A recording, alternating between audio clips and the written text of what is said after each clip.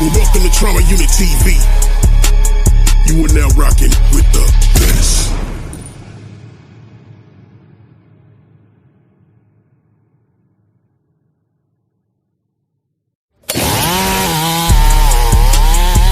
Well, welcome to Trama Unit TV. You are now rocking with the best. The 2 triple O, coming real, it's the next episode. Well, welcome to Trama Unit TV. You are now rocking. Be thinking we soft, we don't play.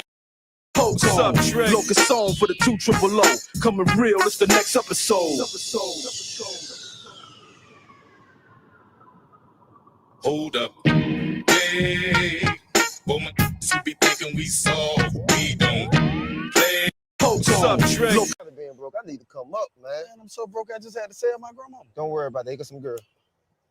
Hey. What's up, Denzel? Hey. Washington? Oh, don't act. You got booty do. Hey. Stomach stick out farther than your booty do. Brand hustle, pimp. Big cheddar nights, big money roll. Trap music 2003. T.I.P. That's right. Rubber band man. I just put the XL on 24, pimp. Right this here. I say we kicking out. Money rolls, cars and clothes. That's all my I know we right. burning trouble. 24. That's how my partners roll. Money rolls, cars and clothes. That's all my partners roll. Burning trouble. 24. That's how my partners roll. Yeah, the drop top Chevy with the roof wide open. My partner's looking at me to see if my eyes open. Cause I've been drinking and I've been smoking and flying down 285. But I'm focused, I'm 454 and says I race potions. White leather seats as fresh as alpha. I say I'm doing about 100, but the track's still bumping up. I got about WA, straight out of Compton. Pull up in your apartment, sitting on 20 songs and the dope boys. It was had the kid running in the clique start dancing and the broad start choosing. And the cars rip up with the real and keep moving. Sign pictures by onion, the good and throw the deuces. I ain't Hollywood, I come from the hood, but I'm used to it. If your rear view shaking and the seats vibrating, 24 inch, I got the Chevrolet skate making Money rolls, cars and clothes. That's all my partners roll. Burning trouble. 24. That's how my partners roll. Money rolls, cars and clothes. That's all my partners roll. Burning trouble. 24. That's how my partners roll. And I'm satisfied. I get the rest of the ace civilian in the tightest ride. I want the bed. I refuse to get a 9 to 5. I rather flip my keys and pay my dues up from 89. Try to get my cheese. Time was clean when I'm on the scene. They know it's me. Ain't no dream or no fantasy. It's T.I.P. Broad bucket like a baby doing big. If I carry BBS's on my motherfucking face. Have a hell of seeing Bama dance with my drink. Pills going sick for broad. What the hell you hey, your nigga spending weekends on the island and falling. 24 be shining when I'm riding cause I'm falling. I'm talking about the Money rolls, cars and clothes. That's all my partners roll. Burning trouble. 24. That's how my partners roll. Money rolls, cars and clothes. That's all my partners roll. Burning trouble. 24.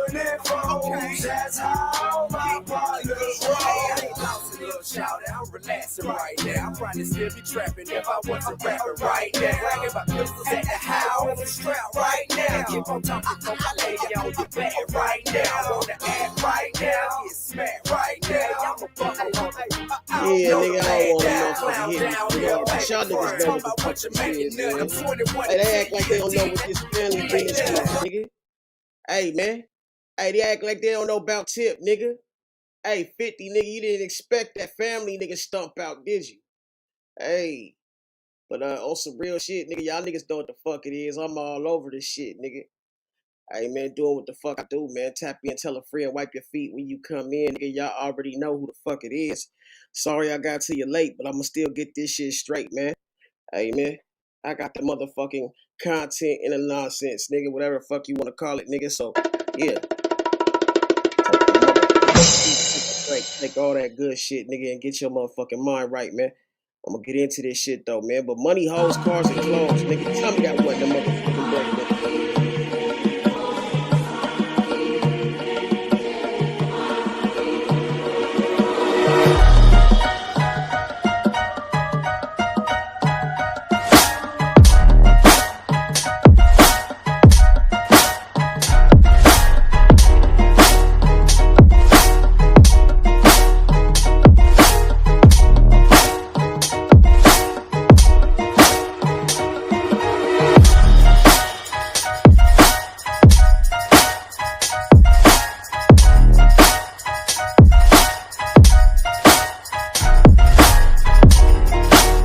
That ain't a thing. At first I put on some planes and now I put on some jet shit in the middle of the ocean. On a jet ski, no, she wouldn't. They think a Corvette is a foreign. You can tell that they like boring. I was that shit at 16. That's the life of rock star touring. This I ignore, but my angels they go for 'em. Speaking on my mama, I tell Chess ring the alarm.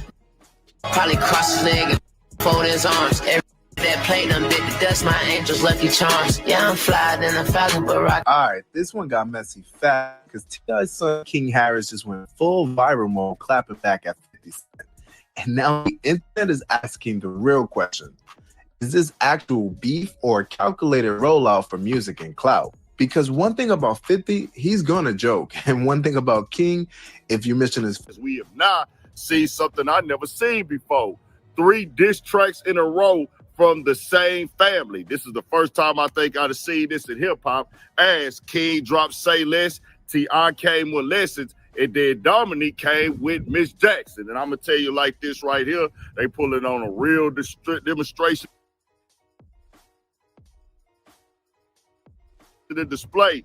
If you touch one, you got to get into it with us all now at this point. And they most definitely standing firm on it because they ain't stopping. Now, we seen exactly what King took it to a whole nother level by putting 50 T-Lady on the t-shirt and rapping, basically drilling at this point. If we just keep it all the way 1,000. But also, Dub came out. You know, he's lyrical. He can spit, can rap. Everybody know he go hard with Miss Jackson. His cover art was the house burning down, as in reference of the accusations that 50 Cent burnt down his first son's mother home back in the day. She was on the news. King had been posting that up. And also the Miss Jackson conversation kind of is a play off of what Jadakiss did, because he had wrote a letter and he rapped a letter to 50 Cent Mama back in the day when they was beefing. But Rick Ross is somebody we know. He's sitting back plotting and waiting.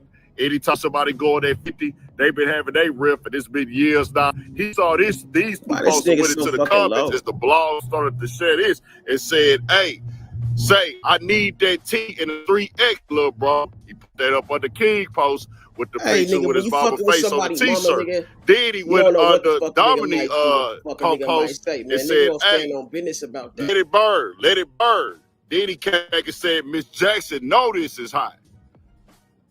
Now, I expect Rick Ross to be petty at all times. He jumped out there, supported T.I. single, said go stream it, go tap into that. It's fire, hot. Y'all go jam it. When he came out with the first songs with the right one, now he going over there supporting King and supporting Dominique. I say, hey, man, this right here got to be the craziest rap beef ever, dog. 3 diss songs from 3 family members, a father and 2 sons, all on the same day. They standing on it, and that's the way you're going to have to play when you go in there 50 Cent. He's sitting back right now, and I'll tell you like this, the thing with 50, he's losing this battle. But 50 has a mentality, even if I lose the battle, I'm not going to lose the war, because I'm going to invest in energy to never let up. And that's what he on right now. We see 50 actually like, 50's not going to rap, as I told y'all before. He's not getting in the booth. He knows that that's kind of, he feels like that's taking me down, that's bringing me down to y'all level. If I go rap, I'd rather just sit on the internet and troll. This is like, you can have your opinion about this. Neither one of them need the money when it comes to 50 or T.I. Neither one of them are struggling or broke. This is all about the audience now. What can I put on for the audience? What can you put on for the audience? 50 Cent has been showing us for years and years and years, he's not above being petty. This internet lane, the memes, talking stuff online, making fun of people, jokes, going low as you can go. That's 50 Cent game. This time around, I don't think he expected that I would be going against a father and his son at one point, and then the other son who was cold and can spit gonna get out here and drop a diss as well. We wasn't expecting that. I ain't never seen this happen before in rap. See, I'm gonna just tell you like this right here. We know 50 Cent gonna wait it out, but as of right now, 50 this week has lost this. This the first time I've heard 50 take an official L. Like an official L. L. And it's given out by none other than the Harris family and TIP. And yeah, family business, nigga. I'm always gonna be 100, nigga, pro family business, nigga. Matter of fact, 150. Cause nigga, that's real, nigga. A nigga gonna protect and motherfucking you gonna respect my family name, nigga. Or we gonna get shit cracking. This battle. People are saying 50 ain't responding, he ain't worried about it. I get you. You can say that, but that don't make sense because 50 has already made several posts going directly at them. Of course, 50 is not crying himself to sleep. Of course, this is not affecting 50 business in any way. Of course, 50 is still a mogul. 50 is still successful, still who he is. But he enjoys winning the online conversations. They're playing his. This is a perfect chance for that little nigga to hop in, pop off, you know what I'm saying? Try his little rap career. You never know, nigga. It's your time, nigga. Your pop's a little bit too, you know, he ain't with the times like that, nigga. This your shit. He's your internet. You grew up in this internet shit.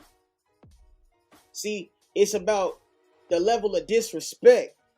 Don't nobody give no fucks, nigga. These little niggas is too young and dumb to give a fuck. I'm not even saying they dumb like they dumb. I'm just saying they, you know, young, dumb, full of cum, the fucking phrase. These niggas just don't care, bro. They don't care about going too far and all that. It's like, nigga, you said something about my mama, nigga, now, nigga, I'll say something about yours. Nigga, dig her up. That type shit. Going as far as it go with it. And the nigga Damani, the little nigga that got like on some real Andre 3000 shit. And that shit kind of sounding hard. I ain't gonna hold you. You can't tell the nigga how to fucking stand up for what's his, nigga. You can't tell the nigga how to win and what's too far when it come to that type shit. Now, nigga, goddamn, as much as I want to talk about this shit, bro, we gotta talk about, you know what I'm saying, this shit too, nigga. This motherfucking Michael Jackson last call, nigga. He put it all out there. I believe the nigga's still alive. I ain't gonna hold you. I don't know who may be listening. There may be a group of people that want to get rid of me. They don't want me here anymore. I don't understand what they mean. This shit crazy. What a crazy time to be alive, brother. I don't know what's going to happen, but I just feel in my soul. All God knows, they could kill me. They could sell me. They could free me. And send me to overdosing of drugs. Hey, I don't give a fuck. It sounds like Michael is playing the fuck out this nigga, bro. Like, bro, this sound like some shit, nigga, when you about to hop on the jet and, nigga, hey, the plan is in place, nigga. Like, hey, I'm gonna give this nigga one last call. I think they're after me. I don't know what happened. Hey, I don't know if I'll ever be able to call you again. This might be the last call. Hey, don't come looking for me. Don't worry about me. I'm okay. Even if they think I'm dead, they think I'm dead. I'm okay. Nigga, this some real Tupac, nigga. Shit, nigga.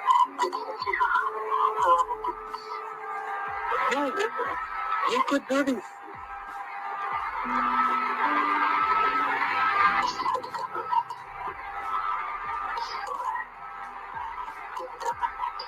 Mike outsmarted all them niggas, bro.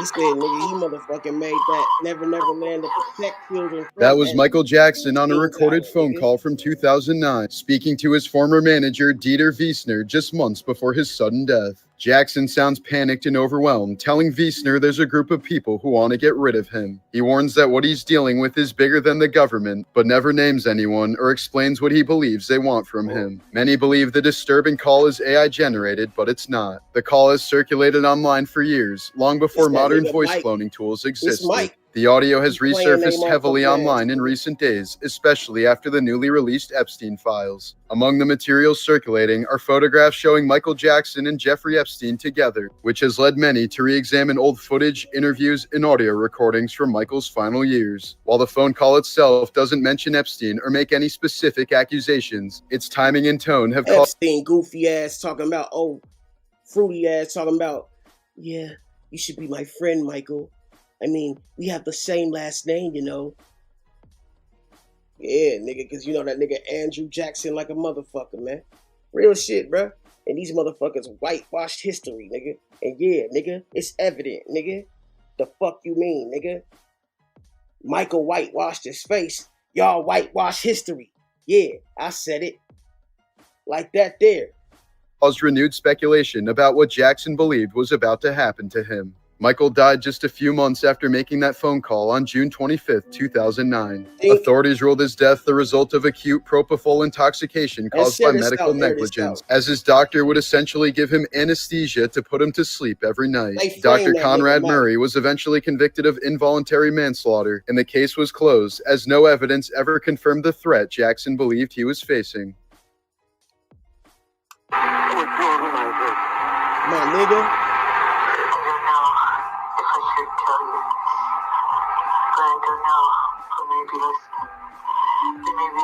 He said it right there. They may frame me, they may kill me, they're after me. Nigga.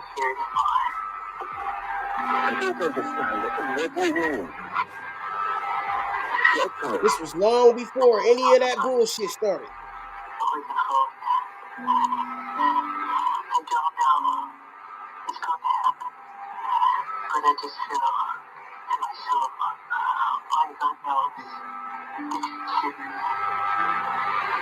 They want to blind us with these stupid files and all this dumb shit.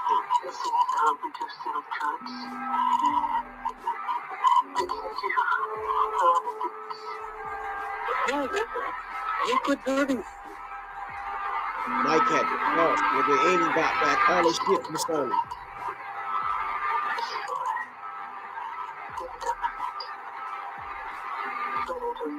They can't stand to see a nigga win.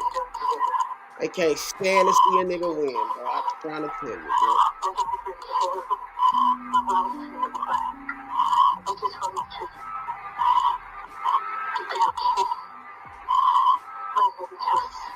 That was Michael Jackson on a recorded phone call from 2009, speaking to his former manager, Dieter Wiesner, just months before his sudden death. Jackson sounds panicked and overwhelmed, telling Wiesner there's a group of people who want to get rid of him. He warns that what he's dealing with is bigger than the government, but never names anyone or explains what he believes they want from him. Many believe the disturbing call is AI generated, but it's not. The call has circulated online for years, long before modern voice cloning tools existed. The audio has resurfaced heavily online in recent days, especially after the newly released Epstein files. Among the materials circulating are photographs showing Michael Jackson and Jeffrey Epstein together, which has led many to re-examine old footage, interviews, and audio recordings from Michael's final years. While the phone call itself doesn't mention Epstein or make any specific accusations, its timing and tone have caused renewed speculation about what Jackson believed was about to happen to him. Michael died just a few months after making that phone call on June 25, 2009. Authorities ruled his death the result of acute propofol intoxication caused by medical negligence, as his doctor would essentially give him anesthesia to put him to sleep every night. Dr. Conrad Murray was eventually convicted of involuntary manslaughter, and the case was closed, as no evidence ever confirmed the threat Jackson believed he was facing. That was some shit to put that nigga to sleep, nigga. Before that nigga motherfucker didn't wake up, nigga. Until he was able to wake up, nigga.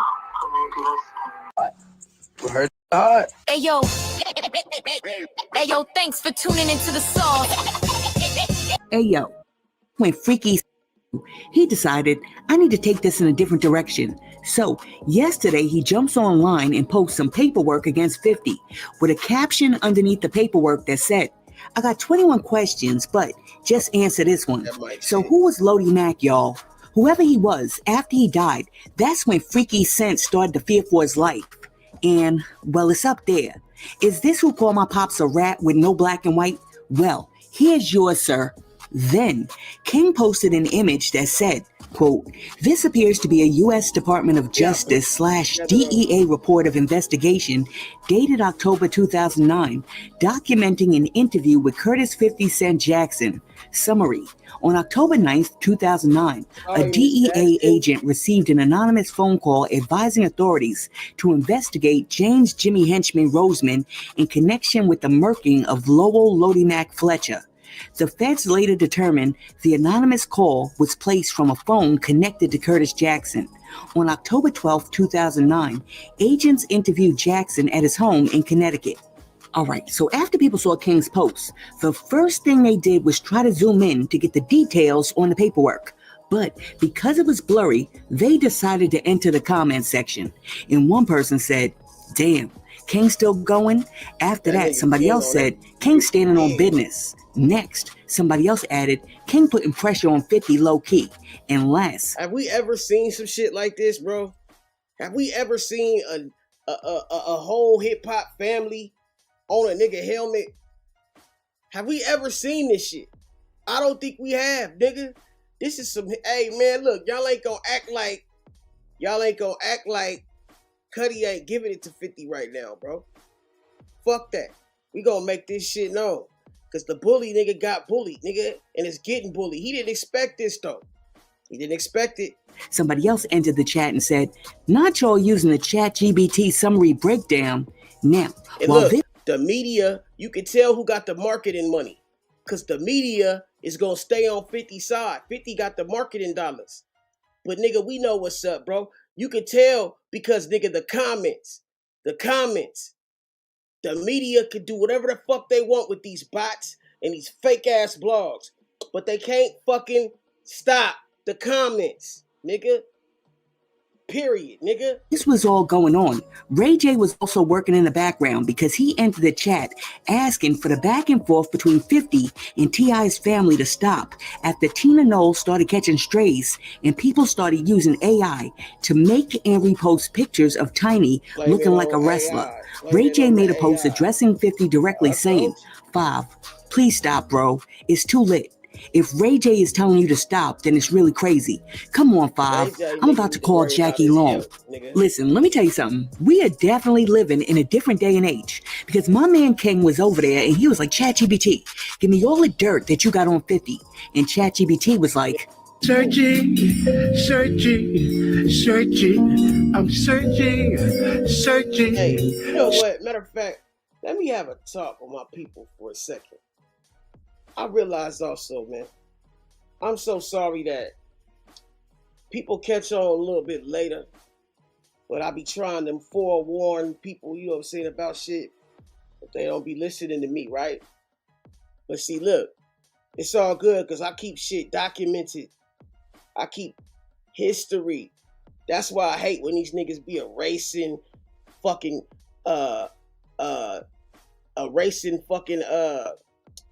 clips, erasing fucking episodes. Nigga, it's history, nigga. Stop being scary. Stop being worried about what everybody think about your ass, being scared to have a bad or some bullshit being said about you. Nigga, at the end of the day, no publicity is bad publicity, bro. Fuck these niggas, bro. The truth is gonna stand out because the standouts is gonna tell the truth, nigga. Hey, I do this shit in real time, nigga. Nigga, I'll tell you this shit like, nigga, no other. And these motherfuckers wanna try to, you know what I'm saying, make my shit seem like it's the same or we all in the same boat. Or my shit motherfucking downplayed. But nah, nigga, your shit just motherfucking over salted. Nigga, your shit just over motherfucking seasoned. Nigga, hey, nah, but nigga, real shit. It hurt though. It hurt when your motherfucking, shit get taken. When a motherfucker, you done put your motherfucking work in on these streets, and a motherfucker could just try to erase you out of history, huh? That shit don't feel good, do it? Yeah, when you put in the work, and then a motherfucker just can come take your hard work, take your motherfucking efforts away. Yeah, I feel you. You see what I'm saying? Yeah, man. I hear Gigi's page got taken from somebody that was in their feelings, striking and shit. I feel you, sis. It's fucked up. It's fucked up. But at the end of the day, you know what I'm saying? That's how these suckers play. That's how these suckers play. You see what I'm saying? You'll think it's all fun and games, it's all good, and these niggas be really stewing in their feelings, nigga. It's like they sitting in their fucking juices, stirring in their fucking panty blood. Excuse me. Hey, it ain't my fault they got that pussy. It ain't your fault they got that pussy. But shit, look, it's so many ways you can show these niggas. It's so many ways you can display these niggas. It's not hard to tell, nigga. But yeah, man, keep doing your shit, man. It's fucked up when you gotta all your hard work get taken down like it wasn't shit, or all the shit you had to put in, the nights I feel you. Fucked up. Like you can just erase a nigga out of history on any level. That's why it's such a shame when motherfuckers do shit like that. When motherfuckers do scandalous shit. They want to see motherfuckers non-existent because they ain't as persistent. Because they can't go as hard. Because they can't put the same energy into it. Yeah, nigga, that fuck shit you be on, nigga. Hey, bro, I'm telling you, bro, that shit always, what comes up must come down. What goes around comes around. It's all motherfucking karma. It's all recorded. It's all that. It's all love. It's all hate. But, nigga, nevertheless, nigga, you should never motherfucking be that in your feelings. You try to take somebody's channel. That's some hoe shit. I'm gonna say it like that and leave it alone. Nigga. Fuck wrong with you niggas, man. Get some nuts, nigga. Fuck wrong with niggas, bro. You care so much, nigga. Turn this shit the fuck off.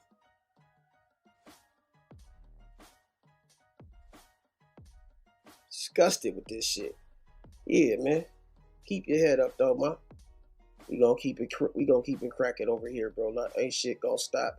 But damn, we gotta see motherfucking Gigi fighting over Gigi and am I tripping, or was Gigi and Sugar fighting over that nigga Benji? What? And this nigga sitting here, it's enough for me to go around, nigga. Oh, big head ass nigga, I can't stand Benji, nigga, that nigga a fool, man. That nigga, man. That nigga sitting there, nigga, like, hey. Hey. Shit. The fuck? But I didn't hear Sugar say nothing about her. Maybe I'm tripping, but I honestly didn't hear her say nothing. I don't know what happened, man, but shit, nigga, shit just went left real fast. I said, shit, I got shit to do. I feel like Benji was loving it. Low-key loving that shit. That's the first time he ever had two women fighting over his head. Nah, I'm just fucking with that. But yeah, man, it is what it is. Oh, man.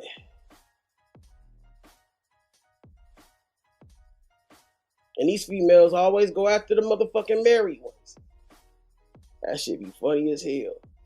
Soon as you put your ring on, nigga, I done did that shit for a motherfucking, you know, like just to see, nigga. Wore my ring on my ring finger. Hey, man. Shit. They pull up real quick. What's cracking? What's up? What's your name? Mr.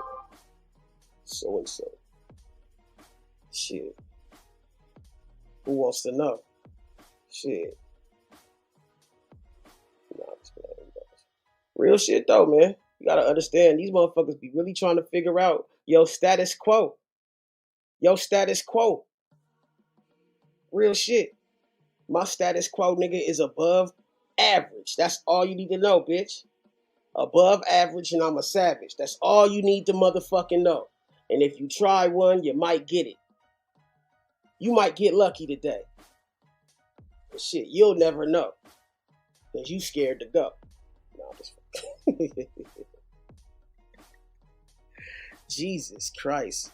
Don't get me started though, man. Real shit though. But you know I'm saying facts, man. It's actual and factual, man. I say it how it's supposed to be. I say what it is and they say what it might be. Nigga. Michael Jackson's last call, nigga. Why they keep this out the books? What's that shit they saying about old girl now?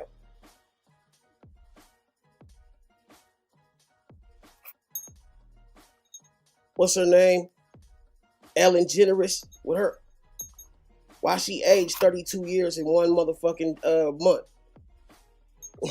The bitch aged 32 years in 1 month. Hey, she done ran out of nigga, she done ran out of that grape soda. Yeah, that grape soda she was supposed to be, nigga. Peak game, bro. This shit mind. crazy. With the release of the Epstein files, everyone's going full-blown conspiracy mode. Somebody found a lookalike of Ghislaine Maxwell on the street, and now this is fueling theories that maybe Ghislaine Maxwell, there's a body double in prison right now, and Ghislaine is actively out here in Canada, walking around with her cousin or something. We have apparently, and I don't even know if this is a verified quote. I can't seem conspiracy no more, is it? Yeah. Like all the shit I've been on, it's crazy, bro. These niggas is like 2 months late.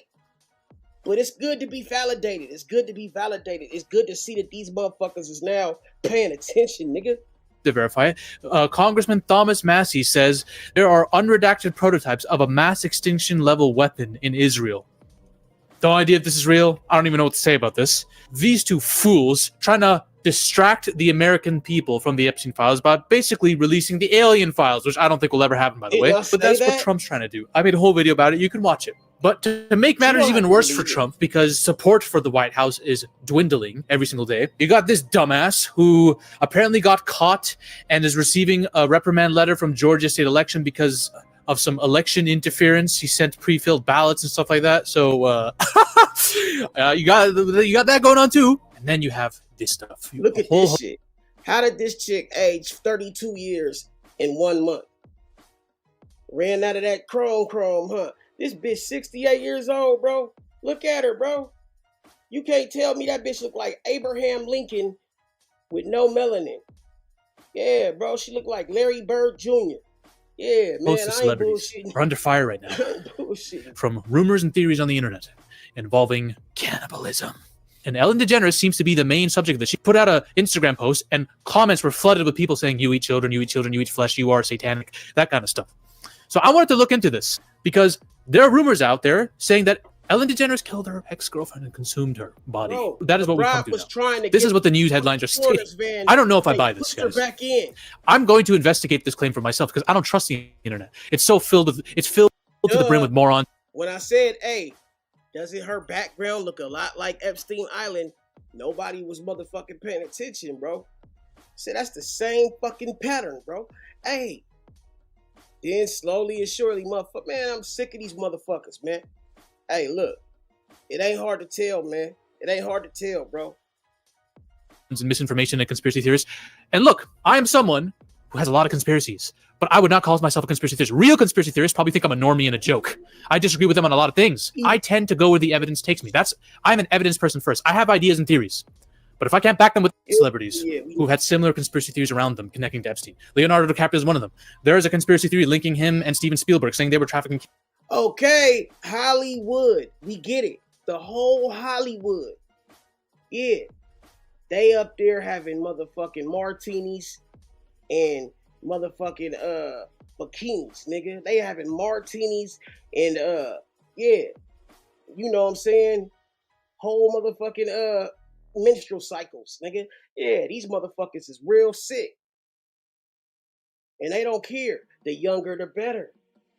And they need that shit so they can stay looking young. That's why you don't see these motherfuckers for 2 months, nigga. It's because, nigga, they look like Oh, goddamn. Nigga, that's what they look like, bro. Oh, goddamn. Nigga, that's all you can say when you see these motherfuckers, bro. They be in need. And I feel like they be using that shit to motherfucking, like, take advantage of niggas. They be like, you know, if you don't get some of this. Because I feel like once you start taking it, when you stop, nigga, you go back to your original form. Nigga, them motherfuckers be popping that shit like Viagra, nigga. Yeah, nigga. And as soon as they motherfuckers start going back to, you know, their original form, nigga, they motherfucking gotta pop another one. And nigga, all of a sudden they had a large stash, nigga, at the beginning. But now that motherfucking stash getting low. And they playing with you. Got them motherfuckers in the prescription line, nigga. Nigga, can I get my motherfucking... Nah, nigga, you ain't been to the last party. I ain't see you at the last party, DeCat. Where was you at? God damn. That nigga got him up. He in a wheelchair, nigga, getting wheeled around. Benjamin Button looking at him. And that's how these niggas is playing the game. I seen a picture of Bow Wow. I said, this can't be Bow Wow. That nigga look like, bruh, how, nigga? Fuck Bow Wow. How did you look like that? How did you go back to the motherfucking... I couldn't believe it, but I hope that's not true. Like, I be hoping this shit don't be true, but when all the signs point to, yeah, nigga, that shit true, what the fuck am I supposed to do? Ignore the shit? So now I gotta ignore the shit. Nah, I'm gonna make some content. Fuck you, nigga, because I can do this shit with the best of them, nigga. Nah, I'm gonna point the shit out, but I ain't gonna point out too much because I'm the type of nigga that knows, nigga, what's too far. I might get you pointed in the direction, but nigga, hey, look, you gotta do that research on your own. You feel me? I can only tell you what I seen and nigga a little bit of what I know. And the rest you gotta motherfucking put together. I am not here to put together all the puzzle pieces. I'm here to direct your steps and help, and hopefully you can give me a little bit of advice and I can give you some and we can get to where we going. This is a compass, a moral compass. We use our moral compass to get to our destination. You see what I'm saying? And nigga, hey, I'm driven by a force that belongs to the Most High. I don't know where the fuck you niggas is from, but I hope you're from the same force. But nigga, hey, don't ever get it twisted. We can get evil as you motherfucking want to. But just know, I'm on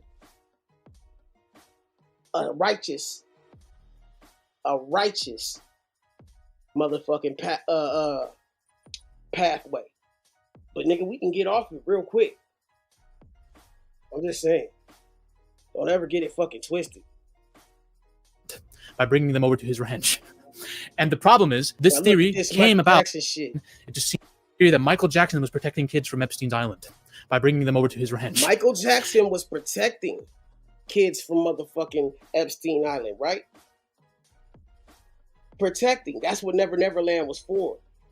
To come take kids that were being treated wrong and fucked up and give them happiness, give them protection, give them safety. And they painted him as a weirdo. Right? And yeah, he probably helped in a couple of ways because he probably fit the bill. And but he never did nothing wrong to them kids. There was not one kid that said that Mike took advantage of him, Mike did anything to him. And the one that did admitted he had lied and he was put under pressure to talk about that. To lie on Mike. So nigga, we can't, but niggas gonna sit up here and act like they don't know this shit because they want to bury it, nigga. But nigga, Mike made sure he left some paper trails, he left some motherfucking evidence of what was being done. And I honestly don't believe he's gone. I believe he tricked the whole game and motherfucking played them at their motherfucking own game. Because nigga, y'all forgot one thing, nigga. We are the ones, nigga. Them ones, nigga. Yeah. Check the motherfucking record, nigga. We might have forgot who we are. We might have motherfucking been taken from where we were. But nigga, we finding our way back, Jack. We got our compass back, nigga.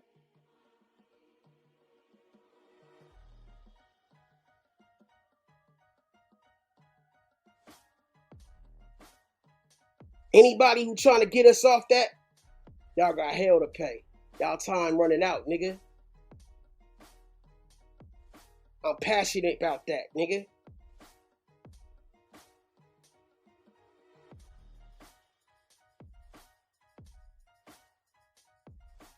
But that's how I feel. And that's real. That's what I'm saying. And the problem is, this theory came about as a result of this quote by Macaulay Culkin saying, Michael Jackson was protecting me from getting to Epstein's Island. The quote was fake from an AI video. That's the issue we're dealing with here. Once something like that gets out there into the ether, 700 different headlines will pop up, and then public opinion will start to shift. About Ellen DeGeneres. Ellen DeGeneres is someone who I would plop in the category of Holly Weird. Basically, Holly Weird is this realm of craziness and degeneracy within Hollywood. Maybe I thought she had very spooky eyes. I thought she kind of comes off fake and disingenuous. I thought she's one of those nice people who low-key might be doing some weird stuff under the table, behind the scenes. I wasn't completely wrong. 6 years ago, a lot of controversy surrounded her talk show, in which a lot of employees were citing toxic workplace behavior. A lot of them apparently were sexually harassed by producers. Ellen DeGeneres partook in some of the bullying too, was very antagonistic and mean. She wouldn't allow males near her girlfriend. She would just... The basic gist of it is, her off-screen persona was far worse than her on-screen persona, which I think is the case for a lot of these people, by the way. But there were no like full-on crimes alleged against her. There was nothing like that. It was just like behavior, bullying, and like a different personality that made her seem kind of fake. So this caused a sharp decline in her ratings because a lot of people started hating Ellen. And she gave her final show and went into retirement. I think this was 2021. And she said, oh yeah, I got kicked out of the show business. She was trying to make light of this, right? Comedy. There's no mean people in show business, guys. So Ellen DeGeneres disagreed heavily with the idea that people would go off on her to such a degree simply because she was a mean. A lot of people saw this as like kind of weird and pathetic because she's not even owning up to anything she did. She doesn't even take it seriously. She just is clowning kind of on the idea that she was mean. So this caused even more backlash and criticism on her. And then we had the whole situation where she moved. So Ellen DeGeneres and her wife officially moved and relocated to rural England. And they did this because of Donald Trump being reelected. But a lot of people said, no. This ain't the real reason you left. This is where a lot of the big conspiracy theory started. A lot of people started citing this, saying her ex-girlfriend, Anne Hetch, did not unalive herself. Apparently, Anne Hetch, she died in a car crash. I don't know if it was stated as her offing herself, but she did not unalive herself on that gurney for no reason. The trafficking exposure project she was working on was met with pushback. Previously in a relationship with Ellen, and knew things many did not. Make no mistake, her passing was a relief for Ellen, implying that Ellen wanted her ex to die. Hollywood, bro. As a result of her ex being connected to this sex trafficking project. And then we have another person tweeting, Congresswoman Jackie Walorowski was working with Anna Hetch on ending child sex trafficking, according to X22 report. I don't know what this is, but I'll tell you what they're referring to. Walorowski was killed in a car accident the week before Hetch, who had recently spoken out on the epidemic of child sex trafficking in Hollywood. Coincidence? Now here's what they're referring to. Anna Hetch starred in this film about sex trafficking called Girl in Room 13. Now, there really aren't any verified reports or claims that she was actually working on a sex trafficking project beyond this. It's like she was in deep into something. And I don't know how much pushback this film got. It's not a very big film. I didn't even hear about this. It seems like one of those TV movies. But a lot of people are saying because she was in deep with this and exposing things about sex trafficking, they killed her. Authorities conclude, though, officially, Hetch died from injuries sustained in a fiery car crash, not as a result of anything trafficking related. Now, of course, authorities are going to say that. But the theory is that Ellen and the elites had her killed. People are basically relating this to Stanley Kubrick. Into that car crash. This is live TV, bro. Driver by TMZ and Fox 11 out there in Los Angeles, identified as Anne Heche. Let's take a look one more time at that video that we saw earlier this afternoon of a car going into a house taking place there out in Mar Vista. House of Preston, and car slam.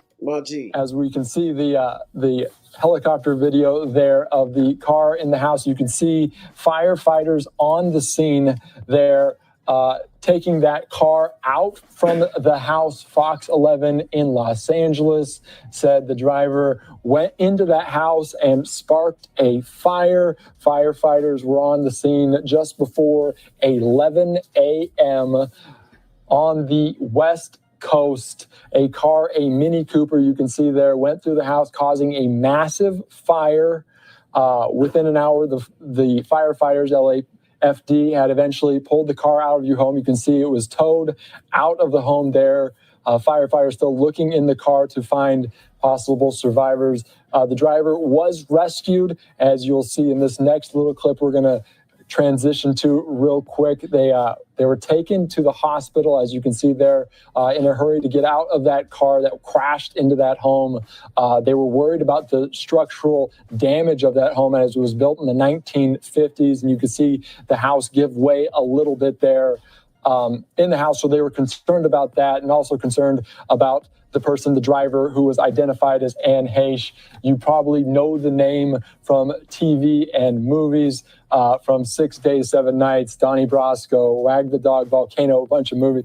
And there is a dramatic moment there just before being put into the ambulance to take to the hospital. That his driver was identified as Ann Heche. You can see we slowed it down a little bit for you as firefighters were trying to help this woman get the help that she needed from the hospital as she crashed into this house, and the fire, like you heard just me say a little bit ago, they were trying to put that out. Of course, we are still trying to track down some details on how that happened and why it happened, and an update on Ann Heche as well. But the details right now are that driver identified by TMZ is Ann Heche, the actress. It was sparked a fire, and they pulled her out from the vehicle after pulling the car out from the house. And they tried to get her the medical attention she needed as she went to the hospital. You can see again one more time. She is on the gurney there and tries to get up before going in the ambulance, but firefighters get her in the ambulance and take her to a nearby hospital just this afternoon in Mar Vista in Los Angeles. And this is, of course, courtesy Fox 11 helicopter there Vista in Los Angeles. And this is, of course, courtesy Fox time. She is on the gurney there. Right there, right? First of all, the bag was zipped. The bag was zipped, nigga.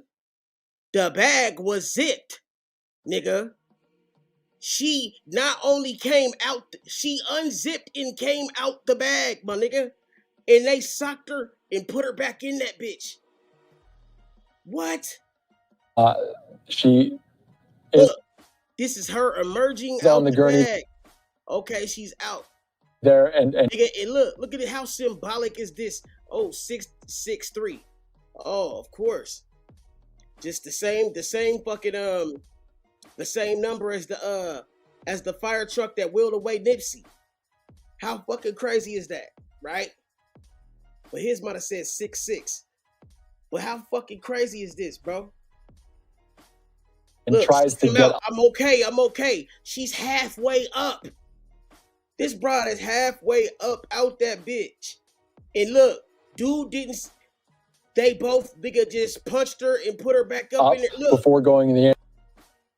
He tucked her back in. Like, my nigga, this is clear as day. Ambulance, but tucked her back in. Firefighters get her in the ambulance and take her to a nearby hospital just this afternoon in Mar Vista in Los Angeles. And this is, of course, courtesy Fox 11, the helicopter there. They were on the scene throughout this ordeal as they were there trying to get the car out, also putting out a fire. So doing a lot of different things there in Los Angeles. You're wrong, bitch. One more time. They were on the scene throughout this. Track down some details on how that happened and why it happened, and an update on Ann Heche. They had that shit tied up too, so she had to put forth some effort to get up out that hole. They had that shit already zipped, and that shit be zipped from the outside. So she had to really like claw and get that bitch the fuck open. As well, but the details right now are that driver identified by TMZ is Ann Heche, the actress. It was sparked a fire, and they pulled her out from the vehicle after pulling the car out from the house, and they tried to get her the medical attention she needed as she went to the hospital. You can see again one more time. She needs oxygen. Is on the gurney there and tries to get up before going in the ambulance, but firefighters get her in the ambulance and take her to a nearby hospital. Nah, man. No, bro. No person shows that type of signs And then, nah, bro. Just this afternoon in Mar Vista, in Los Angeles. And this is, of course, courtesy Fox 11, the helicopter there, as they were on the scene throughout this ordeal, as they were there trying to get the car out, also putting out a fire. So doing a lot of different things there in Los Angeles. We'll keep you updated on Live Now from Fox as we get more details on all of that, as Anne Heche was pulled out of the house and pulled out of the car and taken to a hospital there in Los Angeles.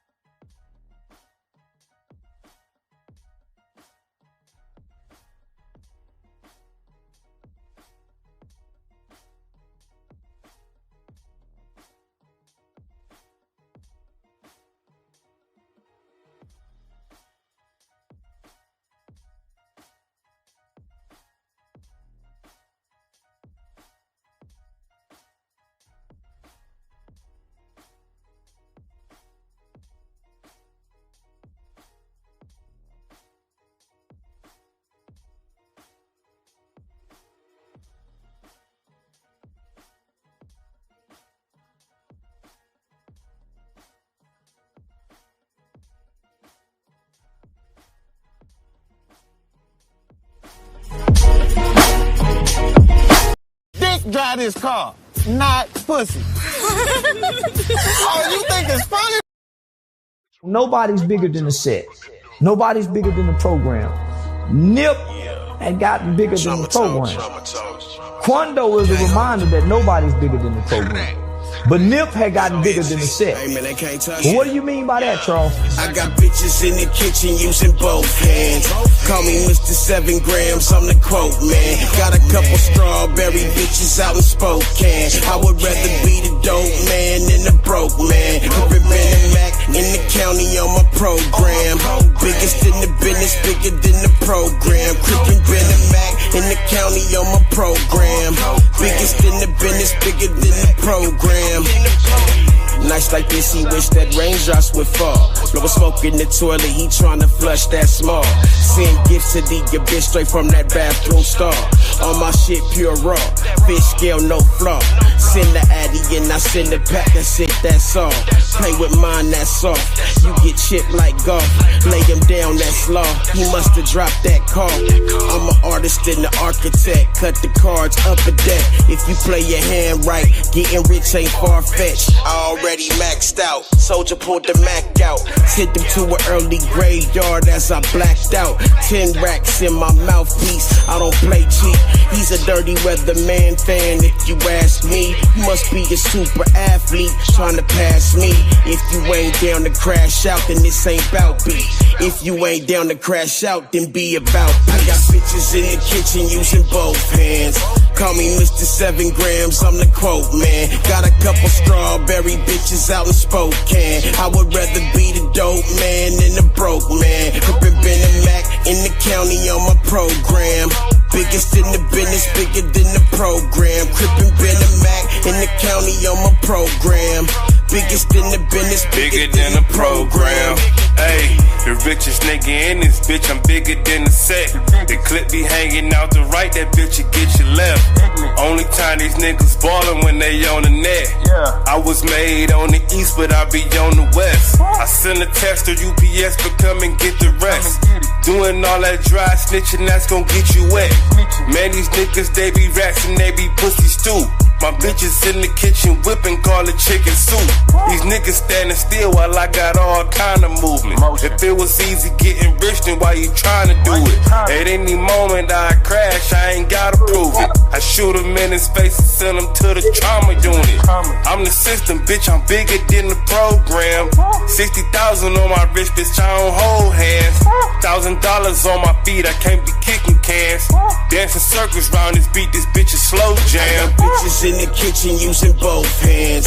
Call me Mr. 7 grams, I'm the quote man. Got a couple strawberry bitches out in Spokane. I would rather be the dope man than the broke man. Crippin' Ben and Mac in the county on my program.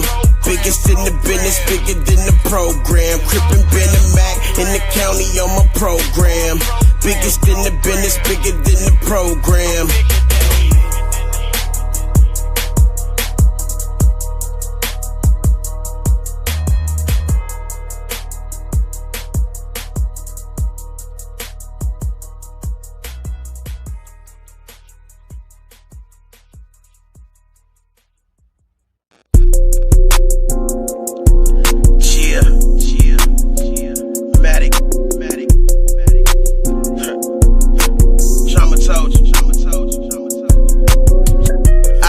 The dots, you can say I'm all in.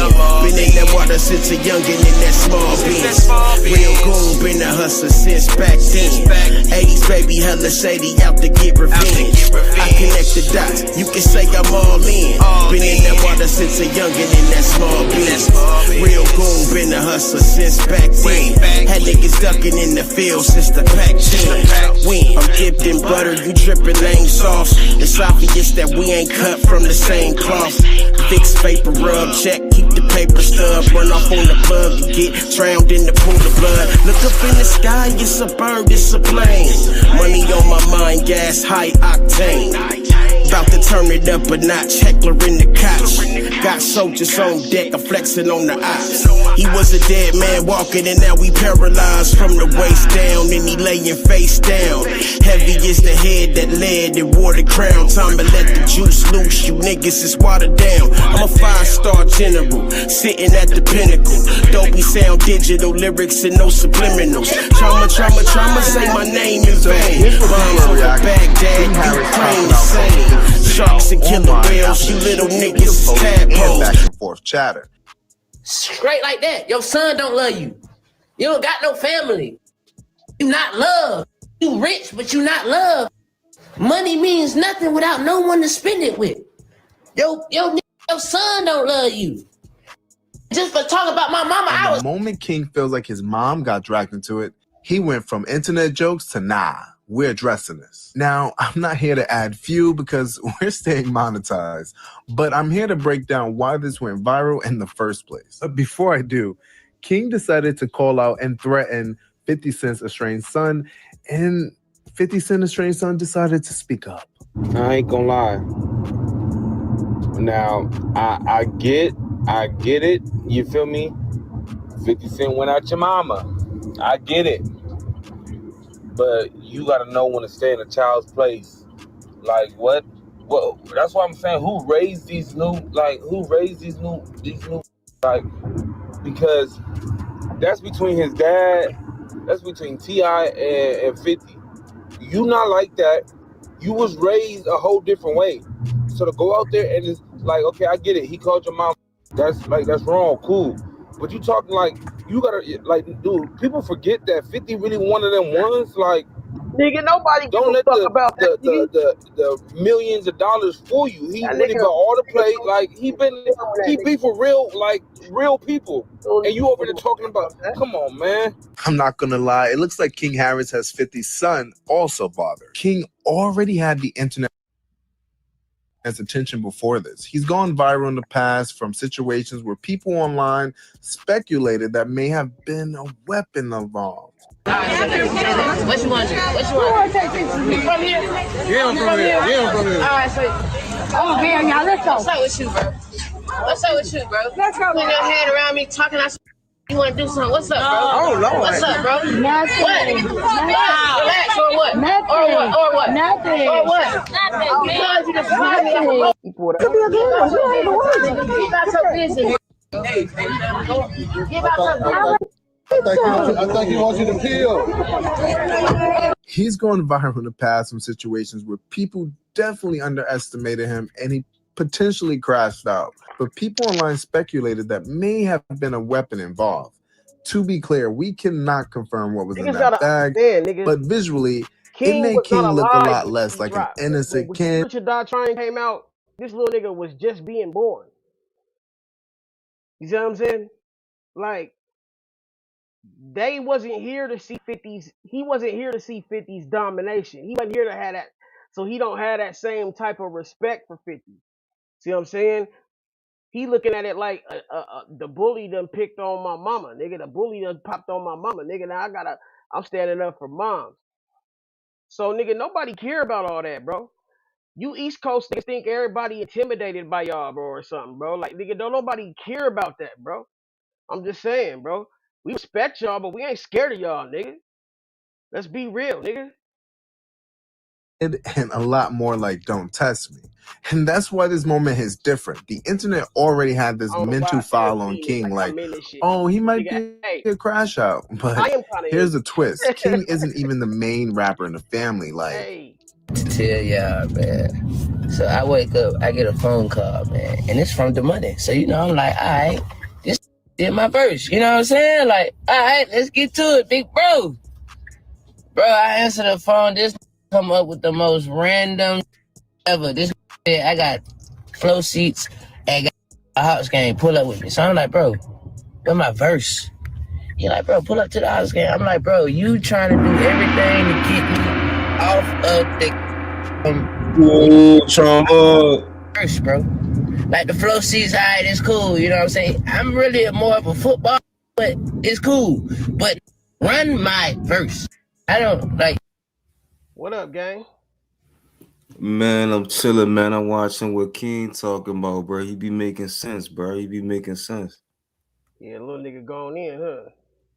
You know, Defending the the flow seat's territory. cool. But I need my verse today.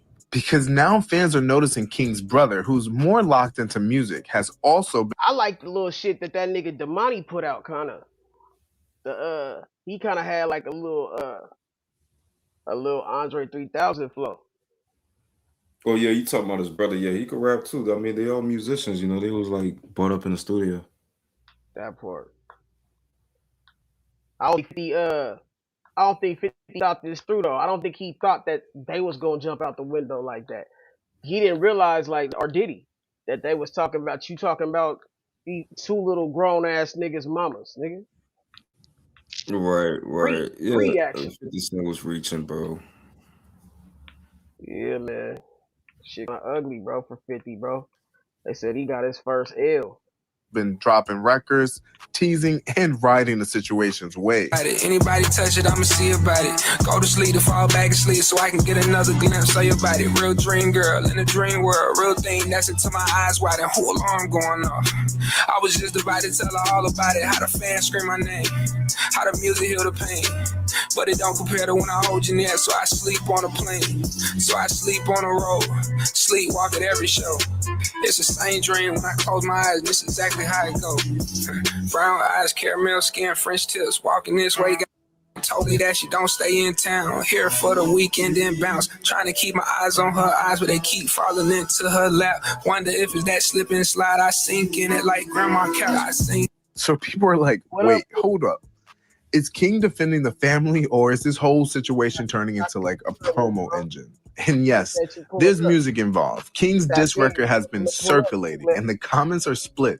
Some are saying he's standing on business, and others are saying this sounds like an internet theater. Now, let's talk about 50's side, because 50 doesn't argue like a normal person. 50 is the type to turn beef into content.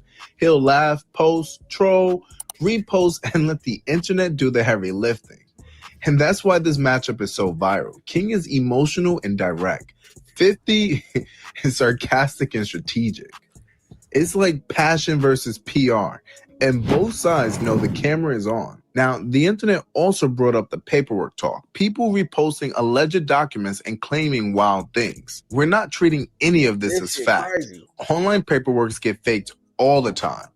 And even the timeline of these documents have been debated for years. So for this video, the story is it 50, like 50 said Chameleonaire, bro. Chameleonaire, he had said some shit about Chameleonaire. He had did a little diss or whatever, threw a couple bars at the nigga Chameleonaire. Chameleonaire never did it. He seen that nigga and asked 50 about it. Like, damn, man, I heard you diss me. And 50 told him, nigga, like, bro, I threw you an alley-oop. You didn't dunk that shit. Like Right. 50 ain't emotional like that. He don't really. He like nigga. I expected you to say something or do something that was giving you. That's 50's way of showing you love. Like it's like your uncle, like your big cousin or whatever. When he see you, he kind of like give you a little punch, nigga. Punch you in your chest. Right. That's some niggas way of showing you love, bro. That's the only way they know how to show love, bro. It's to like sock you in your chest or grab you and you know what I'm saying. Big Like facts. that's just how it go, bro. You know what I'm saying? Like you gotta just deal with it or whatever. But some niggas, you gotta understand, bro. Like these little niggas don't have that hold back no more like they used. Like these little niggas is disrespectful as fuck. Big facts, big bro. Yeah, man. Yeah, man. That nigga Michael Jackson, nigga. This shit, it's so much shit going on, bro. I'm just like, fuck. I'm gonna fuck around and make some content out of this shit, man. It's so much bullshit going on in the media. I'm like, fuck it. I feel like it's all like a fucking distraction, nigga. Bullshit, nigga. Mm-hmm. Look, but this shit bad, nigga. When you involve in somebody's wife and shit. Stand at the moment is gonna drive clicks. This, I ignore, but my angels, they go form. Speaking of my mama, I tell Chance, ring the alarm.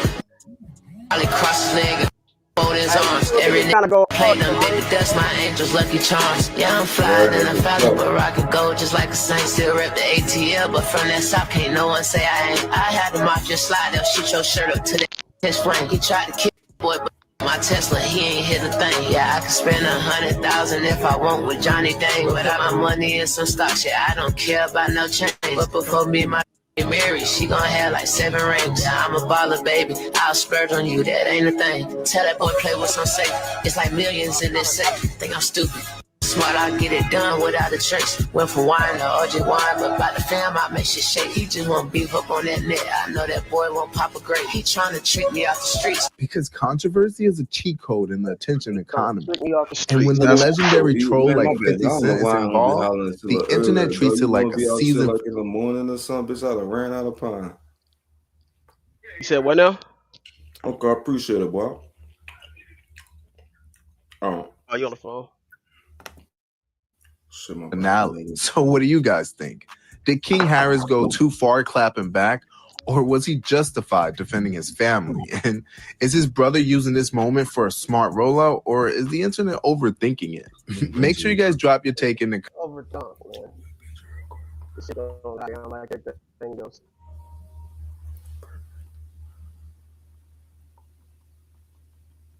This shit funny though, bro. Bro. I woke up on him nice, though. Think he Tyson. Nigga, you ain't touching my son. Ain't no fear here. Bitch, I'm a king and you a joke. That You nigga got no said you fear think you here. Tyson, but you ain't. He said you think you Tyson, but you ain't hard as my son. That nigga said. You get your fair share. This nigga think he Tyson. He ain't touching my son. Hold on now. Ain't no fear here. He said this nigga's a duck. Hold on now. Because remember, T.I. said that he talked to 50 behind the scenes about doing the verses years ago. And 50 was down with it. And now all of a sudden, the nigga acting brand new. Like, you know what I'm saying? Hold on now. Let's keep going. You got new tap.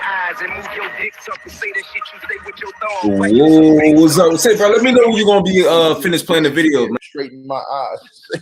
Oh, my fault, bro. Oh my God. I was actually asking you something. I forgot that bitch was playing. Let's keep going. I seen you had got some new tats and shit, bro. That's crazy, bro. But shit, look. It's all motherfucking fun and games. You dig? Let's keep going because it gets worse. You know we're gonna talk about Diddy. Boy. It's a small man in a big shell. Bitch made ass nigga need pigtails. You take no issue with the white boy. There's only our people that you find to be an eyesore. Yeah, he said you take no issue with the white boys. It's only our people that you find. He said you take no issue with them white boys. He only go at niggas. I ain't never really seen 50 go at no niggas though. I think he went at some white people before though. I'm not sure though. You like, I don't like niggas either. You like Benji, you don't like niggas. Dude, Trama, you say you was asking me Being something? asshole. What you talking about? Say what? You said you was asking me something? I said what? Before you had dropped me off on the panel, you said something. You was like, you was asking me something? Oh no, I thought I put you on a big screen because I thought you had a new tattoo or something like that you was showing. Nah, man, I ain't got a tattoo since I was 22 years old. That was the last time I got a tattoo. Like, Oh, I'm so you done with been the tatted up. tattoos. Yeah, son, like, I'm done with the tattoos. But yeah, let me know when you finish playing the video so we can do our commentary. Like, Nigga, you can talk right now. What's up? shit chilling, man. You know, I like the little topic and shit, like, 50 cool and shit, but you gotta put his little, you Don't gotta put ever his say little when little, you talking to me, nigga. excuse me? I'm sorry. Don't ever say little like that. I hate when you just come on here and be like, oh man, I like your little show and shit. Nigga, don't say little show, nigga, around me, nigga. It's a big show, little nigga. Okay. I apologize. But yeah, like I was saying, yeah, you gotta get your name in the algorithm and stuff like that. You know what I'm saying? You know how it is. You know how it is. You gotta dumb yourself down. Like you gotta step down here from making movies. He's a producer. 50. Like he has like property in Shreveport out here in Louisiana. He's getting into film. He was like one of the executive producers for a few TV shows that we known about. But we ain't gotta go into detail with that. But I mean, he's getting older. He's gaining weight. You know what I'm saying? Like. He's a different individual. He's evolved from the 50 Cent that we seen on the cover with the Gaining weight. yeah, all in his face. You don't see 50 gaining weight. I'm a grown man. What's wrong with me saying that, bro? Like what, I'm bro? What you trying to sensitive understand what about I that heard, too? bro. Like you gotta ask, like, so you can be sure. That's all. I said, you said You 50 and not want Ti. me to be Nigga. sure? I was trying to make sure you said 50. Yeah, Beanie Chris did say that. Look, let me say it again, just in case people didn't hear. 50 Cent is gaining weight, especially in his face. So, I mean, he has to reinvent himself and shit like that. We know the game of the algorithm, and niggas gonna bite on stupid shit because niggas don't never have nothing to talk about. So, oh my God, 50 Cent and T.I. Like, that's not making nobody no money but 50 Cent. And he understand you niggas. No, not you, but it's What's making just them niggas how money? poor people think. Like the average American that's black makes $52,000 a year. Like that's like. Nobody cares. But I mean, I'm doing my commentary, bro. Like, what you talking about? Like, I mean, I'm just saying, like, finish cause talking. I Finish can't talking. comment back. I mean, I can't cut you off, but you can cut me. Or you can cut the guests off. That's very I'm just rude, by the saying. way. I've been on a lot of panels. Well, you on Like, a I was special. talking about the topic. You want me to talk about the topic? You on this, nigga. Excuse me? You heard what the fuck This I is said. live stream, by the way. Like, you can't fake professionalism. I promise you. Like, it's either. Well, welcome to Trauma Unit TV. You are now rocking with the best.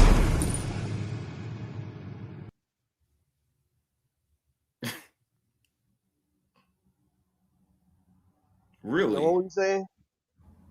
Bars. That I like that. I got. You know what, Beanie Chris? I got to get a mic drop like that. That's fine. Talent, man. Fucking talent.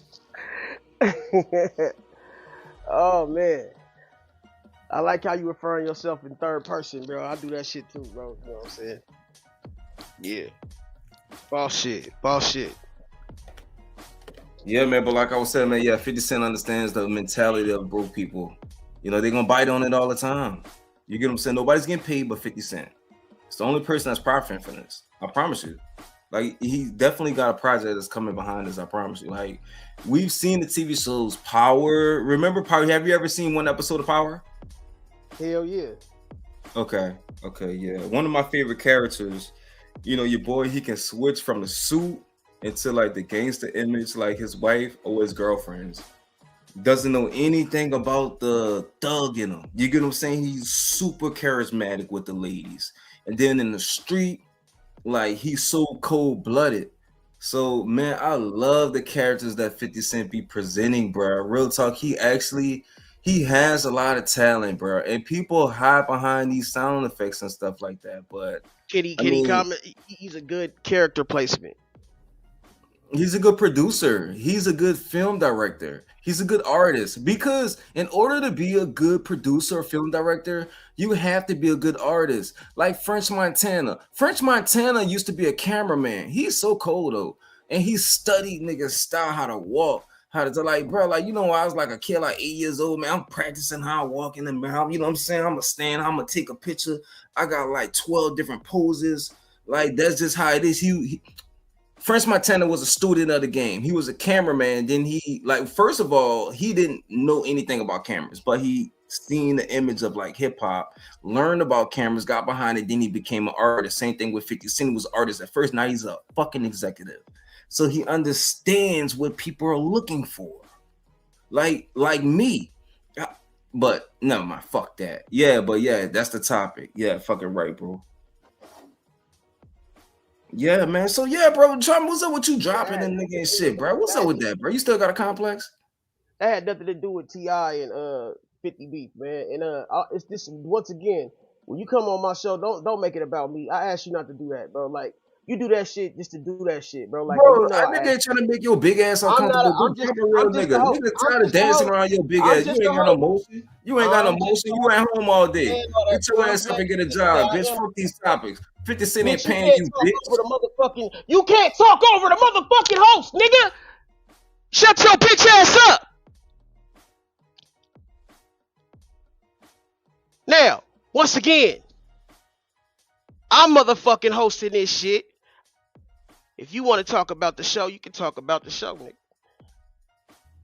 Boo, nigga, Benji channel more popping than your shit. Good, nigga, cause Everybody on Benji. MJ over Hey, there. so won't you go to Benji's channel, you stupid bitch? Go ride Benji's dick then.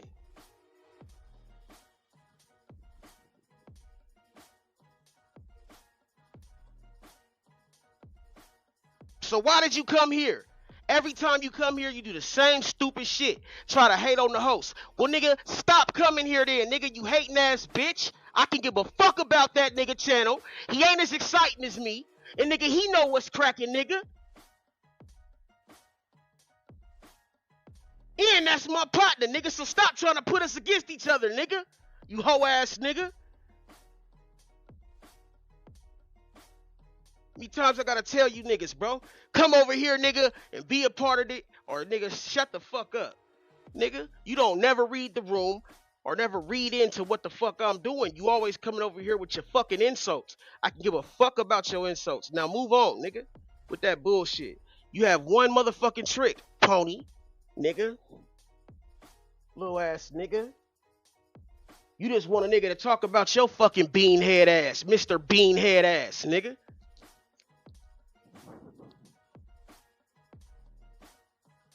The fuck?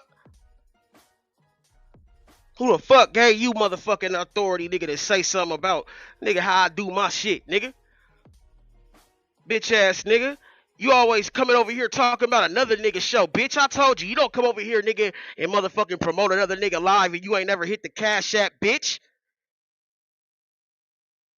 You ain't never supported my shit. You want to come over here and talk about another nigga. You bitch ass nigga. You wasn't popping all that shit, nigga, when we was on that nigga OGK channel, nigga. You disrespectful, nigga. You try to get a nigga off his game, nigga, because that's the only game you got, nigga. You's a distractive disruptor, nigga, and a corrupter. You're an infiltrator and a hater. That's what you are, nigga. You act like you cool. You act like you the homie just so you can get close to a nigga so you can motherfucking nigga take a nigga shine, nigga. Or you can hate on a nigga while he's shining. Shut your bitch ass up, nigga. I'm sick of niggas like you, nigga. Eat a dick, nigga.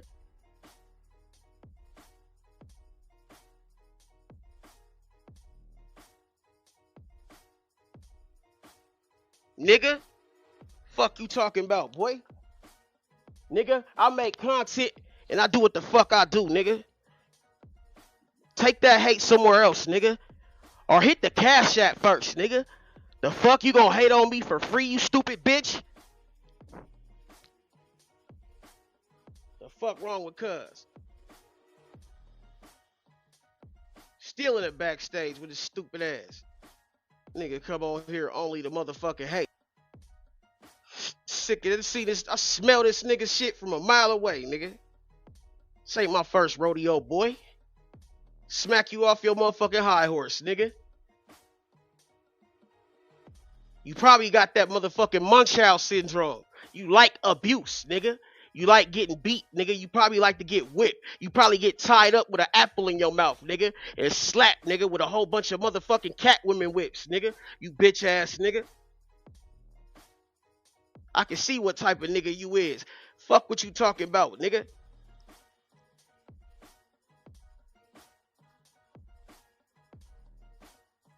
You better go check the record, nigga. All these niggas you talking about. Hey, bro. It's from the same motherfucking colony, nigga. Only difference is, nigga, I'm not a colonizer, nigga. That's probably too deep for you to understand, nigga. Fuck ass, nigga.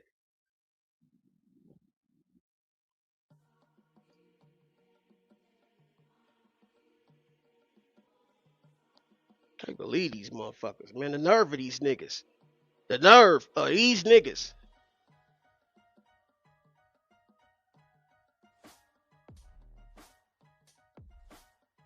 Now, Epstein is a fucker.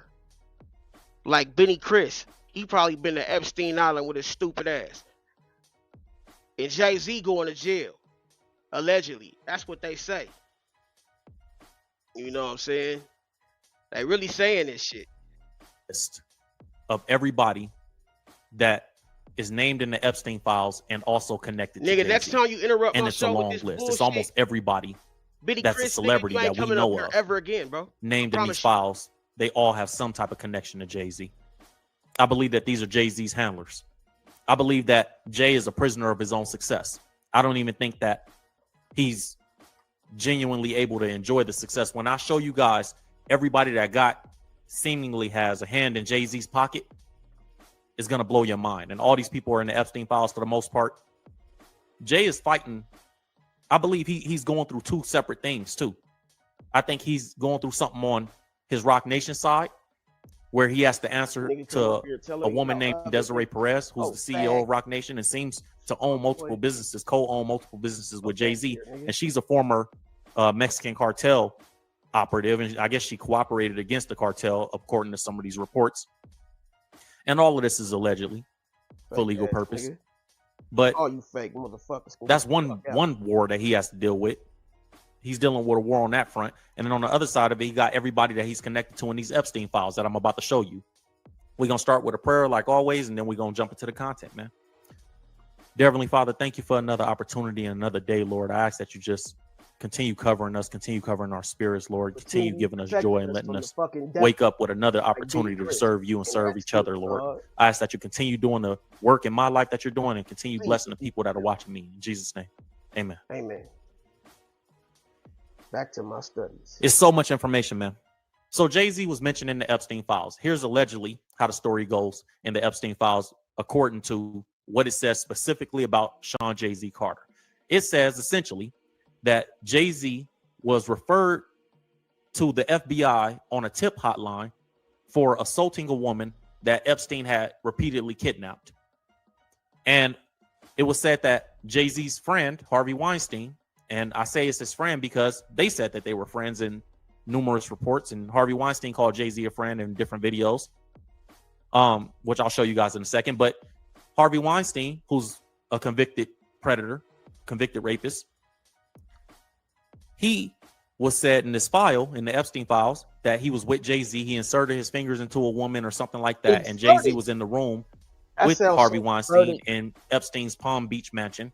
Matter of fact, which is where a lot of the capers happened, and that Jay-Z was standing there watching in the room with the woman. Now, it was an FBI hotline tip, but it made people look into Jay-Z and everything and everybody around him. Now, let's get into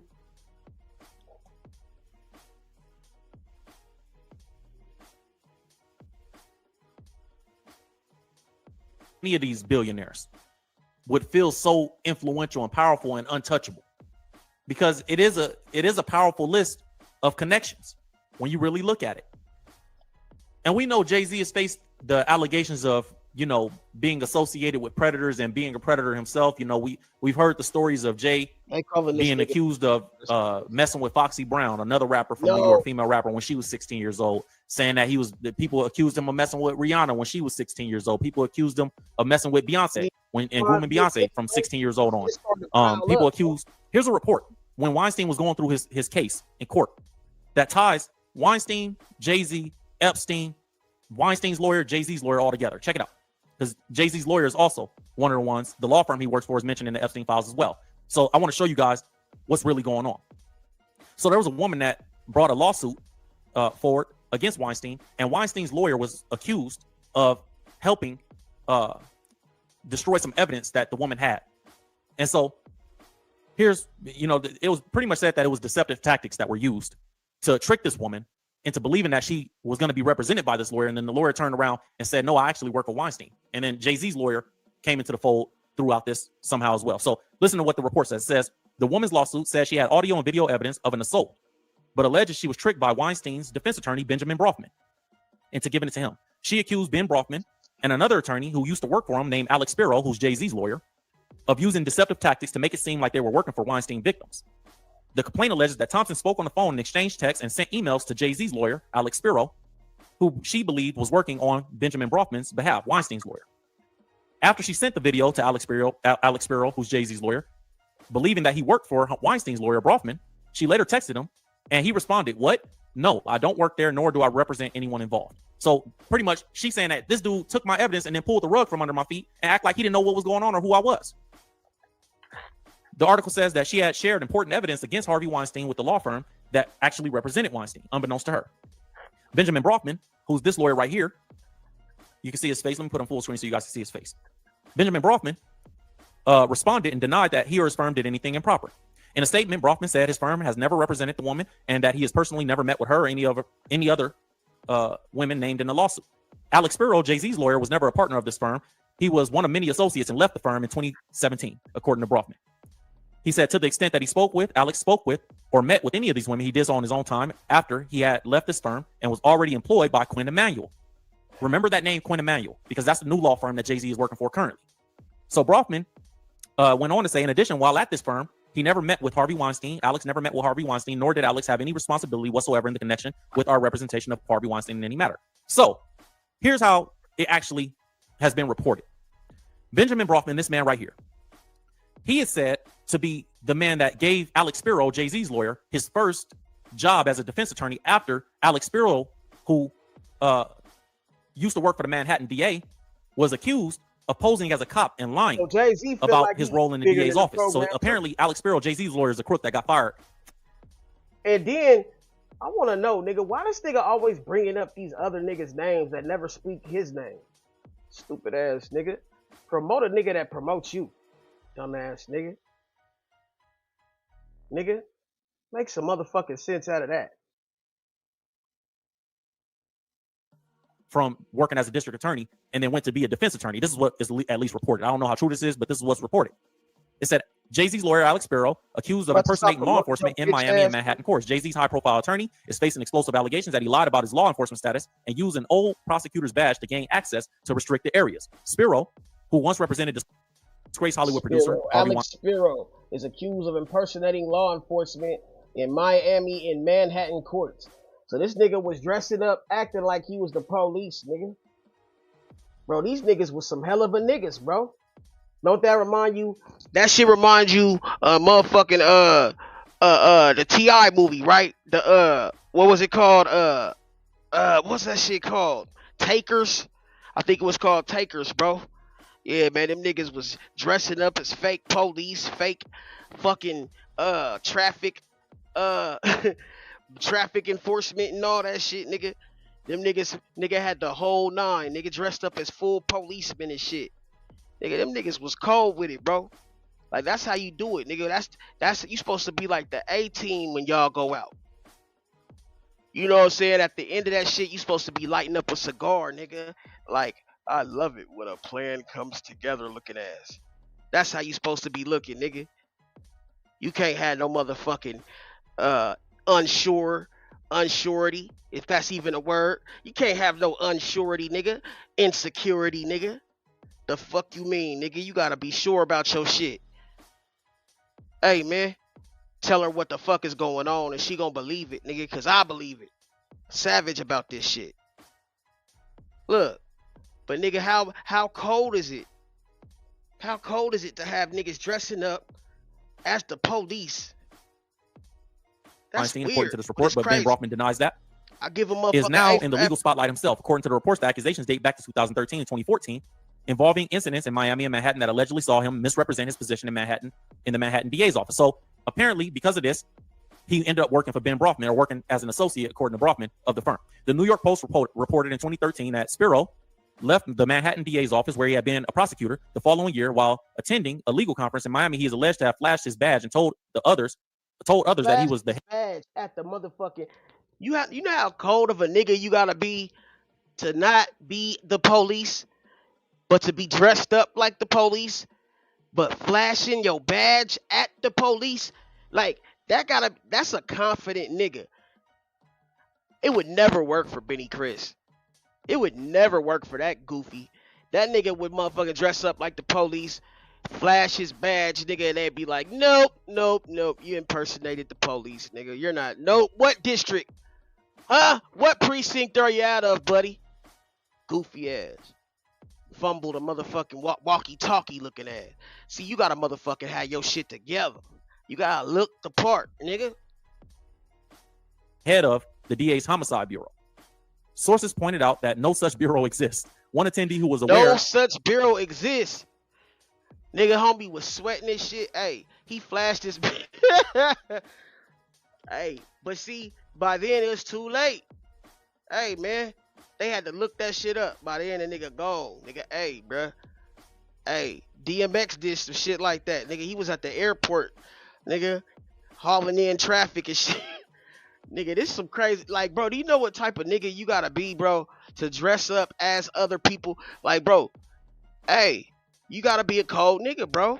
But you have to do that sometimes if you gonna pull off certain motherfucking jobs and heist. You know what I'm saying? You gotta motherfucking really dress or look the part. You know what I'm saying? So if you drive around in a van all day with no mustache, yeah, you probably are a PDF. Yeah, they gonna assume that you a weirdo, like Benny Chris has. Nah, I'm just talking shit, but like literally, man, you gotta understand how this shit go. Of this reportedly challenged his claim right on the spot.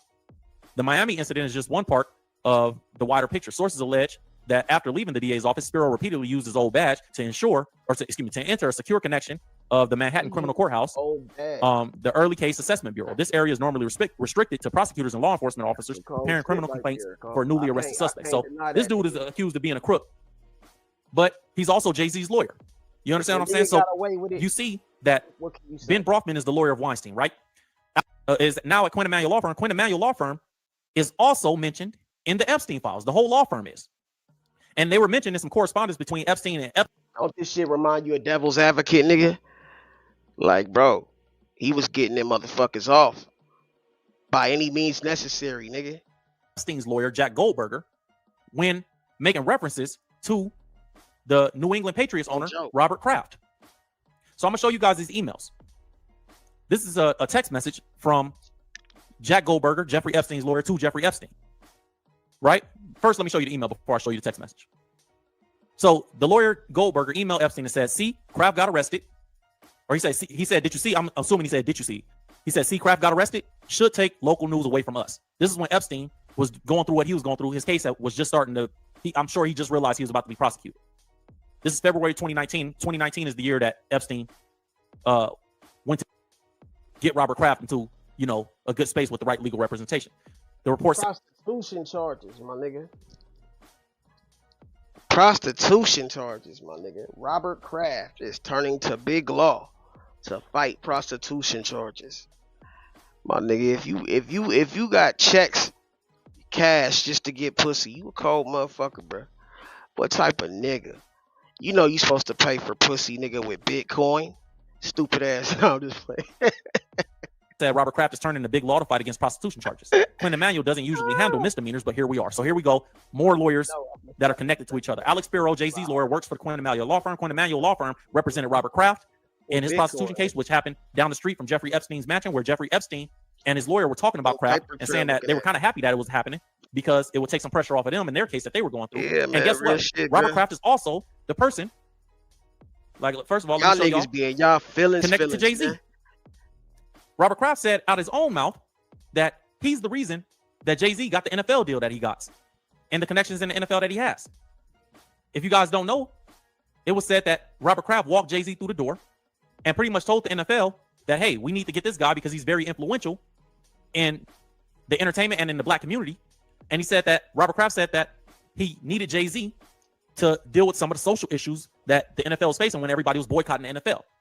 So in this way, it looked like Jay-Z was the fall guy for the NFL, and he don't realize it, bro. These motherfuckers used Jay-Z.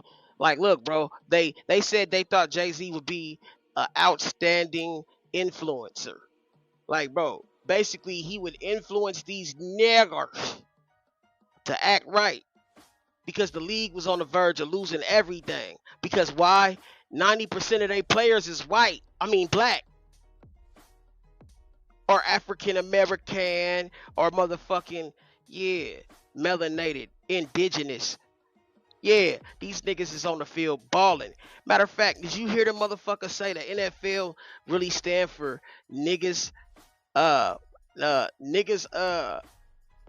something about niggas for long, nigga, not for long or some shit like that.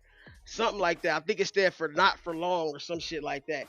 And they had a couple little sayings for it. Not for long, niggers for lease, niggas for lease, not for long, and some other shit. Racist ass shit. That's why you'll never see a nigga be a motherfucking owner of the NFL teams. They can be a motherfucking coach. They can be a player, but they can't be an owner. Why? Because the owners make billions of dollars every year. That'd be giving too much motherfucking power to them niggers. And that's how they look at us, bro. And Jay-Z, at the same time, when motherfucking Colin Kaepernick was saying, no, I will, nigga, when that nigga was taking a knee, refusing to motherfucking pledge allegiance to that flag that was fucking us over, he was standing up for something, right? Jay-Z at that particular time chose to go against the grain. Why? Because money, nigga. But at the end of the day, a few months before that, he was a Colin Kaepernick supporter. But it goes to show you, nigga, money talks, bullshit walk. And nigga, this is a whole motherfucking history for Jay, bro. He crosses anybody, bro. When it come to the money, nigga, he don't have friends. Jay-Z don't care. It's about bread. It's about business. It's monopolizing. He's a colonizer too. He's gonna motherfucking go about the chips and the dip, and he don't care who he gotta burn, cross over, or cross out, or motherfucking fuck over to do it. Nigga, on that nigga's liquor, why the fuck you think his shit has a double cross, nigga? Plain as day, nigga. Look at the Douce bottle, nigga. It's a double cross on that bitch, nigga. He released that shit the same time Nipsey got double crossed, nigga. Is it a coincidence? Everything is a coincidence or a conspiracy, but I don't believe in coincidences. And I don't believe in conspiracy, nigga. I don't give a fuck, nigga. I just call it like I see it, nigga. Don't nobody control me, B. You see? I do what the fuck I want. Real niggas do what they want. Bitch niggas do what they can.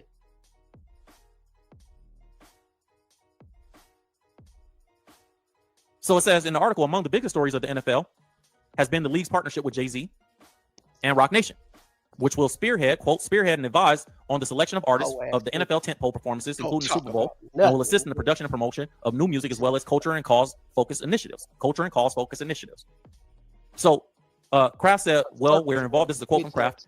He said, well, we're involved with the NFL, and Jay-Z is a good friend.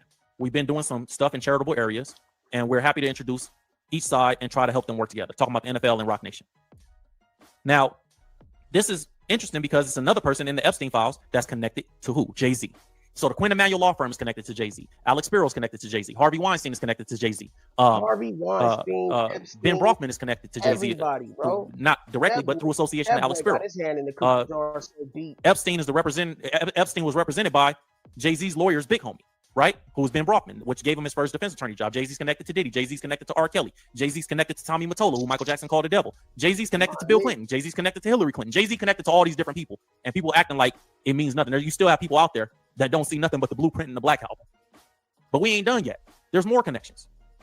Now, in the Epstein files was also an email that referred to Josh Harris. Josh Harris is the man that ended up buying the Washington Commanders in the NFL team. It said Josh Harris is confirmed to come have breakfast with you Thursday, October 24th, 7:30 a.m. So Josh Harris went to have breakfast, apparently, according to these emails, with Epstein. Has sparked the share of controversy since its announcement in the summer and faced backlash for aligning with the league that had been accused of blackballing Colin Kaepernick. So Jay-Z got criticism from that. And so you understand that the Rock Nation previous deal with the NFL valued at $25 million over 5 years included overseeing the Super Bowl halftime show and supporting the league's social justice relationship with the NFL was going to and Inspire, which has awarded $370 million in grants. $375 million in grants. So yeah, we can give Jay-Z $300 million. We can give $375 million in college grants, but turn around and give the motherfucking owners of the team $3 billion. Flat. What? $3 billion a year? Easy. That's crazy work. And more than that, if the team is winning Super Bowls, if the team is going deep into the playoffs. You see what I'm saying? See, niggas think that shit is big money. Okay, it's good. It is good money.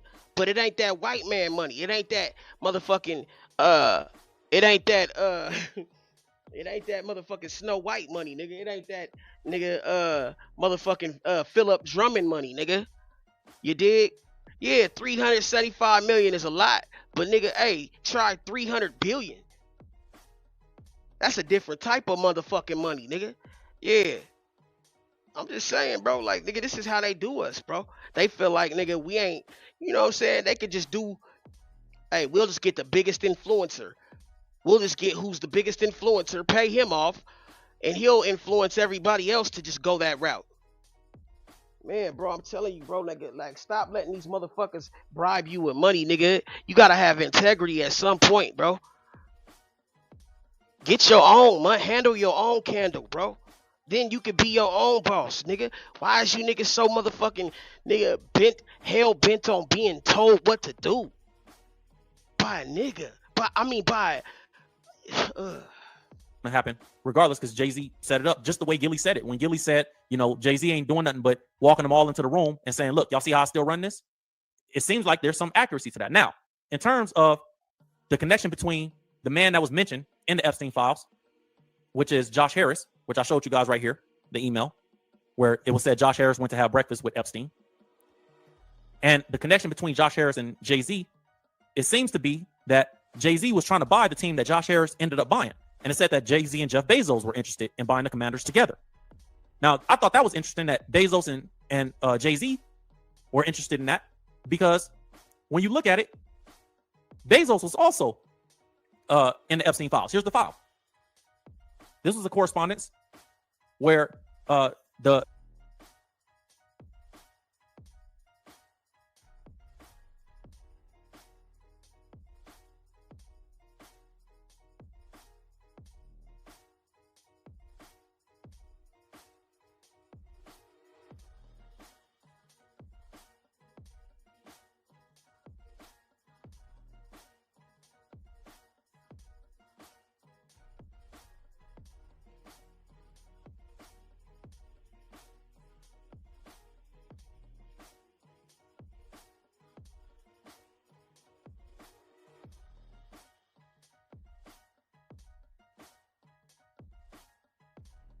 FBI wrote right there at the top that this is a dinner Jeffrey attended during a TED conference in 2014, and somebody named Larry will confirm the flight logs.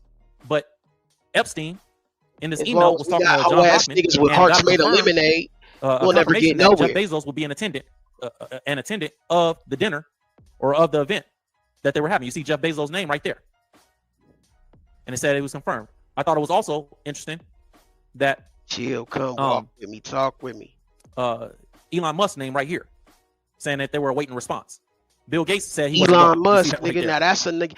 That's But- a $1 billion Pritzker white boy. down there is another And I person don't that got even some think he consequences. white. He had I to think resign he from his position. I'll talk about that generic. in a second. But Elon was also on this list, and we all know how Elon Musk was, named in the Epstein files, and how he was. It looked like he was begging to go to the island. So all these Right. Begging to go to the island. Why would you want to go to that island?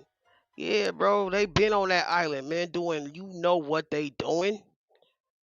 names go back to Jay-Z. Jay-Z's lawyer of Jeffrey Epstein. So what if Jay was just offering him a way to go there, right? He took over the motherfucking Puma jet that Nipsey was using. Never even spoke on that. But like I'm just saying, right? And then isn't it kind of ironic that nigga Jay-Z started putting that airplane logo on all of the marathon shit?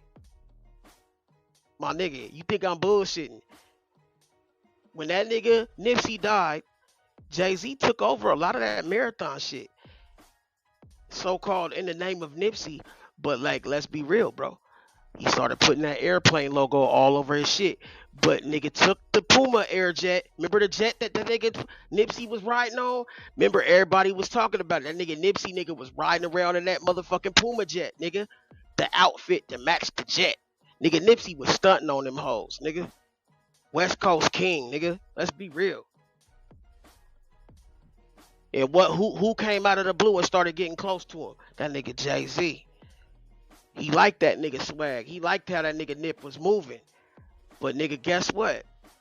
The powers that be, nigga, needed somebody to infiltrate, bro. I'm trying to tell you, bro. And needed somebody that nigga Nip looked up to. Now that's a whole nother story. But nigga, look, bro. Then it seemed like nigga Nip and Diddy both started. Diddy and Jay-Z found their way to get close to Nip. Right? Diddy used Union. What's the chick name? Laura London. And nigga Jay-Z, nigga, he used Diddy. I'm just saying, bro, like this is natural shit, bro. This is normal. This is really what went down, bro. Like I'm just saying, and I'm not even getting to the real nitty gritty of the shit. I'm just giving like the top pieces, nigga. Like this is really what went down, bro. Like this is no joke, bro. Hey, hold on, y'all think I'm bullshitting, nigga? Let me show you, bro. Jay-Z.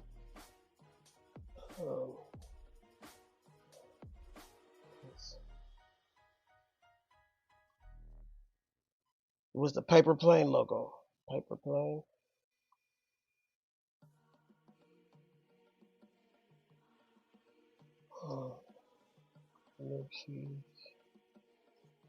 Nipsey's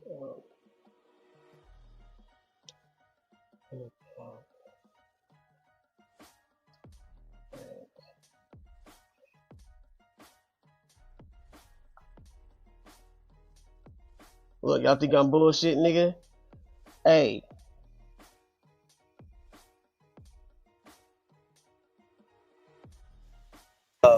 Just LA culture, California culture. Obviously the plane hat, the marathon collaboration, Emory Jones, myself, we all represent people in the community that we come from. Last time that I checked, it was 5 chains on my neck. It was no smut on my rep. Last time that I checked, I was selling zones in the set. Make $250,000, no sweat. Last time that I checked, I'm the streets voice out west. Legendary self-made progress. Last time that I checked, first you get the money, then respect. Then the power and the hoes come next. Last time that I checked, come through fly. Check, no cosign. I ain't need radio to do mine. I done fine and I take my time. Check. Yeah, paper plane logo, right? That wasn't always there, right? That's Jay-Z's company, right? We can offer you a bigger stage. We can offer you more, like it's all take my tribe every level that to it. You see what I'm saying? I crossed in this game like state lines. It was When I see Jay-Z had to find his way in. Nip, I see me. You know what I mean? When I see Nip, I see us. You know what I mean? When I see Nip, I see culture. When I see Nip, I see everything that what that honor code supposed to be. Black owners in this game, a powerful race. Greatness is a process. Oh, you can't be great overnight. You gotta be. It's a process. Man, I'm too cold on this shit, bro. I'm trying to tell you, bro. I'm trying to told you, cuz. But see, look, it's not all about the motherfucking money though, but it's about the influence, right? Because the influence is gonna make the money. And that's what the fuck they realizing, nigga. It's the influence. It's gonna make the money, bro. Yo! Hey, let this be a lesson. Do not with them Harris boys. First King crashed out on 50 Cent mom. He said, go dig up your dead moms, which was crazy. T.I. done dropped 3 diss tracks. Now we got the money. Oh, Lord. Need some understanding. I'm more level-headed than the people headed to this man. That nigga Tell me about young J. Cole, low key. Nigga low key remind me. Can he hear you pass a nervous laugh? He do when he timid. And is he really sensitive? I think he really was. Talk me through it. Maybe it's something that you could tell me. Bring some understanding. I'm more.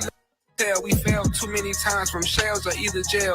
Cats got 9 lives, one more will ring the bell, and I don't want to do it. Reason I came to you, I'm hoping you could talk me through it. Maybe it's something that you could tell me, bring some understanding. I'm more level-headed than the people headed to his mansion. I hope you know it's time sensitive. I think he really was a little confused, but I won't mention it. Pardon me if I'm digging it, hate to have you reliving it. You supposed to be resting. But just a few questions. Do you whisper in his ear before he makes the decisions? Can he hear you pass a nervous laugh? He do when he timid. And is he really happy? Talent took the basket and gimmicks led to the actual business. He used to be something. We thought it was a joke, but now we see it's something off with him. I offer him a chance to reunite with you, and I'll do it. So we thought all this was a joke and memes and playing, but there's something really off about 50. He said even the way the nigga laugh when he get nervous, this nigga there's really something off about this nigga. Like a little bro, bitch, like bro, I swear. Yo, this nigga really pulling a Kendrick. Oh my God. He really pulling Meet the Grams on the bread, but just with his mama though. Joke, but now we see it's something off with him. I offer him a chance to reunite with you, and I'll do it. Nothing left to do, so I just send him to you, Miss Jackson. Great when all niggas can do is hate, and all niggas can do is just talk about other niggas. Hoe ass niggas.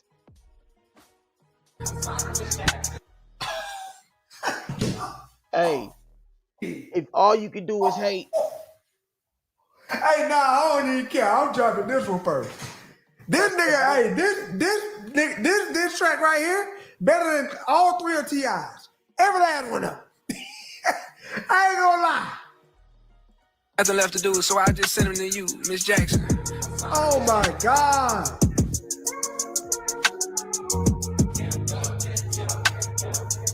Never meant to hurt you, man. Ooh, I am for real. Hey Curtis, I encourage you to do a little research on my whole family, but you can start with me first. I know you're not familiar with a mother or a father. Maybe that's the reason easily you'll talk about them. Maybe that's the reason you be targeting the women. Let somebody try your mama, bet you probably want to kill them. Speaking of killing, Curtis, I heard you was a firebug. Well, I'ma be the reason all your fans put their lighters up. Put your lighters up if you... That's a bar!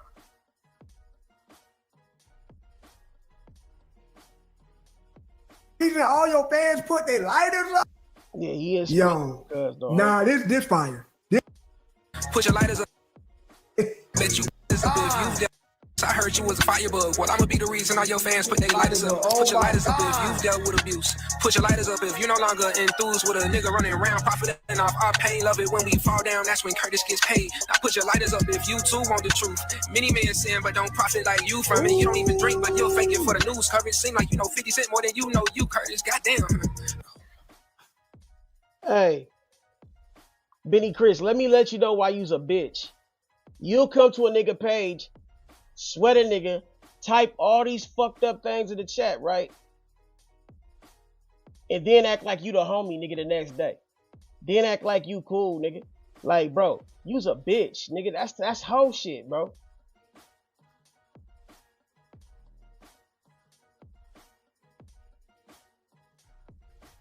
It's better than Frank. He is breaking this nigga entire existence. His entire existence. So you don't even drink for real, but you are faking to get paid. He said, I ain't never seen it. Kicking niggas while they down, laughing at niggas. Man, yo, this fire. This fire. This is fire. That nigga said, don't profit like you from it. You don't even drink, but you'll fake it for the news coverage. Seem like you know 50 Cent more than you know you Curtis. Goddamn. I think you went too far to stop now. I got a little more information you could jot down. Firebug, I could still smell the gasoline on you. Firebug, at least let him sleep before you cremate him. Firebug, ironic, you not hot as what you used to be. Firebug, and I'm the one delivering your eulogy. Firebug, don't let him put his light up. The next time you miss a mama, I could send you right to her. Try your luck. I'm sorry, Miss Jackson. He said it again. So he meant the first one. The nigga repeat something, nigga. Fool me one time, shame on you. Fool me 2 times, nigga, I'm shooting you. Nigga breaking down, bro. Yo, it's levels, bro. It's levels to some of these bars. Hey, and these same niggas. There's a lot of different meanings to these bars. He breaking down the nigga whole life. The whole Firebug, the fire shit is a play on how 50 Cent life went. Didn't his mom die in a fire or something? Then the Firebug, like I'ma kill you reference. Next time you mention mama, I'ma send her to you. I'ma send you to her. Oh my God, dog. I ain't never seen somebody so calm but so lethal, other than Kendrick. Miss Jackson. Bleep before you cremate him. Firebug, ironic, you know how information you could jot down. Firebug, I could still smell the gasoline on you. Firebug, at least let him sleep before you cremate him. At least let him sleep before you cremate him. Firebug, ironic, you not hot as what you used to be. Firebug, ironic, you ain't as hot as you used to be. And I'm the one delivering your eulogy. I'm the one delivering your eulogy. And watch this last boy. Watch this last boy. Your eulogy. Firebug, don't let him put his light up. The next time you miss a mama, I can send you right to her. Try your luck. I'm sorry, Miss Jackson.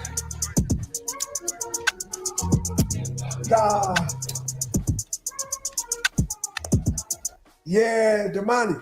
Bro, you was already fired, dog. You was already fired, but hey, you finna blow after this one, dog. You finna blow after this one. You finna, yeah. Yeah, 50 definitely can't respond to that. I ain't gonna lie, 50 cannot respond to that.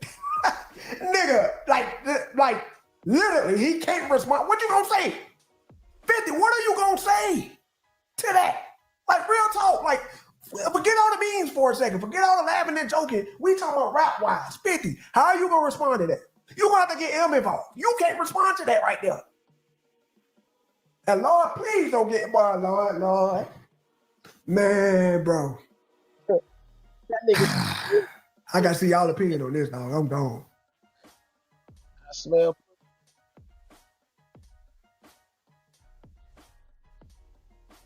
White Shed video about what happened to Kubrick. All right, that's all I'm going to say. But that, I think, is a real thing. This whole Ellen DeGeneres' wife, I don't think there's much backing that up. And a lot of people are saying, okay, well, it's either that the elite had Ellen kill her, or Ellen was just glad her girlfriend died because she was angry after the breakup. I can't talk about any of this because I can't verify any of this. This is not a verifiable thing. This is just connecting dots that aren't there. So people have created a narrative from this, saying anger plus being told by the elites to stop her girlfriend led to her girlfriend dying, and Ellen eating her flesh, then having a taste for flesh, and then continuously doing it, and continuously eating humans. And then I guess eating children as a result of that, somehow. So that's the narrative. That's led to basically the headline. Ellen DeGeneres is Hollywood's most prolific cannibal. We have this post. The Epstein Files exposed Ellen DeGeneres as Hollywood's most prolific cannibal. She ate children's flesh. It got community noted really quickly, saying there's no evidence. And again, I've checked myself. There is no evidence relating to cannibalism at all. The main piece of evidence that people use is this whistleblower audio that's apparently said, oh guys, they don't want me to tell you this, but Ellen DeGeneres was eating kids. She's a cannibal. This is AI. I'm pretty sure this is AI. People have done research into this. This researcher tested the clip with 83 deepfake detection tools, and 63 of those systems suggested the audio was more likely fake than genuine. So that's that. But as a result of this, a Twitter post went viral, saying the Epstein files exposed Ellen DeGeneres as a cannibal. She ate children's flesh, and a lot of people are like, "See, I knew it. I knew something was wrong with Ellen. I knew this all along." It's the Macaulay Culkin, Michael Jackson thing all over again. A fake AI piece of content is put out, confirming what people want to believe, and thus people believe it. I need to say this.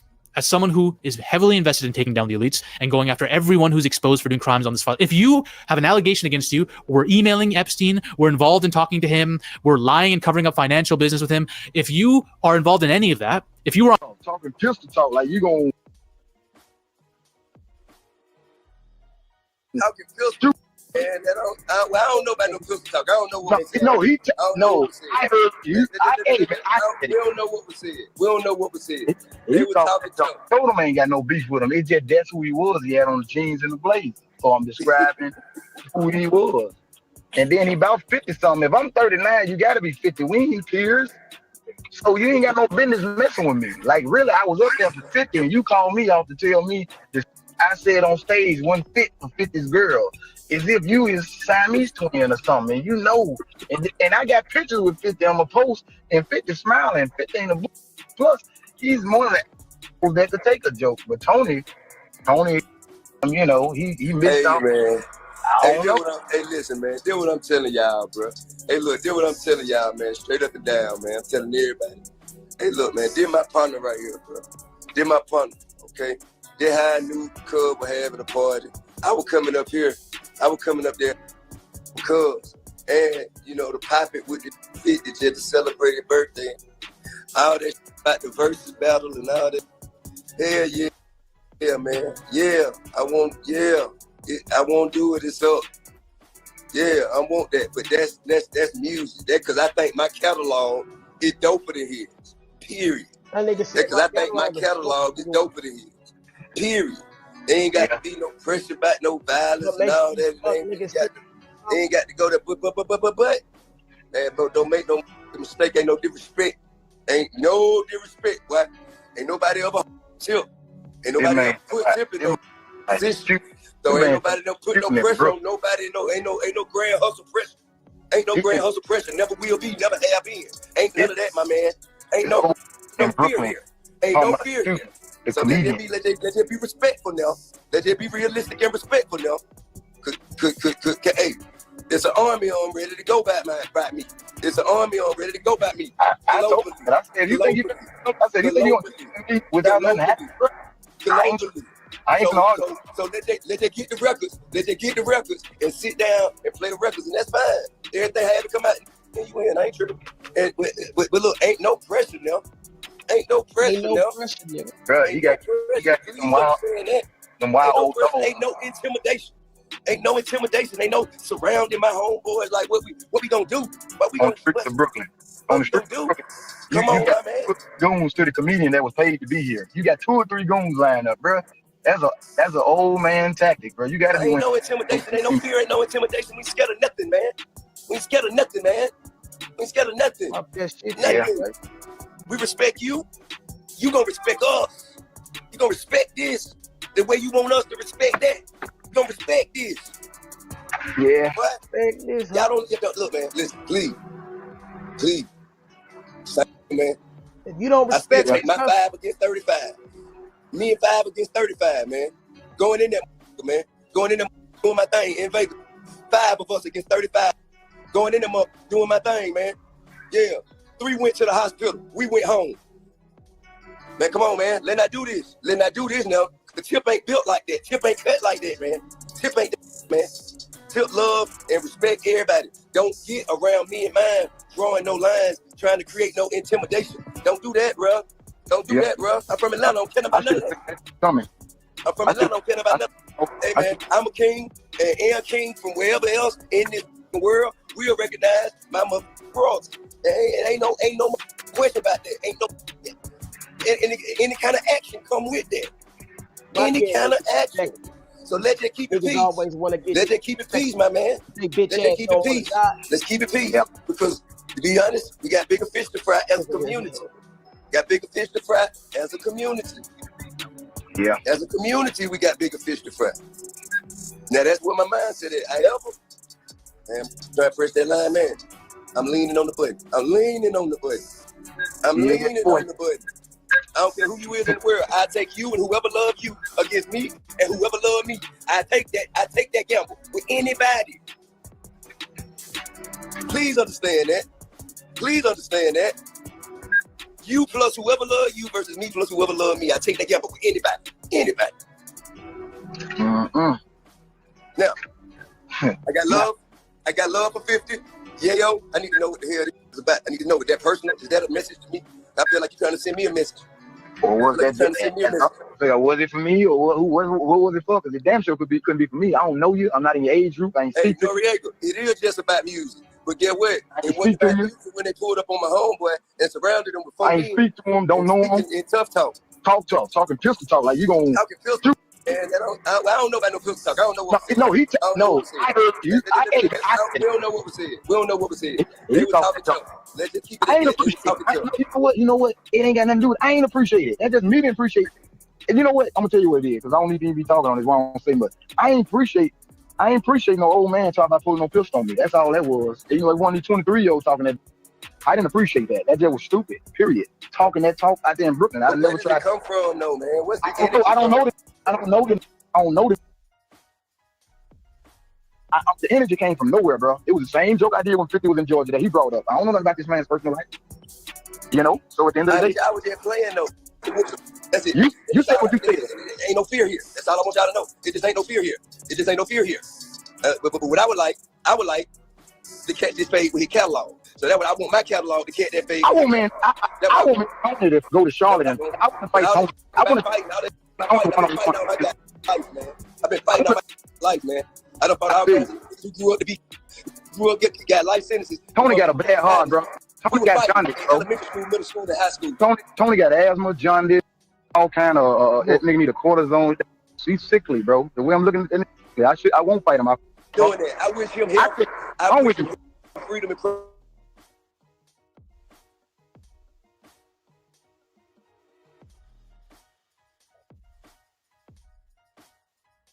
You asked me. No, shut up. Stop. I can't. I'm ready to go. I'm ready to go. I'm just trying you. I'm saying Tony. I ain't nothing to do with 50. I said Tony. Serious, man. Serious. I feel you. Serious, bro. That's how I just don't understand it though. It kind of like why? Like you know my people. That's what I'm saying. You know these. I don't know why. Man. You know I don't. I think I know beef with them. Don't want to fight them. I don't want to fight them. I have no beef with them. But what I do know is. I mean, but look though, as kings though, right? As kings, we all like kind of have our authority and all our people. Like for instance, if I see Tony Yayo down here in Atlanta, I'm not gonna surround him with no 3-4 goons. I wouldn't do that either. I wouldn't do that either. And that's exactly what you did. So that's what that old nigga did. If they did that to you, I'm just wondering. That means so it ain't no respect there. Is that what we saying? That it ain't 50 ain't see that. 50, I put this on everything. 50 Tony's had to sneak off the pool that old school Patrick Swayze. Tony, hey, yo, bro. I'm just saying. You saying ain't no respect there? What's up? Like, what's going on, man? What's going on? That's all I'm saying, bro.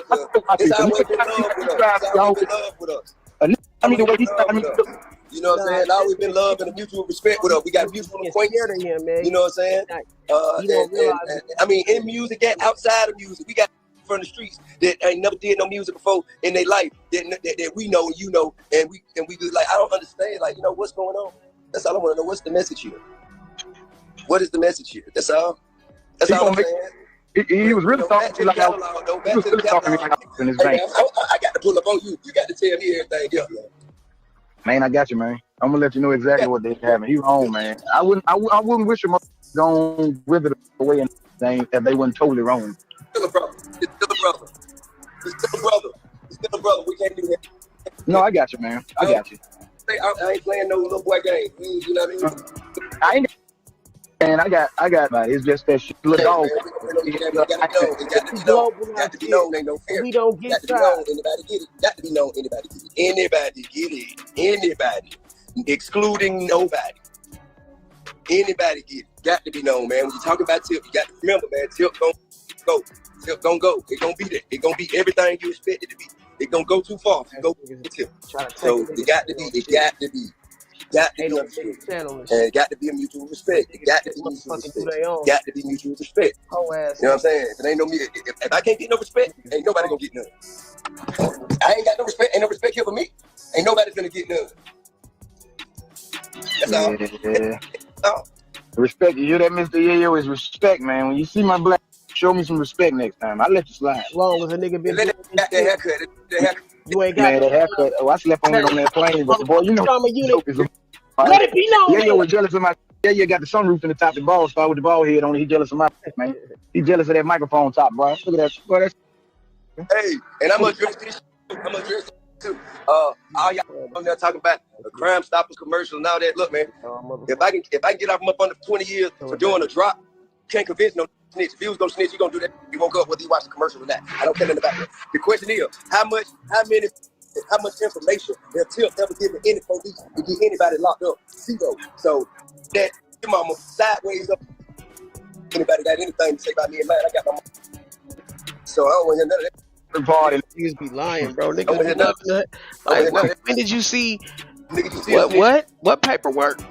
So time I'm out, instead of asking for a picture, like a look, nigga, come on, knock my motherfuckers out of the think I'm a stick.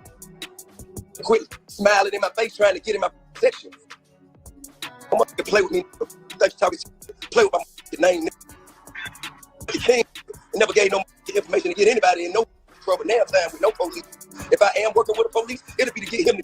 What you talking about? Play with me. Play with me. You won't play with me. King. Get the skin off your ass in broad day.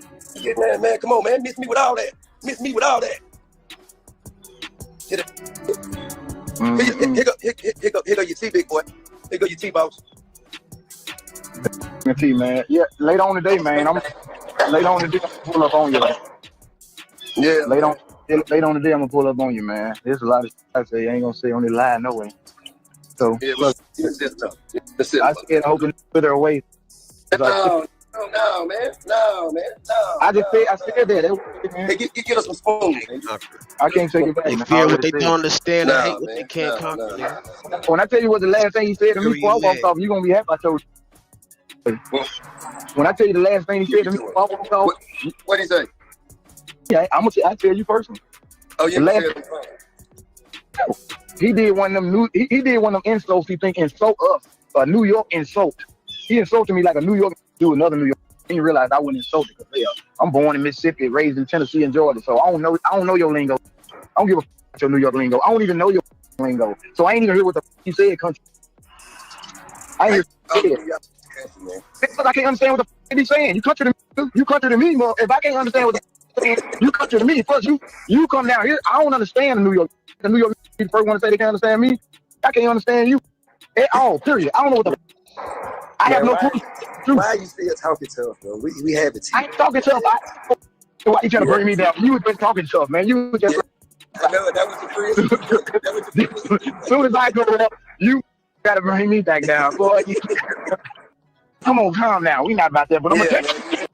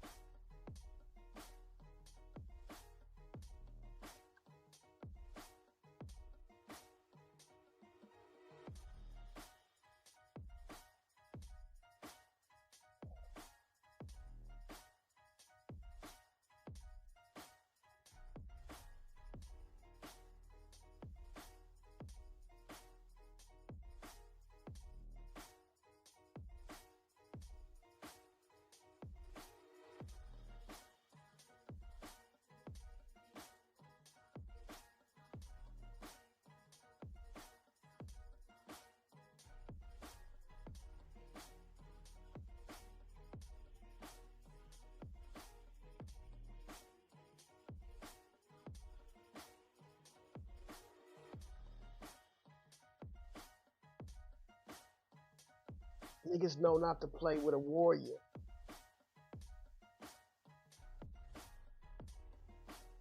The reports and the files showed that he was having meetings with Jeffrey Epstein and all the way up until the year that Epstein died. And Mottola even was sending gifts to Epstein, chocolates to his hotel room, a whole bunch of different stuff, for years, for decades. Now we know Jay-Z is no stranger to a history with predators, right? He's also the person that after the R. Kelly tapes came out, he went on tour with R. Kelly and did, I think, 1 or 2 albums with him. So we know that Jay-Z is always around has always been around these predator type of dudes, right? So when you look at it, it's like, dang, man, it's a lot of people. Who else has Jay-Z been around in the Epstein files? Jay-Z was also around Bill Clinton.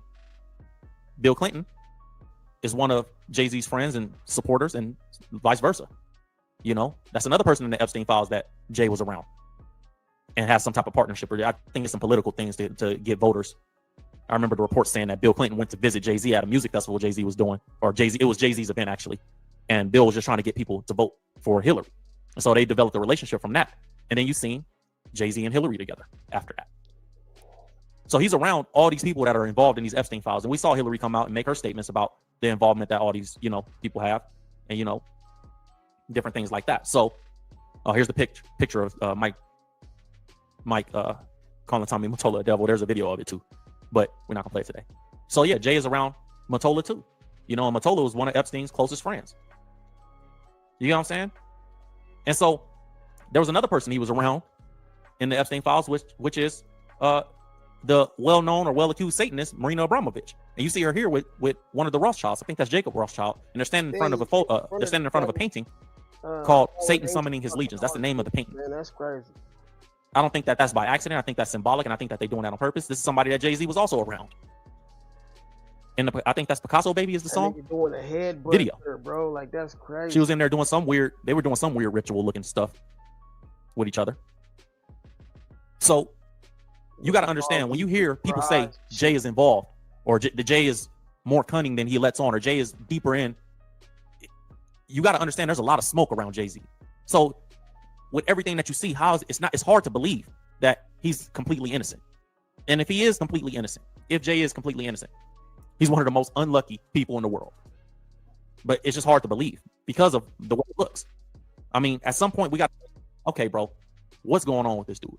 You know, and we know that he was around this woman, and this woman is, you know, she was an ambassador for education in the Ukraine. I don't know how she got that position from Zelensky, President Zelensky of the Ukraine.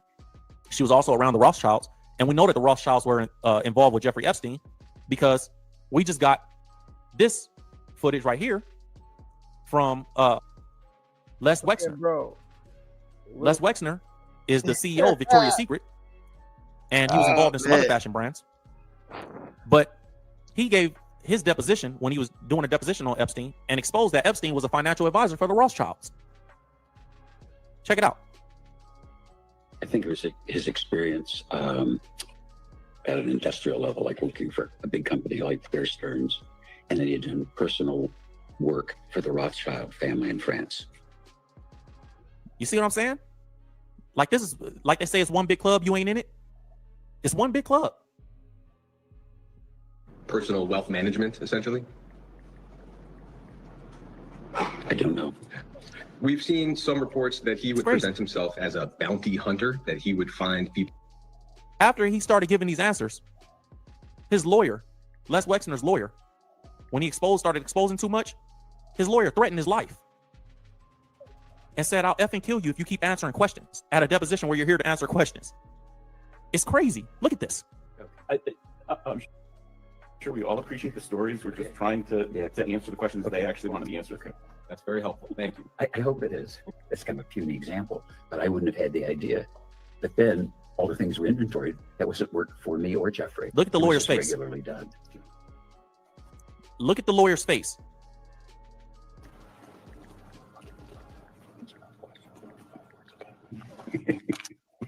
Answer the question. Okay. A discrete question on a different topic. We know that at one point you owned a property in Palm Beach. It was a large. Do y'all understand how crazy that is? We're going to play that one more time. He said, "I will effing kill you if you answer." But I want you to look at his face, how annoyed the lawyer was before he answered the question. And I believe that this dude, Les Wexner, because I looked up the history of who this guy is, and I believe that he's one of them people that they had so much blackmail on. Nigga talk about nigga Benji show better. Nigga, hey, Benji don't talk about shit. Hey, y'all pull up, nigga. We can do the same thing Benji do, nigga. Hold on, let me just sit here, nigga. Let's see.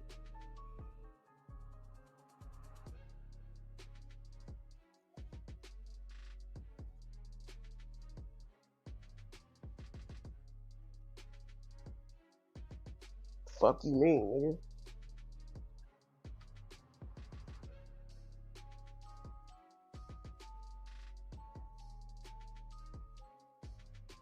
The people make that nigga show. He don't even say shit. What the fuck are you talking about? Like, let's make that make sense, nigga.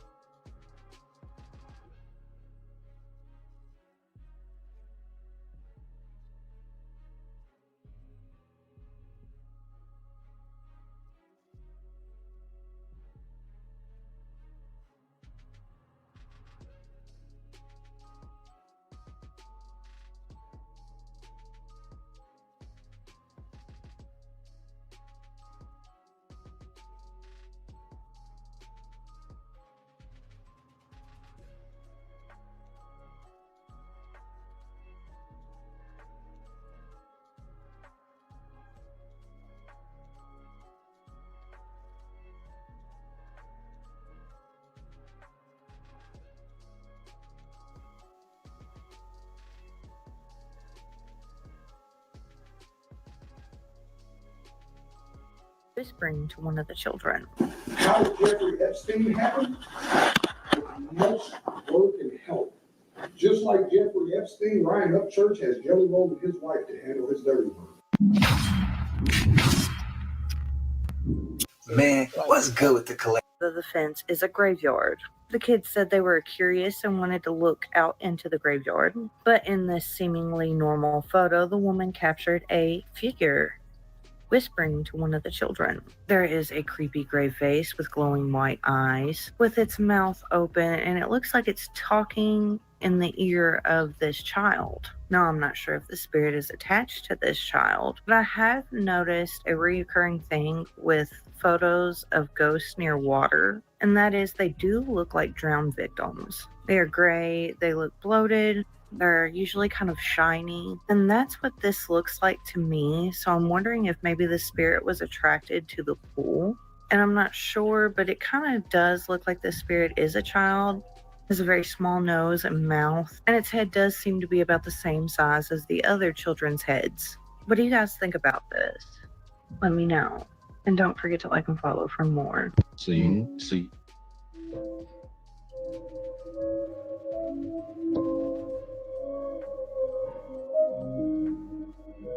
My mom, her side of the family, my grandmother, they've been introduced.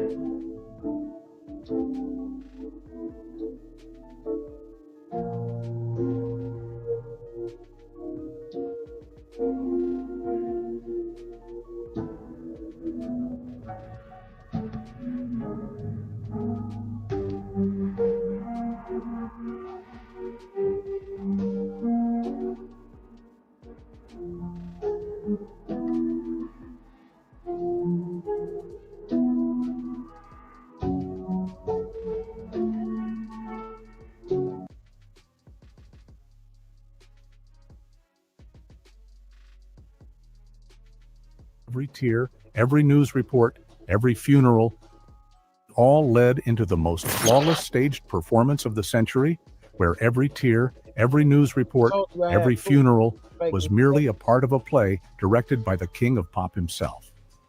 Leaked documents, never-before-seen photos, and a bizarre chain of evidence are challenging the entire truth the world has believed for over a decade. What exactly did investigators find that forced them all into silence? That answer, if proven true, will change everything.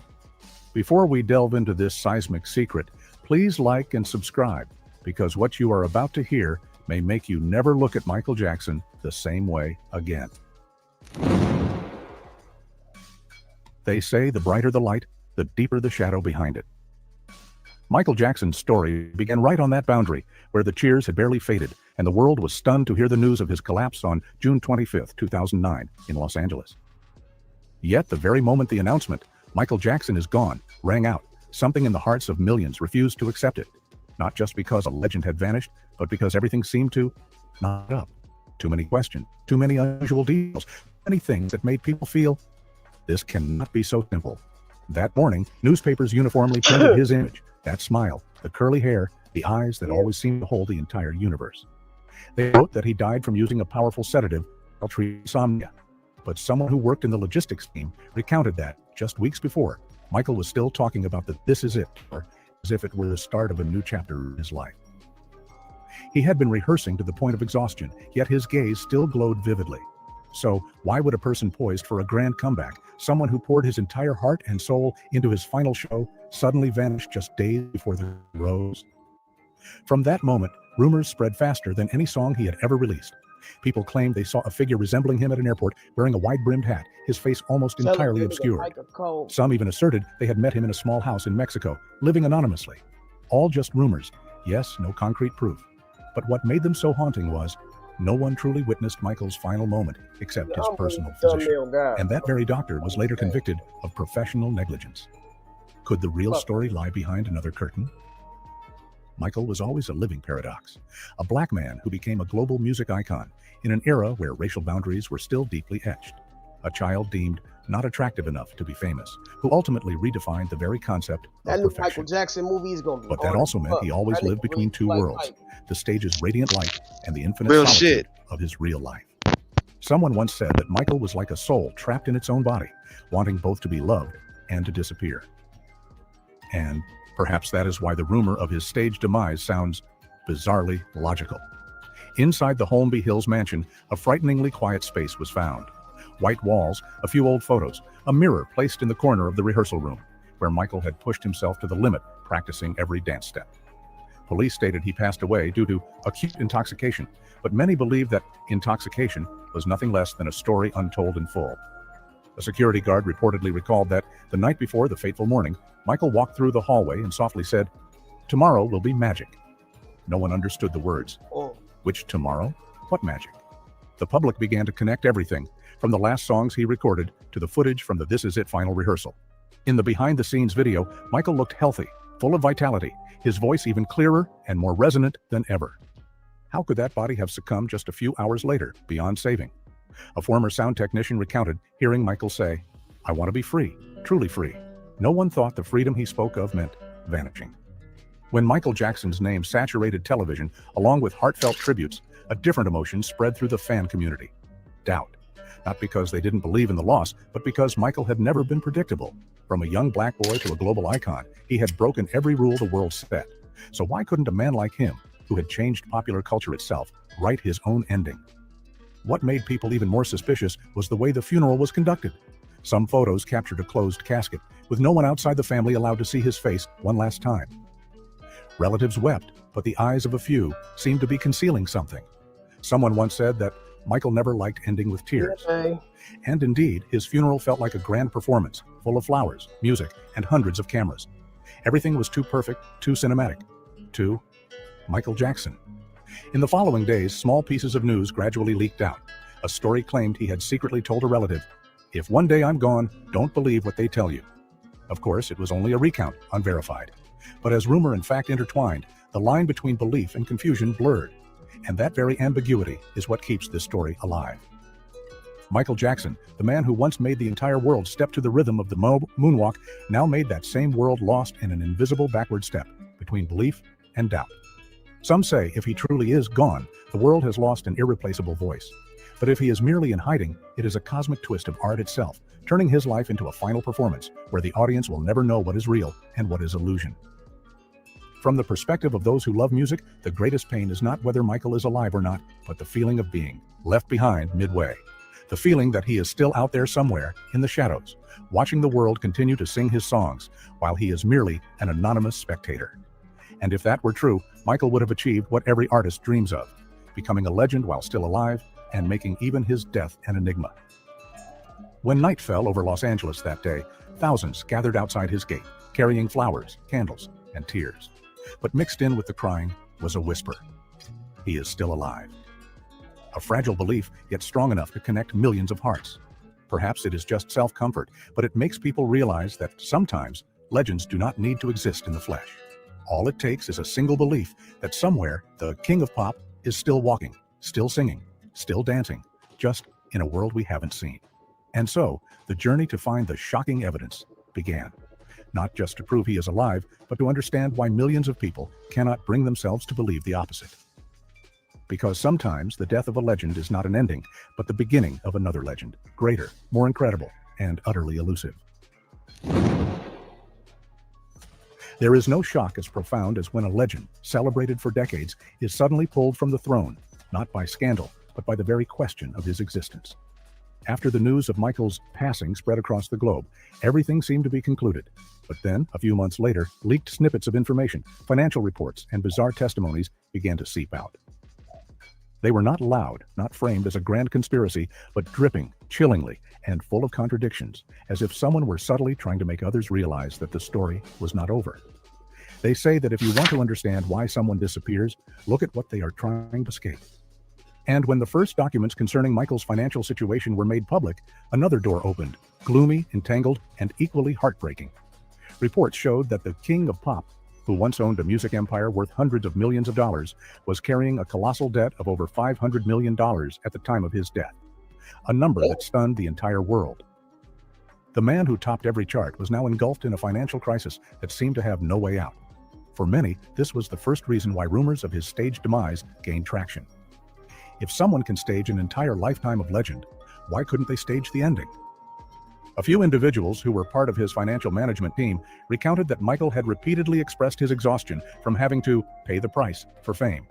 They said he was afraid of being turned into a product, where every step was controlled, every action priced. He once said in a private conversation, "I don't own myself anymore." Hearing that quote now sends chills down people's spines, because if Michael was truly being suffocated by the vortex of finance, fame, and pressure, his desire to disappear was no longer far-fetched. Then the second climax hit, when the Los Angeles Medical Examiner's Office announced his cause of death. Homicide. A single word that made the world pause. Not natural, not accident, but an act caused by another person. More specifically, Michael's death was ruled due to the use of propofol and benzodiazepines outside a medical environment, and his personal physician, Conrad Murray, was convicted of manslaughter. All of this is fact, recorded in medical that nigga files was paid and tried off in like court. Tupac's. But what sends chills is not the verdict, but the gaps it left behind. A privately hired doctor present in the home allowed this to happen. And the bizarre thing is, no one heard a cry for help. No one knew what happened in those final minutes. A reporter once wrote, "The room where Michael lay was the quietest place in the world, but also the loudest in the minds of those seeking the truth." Indeed, the deeper one dug, the more inconsistencies they found. From the time the emergency call was placed, to the security staff's testimony, to the handling of evidence, all had gray areas. Some believe that this very ambiguity was intentional, that everything was staged so skillfully to lead the public to a single conclusion. Michael Jackson is dead. But if it was staged, who benefited and why? Then came the third climax, where the rumors began to spiral out of control. Online forums exploded with hundreds of theories. Some suggested Michael was simply too tired of fame and decided to leave the spotlight to live a new life in a remote location.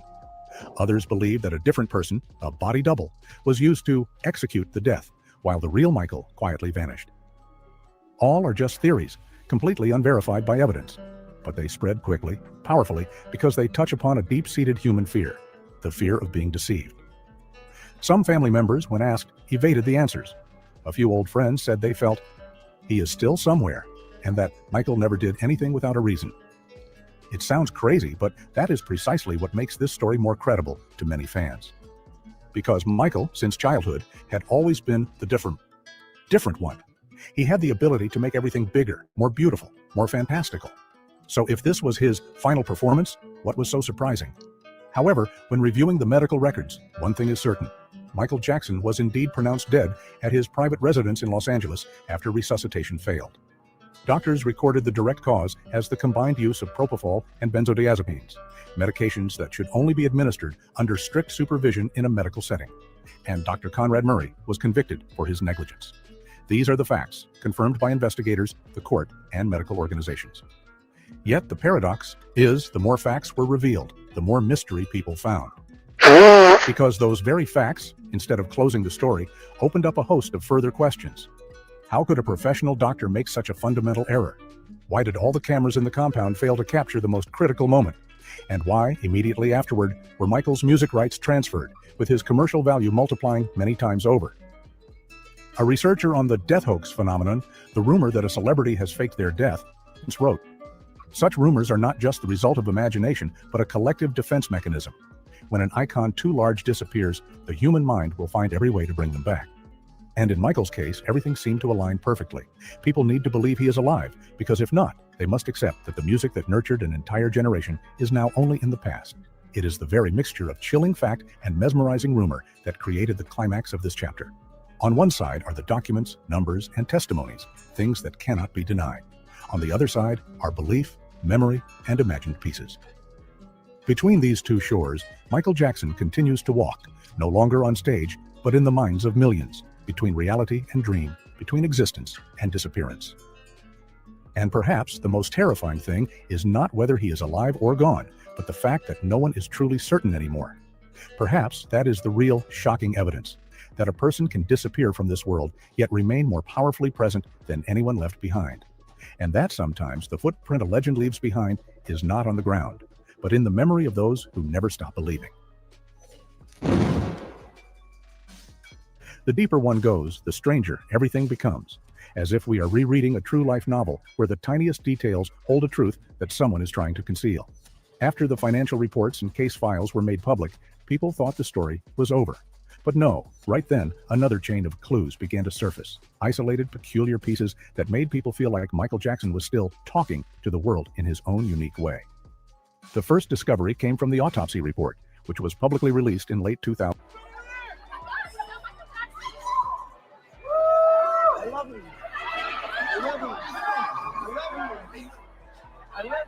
What if Michael Jackson never really died? That's the question that still haunts millions of fans around the world.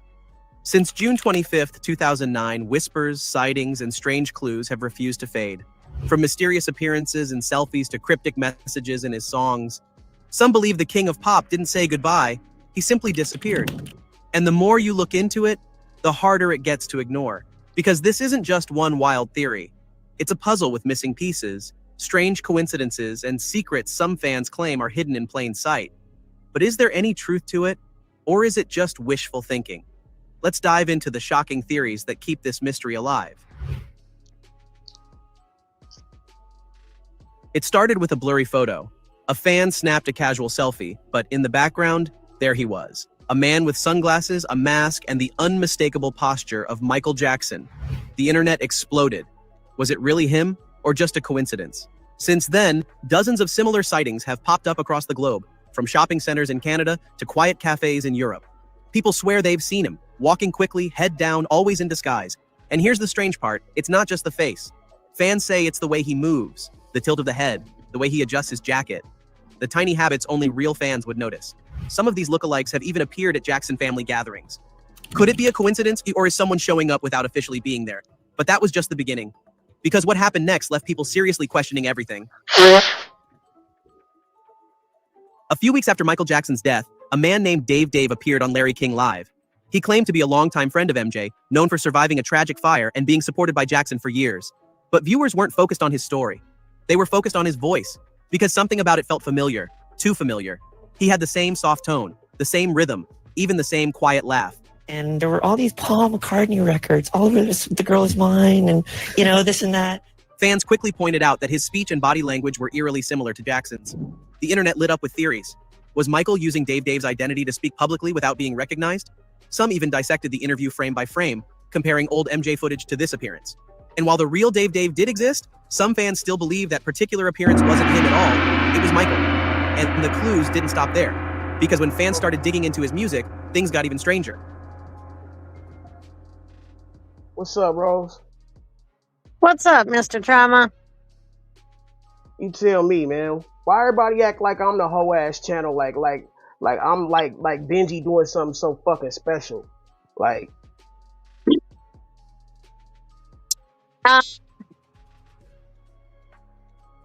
I'm not asking you to answer that. I'm just playing with you. But shit, what's up with you? I'm just trying to figure it out. Man, I'm just talking shit because Benny Chris came over here talking about something Benji. Like, what the fuck is wrong with you, dick riding ass niggas, bro? Like, you're weird, bro. Why are you listening to him? You know better than that. Because he spammed out my whole chat, and I can't stand that motherfucker. I want to slap the shit out of him. Okay, but you're letting somebody who his main goal in life is to troll get under your skin. You blocked his bitch ass. Move along, and don't let it get you off your personality. Right, you're right. What's up with you though, man? How you feeling? I'm good. In Vegas, my sister's arriving in like 2.5 hours, and then go to the strip, and I don't know. Been a long couple of days. Yeah, I could dig it. Yeah, it'd be like that. Yeah, time to go party up on the strip with no money, no gambling money. I got my money taken away from me before I came on the trip. Get you some party favors. I already got them. Don't worry about nothing. Yeah, I come into town and those are handed to me. Hell yeah. But yeah, man, I get that shit, man. I'm fucking But hey, be real, Rose. Didn't I call this shit out a long time ago, man? With the thumbnails and all this shit. It's crazy how all this shit came together. I'm gonna say yes, but I'm not sure what you're talking about. I'm just agreeing. Well, like if you look at my thumbnail, right? How you see how I got Michael Jackson, 50 Cent, and then you see I just added T.I. and them and shit. But like if you look at the thumbnail, how did all that shit come into play? Like that all these motherfuckers are like trending topics right now. That's true. Yeah, it's just crazy because I feel like you sent this to me like 2.5 months ago. Right. See what I'm saying? Like I be ahead of this curve. I be knowing what the fuck is going on. Even with the Epstein shit, man. Now they talking about this motherfucker Andrew Jackson. Like I just be seeing this shit developing, and I be like, bro, like it's kind of crazy how I be 2 months to 3 months ahead of these motherfuckers. Then all of a sudden, 2-3 months later, everybody's talking about the same shit I put motherfuckers on like 2-3 months ago. Exactly. So yeah, I just be like, man, you know what I'm saying? Like, you motherfuckers gonna that's probably what it is. Like, motherfuckers can't deny that. You know what I'm saying? Like, you can't deny the undeniable. And these motherfuckers know I think that's what motherfuckers get mad about, because they can't deny the fact that a motherfucker can influence by just being himself, and motherfuckers be acting like they don't see it, but they see it. Yeah, some people don't want to see it though. Because okay, you know what I've noticed lately, and it's starting to get on my goddamn nerves. Is the self hype for nothing, and then the hate on everybody the fuck else. And there's too much of it going around. Like, I don't understand why everyone can't just help each other out. I don't know what the right way is of saying that, but ain't nobody's one channel better than the rest, because everybody has an off day. I mean, but shit, like I'm not. I don't want to be compared to these motherfuckers' channels though. That's the thing. Like Your channel's different. Like, it is different. It's a different whole vibe. You don't do the drama like most do. And it's, you talk about other stuff that's not, and you're not buying views. Not that everyone is buying them, but we know some are. right. And it's just, everybody wants to do their thing. And it's like I've told you before, your stuff, I like to watch it. I really do, but it makes me think. So I have to be in the right mood for that. But that's what I'm saying. If you don't want to think, then like you don't have to think. Like it's not like I'm making you think.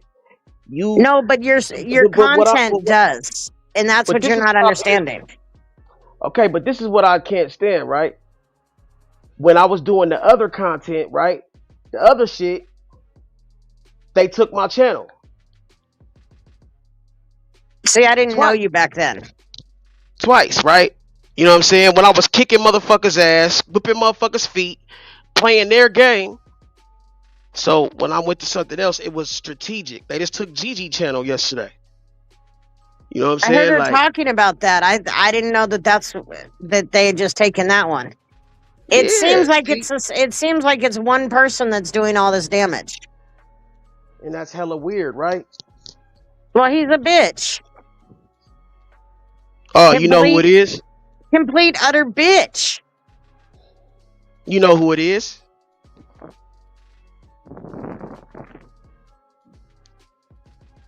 Yep. Who is it? Look in the back channel.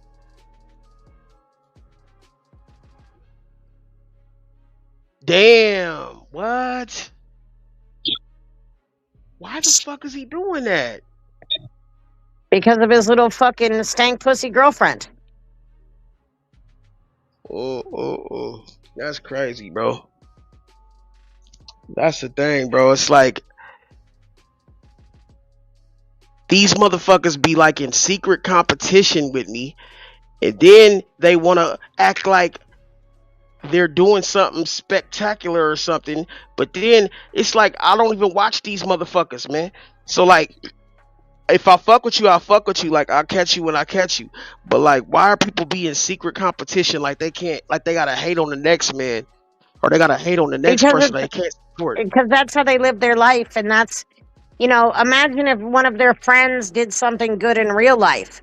They're not going to congratulate them. They're going to, they're going to think how can they get it and take it away from them, or they just mad because it didn't come to them. They're that kind of people, and there's nothing you can do about it. Yeah. Just keep doing you and the way you've been doing it, and fuck what everybody else thinks or says. Right. They ain't paying your motherfucking bills. Right. Yeah, I know. It's just sometimes the shit gets a little rough, man. You know what I'm saying? Especially when you like, it's like when you know what you up against and you know the games they playing. You know what I'm saying? So you right. I know. Sometimes you gotta hear something that you already know. It helps to hear it. It helps to have somebody like you come and reassure me. You know what I'm saying? Or somebody like who's not on the bullshit or on the fuck shit, who really appreciates you for who you are. You know what I'm saying? Like, it's just good sometimes you gotta hear that shit. To reassure yourself.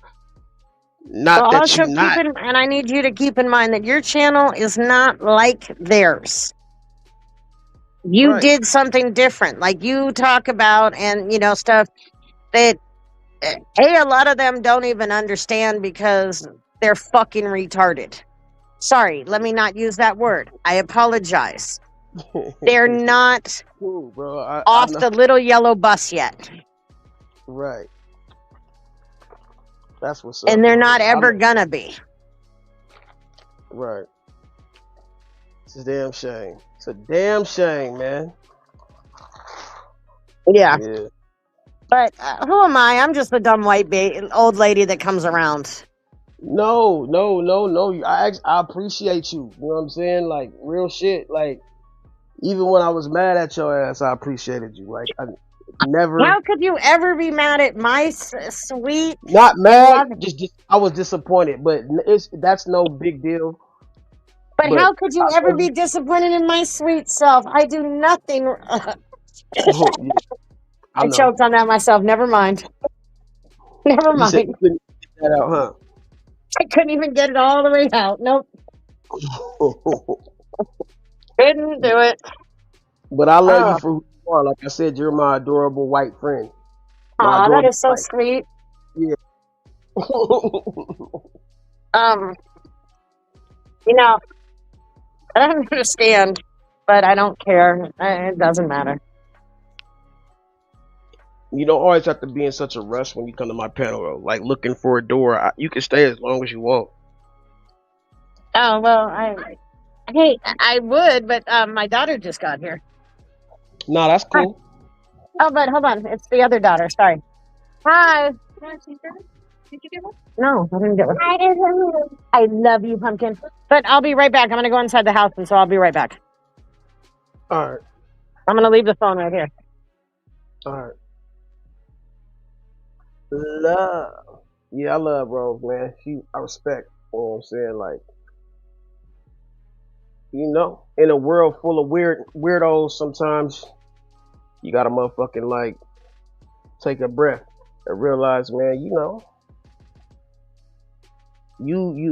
for a reason, man, and they're them for a reason. You understand me, my nigga? You dig? Motherfuckers will try to get you off your shit when they know, nigga, like, you know what I'm saying, you own your shit. And that's crazy. You know what I'm saying? Because, nigga, when I was on that bullshit, they couldn't handle it. A lot of these motherfuckers couldn't handle it. So they had to concoct ways to try to get me off my game. And, like, but shit, nigga, like, if you fuck with me, like, y'all know, I really fuck with you. I really fuck with you. But see, very rarely do you get the same loyalty you give out. Or very rarely do you get the motherfucking same, you know. But it's cool, man. You gotta just keep doing what you do. And at the end of the day gon' end. Fuck niggas. But yeah, man, yeah, nigga. That's the end. Nigga. And we live happily ever motherfucking after. Period. Yeah. But yeah, man, this shit is over, man. It's looking bad for a lot of these cats, man. You know what I'm saying? Oh yeah, and as far as the Epstein motherfucking being Andrew Jackson, bro, like that shit is crazy, bro. He really does look like, bro.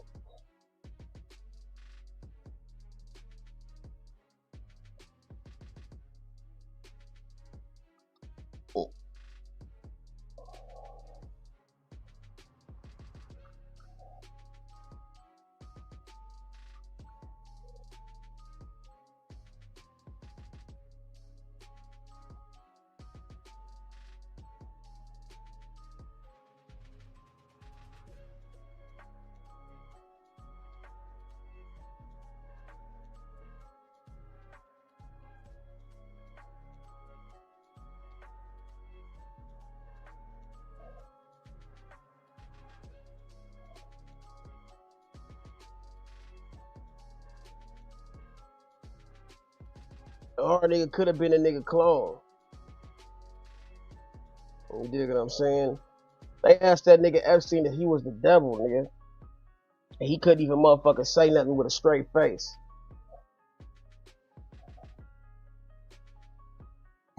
Andrew Jackson on the $20 bill. Now think of Jeffrey Epstein. Different centuries, different names. But some say the resemblance is uncanny. The Epstein files connect wealth, power, and secrecy in ways no one can explain. Some claim it's not just a coincidence, that the system has survived generations under different names, but always in plain sight. Vampires don't die in cells. Yeah, they survive in the money, the files, the power. This 300-year-old vampire didn't kill himself. Oh.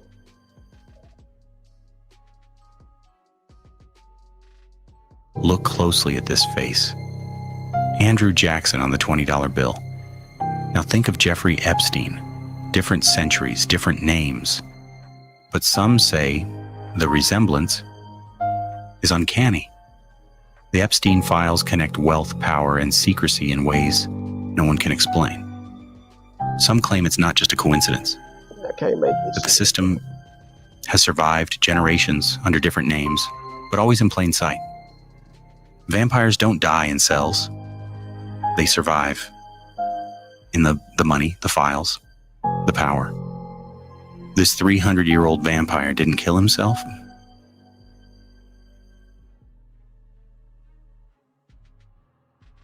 Look closely at this face. Andrew Jackson on the $20 bill.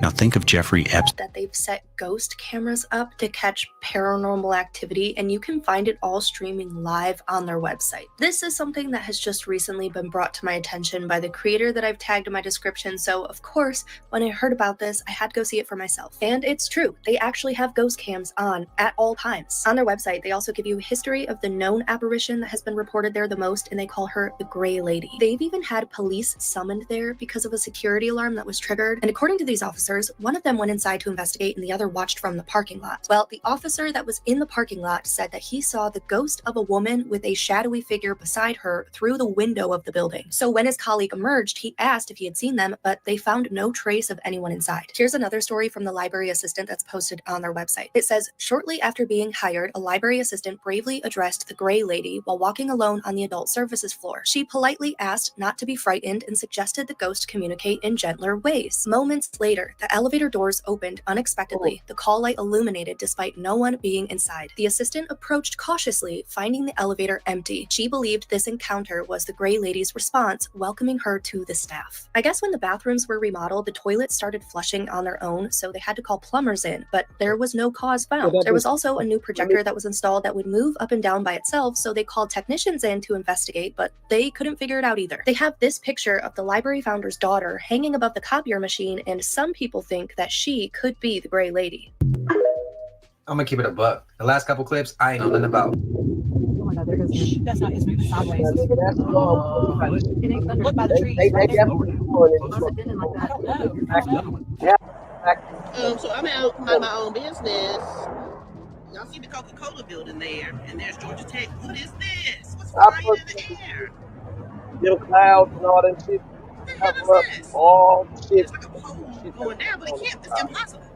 That cannot be anything that's that high, like erect. Like they like us being stupid.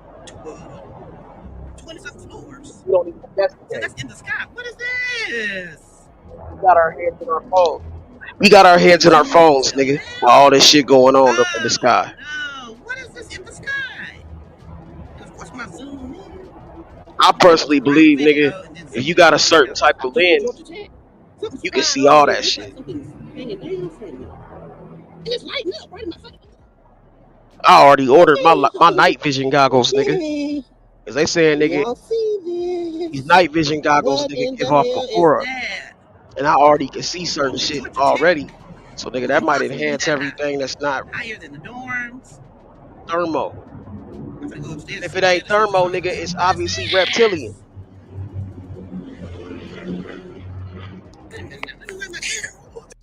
What is this? Okay, let me. Touch, you finish? I told niggas we gonna be seeing more crazy shit ever this year, and I was right. Now where did it go? What the? I'm glad I recorded. I just came upstairs and not a thing gone. Yeah, bro, they got some more of the world shit going on right now, bro. I'm just telling you where mine's at. Let me know how y'all feeling in the comments. That's how I see it. Now y'all remember this bitch? Yeah, bro. She out in another country, nigga, hiding out, nigga, acting like, nigga, we don't. Bro, this is crazy, bro. The same shit that your boy Epi did. We gonna call him Epi, and all these other motherfuckers been doing, man. No, sorry. No? Oh, I used to order a hell of pizza off her. Oh, really? She always delivered, yeah. Standing in front of a pizza shop at that. Nigga, how ironic. Nigga, God be speaking to us in so many ways. What the hell was that? What the hell was that? That looks just like Ghislaine Maxwell, who's supposed to be in prison. I told you, the truth is starting to get exposed. Shabadoo Bushkis, Shabadoo. What is up with that nigga in that Shabadooski shit? I thought it was tears on his head. You see this? You see what they're doing with their weird rituals in the middle of the night? Their What the secret fuck hidden is that? islands? I'm telling you, there's a lot What of evil, the strange hell? shenanigans they're up to. And we're starting to find out. Yeah, we're starting to see the truth. It is. What's It's up? the Green Bay Packers cheese head. Yeah. This fool be doing that weird shit. But I'm talking about them weirdos jumping on the pogo sticks. They weren't human. A lot of these motherfuckers ain't. You dig? Are you human? Are you human, Rose? Am I human? Yeah. Hell no. You said fuck. You don't want to be these motherfuckers, huh? I'm good, thanks. I'd rather be reptilian too. Nah, but shit. All I say is, man, like, take me where y'all go, cause obviously y'all got a better planet or something because y'all keep coming back here. So y'all go wherever y'all go, and then y'all leave. So obviously, nigga, y'all planet must be better than ours. So please take a nigga with you. But they just want to come in here. I feel like they have like a sexual perversion towards us humans and shit. And so that's why they keep coming in. Like they're like pervs. Like I really feel like that. Like they like to come and like watch us through. You know what I'm saying? Like, cause I'm just saying, bro. Like I done had weird dreams and shit, and I feel like they weren't really dreams. Like I kind of like woke up and seen for a second like a glimpse, and I felt like I was like being like looked at under a microscope or some shit.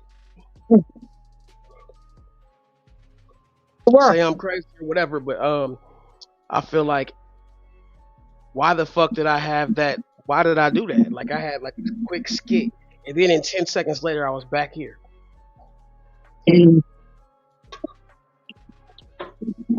No, I'm a firm believer in if you believe it, then that's great.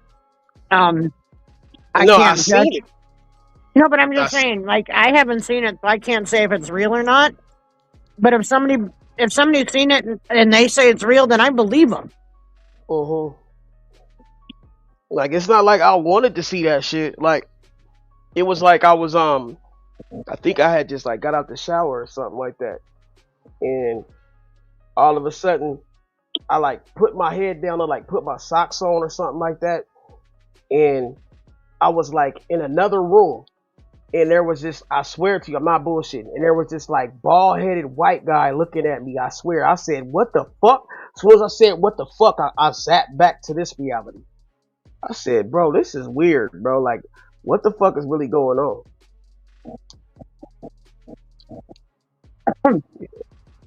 Yeah, weird shit. My son and my son-in-law, they have one of those like kickboxing, you know, it's the torso of the guy with his head, no arms, no legs, whatever. And they have it set up outside, and I swear to God, every time I walk outside, I see it out the corner of my eye. It scares the shit out of me. It's a what? A kickboxing? You know those for kickboxing and boxing? Oh, those it's things just that the upper torso. Oh yeah, I have those. I have a couple of those. Yeah, I beat up on them when I feel like hitting something. Yeah, I put somebody had given me a shirt, and I hate that person, and I won't say who it is on live right now. I don't hate that person. I just think that they're a waste of human flesh. I could probably. So I put that shirt on that thing and started beating it, and then first I threw it on the ground and stepped on it, and then spit on it, and then dragged it through the pool. Then I put it on him, and then I was beating him, and then I took the walker and started beating him because I didn't have a baseball bat. You said you beat that nigga with a walker. That's crazy. Well, okay. I know you'll get down in a fight. Huh. I'm picking up anything around me as a fucking weapon. Hell yeah, you strong if you beat motherfuckers with walkers. Mm-hmm. But I can't beat a guy. You know, I'm not stupid. I can't beat a guy because I'm a female. But I can certainly pick up something and try and hurt him with that. Right. I told my daughter, I said, if you ever don't never try to fight a dude. If you can, you have to hit him to get away and get the fuck out of there. You know what I'm saying? But I said kick him in the nuts. Kick him as hard as you can in the nuts and get the fuck out of there. And then when he goes forward, hit him in the fucking face as hard as you can, right in his nose. You know, right the bottom of the nose, shove his nose up into his fucking brain and end it real quick. Oh, I mean, whatever you gotta do. a little violent, a little violent. Yeah, I see. You beat motherfuckers with walkers and canes and shit. I gotta practice for when I'm older. Like you got your weapons from a nursing home and shit. It was on the side of the fucking house. It was my sister's mom's. She left it, and so, so I used it as a weapon. Oh, Nobody man. would come near me while I was beating the fucking thing either. See, the thing is, you gotta even the odds. Like I always said, when a motherfucker play with me, like, you know, I came from a family of big dudes, bro. And like I'm the smallest, you know what I'm saying? I'm like 6'1", 6'2". These motherfuckers like 6'4" and shit. But I ain't never gave a fuck. If a motherfucker try me, you know what I'm saying, I'm gonna try to punch him. Hey, I'm gonna even the odds. So if I gotta kick you in your kneecap and bust your shit, you know what I'm saying, I'm gonna bring you back down to earth, you know what I'm saying? Either way it go, and I never underestimate no man. Cause if your ass is small, that don't mean your ass don't pack a punch. You see what I'm saying? So I used to have I'm a gonna treat short you ass like friend, shorter than me, and we know I'm short. And he was the feisty one, like of the group.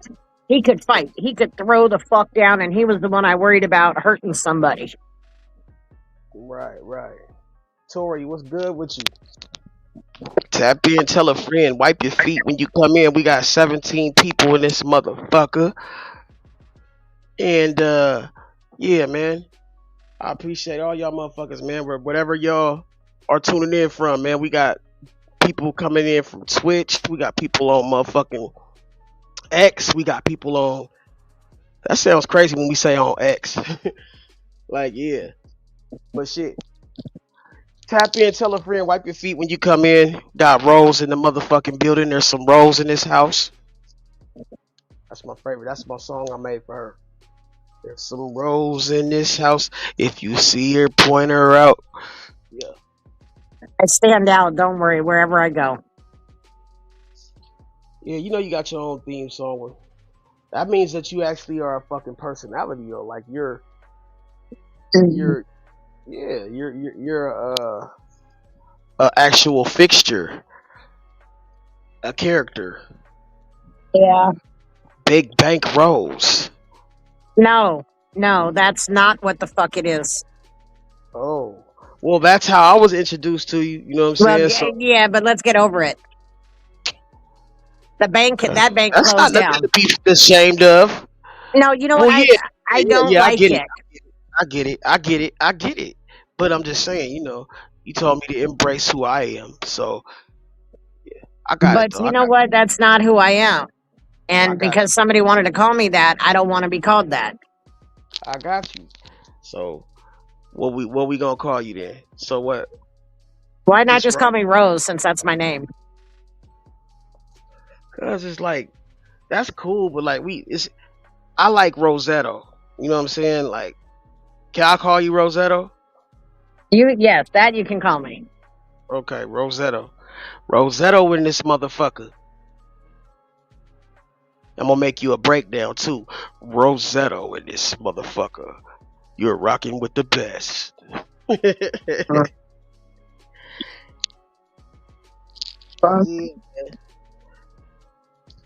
Yeah, bro. I feel you, man. It's not what you call, it's what you answer to. True. You dig? My daughter's about to come over and hang out with me, so I'm gonna get out, and then I'm leaving with my sister, so I'm about to get off here. All right, one of these days you're gonna get on here and not be in a fucking rush, bro. You don't know me very well. I appreciate Swear to you, God, bro. I'm always on the go. Even when I'm not on the go, I'm on the go. Makes sense. But you my boy. For sure. I'll talk to you later. Yeah, give me a breakdown too. Like say like 'cause I might use it. Be like, yeah, tap in at Trauma Told You show. Something. Just give me Okay. something. I'll see if I can get my daughter to do it. She has a better voice than I do. All right, for sure. Okay. All right, big. Bye. Correct. Yeah, man. Duke, man, what's going down? Tap in, tell a motherfucking friend, man. Yeah, man, it's a lot of motherfucking shit going down in these YouTube streets, man. Duke, pull up, man. I've been hearing about you, cuz. You know, I don't assume shit. So, I mean,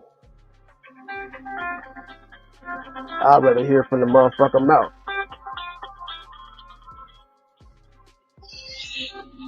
Hold on.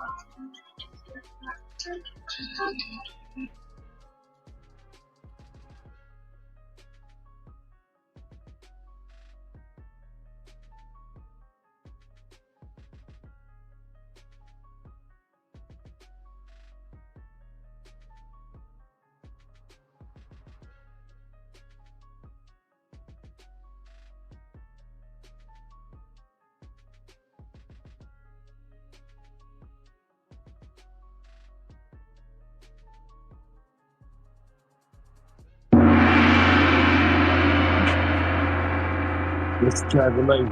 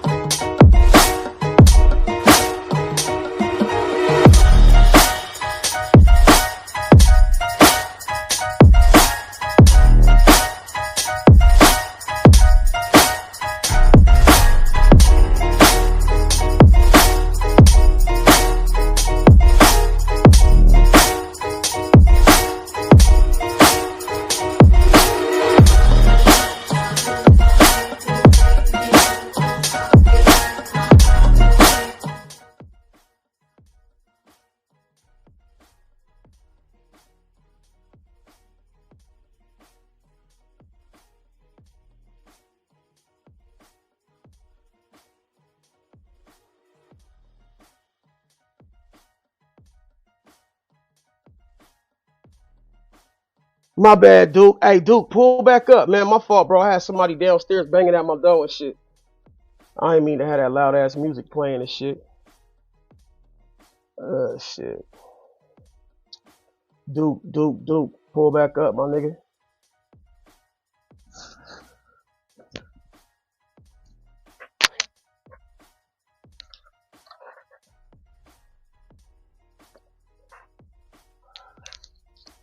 Y'all motherfuckers, make sure y'all subscribe to Duke the Pharaoh, man. You know what I'm saying? Dope ass content creator. If you don't know, you can put his motherfucking link in the chat. Think you motherfucking got a moderator stick. Oh no, he don't. Hold on, let me give him one. Duke, I'm gonna wait on you for a minute, bro. Pull back up.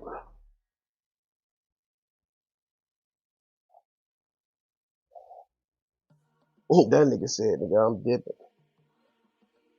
He probably, nigga, heard that loud ass music and shit. That shit was supposed to stop after the clip. Motherfucker. Yeah, man, loud ass motherfucking music in this bitch to let them know. Hey, man, tap back in, man. Pull back up, bro. I gotta ask you something real quick.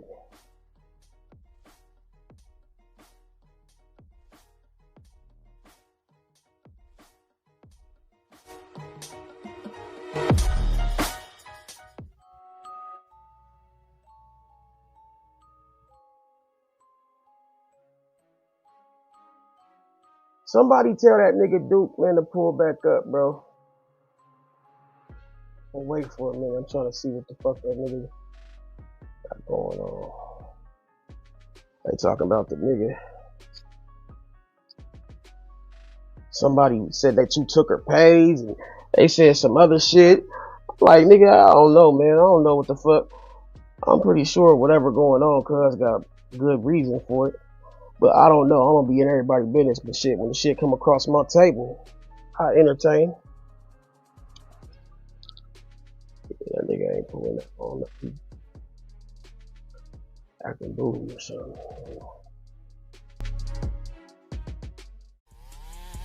Welcome to Trama Unit TV. You are now rocking with the best. Yeah, man, there's been a lot of shit going on in these YouTube streets, bro. I don't know what the fuck is the deal, bro. I don't know why so many people can't just motherfucking like come to a motherfucking medium and get along. Yeah, man, some motherfuckers is mad. They said it's over a lease. I mean, shit. And I can't even believe to this day, I still can't believe Gigi and Sugar got into it. I said, what the fuck is going on? That shit crazy.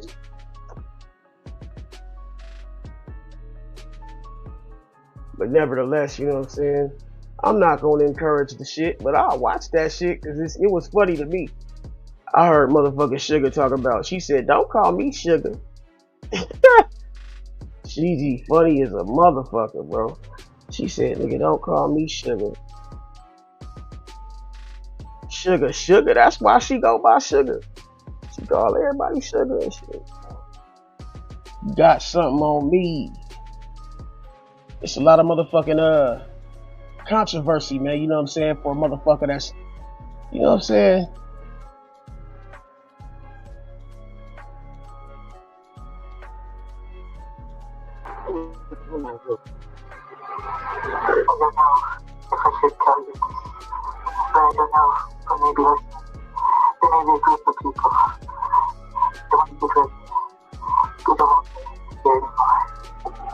I don't understand it. What do you mean? Talk to me.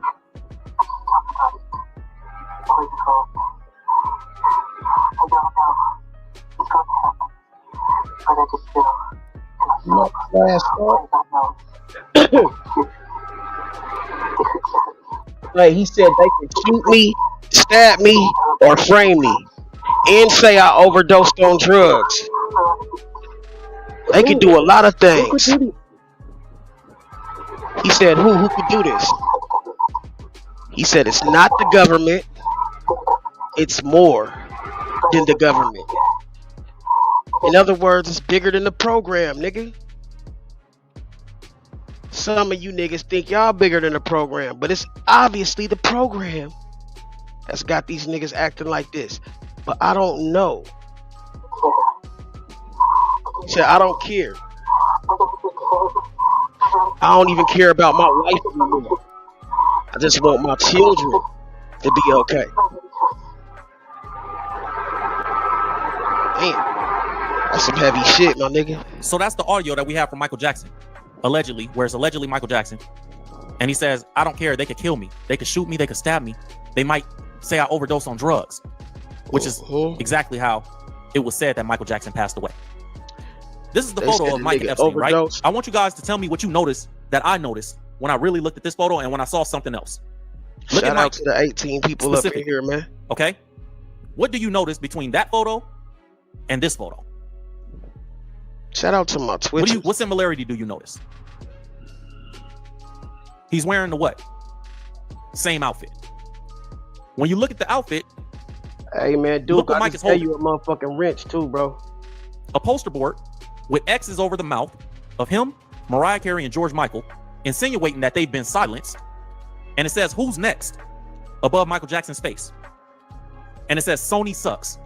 Sony sucks. So look, a lot of people. Why Mariah Carey and George Michael? I didn't look into the George Michael, but I know off the top of my head, Mariah Carey. Mariah Carey, right? See, Mariah Carey, George Michael, and Michael Jackson. They all got X's in front of their mouths, nigga, and he got a sign that say Sony sucks. He says promote Invincible now. He says that Invincible was an album that they pushed back or wouldn't promote because Mike had already reconfigured his contracts. You know what I'm saying? He bought back his masters from Sony. He was moving like a real boss. He even bought Eminem's masters because Eminem's masters belong to Sony. See what I'm saying? This is really what you call buying back the block. You see what I'm saying? I believe Michael did fake his death. And there is no signs of this nigga's body. You seen the fucking video of him hopping out the coroner's van. It's a lot of shit. He paid off the motherfucking doctor. It's a lot of shit that go into this, man. It's just, I don't think a person like that who was out thinking these motherfuckers was just gonna let them motherfuckers come and get him like that. He already knew they was trying to frame him, so why wouldn't he stage his exit? You see what I'm saying? This is no different than a show, right? What was his last show called? This Is It, right? His last performance, his last musical. My nigga, this is the greatest entertainer of all time, arguably the king of fucking entertainment. My nigga, do you think it's far-fetched? He also was a master of disguise. The nigga loved to motherfucking be able to dress up and do all these things. He had actually created Never Never Land to protect children from people like Epstein, from motherfuckers that wanted to, you know what I'm saying, take advantage of children. And yeah, bro. So they gave this nigga the label of doing exactly what he was against. And he seen it coming, so he already was ahead of the curve, bro. Was formerly married and condemned the CEO at the time of Sony. I hope you can hear me loud and clearly, man. When I'm she having divorced. a little bit of trouble with So my mic. if you look at this picture, Dude, and you I look at this apologize, bro, for having to lead like that. Mike but wearing the same outfit. I do want Could you it be to a pull back coincidence? up, Could my nigga. Michael Jackson just be wearing the same outfit twice? With all the billions and billions of dollars in fashion, See, this nigga the fashion Mike icon that he is? Same thing. They try to make it seem like Mike went to Epstein's island multiple times, but no, he went and met with that fool one time. Probably about some stupid shit. Probably Epstein probably begged him to come there, or he just wanted to come see for himself. You understand what I'm saying? Hey, man, shit. Hey, if I go to any place like weird place, bro, I'm taking my AI glasses, nigga. You know what I'm saying? Them motherfuckers record, look like regular glasses and shit. But nigga, hey, I'm having my motherfucking you know, I'm gonna keep my shit on play, on record, nigga. I'm gonna motherfucking get me some footage, nigga. But nigga, Mike knew what was cracking, bro. He knew what was up. He knew that they wasn't just gonna lie down and take that, cause after he outsmarted them, then they knew that all those motherfucking those residuals was going to Mike's pockets and wasn't fattening theirs no more, so there was nothing for them to gain. Oh hell no, if you gonna get your motherfucking money and we ain't gonna get ours, hell no, we gotta get you gone. We gotta get you out of here, bro. Possibly. Look, is it possible that this happened the same day? Now why is he saying that this happened the same day? Because you see this red shirt. Remember the red fashion shirt? icon that just be wearing the same outfit twice? Remember the same shirt, right? Mike wearing the same outfit. Could it be a coincidence? Mike don't wear the same outfit twice. And you look at this picture. CEO at the time Now, of Sony. Pete Game, the same picture. You see that red When she fucking divorced. shirt? That's the same fit. So if you look at this picture, and you look at this picture, Mike wearing the same outfit. And don't that nigga Epstein just got that look? Just got that funny boy, that fun boy look, my nigga. Like, I don't like that nigga. I don't like his look, bro. But look at him, bro. Could it be a coincidence? Could Michael Jackson just be wearing the same outfit twice?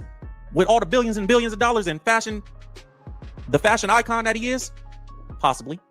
Is it possible that this happened the same day? Possibly. There was another time that Mike was campaigning against Sony, where he had a poster saying Sony kills music. Sony kills music. Why would he be saying that? Around the same time, because it was promoting Invincible. So he kept having these poster boards of him promoting this narrative that Sony was killing music, right? Then he went as far to hold up a poster board The for everybody good, to see. the bad, the ugly. It says the good, the bad, the ugly. And it's Michael Jackson. And who is this man right here on these photos?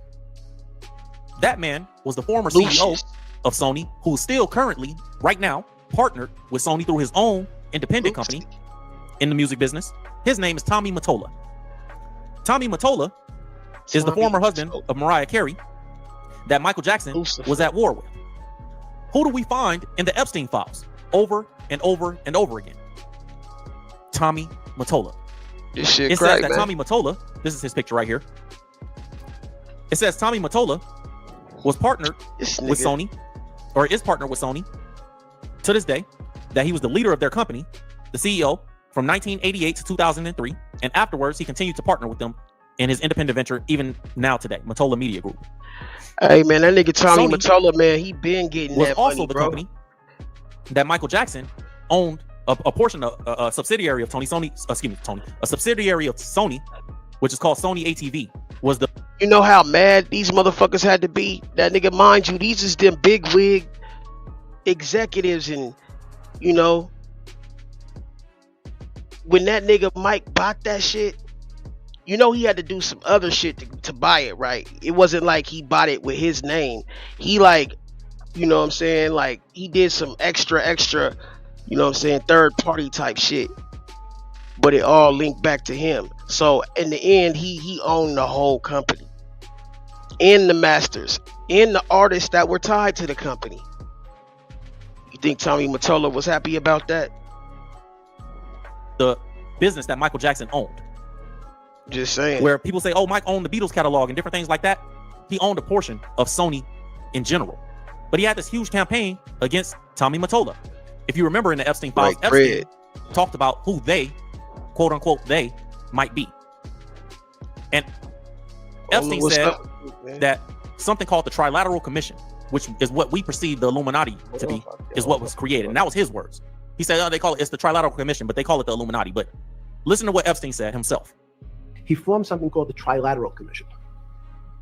The Trilateral Commission is some spooky stuff. People said it was some of the people that the Illuminati, there's some mystery about it, people that ran the world. You see what I'm saying? It was politicians, but David said most countries, the politicians get elected for 4 years or 8 years, separate from the royal families in England or in the Middle East. Someone's there for 4 years and then they're not there anymore. The most important people to have stability and consistency would be businessmen. So he formed this Trilateral Commission of businessmen and politicians from 3 major continents. So it was the North Americans, the Europeans, and the Asians. Bro, did anybody realize how close the Epstein Island was to Haiti? Bro. Like, bruh. Really close to Haiti. Like, bro, you know, my family Haitian. You know, that we don't play these games. We don't fuck with Epstein. You know, I'm not even gonna talk about some of the shit we heard about Epstein. And we know about Epstein. But nigga, yeah, bro, it was a reason why he was not far from Haiti. All the black blood that resides right across the way. You know what I'm saying?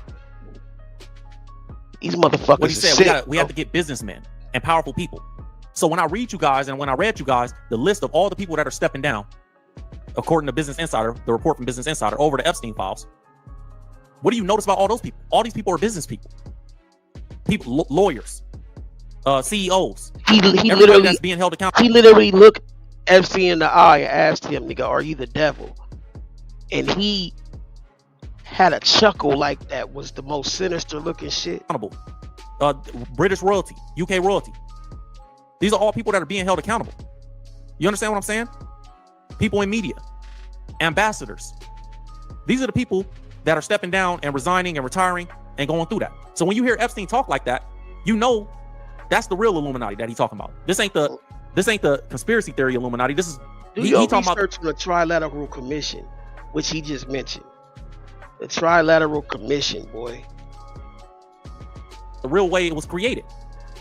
Let's see if he had any more to say real quick. So he said to me, would you like to be on the Trilateral Commission? No, I was 30 years old, 32 years old. I said, great. And he said, well, you have to fill out this application so they have your bio. And I looked at the list of people, and it was Bill Clinton, former president of the United States, Paul Volcker, every great leader in America, the Asians, the Japanese, and with a very long description of their history. And they asked me to fill what I would like to have written. And I wrote Jeffrey Epstein, comma, just a good kid, which I thought was funny. Nobody else did. So answer quick. This dude is an evil dude. Now let's get back to Mike. When I see Mike in the Epstein files in that outfit, right? And then I see another photo of Mike holding his poster board in the same outfit with a poster that insinuates that these people have been silenced by Sony, that says Sony sucks, and it says who's next over the photo of Michael Jackson, like who's next to be silenced. And then we tie that to the war that Michael Jackson was at with Sony, and who was running Sony at the time, which Michael Jackson has a poster board of Tommy Mottola. And then Michael Jackson also said this about Tommy Mottola, but we combine that with Mike saying that they may kill me, but also having a whole campaign. He said this about Tommy Mottola from his own words. Listen. And Tommy Mottola is a devil.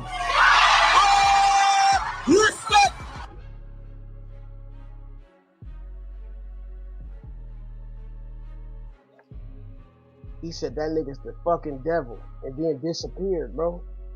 Disappeared, bro. Some heavy shit, my G.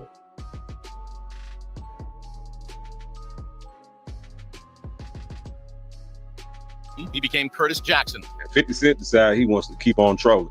Not because he has to, because he wants to. 50 Cent did this. To entertain is to provoke emotions. Love me or hate me, it's cool. Just care enough to feel some kind of way. Tomorrow's gonna be a slow news day, or y'all can make some shit up. I'm busy. LOL. And then this stupid blank blank award goes to old rappers still trying to battle rap. ChatGPT told me that I don't need me to rap. Crazy. You need me to rap. LOL. Get the ups off my page. Then this. And then this. Then 50 Cent said, I'm out of here. You guys hurt my feelings. Got him! And then the response from T.I.'s camp, we get this. I can't sleep at night thinking you died in vain. Miss Jackson, am I overreacting or is it valid? I want to have a one-on-one. Nigga, and by the way, nigga, son flamed his ass, nigga. Convo about the man you sacrifice your life for so the world could see his talent. Man, then we have King, who's been it the whole time. Let's see what he had to say. You gonna get me started again, Curtis. Just STFU. 50 Cent. How much for this pic? Yo, this is crazy. This your mama or pops, 50 Cent?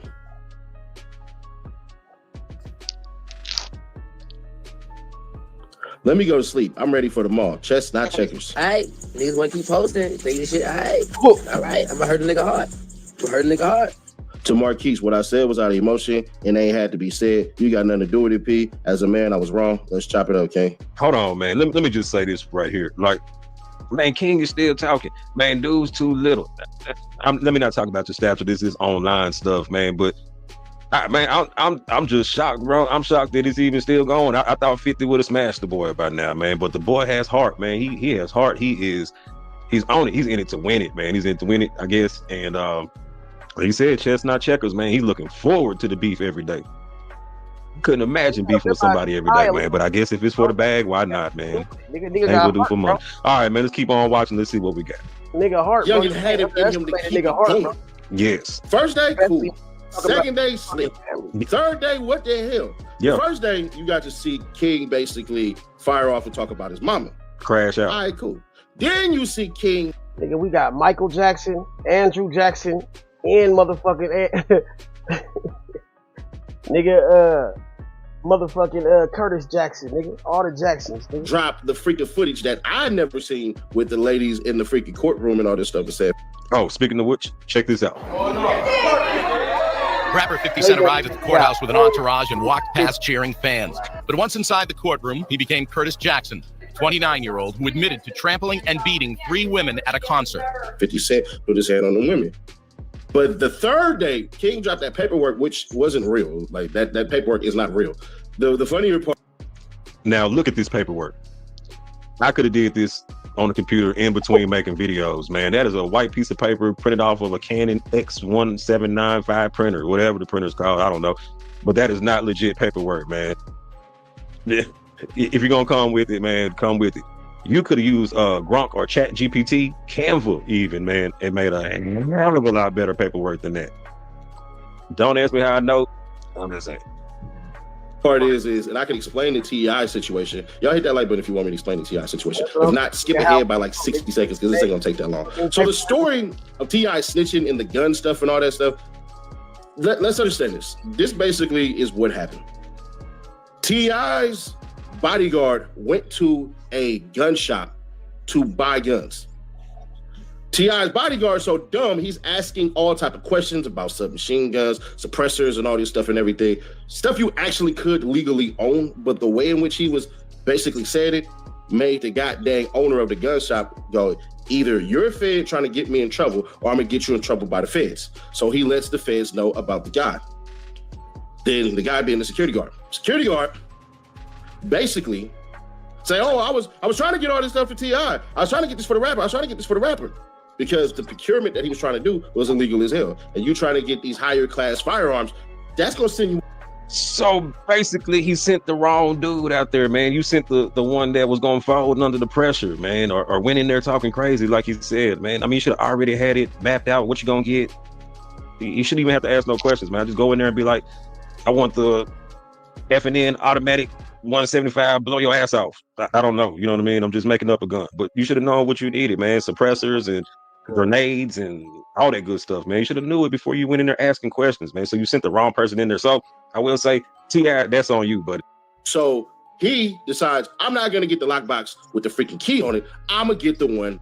How the hell is you gonna beat that part of the case? So they signed him up for a deal, getting gone for about a year. They got disrespectful dances. I ain't gonna do nothing. Man, I don't like to say why ends, but you know, just for this, I will. Man, y'all are off of the chain, man. Completely different than how we were 20, 25 years ago. I'm not gonna say we did everything right and we were angels or anything like that, man. But it is a complete different disrespect game out here, man. Y'all are, boy. I tell you, man. I don't get in your way. If I'm riding down the street, man, and you know I'm in the lane and y'all come up behind me, boy, I might be in my car, I'm mad, and I look over. And I see 3 of y'all in the car. I know there's like 978 shots in that car, man. I just turn right back around, put my head down, and just keep on rolling because y'all are on one, man. So, yeah, shout out to the youngins. But boy, you see my face, man. I'm on your side. You hear me? Let's go. None of that because I actually do know some of them people up over there. Man. Jacksonville rap. Who I smoke, or when I see you, the whole world see you. When I smoke it all the time. That's what King is used to, right? So crazy. King whole musical experience of the last decade has been nothing but disrespect. See, 50 Cent don't realize this. King is I don't give a F mode. And since that's what he's on, King on his cheap. I'm gonna be fair, square, obvious, and honest. 50 can't win. Because I think King got more shit set up. Bro, who the hell seen that photo? Who seen that photo of this fool mama and him holding up the picture? Bro, this shit like King look like a bully right now, bro. Like he's bullying the bully. So I ain't trying to sound disrespectful when I say this, right? But T.I. ain't put out a classic diss on 50. T.I.'s album better sell. Oh yeah. Flat out. You can do all the dissing and all the trash. What? So nigga, your album is supposed to release in Q4, which is the fall? Man, ain't nobody gonna care about no goddamn T.I. album by that time. At all. What the So, hey, man. So y'all know, Q4 is October 1st to December 31st. Yeah. Bro, you supposed to drop that album now. Truth is coming out, baby cakes. Shabadoo booshkis, shabadoo. Did you see the one in the back, how fast he was moving? That wasn't even human-like.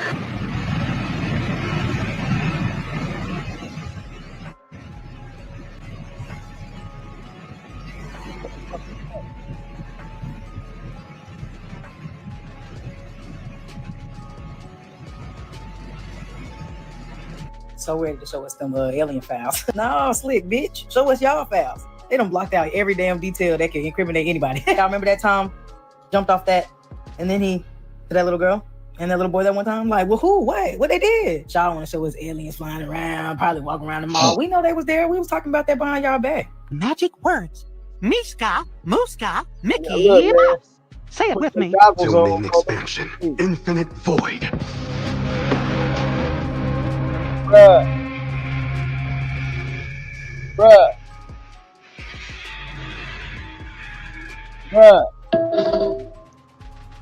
So many questions. NISAT found a hole in the New York sidewalk, so we flew all the way out to find it. Unfortunately, it was sealed. But after posting the video, we got an anonymous tip about a secret tunnel system inside of a synagogue. We were told it was somewhere inside of the basement. So we went down to check. There were a bunch of strange rooms that still had power. But inside of this closet, somebody had broken the wall to find their way in. They even cut a hole into this metal to get into the secret tunnel. Then we found this strange looking vent, which was actually a tunnel system that went on for miles. I can't believe we actually found tunnels in New York City. There were even stairs inside of the tunnel. They even had massive fans for ventilation. The craziest part was when I walked down here and I found another room. This room looks like it's for a fallout shelter. I even found a bunker with a bed inside of it. Claustrophobic, bro.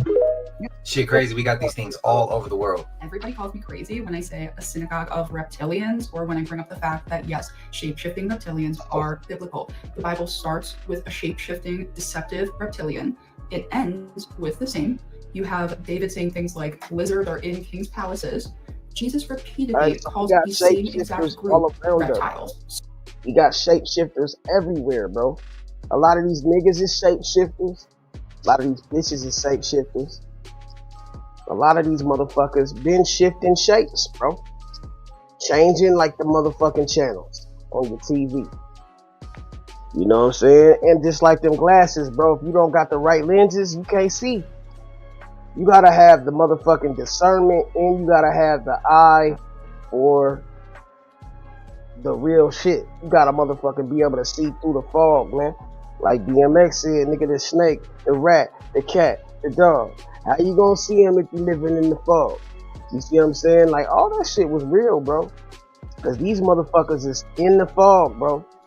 For real. Serpents, vipers, says that they've created a den of thieves. And he only refers to one specific group in this way. So we had this incident in New York City a couple years back, and then we have the Teenage Mutant Ninja Turtles who live in the sewers underneath New York City, and they eat pizza. I also just saw a trailer. They're coming out with Teenage Mutant Ninja Turtles Chrome. It shows them literally morphing into Nephilim. Like, they grow extra fingers and stuff and they become gigantic. But I want to show you this movie I came across on YouTube because I actually cannot believe how upfront it is. The creatures who deceive the humans in the name of God were reptile-like aliens called reptilians. The reptilians like to eat the animals of Earth and occasionally enjoyed eating human flesh too. They brainwashed the Earth by using the name of God when their true intention to invade and overtake the Earth. I couldn't post the whole clip. Copyright. Y'all heard it. You got a dollar by any chance? Look at how these eyes light up.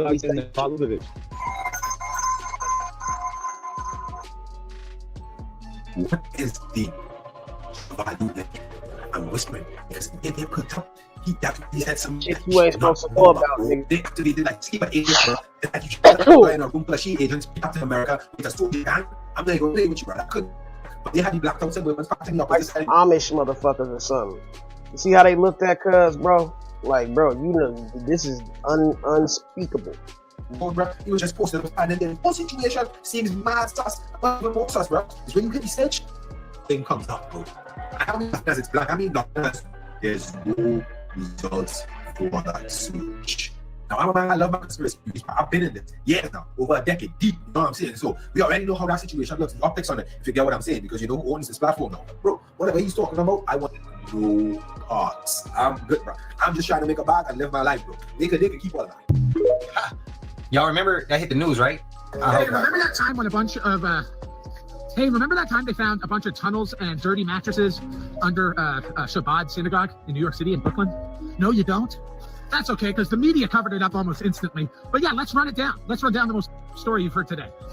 So back last year, it was discovered that a bunch of Jewish students had illegally excavated a tunnel which had stretched, I think, 600 meters beneath their synagogue. The exact place is the Chabad Lubavitch World Headquarters in Brooklyn, New York. Okay, so when it was discovered that these, ambitious students had began tunneling illegally into New York City, they pulled out a mattress, a child-sized mattress covered in what looks like blood. They pulled out a few high chairs, and who else knows what they pulled out of there? Because wouldn't it be crazy if the Chabad people tried to literally fill the tunnel with cement before police could get involved? This really happened. Then a brawl broke out. A bunch of crazy Chabad Jewish people stormed a press conference and a police investigation, obviously trying to stop them from discovering something. Gee, I wonder, any guesses? Anyone want to take a wild guess at maybe what they were trying to stop the discovery of? I don't know. It could be a million things. But anyways, yeah, nothing to see here. This story was forgotten about within like a week. And yeah, I'm sure they're not up to anything like that anymore.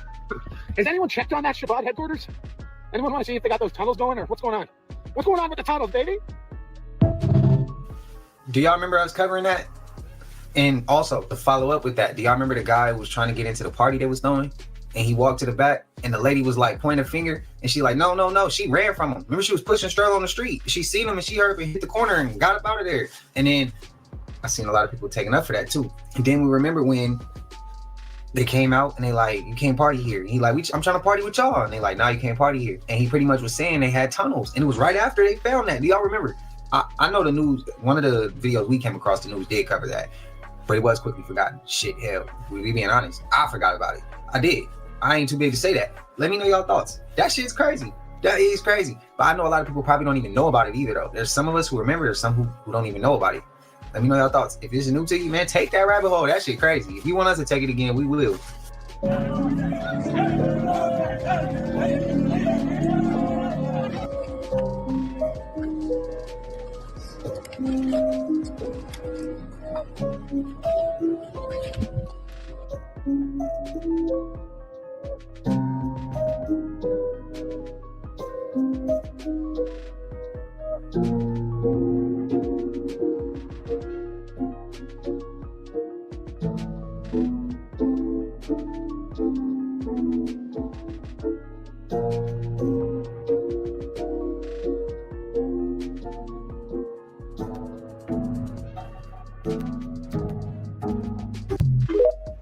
A million things ever built for. I always imagine myself making great plays, but never think about being MVP. Investigate 9/11. 9/11 was perpetrated by people within our own government.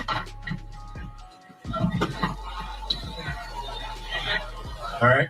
Why do smart people always wait until the last minute? It turns out their brain is doing something that yours is not. Studies have found that people with higher IQs tend to procrastinate more than everyone else. And the reason is simple. They know they can finish in time, so they don't feel the urge to rush. But that's not the interesting part. While they're waiting, their brain is still working on the problem without them realizing it. This is called the incubation effect. And it's been shown again and again in research. When you step away from a task, your mind keeps processing it in the background, forming connections you'd never find by sitting there and forcing it. Then, as the deadline approaches, something else kicks in. The body releases a surge of chemicals that sharpen focus and shut out distractions. Research shows that people under moderate pressure are about 23% more creative than those under no pressure at all. But this only works if you actually trust your ability. For someone without the skill or experience, waiting just creates panic. But for someone who knows the problem deeply, the delay becomes part of the process. This is completely different from laziness. Because wait, they're not being lazy. They're giving their brain time to explore possibilities in the background, then using the deadline as a switch, snapping into a mental state where time compresses, focus narrows, and thinking becomes faster, clearer, and more precise than normal. Why do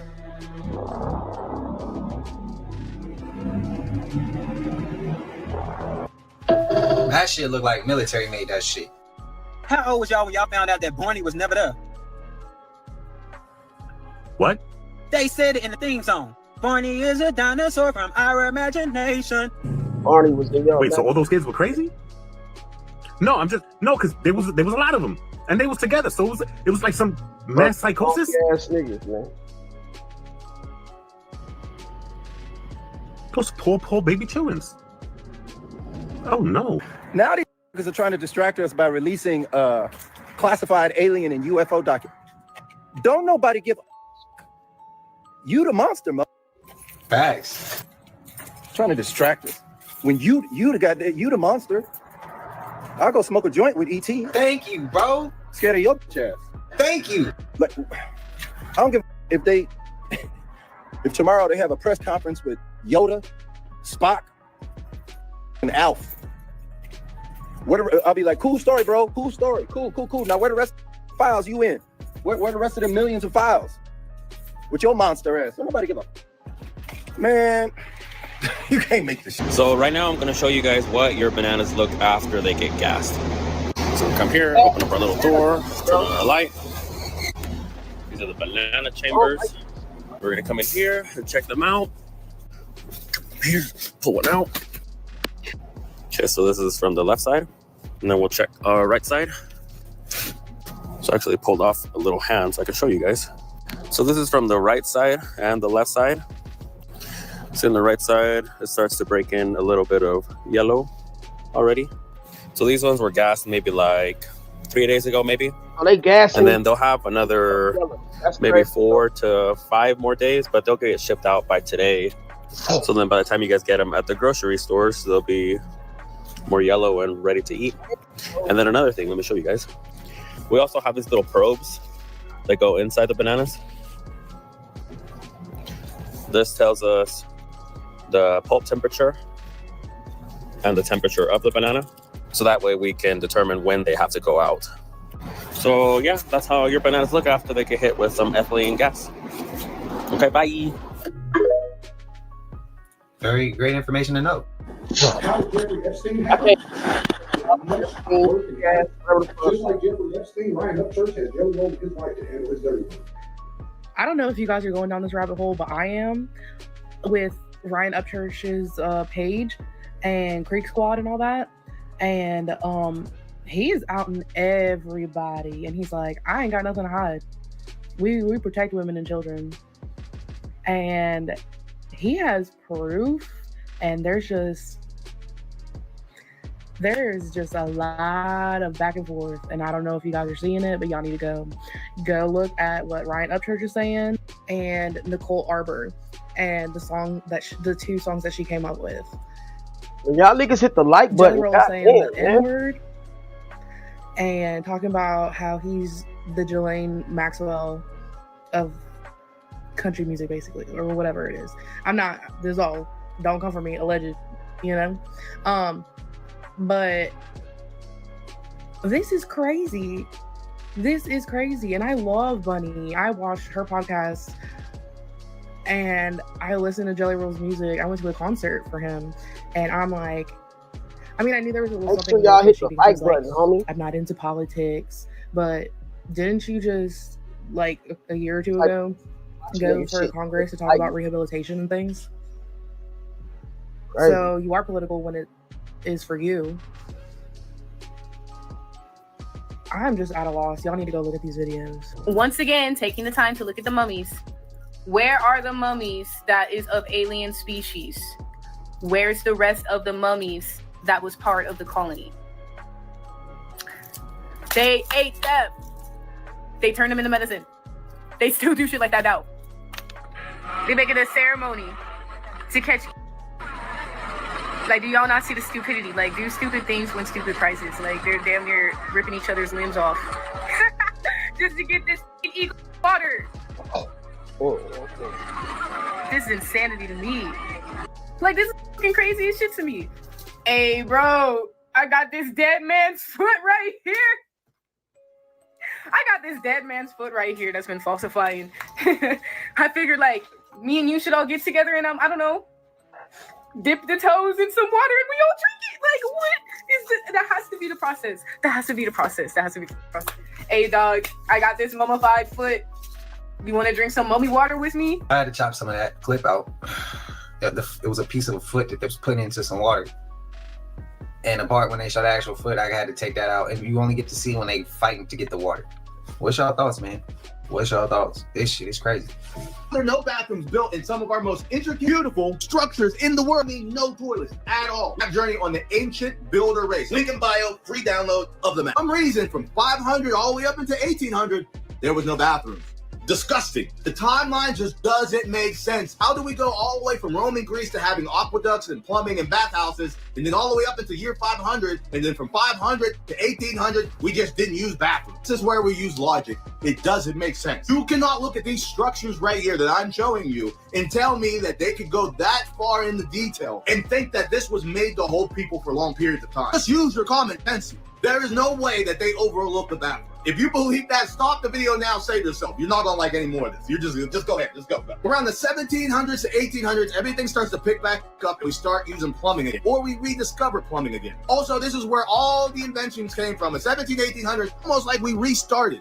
Yeah, ancient master builders. Why did they build these cathedrals with no bathroom? Because they were charging stations. These are energy frequency healing stations. That's what they were made for. I understand, it's hard to believe, but go with me on this thought exercise for a second. Let's say modern day, I build a structure that deals with frequency. In this structure, I amplify a certain frequency, and if you walk through it, you can be healed of certain ailments. Let's say I built this thing and I have it open to the public. Modern day, right now, how long do you think that I can have my structure, frequency healing station, open to the public? For long do you think that I could operate without coming up gone, or them just taking it completely? And two, once the system took it, which they would take it, do you think they're going to keep it at 100%, or are they going to dilute it, control it, turn this into some sort of financial beneficial system for them? What's the difference between modern day and back then? Why were all of the organs and all of these structures dismantled, toned down, or completely disappeared? Some of them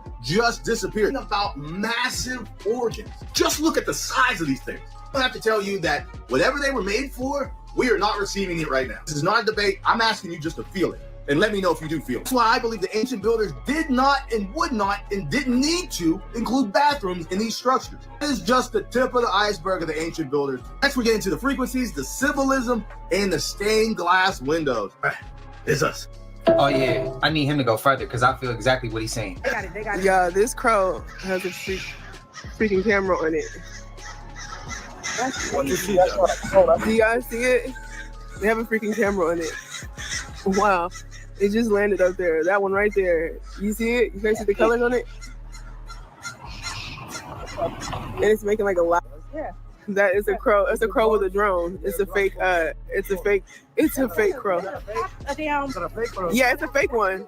No, it's a fake one. No. They like they're implanted. So there's a lot of fake hoes and a lot of fake crows. Yeah, bro, these motherfuckers, man, be straight robots, man. It just flew away. I don't know where it went, y'all, but that's crazy. You want the chicken wings? The real outnumbered by fake shit. I told you I wasn't. I knew. I was like, man, I see colors on it. Where'd it go? Right there. It's right there. I can't see it no more. It's right there by the two O's. By the T. Oh. Damn. Look, I see it. It's starting to fly away. Oh, we caught you. Yeah. We already got your ass. Somebody's down here watching somebody. Somebody got a camera. You see her making that sound? They're probably the reason why the crows are acting like that. Where'd it go? It went over here. He's down here stalking people. That's crazy. That's creepy. That's crazy. You're making that sound. That's the one that was making that damn sound. Stupid. Stupid. I know the other crows is like, excuse me. That's crazy. I heard about that shit. I didn't see it. That's crazy. Y'all, they imitated my son. Damn, bro. She said they imitated my son, bro. And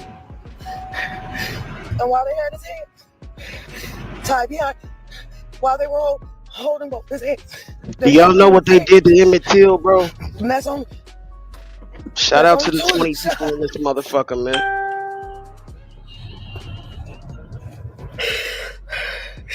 They executed my baby. They held his hands behind his back. So what you see on the news, when you see the officer, not the one that was straddling him, that got him in the back of the head, but the one holding the gun, that's the one that got him in his hands while his partner was in the back of his head, y'all. Y'all can't hit the panel. This is an open panel, man. Y'all bougie ass. They shot my baby in the back of the head, y'all, while they were holding his hands. Hey, we can hold hands and kick hands, He is in heaven. His brains literally were. But I'd laying on rather the ground motherfucking yesterday when I went to where they him. stand tall and stand on something. I don't want nobody's sympathy, but y'all love on y'all kids. But why they do that to her, Y'all bro? love on y'all kids, dog. Imagine a mama having to see her son be beat When to I death. say they executed my baby, that police video footage y'all saw, America's so gun ho about, where y'all see an officer and all y'all see is his gun drawn. That's because he was the one shooting the gun in the hands that his partner had together like these. The dog was mawing at his neck. His neck is more. Oh, bro, they opened a place and put it on fucking Good Morning America, named Cannibal Burgers, bro. Literally, and this place serves human meat. I just thought I'd mention that. What type of shit?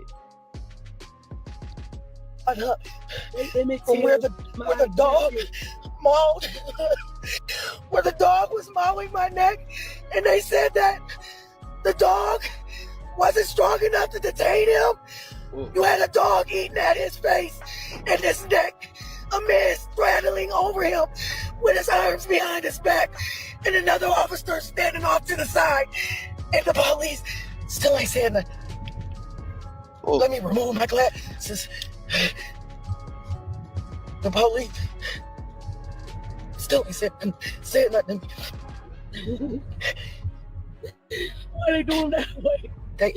And then they emptied his bag and laid the shit out to make it seem and then like he had a tried weapon. to empty stuff out. It was hot that day. My son sweat. He gonna wear some gloves and he's That's sweating foul, on the bro. bike. God Which I bless. don't know is they sped that footage up because the police actually knocked him off that bike. See, y'all can go by what the news tell y'all because the police gonna always have a different narrative, but we showed y'all what was real. We watched them stand over him while he was laying on his stomach. When does deadly force become the first thing? Mama Gwen, the first thing they resorted to while he was laying on his stomach.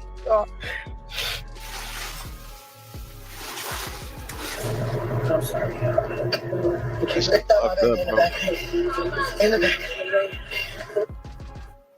Imagine the shit she gotta live with, man. After seeing that, bro. Nah, I ain't never cut a clip short because I couldn't stomach it. That we're in eclipse season. A lot of times eclipses can signify death because eclipses represent significant events in somebody's life. And we have the first eclipse on the 17th. We have the next eclipse take place on March 3rd. But the past couple of weeks, we've had a lot of famous deaths. Like Dawson died, Jesse Jackson died. Now McSweeney died. I'm scrolling on Instagram. Shira Sevens has died. Oh yeah, rest in peace to Jesse Jackson, man. Yeah, bro. I used to listen to his little radio show and shit. Yeah. That nigga Martin Luther King said, "Get away from them hoes, Jesse." That nigga said, man, Jesse Jackson love them hoes, man. But hey, man, rest in peace, though, man. Dying that have never died before. And eclipses, in the words of Chris Brennan, represent significant endings, significant beginnings. I'm even listening to an episode of the Astrology Podcast right now that he did about eclipses, and he was talking about how a lot of people die, a lot of people go to jail, a lot of crazy, significant things happen in celebrities' lives because eclipses are representative of catalytic events. So it makes sense. But yeah, it's not a surprise that we're seeing all these celebrity deaths and a lot of crazy things happening. Like Prince Andrew got arrested. I'm going to look at his chart. Yeah, eclipse season, get ready. And then Mercury retrograde is about to take place on top of this eclipse season. Like, shit's about to get crazy. Did you see that Ghislaine was seen in Quebec? This person looks very similar to Ghislaine. And the guy that walks up to her says, "Hey, Ghislaine," and she instinctively looks at him. Kind of like when you hear your name out in the wild when someone says your name, but they're talking to someone else. She instinctively looks at him, which is a little odd. And then she's like, "Oh, no." But also, the guy next to her looks pretty similar to her brother, Philip. And it might sound crazy, but we know the person that they put on trial that was pleading the fifth the whole time was not Ghislaine. Look at these two pictures side by side. That's not Ghislaine. She's definitely not in prison. We know that for a fact by who they showed us, not her. But also, did you know Epstein, how old he was when he died? He was 66 years old in 6 months. That's a little odd too, don't you think?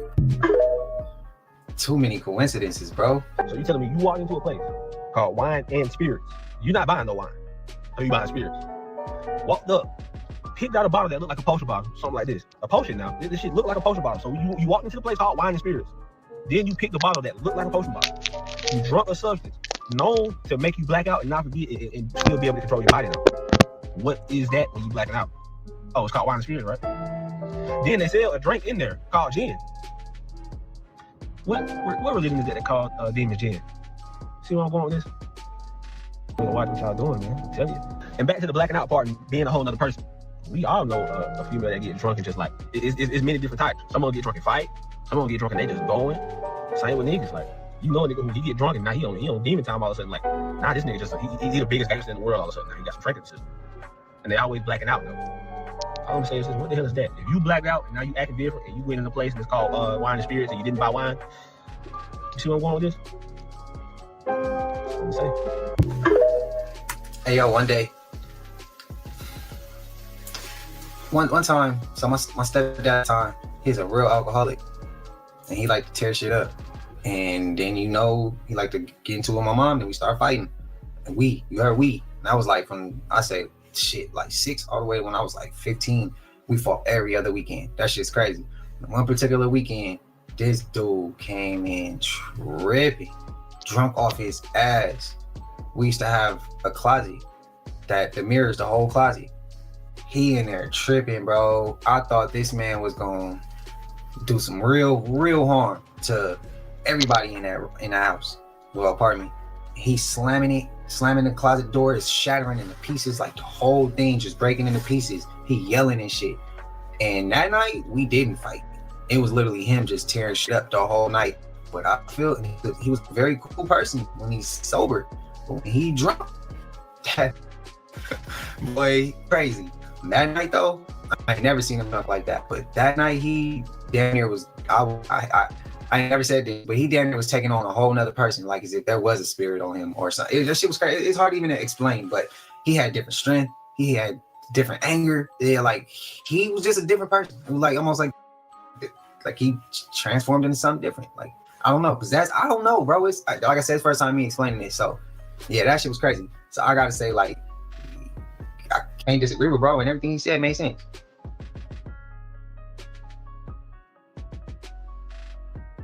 What's your thoughts?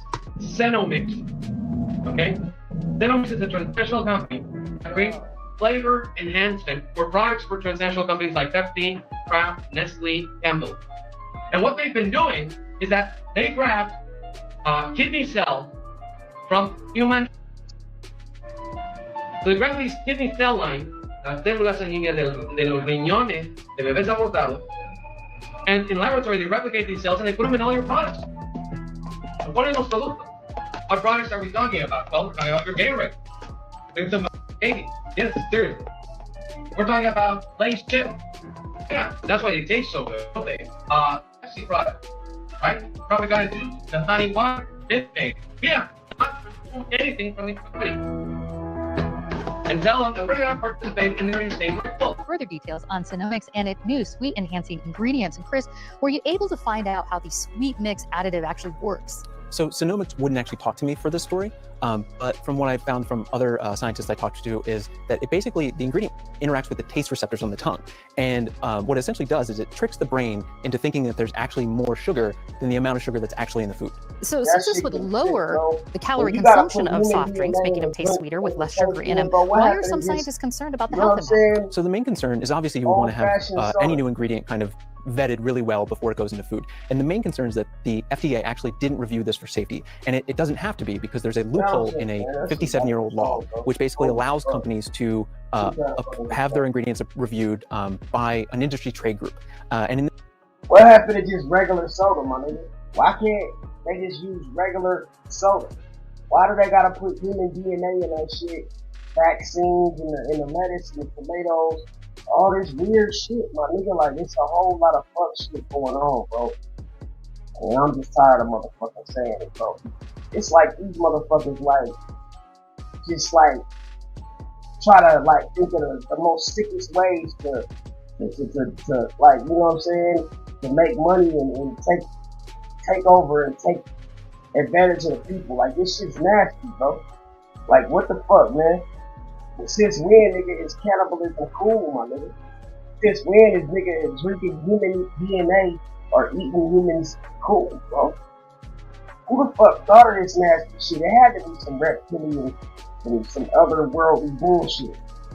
Who the fuck does this, my nigga? In this case, what happens is that a company like Sonomics and other flavor companies will go to the trade group that represents the flavor industry. It's called the Flavor and Extract Manufacturers Association, and they have a panel of experts that review the safety of these ingredients. But critics of this loophole basically say that companies like Sonomics are exploiting it, and that the FDA should be reviewing these. And what did that group find? So there's a consumer group called the Center for Science and the Public Interest, based in Washington, D.C. And what they did is they took a look to see if at 4 sweetness-enhancing ingredients from Sonomics, including this latest one, and they wanted to see what studies were done. And what they found is that some studies that are recommended by the FDA weren't completed.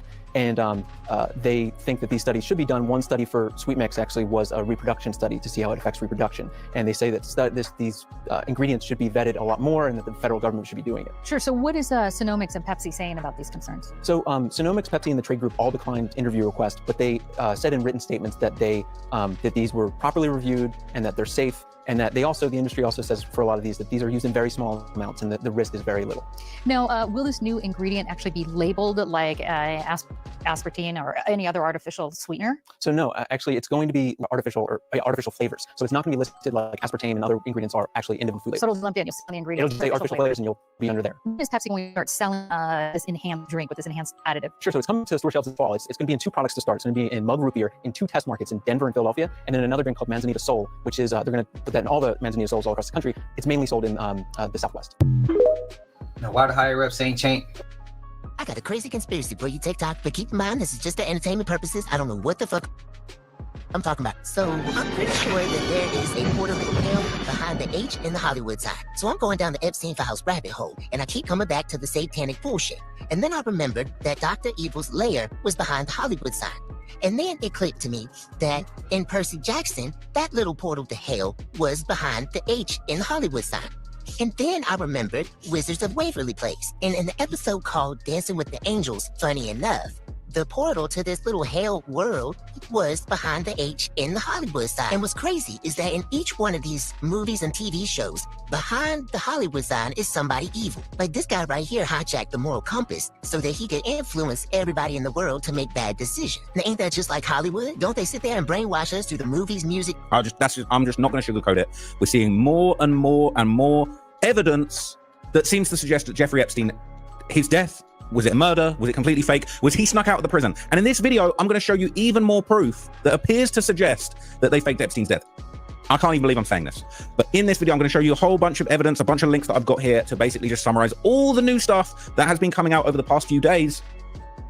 Make it pretty hard to believe the official story about Jeffrey Epstein. That's the best way I'm going to put it. Okay, so the first thing I want to show you is this. All right, you're not going to believe some of this stuff that I'm going to show you in this video. Okay, there's been a growing body of evidence, all right, that suggests that perhaps the prison guards might have been involved in maybe faking Epstein's death. I showed you a video, I believe it was yesterday or the day before, where they're talking about they believe that the prison guards might have actually off Jeffrey Epstein now. You cannot we don't know for sure. Maybe they want to put it around that the prison guards finished off Jeffrey Epstein because they might have actually helped him get out and fake his death. It's possible. This video is definitely an eye-opener. Check this out. So you know how the jail workers said they think they switched Epstein out when that unmarked transport van showed up when they're not normally showing up? I think I found something. So in the data dump, they let us have like the hours and days leading up to, and this is the last. Wait till you see this shit. This is so what you do is this is the PDF, right? You search the PDF file. No wonder it's called a PDF file. My nigga. You copy the link address, you put it in another, right? I'm putting the link in there, paste, but you take the PDF away and you put MP4. Boom, you can watch videos. Now look at this shit. What in the absolute fuck? There's clearly an obstacle blocking people's view on purpose. Now, this makes no sense. And we did see in testimony from people that were in prison that once Epstein's body was discovered, they put up sheets and screens to basically obscure the view of what was going on with him. But what's really crazy, this is 5 p.m. on August the 10th. So this would have been 4 hours. This would have been 11 hours after his death. They got these screens up. You can't see anyone who's coming or going. They've intentionally concealed. So the cameras that got deleted, all right, they did a great job deleting them cameras, but they had to let a little bit of film run afterwards. And they're putting up screens. What do you think we're dumb? Do you think we're just absolute sheeple that we're just going to accept that all the important footage is deleted, and even this footage that you tried to hide from us, you got a random screen up? Okay. Next day at 5 o'clock, this is where the data set picks up. So happy link address. At this point, bro, it's just like, bro, take like, away PDF. bro. Stop fucking playing, bro. Stop. Look, it's all this. It's a joke. It's a fucking joke. Really? 10 p.m. Got screens up. They've moved this. It is a joke. Oh, we have a few hours missing from there too. Okay. Make it. A few hours missing. Screen up. So it jumped. What a joke. So the data set did jump. We lost some hours there. Went from 5 to 6 to 10 to 11. So we lost a few hours. That's cool too. Not only are we missing when it all happened, but hours are missing after the data set picked up. So the big question is that's on everybody's mind, okay? And I'm scared to even bring this to the table. Sometimes I start digging into things and my research is too good. And I start thinking, whoops-a-daisy, I might have uncovered something crazy. Because you're probably wondering who would have faked Epstein's death? Who could have possibly, and this is just opinion, this is just conspiracy-minded opinions. I love being alive and absolutely not saying that any of what I'm about to say is definitely true or what happened. But who could have been the person that was in the position, the prime position that could have feasibly, reasonably organized the faking of Epstein's death and alleged escape? Well, I think that there's a pretty good case to be made that that person, okay, that person may well have been, all right, I don't even want to say. I'm actually scared to tell you guys this. All right, let me rephrase it so they don't come and get me. Okay, a man like Jeffrey Epstein had unlimited resources, okay, and a lot of connections. He would need somebody big, somebody heavy in, you know, the world of justice, in the Justice Department, all right, in the legal world, to pull this off. So if only he had connections to perhaps somebody at the very, very top of the totem pole when it comes to justice, corrections.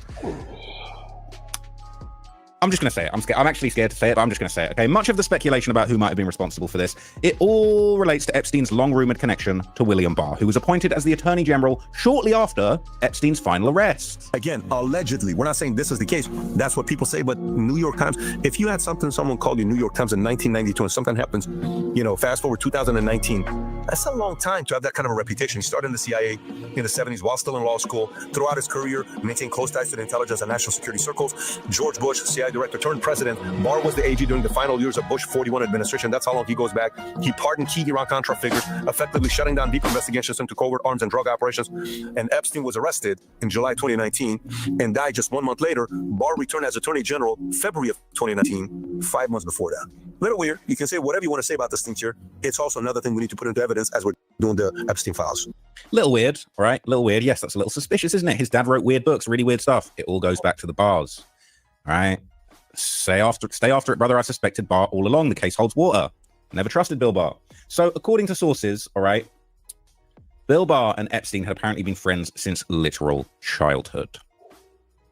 So William Barr is a cover-up guy, and he's been with the CIA forever. And it's even on his Wikipedia page that he was in the CIA at a very young age. No, I mean, you see, didn't he and Epstein actually go to school together, or they were at a summer camp together? There was some kind of a picture from them when they were kids. So I was given a picture of Jeffrey Epstein at Interlochen summer camp. Right. And I was given a picture of someone that looked exactly like Donald Barr, who was also attending Interlochen summer camp. Did it end up being him or no? My source said it was, but then Interlochen said it wasn't. This picture right here? Yes, that's the picture. Now that looks a lot like William Barr. But my source says it was, and Interlochen says it wasn't. So that's a wash. So let's take a closer look at that pic, all right? The controversial camp photo where it appeared to show a young Jeffrey Epstein and a figure that many speculate is indeed a young William Barr, right? Clearly Jeffrey Epstein, all right? Man, clearly, bro. Look at bro's posture. Nigga, his posture has never changed, bro. That's the same way he was on the wall against looking at Michael Jackson, bro. Same posture, just a fucking schmuck. A rich fucking schmuck, man. Perverted fucking schmuck. Man. Future Pac and William Barr, allegedly, right? It's not been confirmed. Some have denied it. A little bit suspicious, a little bit close, all right? These sorts of black and white pictures just creep me out. This is like haunted media, okay? Now, the Barr camp has... Look at Benny Chris looking ass. Look at Cuz. Look at young Benny Chris looking ass nigga, man.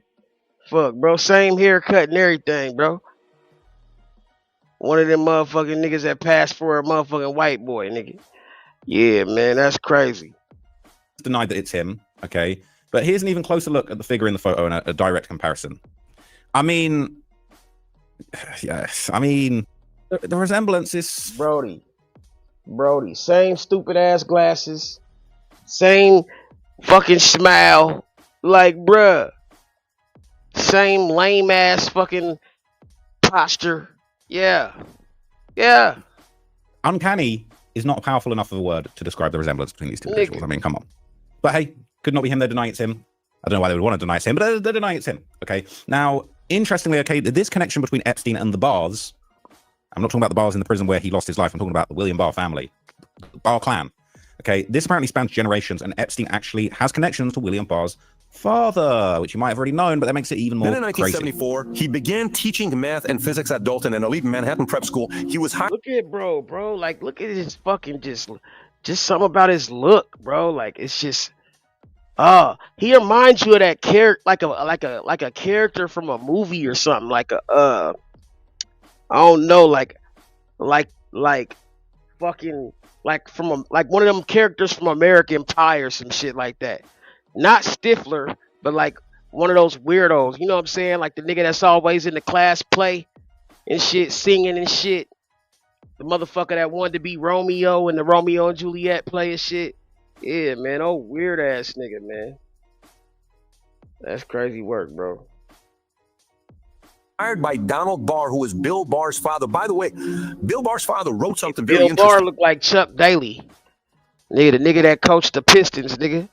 Oh, Chuck Daly looking ass nigga. And he wrote a book called Space Relations, a scientific fiction novel in 1973, set in a future where humans have formed an intergalactic empire ruled by aristocrats, where they ruled over and engage in coercive acts with enslaved individuals, including teenagers, in a breeding clinic. Little weird. What book did your dad write? My dad wrote this book about, you know what I'm saying? A book about, enslaving individuals and engaging in coercive acts, including teenagers in a breeding clinic. Oh, okay, normal dad. Everybody's dad writes stuff like that. I mean, my dad wrote a book like that. You know, that's a little weird. When you go to, what does Bill Barr have to do with this? We'll come back to this. Little bit sus, right? We've heard about this book before, and it's super creepy. Now, apparently, okay, Epstein was hired at Dalton by Donald Barr, despite lacking the proper college degree or professional credentials. I wonder what was so impressive about Jeffrey Epstein back in the 80s. For now. So Donald Barr in 1974 hires Jeffrey Epstein at the Dalton School. Does Donald Barr have intelligence connections himself? Yes, he certainly does, as would be a surprise to all of you, as do all of the storied families of the people who are connected to the most elite private schools here in New York City. So here we have a New York Times report from 2019. Jeffrey Epstein taught at Dalton. His behavior was noticed. And what they talk about specifically is that Epstein, even here in his early 20s, is already exhibiting the pedophile behavior that it becomes known for. He starts harassing a lot of young girls, and in the span of just 1 year, finds himself basically under investigation and departs under weird circumstances after teaching math here at the Dalton School. So the question is, why did Donald Barr hire Jeffrey Epstein?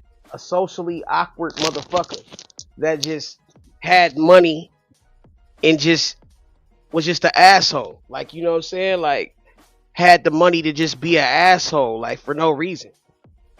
And then, like, he seemed like one of them motherfuckers that are blackmail a nigga.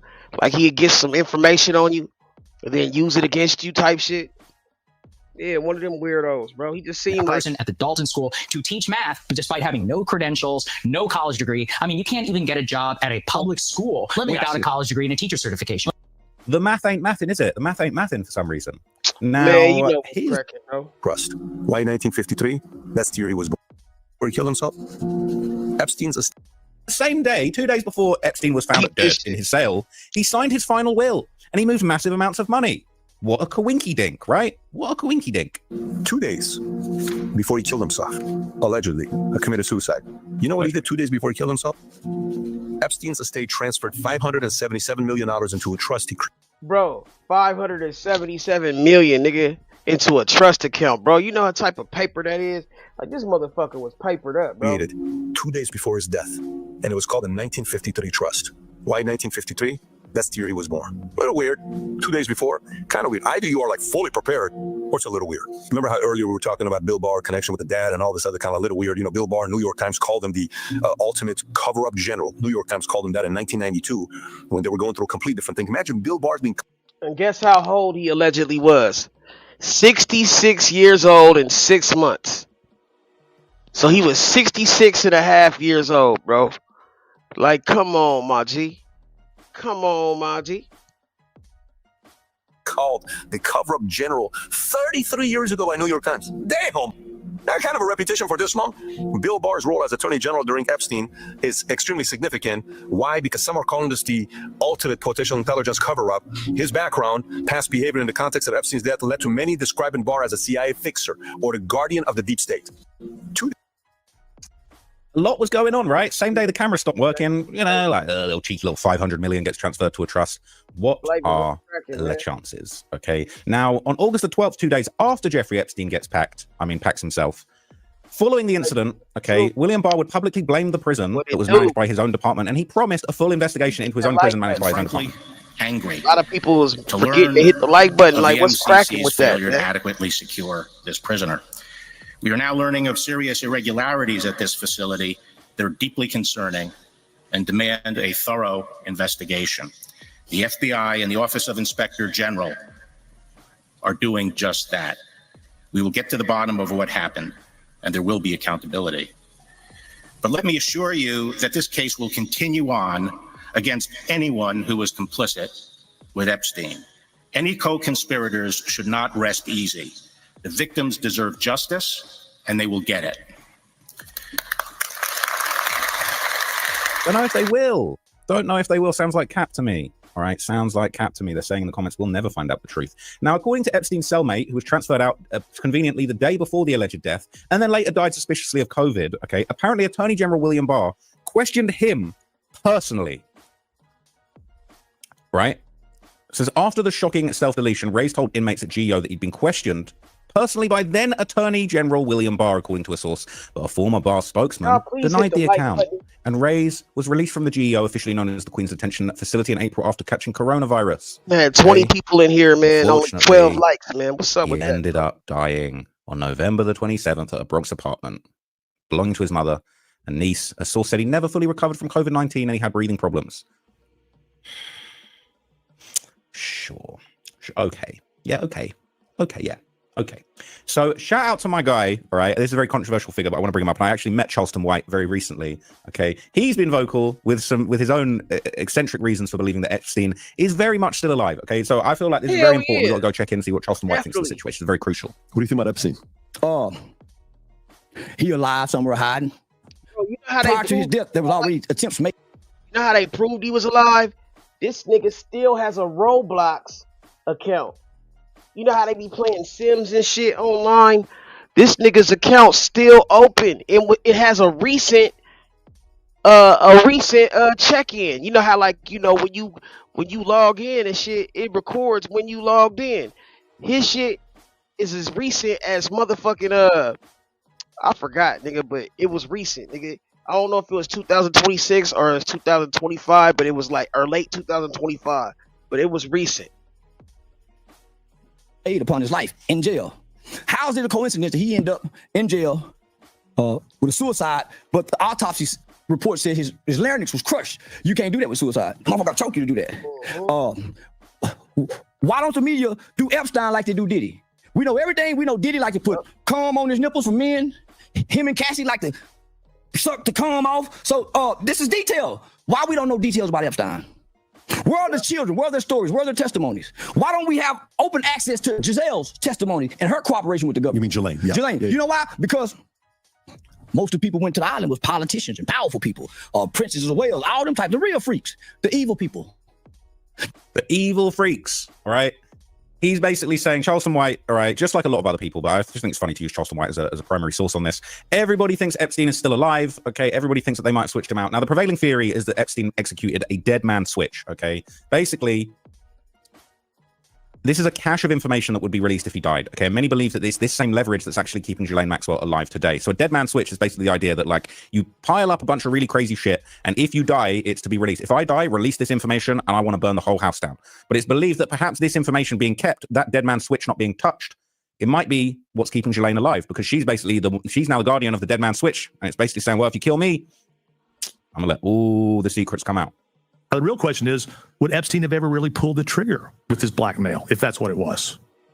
Well, maybe Ghislaine has it somewhere, and she's got a dead man switch, and that's why she's safe. Ghislaine has everything. I wonder who has it, or what lawyer has it. How do you do that? Well, if she does have it, does she tell 3 lawyers that pays each a certain amount of money to keep that if something ever happens to me, leak it? How do you do that if you have that kind of information? Well, she's got 2 brothers that I guarantee if she's going to tell anybody, she's going to tell them. I mean, look, if she was compelled and we shot her up with sodium pentothal, there'd be a lot of powerful people go down because she was there for everything. She was the madam.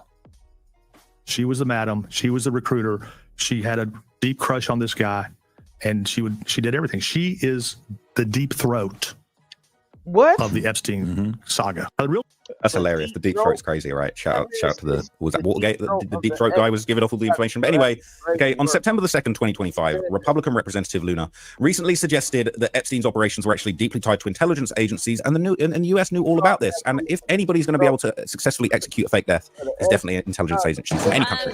The biggest thing that stands out to me is the victims themselves have stated that this is a lot bigger than I think anyone anticipated. We are obviously going to be requesting these SARS reports from Treasury, and also following up on that. There's some very rich and powerful people that need to go to jail. I think everyone's been frustrated as to why that hasn't happened before. But it is very much so a possibility that Jeffrey Epstein was an intelligence asset working for our adversaries. But also, too, I think the question that we have is how much did our own government know about it? And so there's more to follow, and I'm sure you'll be hearing from the chairman momentarily. But I do applaud. So this aligns with claims from a former Israeli intelligence officer, Ari Ben Menashe, who would basically claim that Epstein was running a honey trap operation for national security purposes. He was getting this creepy island. This was a big honeypot for successful, creepy, like big dog men in America to basically come and compromise themselves on his island in front of the cameras and with all of this blackmail so that they could basically exploit these men and get them to do what they wanted for national security purposes. I suppose what the most alarming allegations that you've been making are that the entire Epstein operation was a honey trap operation to entrap politicians, policymakers, celebrities, people in the media eye, basically to become Israel's assets. Correct. That it became basically an intelligence operation to entrap different politicians around the world. Tell me about what evidence you have for this. At this point, this is all I can say. That's what it was. Because the mainstream media narrative is, we don't know about Ghislaine Maxwell. She denies all wrongdoing. And basically, Epstein was a pedophile and was a successful banker. He made lots of money, and he was a pedophile, and he died in a jail awaiting justice. That's the story. Nothing to do with Mossad, nothing to do with the Israeli military intelligence, nothing to do with Israel.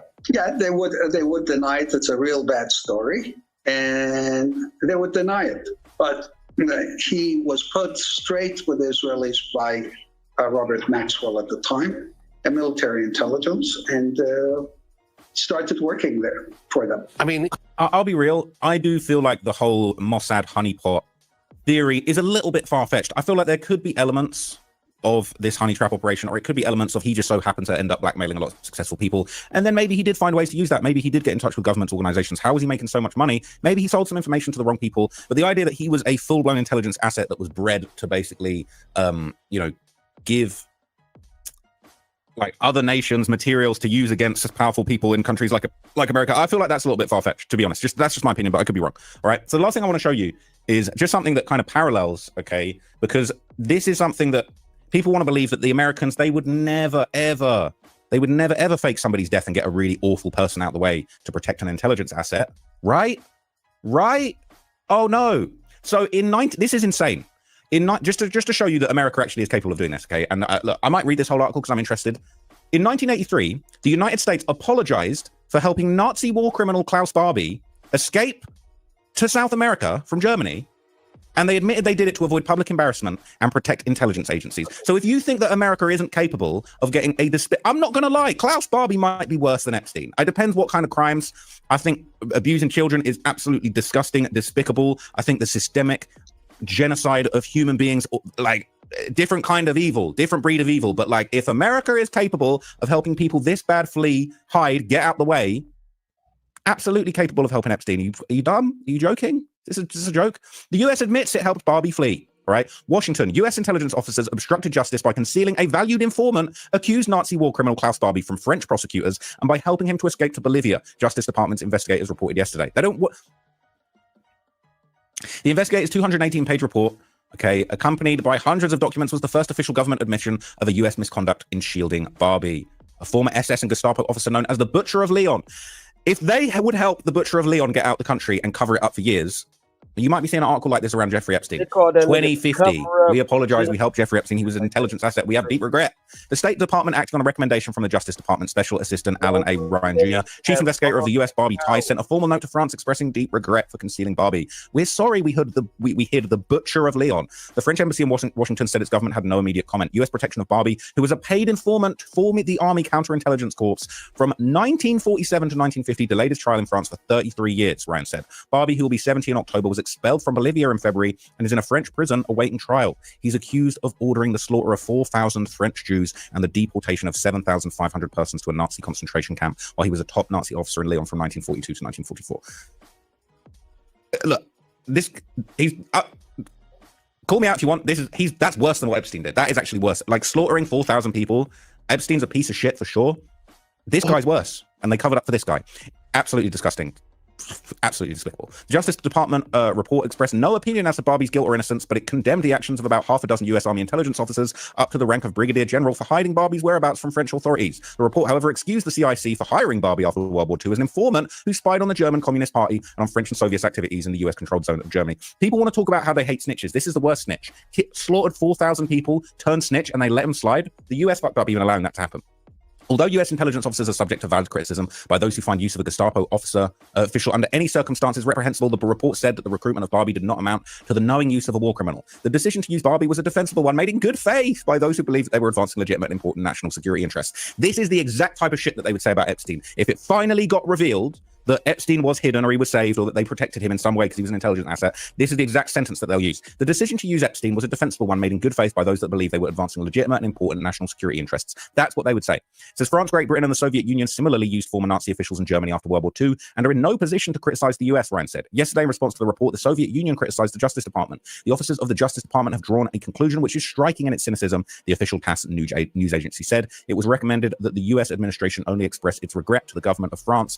Army intelligence officers knew before hiring Barbie that he was a former Gestapo officer and that he was wanted for murder, the report said. Moreover, the French had filed murder, terrorism, and massacre charges against him as early as 1944, with the UN War Crimes Commission and Barbie listed on the Central Registry of War Criminals and Security Suspects. But Ryan concluded that CIC officers had no reliable information until May 1949, 2 years after Barbie was first employed, that Barbie was suspected of war crimes or crimes against humanity. Until then, the US intelligence officers probably thought that the murder charges grew out of Barbie's role in the deaths of French resistance fighters, according to the Justice report. However, the army officers first obstructed justice in 1950. The report said when France saw extradition of Barbie from the US, High Commissioner from Germany, the officers decided that Barbie should not be placed in the hands of the French.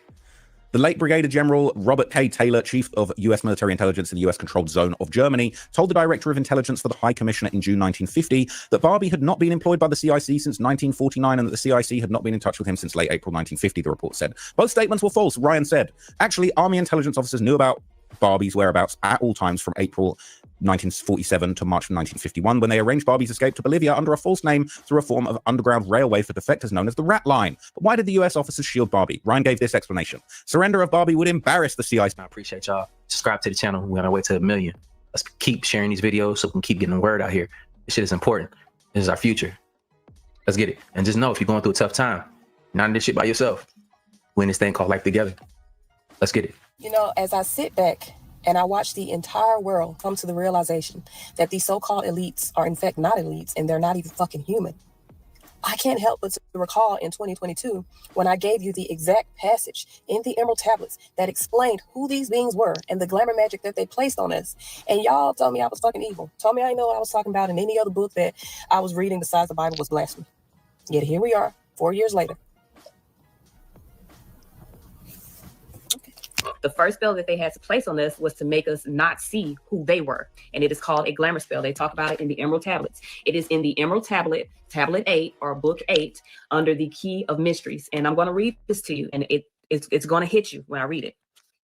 In the form of man moved they amongst us, but only to sight were they as our men. Serpent-headed when the glamour was lifted, but appearing to man as men among men, crept into the councils, taking forms that they taking forms that were like unto men, slaying their arts, the chiefs of their kingdoms, taking their form and ruling over men. Only by magic could they be discovered, only by sound could their faces be seen. Sought they from the kingdom of shadows to destroy man and rule in his place. But know ye, the masters were mighty in magic, able to lift the veil from the face of the serpent, able to send him back to his place. There's a reason why they had to make us forget, because we were the masters and we could see through their veil. So in order to make us forget, they had to do 2 spells. They had to do a glamour spell to cover up who they were, and those are the people of council. This is literally good and evil. This is literally good and evil. The people who have counsel are those that are the serpents that are hidden. They wear veils in order to disguise themselves from us. We are under a glamour spell, so we don't see them for the serpents that they are. And we're also under that last video, a persuasion spell to make us forget. The persuasion spell is to persuade us that we are something other than what we truly are. It's the reason why they wanted to end segregation, because if we stayed in segregation too long, we would identify who we were sooner than later.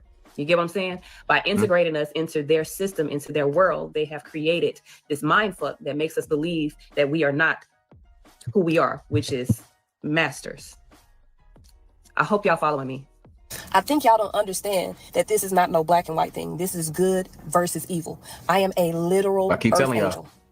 I'm not even joking. My sun sign is an earth sign. My rising sign is an air sign. I am a literal earth angel. My main purpose here is to be a messenger. Yes, I have other gifts. I'm a healer. I'm a seer. I can do all that. My main purpose here is to be a messenger. That's why I come and I give y'all these messages. That's why y'all, when y'all hear these messages, it hits y'all so hard when they come from me, because that's my actual purpose. I'm not just talking shit. I'm not just bringing fucking shit out of my ass. I am literally bringing these messages from the ethers.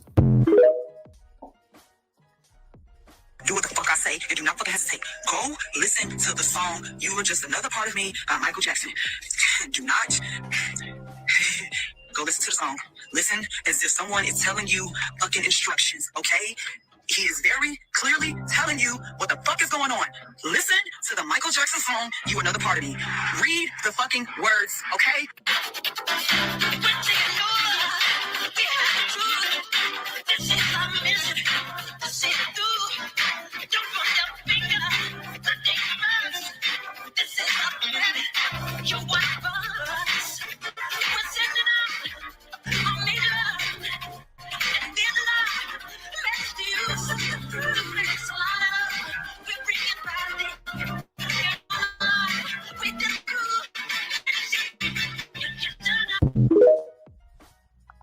I was telling y'all that Mike was bigger than what y'all think it is, and that's why I tried to demonize Michael Jackson and defend his character is because he was telling too much of the truth. They were catching on a little bit too late, and he was starting to take over the record labels as well, which is the monetary system to control demographic of people that are finding part of communication. And let's keep going. I mean, Filthy game the boys playing. They rigging the game with black magic, Karen. I know this for a fact.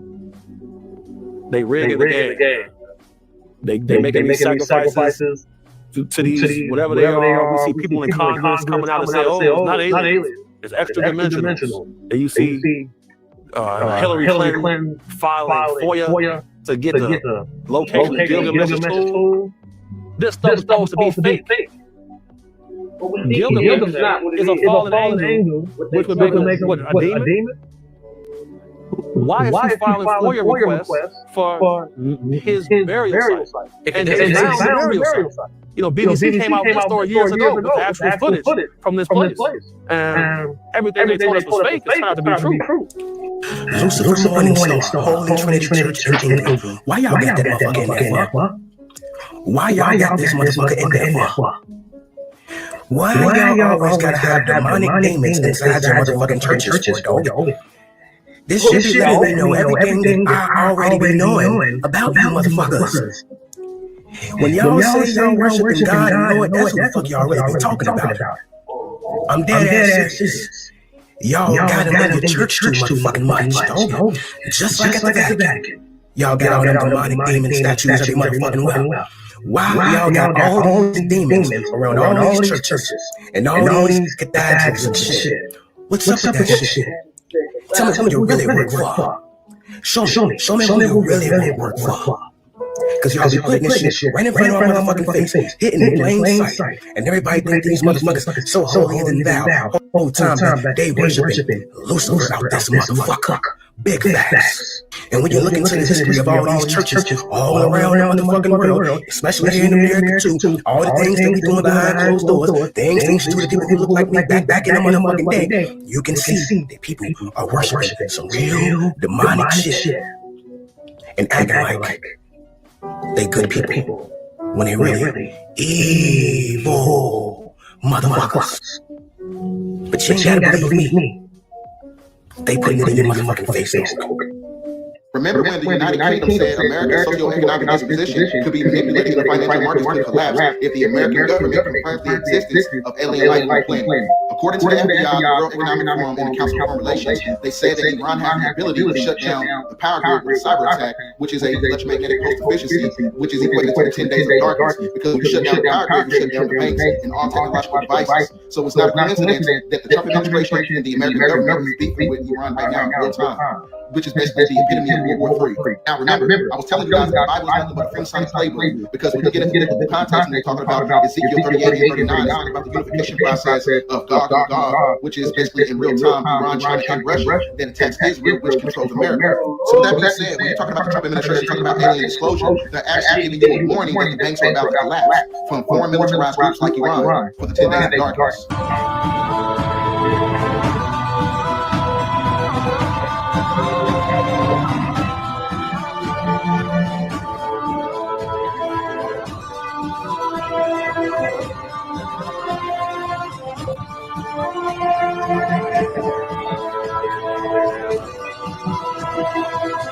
That mole? Do you see that mole right now? Look at that. Wow. Dude, this is just really wild. So now on the left side is Osiris. So look at That's an Anunnaki. right. So That's an Anunnaki. And that's Osiris and Isis is behind them. Those wings are the wings of Osiris. Isis and Osiris are fighting Anunnaki. Absolutely, it is. Yeah, the Anunnaki on either side. This is in the Boston Public Library. Library. That is, dude, do you see that hole? Do you see that hole right there? Look at it. This is Megatron. And these are the glasses from the movie Transformers of Sam Witwicky's grandfather called Archibald Witwicky. Archibald goes to the Arctic Circle, which is in the North Pole. And while going on this expedition, Archibald falls through this ice into a cave, stumbles upon this giant in the ice, and it was Megatron. Think about that. That's why Think about it. The government has a budget to put information in movies. Think about the ice. Think about the ice that's melting rapidly, and they have so much concern about it. Megatron activates once it sees that there is a human in its vicinity and sears this image of its coordinates onto the glasses of Archibald Witwicky, blinding him at the same time. Later, he is imprisoned in a psychiatric ward because they say he went insane because he said he saw a giant in the ice. His grandson, Sam Witwicky, gets a hold of these glasses, and they turn out to be exactly what his grandfather said. This technological, advanced being, biomechanical, giant Nephilim. And who's looking for the Nephilim? Who's looking for the bodies? Okay. Hillary has now been activated and sends this signal out to all the other ones that are hiding in plain sight. They have the ability to shapeshift or transform into something that humans can recognize and go amongst us without being seen.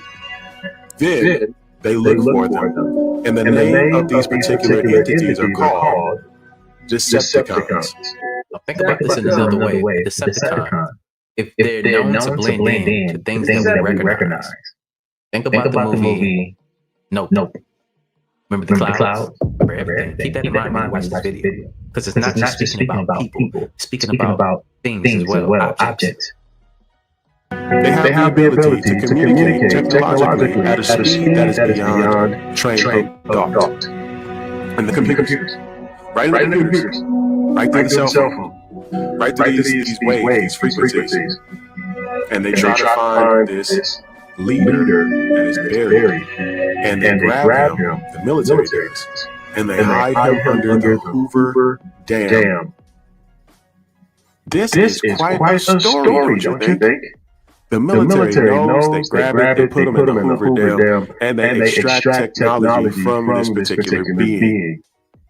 Wow. Naked Scroll. When did I sign up for this content? I'm not cleaning. Who is that? I can't tell the guy. You don't look like Willie Clark over there.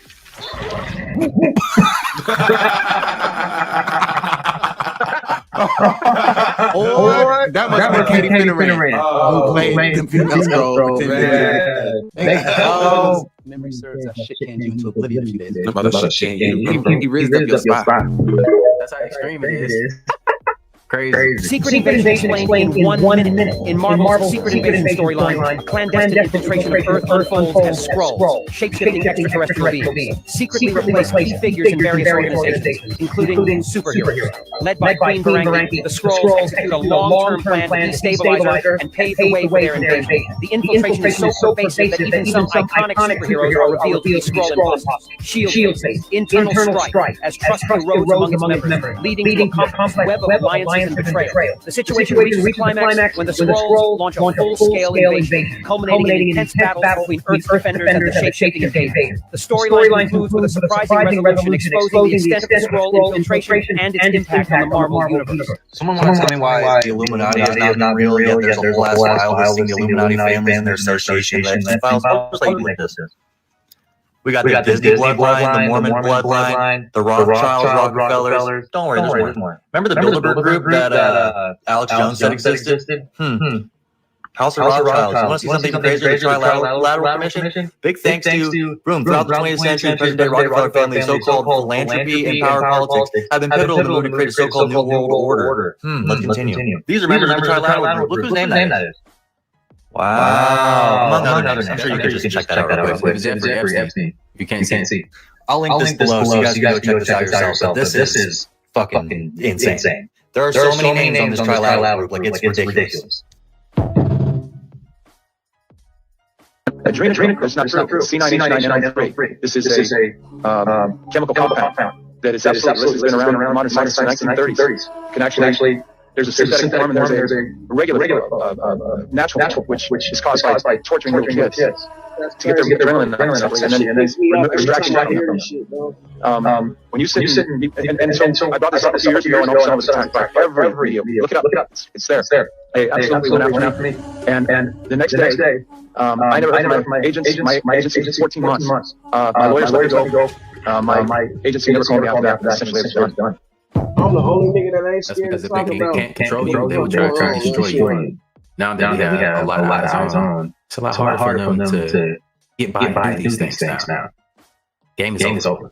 And he only refers to one specific group in this way. So we have this incident in New York City a couple of years back, and then we have the Teenage Mutant Ninja Turtles who live in sewers underneath New York City, and they eat pizza. I also just saw a trailer coming out with Teenage Mutant Ninja Turtles Chrome. It shows them literally morphing into nothing. Like they grow extra fingers and stuff, and they become gigantic. But I want to show you this movie I came across on YouTube because I actually cannot believe how upfront it is. Creatures who deceive humans in the name of God were reptile-like aliens called reptilians. The reptilians might eat the animals of Earth and occasionally enjoy human flesh.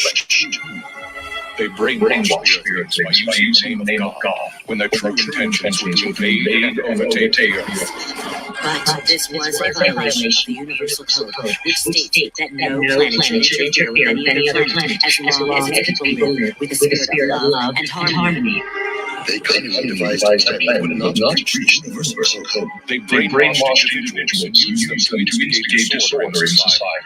This gave the reptilians a reason to interfere. They then intended to have their compatriots immigrate to Earth so they could control the planet before the space police interfered.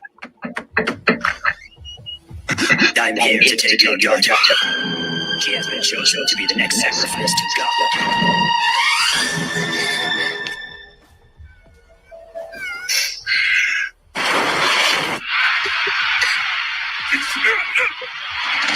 Listen well, everyone. I have a message directly from God. He wants you all to know that we are the chosen people. God has promised us endless life and everlasting youth.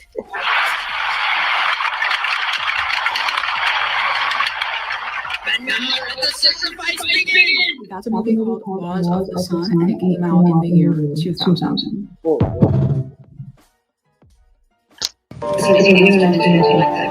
And it was like black eyes. And I was and people have actually asked some pretty good questions recently. Wasn't like that song turning like the Incredible Hulk? What happened is I was They about to start talking about these motherfucking kids with the black eyes. And I looked at him and was like, it wasn't like a song turning. It was like it was him. And Man, this nigga look like a grasshopper, don't he? He like one of the low-ranking grasshoppers. Look, I'm pretty sure we can whoop his ass, though. I know I can. it was this weird creature. And then I looked away, and then I looked back, and it was him again. This is Juliet Bryant, a verified Epstein survivor who spoke about what you just heard. And this is the thing that people are not going to be ready for at least, like, I don't know, 10 years. The documents that were released by the government from Epstein files even talked about supernatural things such as time travel. And it's going to come out that these people are not even human. These people who have been controlling the world are literally lizard people. I know everyone has liked to make fun of that for the past 20 years, people saying that, but you know what, it's honestly true. These people are not human, they're able to shape-shift, and they need human flesh to survive, human blood, and something called achrome in order to fulfill their whatever their body needs they need from humans, and their supply is running out because they've been killed. There's an underground branch of the military going through all the tunnels, literally right now, finding all these lizard people and taking them out, and now the disclosure is finally happening to the world, and people just want to ignore it and dissociate. But you know what? The truth is going to come out at some point, and honestly, most of you are going to be dead before it even does. Damn, he didn't have to say it like that. But look, you have to understand why the politicians got super weird at one point when they came up with the document of the people that were behind the scenes, politicians that were called off the jail and executed. All of a sudden, they got really weird, really strange. You started seeing different politicians, but they were supposed to be the same person. Same politician, different ears. Same politician, different skin. Same politician, different height, different build. Speaking a little different, walk a little different. It all starts to make sense. The Galactic Federation here taking care of business right now, exterminating them. We don't know. I'm not going to say that I know yet. I've been far removed from the inside crowd of like knowing things, being around certain people that know things and documents that I've seen. But I would say this. It's very, very strange. And I can't help to feel like a lot of people aren't who they are because they have been removed from the public eye. We've covered a lot of this on the channel. Say the names in the comments down below. You understand? Who I'm talking about? Who do you think has been replaced?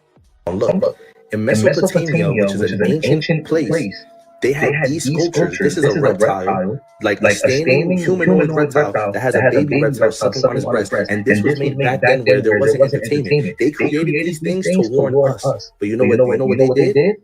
These things stood in power and started controlling the information that we receive. So they've been amongst us this whole time. The Illuminati are actually run by these 13 bloodlines, which are the royal families in Europe and in England. And they need the blood because they are, in fact, not human. They take human shape. They are reptilians. And they need the blood. The blood helps them maintain their reptilian shape. And it helps them maintain their sanity. And it helps them to live in this world because they are not from this world. But what they need is for it to be treated in the blood is the terrorization of their victims before they are killed for their blood. Did you say we are currently under the control of reptilians? I think so.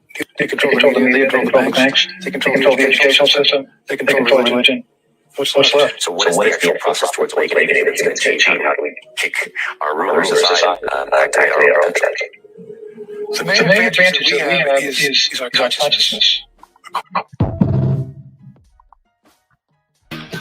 What's your mom? What's her? What's your mom? No, for real, that's her. What's your mom? Oh, for real, that's his mom. Do some digging with my good buddy Webb and wanted to see if May Musk turns up in the Epstein files.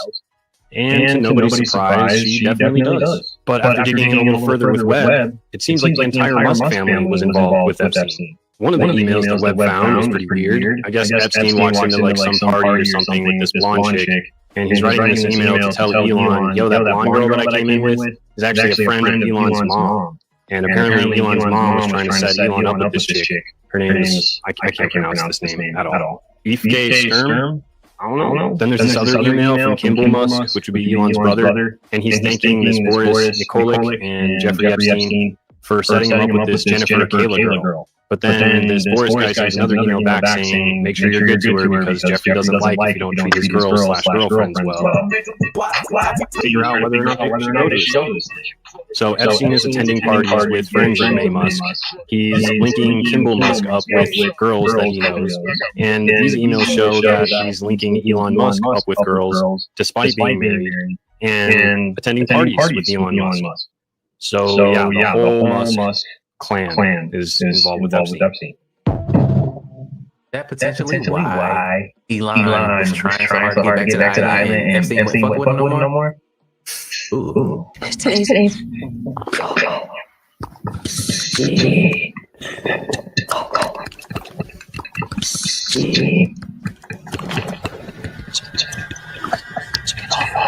We've seen this right here many times, right?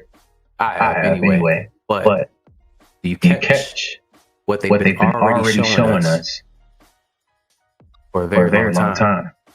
And with this movie coming out, it's my birthday month. But I wasn't shocked because we've seen it already before. And I just had to include this into the compilation because it correlates so good with somebody speaking through somebody. Let's just get to it. Just more weirdest to see. Look at the lady in the back mimicking the speaker.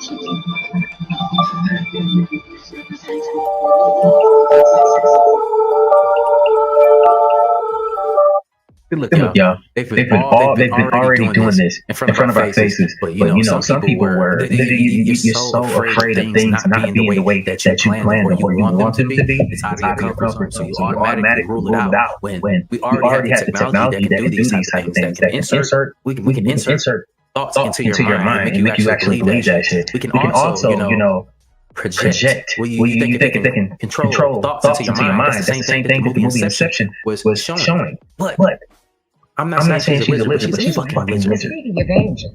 And they have telepathic mind control.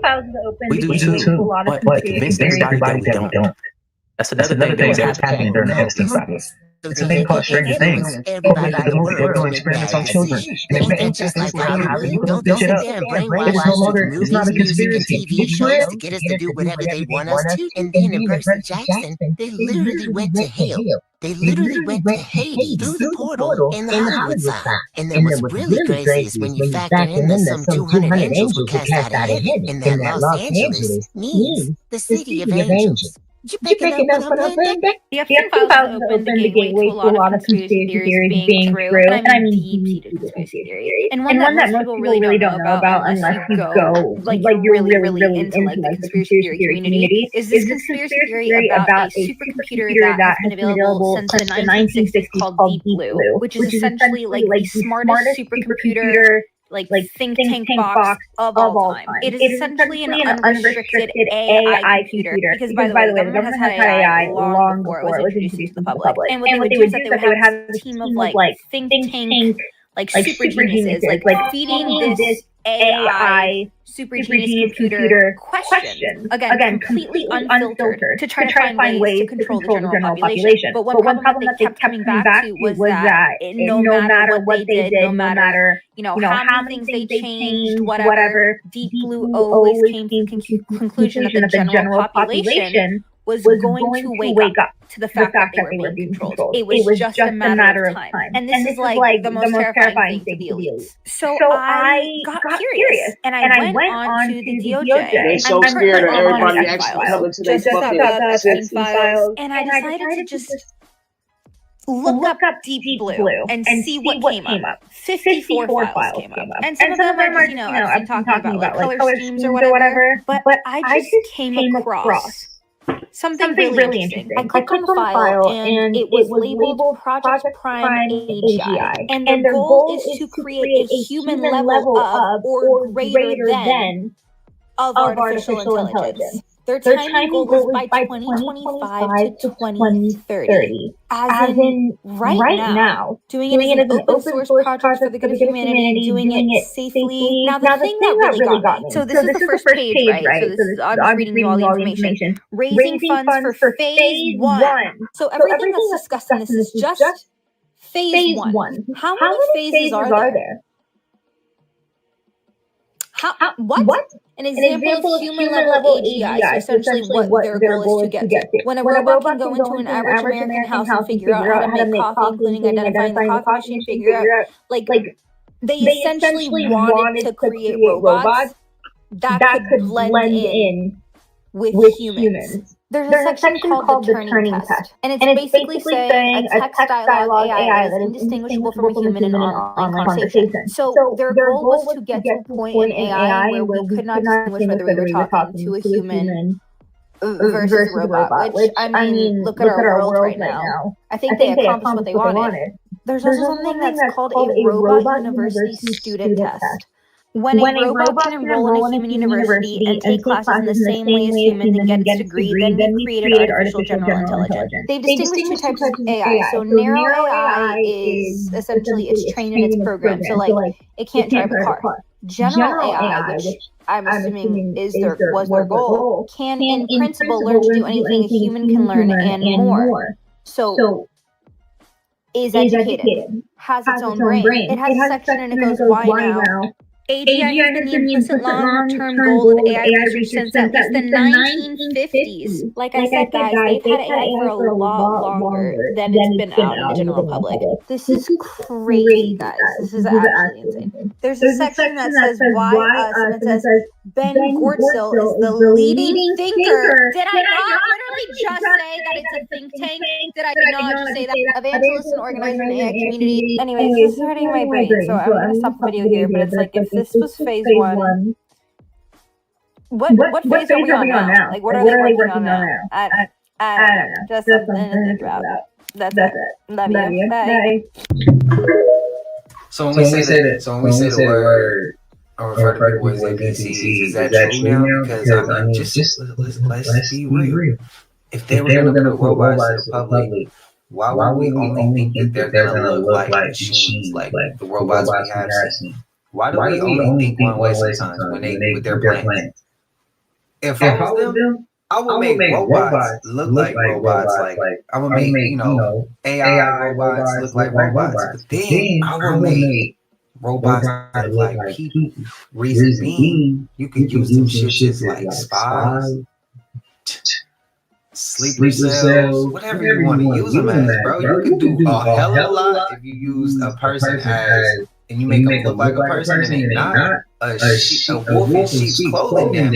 Like just spook by the door, like it's infiltration, bro. Like that would be genius. And you know what? The public wouldn't even think about that shit. They would only think one way. A metal, no face, no features. You know it's not human like. But they making robots that look human like that. That would be some shit they would do. I think they already do. That's why when I say some people are NPCs, some people are robots, I believe that is exactly what some people are. Y'all let me know y'all thoughts. I don't mean no disrespect. I'm just saying it's my thoughts. It's my opinion. Like, I really believe that shit. Look how people act. Look how people react to shit. Just saying.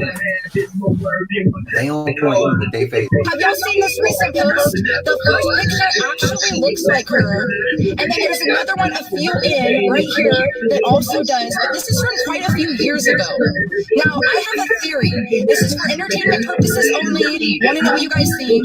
If we go through the timeline of 2017 and for her kidney transplant, it is an open discussion how her body was rejecting the kidney and she almost died. We see her come out of the hospital. She gets together with Justin Bieber at a Bible study. Okay, they're doing well. Then out of nowhere, she checks herself into this mental rehab. She's in there for 7 months. And when she comes out, she starts looking very different. Now, there's many different sightings of her where she looks completely different. Now, these are my theories. This is just, again, this is for entertainment purposes only, my own personal opinion. I want to know what you guys think. So my first theory is, number one, that she went off somewhere. There's a clip I'm going to show in my next video where she's talking about how she doesn't want to be famous anymore. She just wants to be a mom and have a family, and she's crying. And this is supposedly while she's in this mental rehab. Okay, watch my next video. I'm going to post a clip of it. Now, so my opinion is that she, number one, is off, like literally left the country, like a lot of other celebrities. She has a family. Justin Bieber's been breaking down because he knows he cannot be next to her. She's somewhere else. Probably can't even communicate with her. Okay. My second thought is that she literally died, and this is just a replacement. If we go back to number one, she could have signed a contract, signed everything over, and there are doubles of her out there. Understand that her name is a brand. She has over 460 million followers, guys. This is a brand. They only see money. They don't care about the person, right? This is one of many celebrities where they can just put a different person in front of us, and it's a brand. And about 25% of people will call it out. The other 75% will just accept it. I want to know what you guys think. Put it in the comments below. Damn, she got some good little questions there. Let's talk about some conspiracy theories. Okay, so I just went to Reddit and typed in conspiracy theories in the search bar, and I came across this thread. What's the craziest conspiracy theory you actually believe?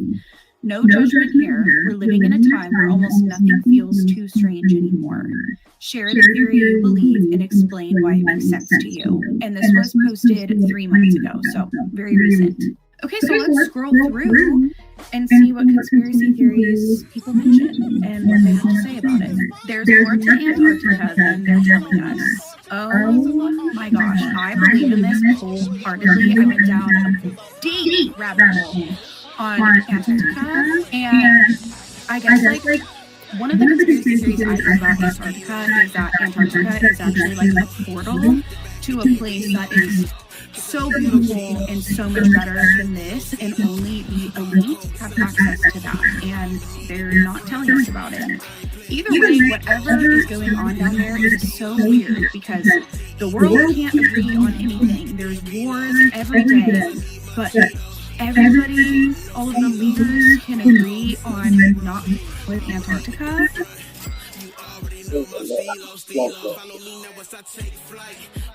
Oh. Was a snake bite. I was at the Apollo at 13. On the scene, no amateur night. Right before the crowd, I pressed the crown. I put it down with no stage fright. I was made for this, I did the gang of shit. A whole lot of shit I ain't proud of. I'll take a bitch and remake a bitch. I need more baby powder, I'm out, cuz I was made for this, I did the gang of shit. A whole lot of shit I ain't proud of. Baby, understand me now. Sometimes, if sometimes you see that I'm mad, sometimes, don't you know no one alive can always be an angel? When everything goes wrong, you see some bad. Sometimes, but I'm just a soul whose intentions are good. Oh Lord, please don't let me be. Man, I spit that naked truth, it's my bare soul. My thoughts never shrink, even when the air's cold. If all I have is my word and my testicles, even if my face gets scarred, my mouth will never close. They say they see a black president when pigs fly. They rope cane and swine flu and you look surprised. I'm an apex predator, but my faith in God. Even when the common denominator got even odds. Don't get the war if you surrounded by a bunch of cowards. It's like the ass keep itching and you don't take a shower. I'm like the top of the food chain, you get devoured. Pushing city maliciously, you be pushing flowers. Damn, I just went over my own head. I don't give a bloody motherfuckers a cold red. Don't be running up telling me what some hoe said it that he say, she say shit is true, then we both dead. Just a soul whose intentions please don't let me be misunderstood. Yeah, I'm underrated, I belong in the record books. They constipated, I'm shitting on them, I got them shook. You never seen me once, how you take a second look? Manic Mr. Misunderstood, but never overlooked. I'm wrong. Hit the niggas is uppercut beats and punchlines before the hook. If you rip it, get your bang on, cuz I fuck my diamonds too, get your bang on, blood. Shorty want a thug, not a lame old scrub. She gave me head off the molly, call it brain on drugs. Gave her a mustache, milk bone, mo thug. I'm the type that might leave a white stain on the rugs. First she wobble, then she gobble and swallowed it. I can tell she wasn't lactose intolerant. When I die, put misunderstood on my tombstone. And don't judge a nigga until you walk with his shoes on. I'm just a soul whose intentions are good. Oh Lord, please don't let me be misunderstood. Listen, fuck jealousy, and envy gets a weak emotion. You can break down trying to fix what isn't broken. Like a nigga with lung cancer that's still smoking. Even if you close the windows, the door's open. I come too far to stop and turn back down. 56 piece in my pocket, you know, back then. We down first, they trying to clap back now. I'm underneath my pants, bleeding on the track now. They be hustle, I'm in the trap now. I'm the Sandman, I'm back in a couple grams now. Yeah, the men don't win, you understand now. I'm a real stand-up guy, I never stand down. Yeah, night, nigga, lights out. How they let one black man been in the White House. How they piss like Gun Chuck in the soda pop. Then Kanye let Trump use him as photo op. That's like pissing the enemy's ass. Now Mr. West rocking the Confederate flag. Got niggas reading the Bible like it's too shit fast. I see the evil in these people, I don't see no mask. I see through it, I see to it, I see it all. So I can be good at it, nigga, or not at all. Not guilty. Grown. Why lie if you don't have nothing to hide? Why not if nobody's at home? Why? Why talk if nobody listens? Why kid if nobody shares? Why make the effort if nobody tries? Why bother if nobody cares? Why?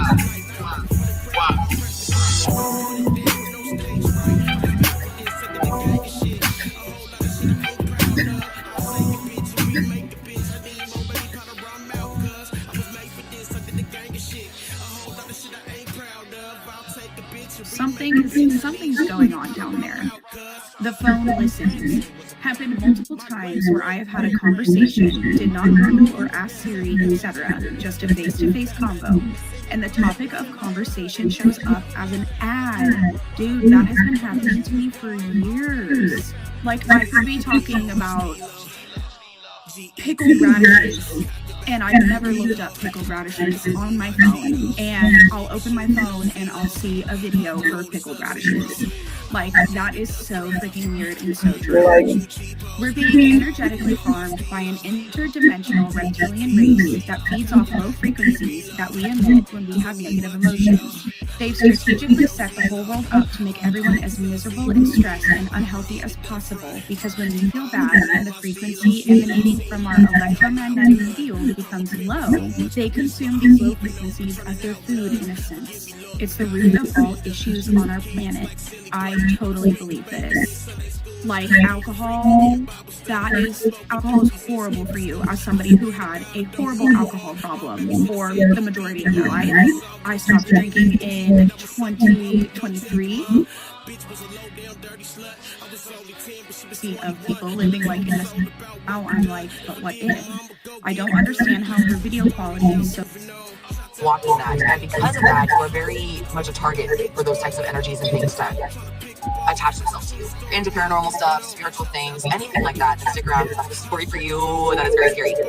12 years ago, my husband and I moved into our first place together. We were expecting my first daughter, and I was about 6 months pregnant when we moved in. And from the beginning, I felt this place was off. It did not feel safe. It felt cold. It felt heavy. So many times I felt presences around me, like on me, and my hair would move. I mean, things like that. Okay, that's how crazy it was there. You could tell something bad happened in this place. And I am from a spiritual family who has seen things and feels things, and they believe very much in like a spiritual type of energy. Other altar plane, okay? First encounter I had with whatever was in this house was my hair being pushed. And at first I thought it was nothing. I was in the kitchen. I was just making food. At first I thought it was a vent. And I looked, there's no vent. Then I felt it again. Like someone was just like going like that to my hair. And then I immediately got freaked out because it felt like someone who was like 6'5", standing behind me going like this with their hands over me. It was so heavy. It was so scary. I ran out of my house. Stepdad was like, you need to go over here. There's something in my house. It was that terrifying. What happened is that we were cleaning and we found cut up porn DVDs in our toilet. Like, they tried to flush it down the toilet. And like, that was weird, okay? Like, why not just throw them away? I almost felt like there was something on those that like was more than just what it was. I also had these visions, which I've never had before. I had visions of bad things happening in that place, almost like I was able to tap in to see what happened. There were little kids in this closet right off of our master bedroom, and bad things were happening to them, like all of those things. Just this heaviness. There's footsteps around my bed.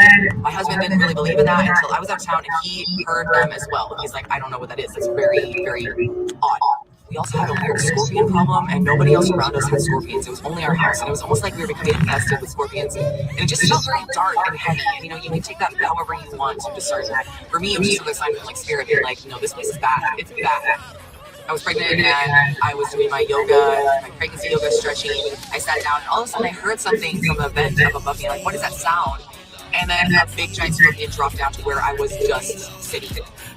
And it ran, and I was just like, you know what, this is like a sign, we gotta get the hell out of here, like, this is not good. And of course, the typical thing you see in movies, like, my husband didn't really believe me, he's like, no, you're just being paranoid, like, it's not that big. It wouldn't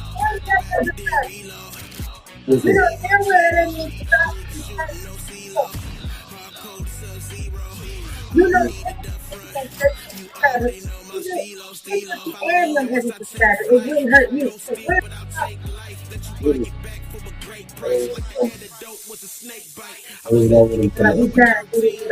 So what? You know, he's a big kid. He's grown. He's a 53-year-old woman. He make that decision. So quit worrying about it. He's going to come out of the crap. Listen, you taking my comments for we Get on the dance for muting the mic. Get on the dance for the other weird people. It wouldn't even be up. No, because if you had what did I do?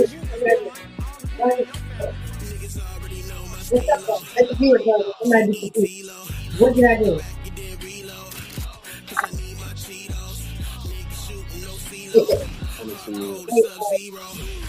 What I do?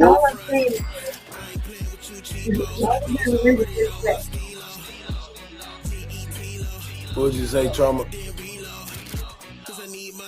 Can you hear me? Damn, what that echo? Can you hear it? You got to play with your circuit, man. I'm the big time, nigga. This the big time. This ain't the small time. It's the big time. This is the big time, nigga. Big time business, nigga. Big time. Hold on. So, hey, come to the big time. You tired of niggas being all in the videos, trying to come to this big time. Is Trama talking? Yeah, hey, can you hear me? Go ahead, Trama, talk to me. Yeah, I hear you now. Y'all hear me? Yeah. Okay. My shit was tripping, man. Hey, shit. Nah, I was just seeing what's good, man. I seen you was live and shit, nigga. I was trying to get you to come over so I could ask you a couple I questions and came just up here, go nigga, through but your you, shit for a you was minute. playing all that music, nigga, and I was like, bro, what the Bro, I fuck, didn't even man? know that shit was playing, bro. That's crazy work. I'm saying, so I was like, I've been sipping a little bit and I get irritable, so I was like, okay, well, I just come back, man. Fuck it. Sounds good. Ain't no real life, dude. Okay, for sure. Go My ahead, bad. though. I'm just here. Ask a question. Fuck it. Nah, I was just wondering, somebody was saying something about you, you might have like took their channel or something. I was just trying to hear what was going on. Oh, you talking about the lame nigga? So he came to your channel saying that shit? Yeah. Who you talking about? Who channel? He talking about the lame nigga who came over here trying to plea bargain with him. Man, there's so many damn lames on here. You gotta be more specific. I don't know. No, What's up he with talking you, about the my freckle bad? face nigga. What's up, Trama? He Who you talking about talking the about? freckle face. He talking about the freckle face nigga who came He over lost here. his channel? Yeah, I took it. When? That's what I was trying to figure out. That's what they were I took saying. They was Whoa. like, oh, I Let was me like, know. yeah, man, what He happened? had, hold on. Let me Oh, that's what the fuck he get. let me cook. Oh well. Oh well. Look at God. Let me cook. The channel that you got with 300 subscribers, I ain't fuck with that one. But the other one, I took something. You know what I'm saying? Because you ain't finna play in my face. You ain't finna get on here and lie and say all this lying ass shit. And the live was up. He just lied. He What? got I didn't notice. I've been off here all day. let me cook. I gotta celebrate that though. Hold on. Let me marinate. Let me cook. His new channel he still got, but the other channel that I helped build and sent all of my subscribers to is mine. Nigga, you can't use my content, nigga, and still be attached to my stream, y'all, and think I ain't finna put some lesbian porn on your shit, nigga. My shit, nigga. She got me dying. Wait a minute. Oh shit, Why man. everybody getting their pays took? Well, they But better shut the fuck up. but this is what I'm saying. He got up here talking about nigga stole his drawers, nigga this and that. But clearly he came on the live today, and I'm gonna send you the link so you can go review that, Trauma. You did? So you can review the live that he came up here today and did. I was on some peace positive, progressive, intimate, purposeful shit. You know what I'm saying? Nigga played with me, you know what I'm saying? Nigga had to come back to center, you know what I'm saying? All roads lead back to Pharaoh. Eventually you got to come back to the dojo. You know what I'm saying? Y'all niggas is crazy on this motherfucker. Good job. Great job. Good I'm job, the dude. nigga. Good job. I'm the nigga. You did good. Don't play with me. Nigga, you see this? You see this right here? Yeah. Don't play with me. I ain't been on YouTube all day. I can't believe this. Hey man, look, I done seen it all on this motherfucker, man. But Duke, nigga, he move his way, man. Hey, he ain't no rookie on this shit. Never. Yeah. He up there getting motherfucking pages took. You know who? Get that bitch from. Let me be quiet. I'll talk to you on the back end. I'm gonna cook any I nigga. know who page I want to. I'm gonna cook any nigga playing with me. And everybody know that. I Why don't they even don't know fuck how to with me. strike a nigga, but I would probably if I could, nigga. But I ain't. I heard that take a lot of energy and shit, and I don't be like, man. Look at Aries. Listen. Niggas know not to play with Duke Pharaoh on this bitch at all. Play with me if you want to. You can call me what you want to call me, say this and that, but play with me, and your ass gonna be going on a worldwide motherfucking YouTube tour. Disrespecting. Y'all better stop disrespecting the OG Stop on here, playing, cause nigga. he sound like he know how to work these motherfucking buttons. See this shit? You see this shit? That's triple OG. And 3 G's right there. And a big ass a big ass planet. Nigga, I'm the nigga. My shit. Nigga. Boy. I ain't. Boy, that's what Nigga, that I don't nigga dick get. ride, nigga. I don't dick ride nobody, my nigga. I just came to ask the nigga a question like a lot of y'all motherfuckers won't ask.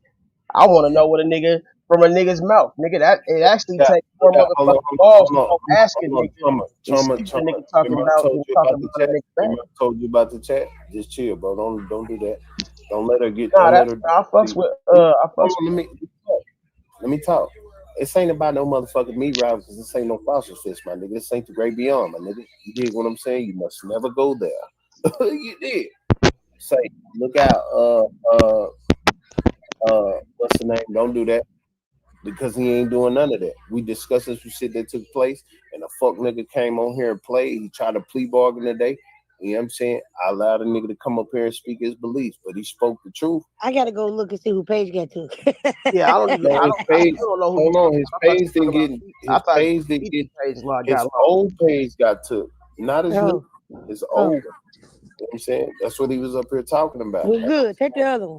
So, well, you know what I'm saying? You gotta let a nigga have it because these niggas need it. You dig what I'm saying? So the thing is, Yeah. nigga, you sitting up here disrespecting me, lying on me, talking about I stole your guns, I wore your drawers, this and that. You know what I'm saying? Don't lie, my nigga. And then come on everybody's panel saying, man, I lied on you, Pharaoh. Right. Don't do that, my nigga. We just had a whole motherfucking dialogue. Hold on, what you say? Him, that's what the small town say. Look, listen. If I can say your other name because y'all, I hate when y'all be changing names because I can't remember like this. Let me tell you something. Don't do that. And you know I ain't playing. Don't do that because Trama ain't saying nothing but the right shit. It don't matter what the fuck it look like, nigga. I'm Big Pharaoh. Fuck these niggas. Fuck small town. It's the big town. I ain't even gonna Big. look at that shit because I ain't trying to get. Yeah. This is the big town. You understand? I'm from Triple D. I'm not from no small ass motherfucking town, nigga. I didn't need no motherfucking player sector to create a small town so I can have a voice. I'm the big town nigga. You know what I'm saying? This nigga I'm big. I'm Yeah. I'm Hey, I'm I'm I'm I'm the motherfucking big town nigga. You understand? traumatic motherfucker. Country nigga. You know what I'm Hey, saying? give you my stack because you ain't never did nothing wrong to me, nigga. Hey, but shit. Yeah, man. Keep this shit motherfucking kosher, man. Cause these niggas, man, hey, really don't be keeping it 100. And that's why shit be going the way it go for them. You know what I'm saying? Some of Nigga these, mad. man. Nigga mad because I got the female that all them niggas want in the player sector in the small town. You want her, nigga. She came to me, nigga. She came to me, nigga. I'm the nigga chose, nigga. You nigga froze. These niggas froze. Girl, You nigga. hear me? Them niggas froze. Correct.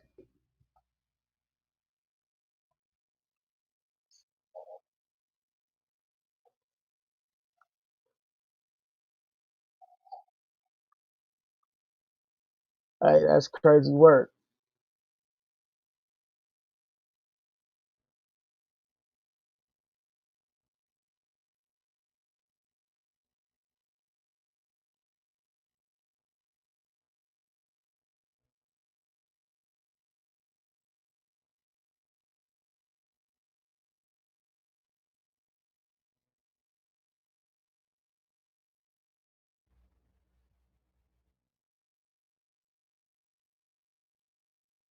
Nigga, why the fuck my shit do that? I be tripping, man. I just left my own shit, nigga, to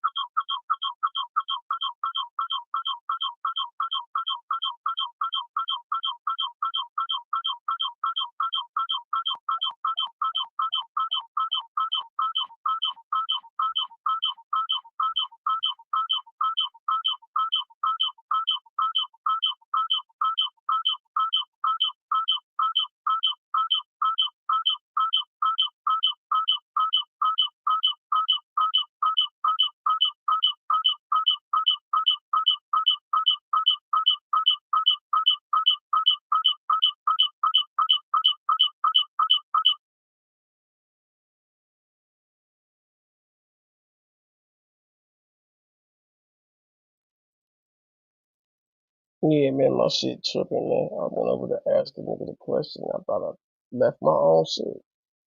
That shit was crazy.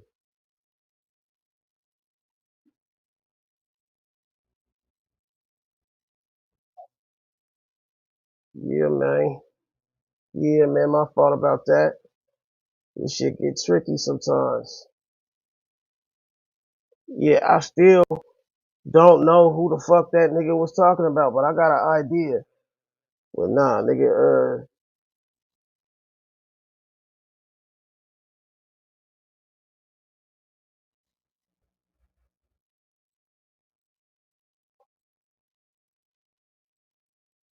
hey, damn, nigga, I got so many windows open.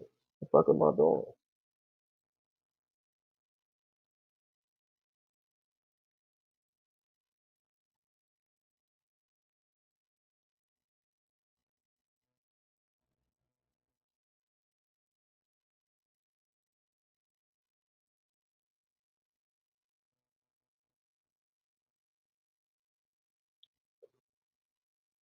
Big a deal, whatever.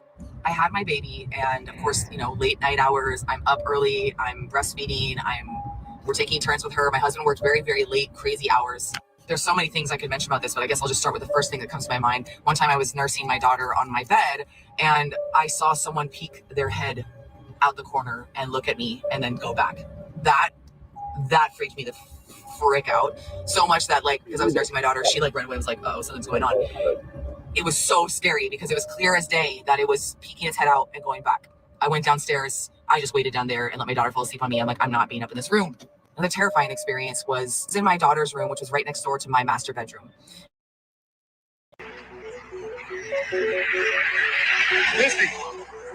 Looks like a real intelligent being, right? And I'm recording it. Because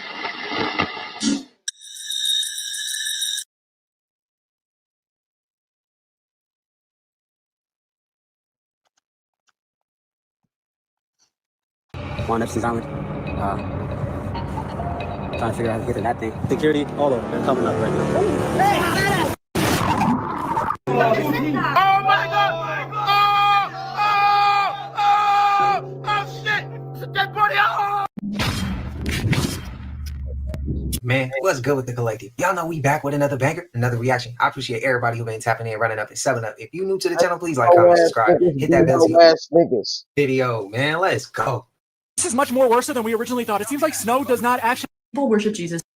That'll just make more people go to the Like, makes snow not be possible, so they've started to make snow, and then they'll blow it into the air, and they'll make us think that snow is so real, and this cannot be good. They don't want us to know how. I don't know. I think that was Cat. They be doing it with the clouds and shit. And I'm just brushing my teeth. I'm thinking to myself, like, damn, you know what it be, bro. If they put sugar in my toothpaste, my next thought immediately was like, well, damn, that'll just make more people go to the dentist. But when you go to the dentist, they give you the toothpaste. If you look on toothpaste and try to read the ingredients, they don't even tell you what's in it. It just say active ingredients. All right, bet. Oh my God. People worship Jesus because the idea of something coming to save them is a lot easier than them actually becoming sovereign again themselves and actually doing the work themselves and saving themselves. Especially people that are terrified to die and believe in heaven and hell and don't understand dimensions and don't understand energy and how the universe works. These poor souls getting so bamboozled by the system that Jesus, and then they're choosing to worship the system. The opposite of what Jesus taught. They don't have the courage to actually walk the path that he did. Because they won't even disclose that. Respectfully, in the comments, let's keep it respectful. What's your thoughts? I know some people gonna disagree. I know some people gonna agree. But let's hold the insults. Get your point across. Get your shit off without having to feel like you being insulted.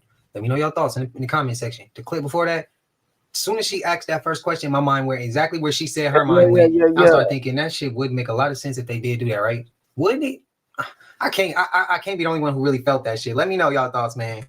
The CIA. Of course I commit war crimes. I commit regular crimes too, but look at the hierarchy of Crime Stoppers. I'm at the top, so who will stop me? I'm the CIA. Of course I call them black sites. That's mainly the color of the people that's in there. I'm the CIA. Of course shit don't be adding up. That's because I did the math. I'm the CIA. Of course I destroyed the black family. Them niggas was working together. They were a real pain in the ass. I'm the CIA. I ain't put no in the neighborhoods. I gave them niggas. They turned it. I don't even got a recipe. I'm the CIA. Of course I lie to you. The truth is classified, dummy. Plus, if I did tell you the truth, you wouldn't even believe it. Watch this. Martin Luther King actually worked for us. We killed him so he would never snitch. See, look at you. You don't believe me. I'm the CIA. Of course I was sad when King died. He was like a free assassin. At one point, he was more niggas than us. I'm really just sad we didn't get to clone him in time. Oh, shit. Hey, this for entertainment purposes only.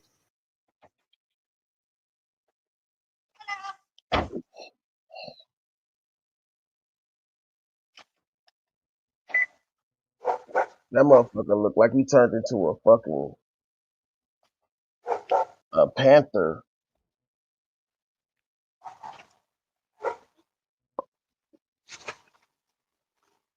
Some big ass dogs and shit.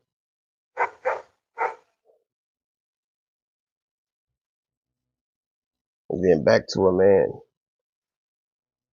And then back to a dog again or some shit. That nigga motherfucker morphing and shit. Nigga done changed 3 times.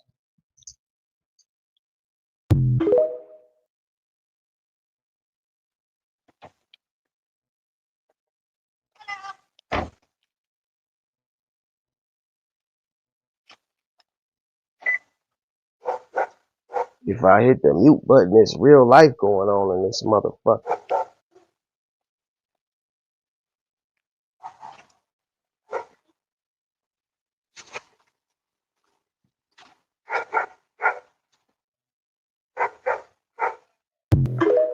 Y'all don't know. She told me about this clip. I'm finally getting Did you know that on the morning of 9/11, George Bush Sr. and Osama bin Laden's brother were in a meeting together at the Ritz-Carlton Hotel in Washington? Nah, bitch, I ain't know that. I recently stumbled upon that information, and I was like, there's no way. But you know what? Everything is a lie at this point, so I'm not even surprised, but I'm disappointed. I'm really disappointed. That's where you work. This is my driver. Yeah. Yeah. Okay. Like, okay, what am I supposed to do with that information? Yeah, that's still that damn Brittany, man. Her shit. That shit. This is what's going on right now as things are turning up on Earth. This is the kind of energies that we are seeing. Take a look at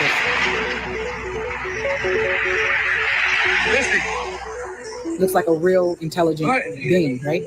And I'm recording it. Because it is. What the hell is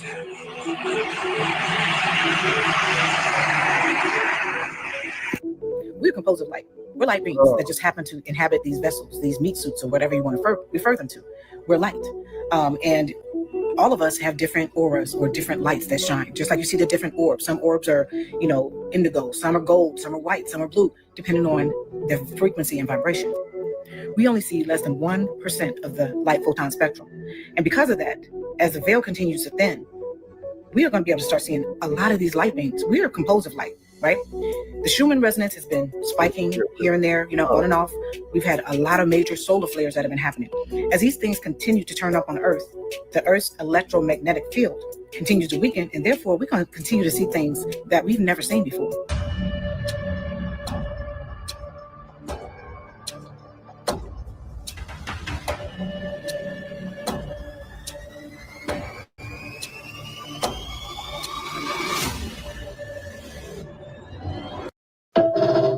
shit crazy in the world, man.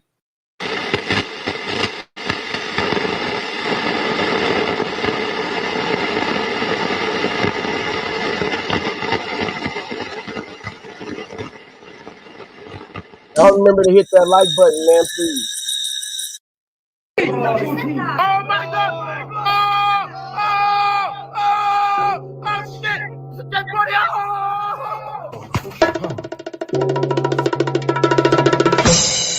They're normal human teeth. They're normal. You can't do it. Yeah, I don't hear no one in the comment section telling me that's what I'm dead. Yo, that's a big bone. That's like a finger bone. That's like a finger. That's what goes on the knuckle here, and it's in the glass. So you want to be like smashed up and wrapped up in the glass. Oh, sure. And I told bro, these are catacombs, bro. Catacombs. These are going to need catacombs to go further down, bro. I told you all. Further down. Go further down. No, he needs to be in the team, Luke. This guy here is fighting the game, bro. It's a bigger bit for this, and that's the finger. That is a see that over there. Loads now. You see, I'm gonna try to make it hazardous and hide it by putting it in the Don't forget about that big one up there. Yeah. Look, bro, that's literally your finger, bro. Yo, match that up. Only thing I'm about to say, shout out to the Bully Slayer, bro. Go check him, see his YouTube, Bully Slayer 1. Go run it up, go sub up to his channel, man. And bro, you watching this right now, I need you to be safe while you doing what you're doing. and I wish you the best because you doing that's this some dope ass content. I'm gonna say that this shit dope. This some dope ass content. What you doing is dope is dope as hell, right? I love it. I support it. If y'all support it, man, spam that up and go run him up. Legendary. I always say that. The same type of men who wrote the Bible are the exact same type of men that are in the Epstein files right now. You need a minute to process that? I'll give it to you. Okay, we're good? Temper tantrum over with? If you can't see the parallel of the Bible and what is going on in our world right now, are you good? Everything okay in your life? There are eyesight doctors. Maybe go check one of those out. The Bible is not, never has been, never will be the literal word of God. The Bible is a collection of misguided information from corrupt men who wanted power and control. Sacrificing of children, underage, you know what? Eating and drinking of bodies and blood. Sacrifice, sacrifice, sacrifice. Fear, fear, fear. Control, control, control. Remind you of anything that's going on right now? There are so many. I'm a preacher's kid. The best day of my life is when I realized Christianity was a crock of crap. When I left all of those lies behind, my entire life presented itself. Fear left, panic left, all these things left. So if you can't see that the Bible is just an misguided form that has been pushed upon feeble minds at such an early age for control, I don't know what else to tell you. Because the Bible is not, never has been, never will be the literal word of God. Never. Never, ever, ever, ever. I mean, you guys were told that the auto-stop feature that was installed in these newer cars, which would kill the cars at every stoplight and intersection, was to help you save gas. Did you guys know that was a lie? Did you guys know it was because it was to help these fleet of huge car companies pass CO2 emissions tests? In fact, the people who have this type of feature in the vehicles have nothing good at all to say about them. And now, this stops today. Across America. And as a cherry on top, we are ending the federal government's push to get manufacturers to install that Obama switch. The almost universally despised start-stop feature. There will be no more climate participation trophies awarded to manufacturers for making Americans' cars die at every red light and stop sign. It's over, done, finished.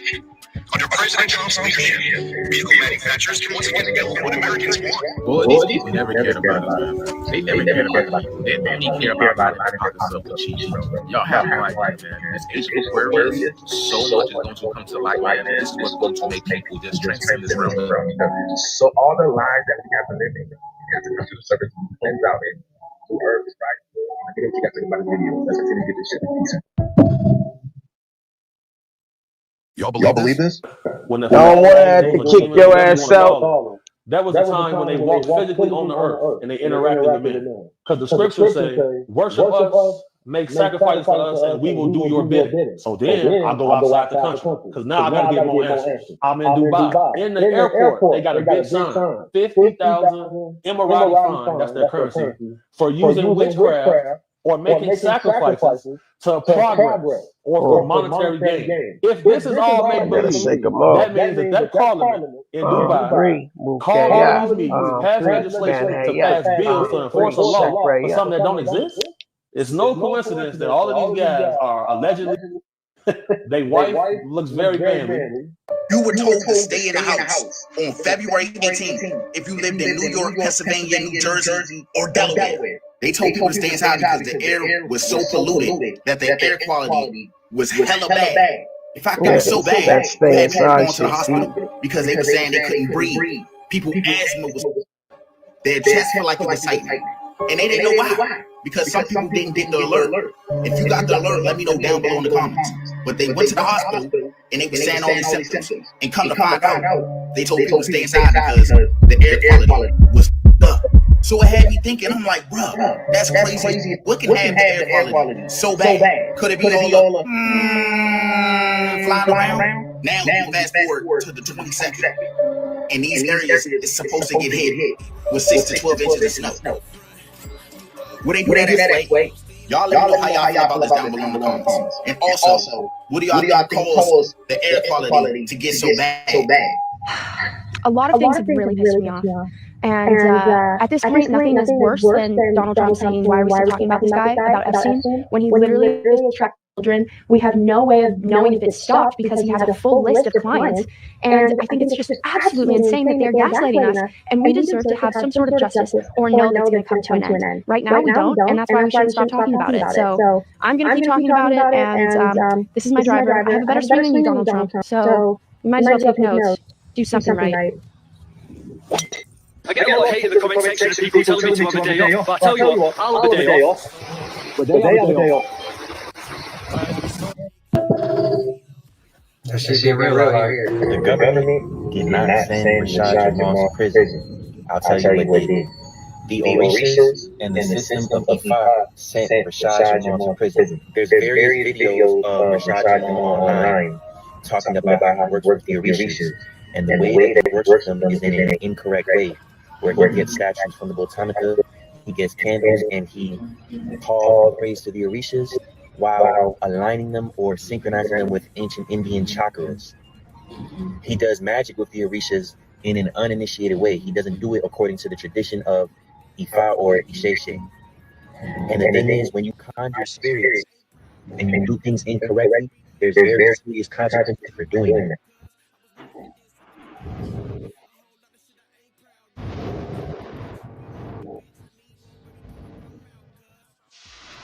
He didn't really drop no proof. I got a question. People want to know, are angels real? Are they really real? All right, so imagine this: every soul, an angel soul, same thing. Okay.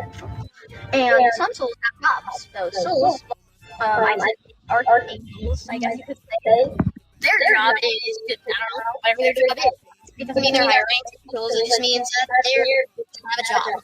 So they were sent. Yes, exactly.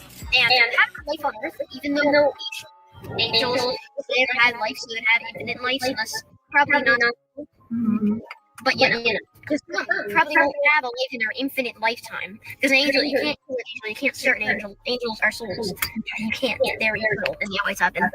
Do angels really care about humans? It's not just humans, every species. Animals, microorganisms, species on a completely different universe. Neutral love is probably the closest thing you can say to it. Okay. How come they save and intervene in car accidents to save Not just car accidents, other things too. Why do they want to save us? Because they're supposed to. Because we're supposed to keep living on, not our time. No important meeting in heaven that you, or wait, space or heaven, whatever you want to call it. I actually forgot what I was about to say. So what you're saying is humans are angels when they pass. They become It's angels. not just angels, every species. Okay. Because humans are never the main species, and never were, and there's no main species. Never will be. Okay. And so let me ask you this. So are there angels that have never had a life before on Earth? Yes. It's not like so not spectrally selected. It's just a job, I guess. But it doesn't mean it's just going on the same planet universe and all that. There's some more videos if you guys want to know about what white space is, and yes. Amazing. All right, comment section if you disagree. Remember.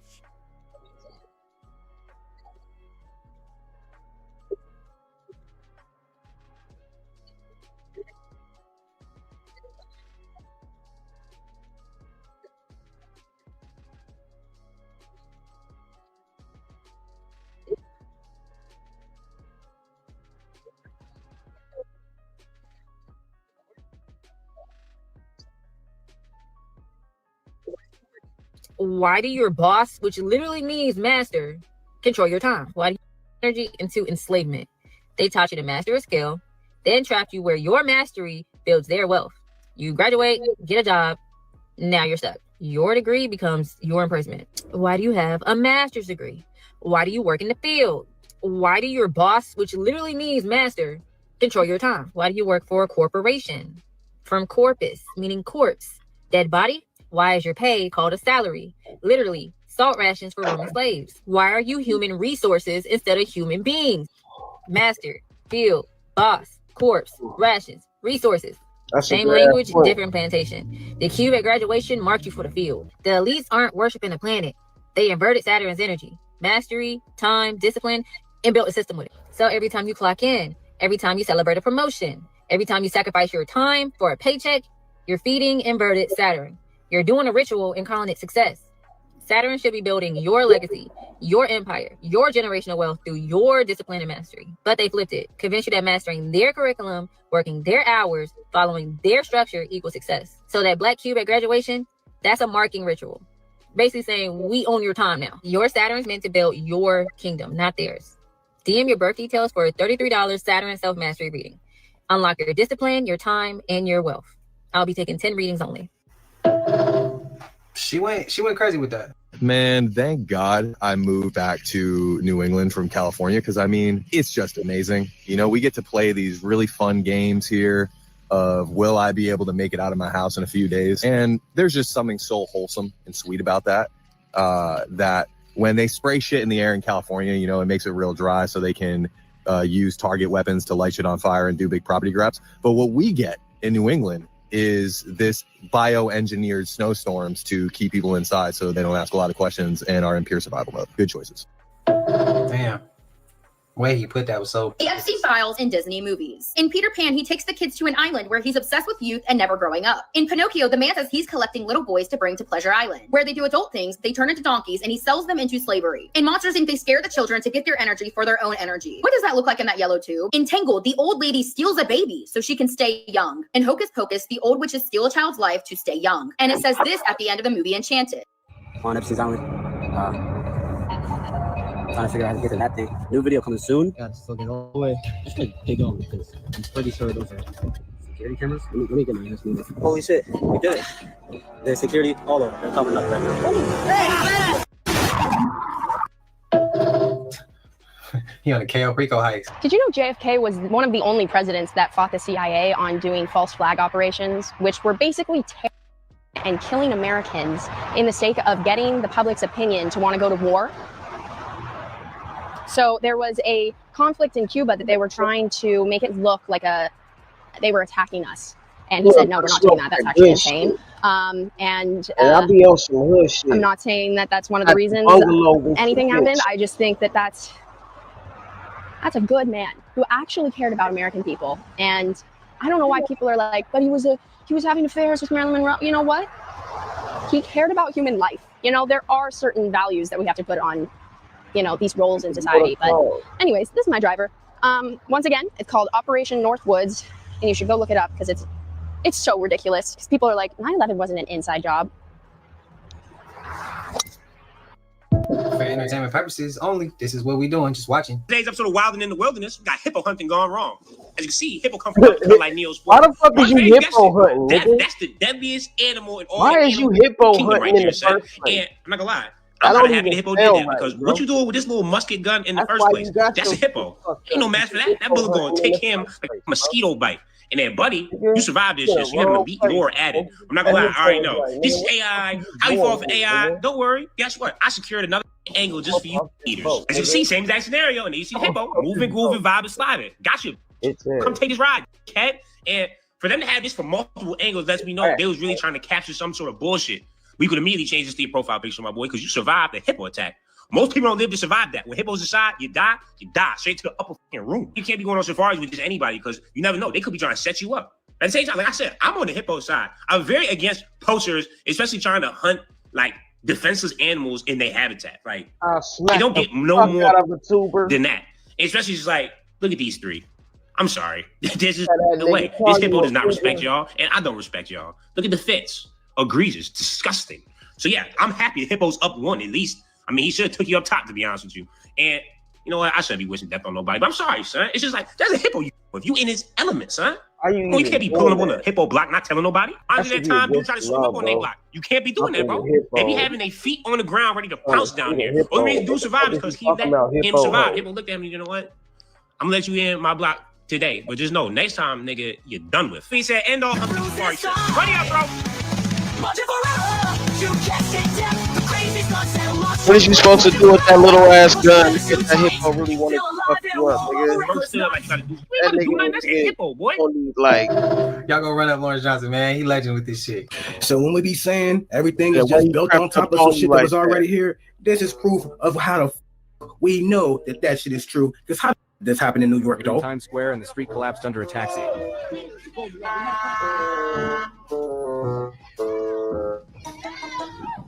Man, these niggas streets collapsing and these niggas relapsing. I'm like, how you let this fuck shit happen? Yeah. Hit them with that fire like a dungeon dragon. Got them all lagging, but their computer is sagging. The whole motherfucking ground collapsed up under a motherfucking taxi. Good thing ain't fall through that mother. But you know they got the subway stations and shit like that. The sewer system. There's hella shit up under the ground. I'm the big town. They hiding from us. They don't want us to. But if you just use common sense, like just the sewer system. That shit go down, down, down, down in that mother. And allegedly, they said that the reptilians smell like shit. Which is a perfect way they can live up under that ground, like the Ninja Turtles. And Courtney, what the fuck is she talking about? Talking about D-Ride, nigga. Like, what?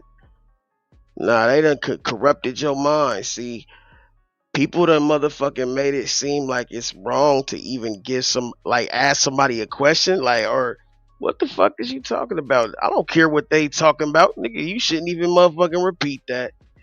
Yeah, because if you thinking about what they gonna say, it must be on your mind. You gotta fuck all that, man. But we know Torteria, and we know that everything is just built on top of each other, hidden in plain sight. But they don't want you to know that history is his story, and it's a motherfucking lie. What if I told you there's a lot more to Antarctica than you've ever been told, and they're keeping it from you? You see, we were told to believe that Antarctica, that circle, that white circle right here, is the end of where we believe life is, right? So we're inside of that, and those are all of our continents. But the truth is, there's a lot more out there.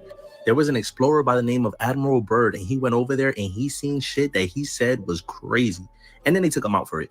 But check this out. 35 years ago, our guest tonight found out whether there was any land north of the North American continent. He made that first discovery flight, and I must say that Admiral Byrd, our guest tonight, is not only our greatest living explorer, but he's been an inspiration to countless Americans. Admiral Byrd, you've been to both the North Pole and the South Pole.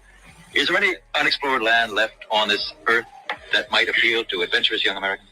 Yes, there is. And not up around the North Pole, because it's getting crowded up there now, because they find out it's really usable, not only to live in, but militarily. But strangely enough, there's left in the world today an area as big as the United States that's never been seen by a human being. And that's beyond the pole, on the other side of the South Pole, from Middle America. And I think it's quite astonishing that there should be an area as big as that unexplored. Now, this is where things get weird, because you're telling me that Admiral Byrd claimed that there was more land past Antarctica, and 5 years later, the UN, United Nations, mysteriously assembles together to pass a worldwide treaty banning all travel to Antarctica. People, this is where shit gets weird. As soon as he told Americans in the world that there was more land beyond Antarctica, they all agreed, all these countries agreed for nobody to go over there or be able to go over there. How weird is that? They are hiding something. Since when do countries ever get along? They're all at war all the time about the dumbest shit, but somehow they came to an agreement to keep all of us out of Antarctica. Why? What the is over there that we don't know about? This is another good clip. Check this out. By his son after his death, Admiral Byrd tells an extraordinary story. Admiral Byrd heard there was an entrance to the center of the Earth through the South Pole, and he took planes into the South, under the South Pole.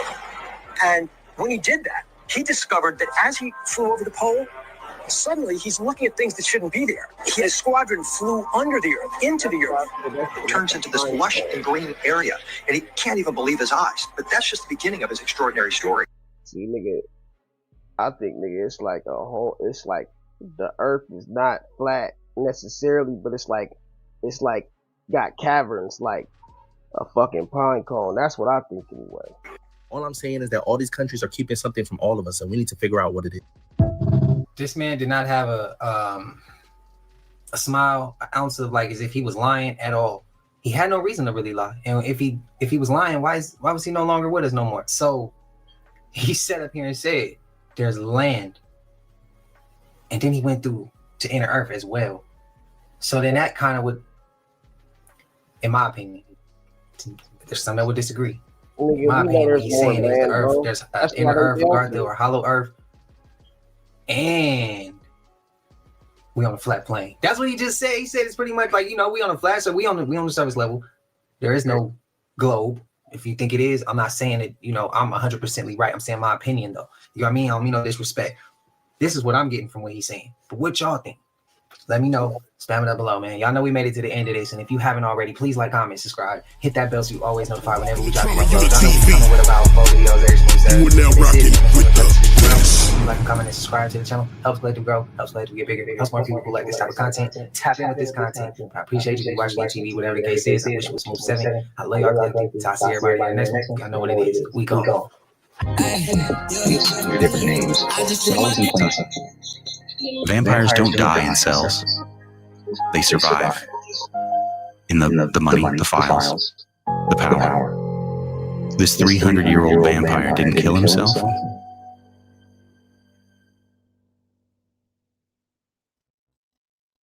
Look closely at this face.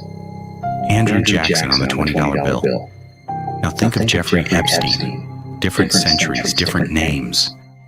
But some say the resemblance is uncanny. The Epstein files connect wealth, power, and secrecy in ways no one can explain. Some claim it's not just a coincidence, that the system has survived generations under different names, but always in plain sight. Vampires don't die in cells. They survive in the money, the files, the power. This 300-year-old vampire didn't kill himself.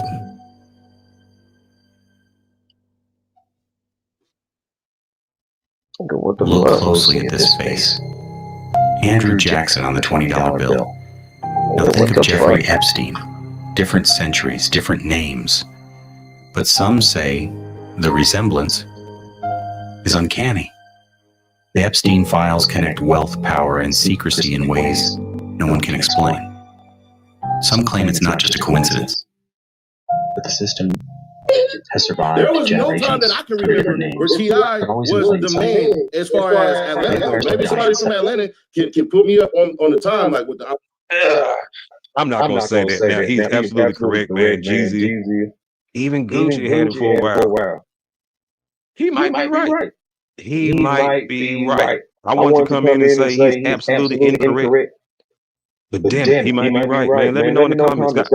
I'm just gonna be quiet. He's right, man. He's right. He's right. Yeah, he's right. Absolutely. Nothing I can say. Let me know in the comments if you feel different. He's absolutely correct. Picture this, two rolling 60s Crips from the same block in South Central LA. One's an old school OG who built his empire through fear and violence. The other's a young visionary trying to lift his community through business and music. They start as mentor and student, father and son. But by 2019, they're locked in a deadly war that would end with one of hip-hop's brightest stars gunned down in broad daylight. This ain't just another gang beef story, fam. This is about how Big U, the man who discovered Nipsey Hussle, housed him, fed him, and launched his career, allegedly orchestrated his murder when Nipsey refused to stay under his control. We're talking about a war that split the rolling 60s down the middle, turned brothers into enemies, and according to federal wiretaps, ended with a phone call made 30 minutes before Nipsey died. The streets of Crenshaw became a battlefield where loyalty meant nothing and respect was earned through bloodshed, where a diss track could start a war and a recording studio in a basement became ground zero for hip-hop's most tragic betrayal. This is the story of how Big U's empire crumbled when he couldn't control the monster he created, and how that monster's refusal to bow down cost him his life. By the end of this video, you'll understand why federal investigators are now trying to connect Big U to Nipsey's murder through a RICO case that's shaking LA to its core. You'll hear the evidence that suggests Eric Holder didn't act alone.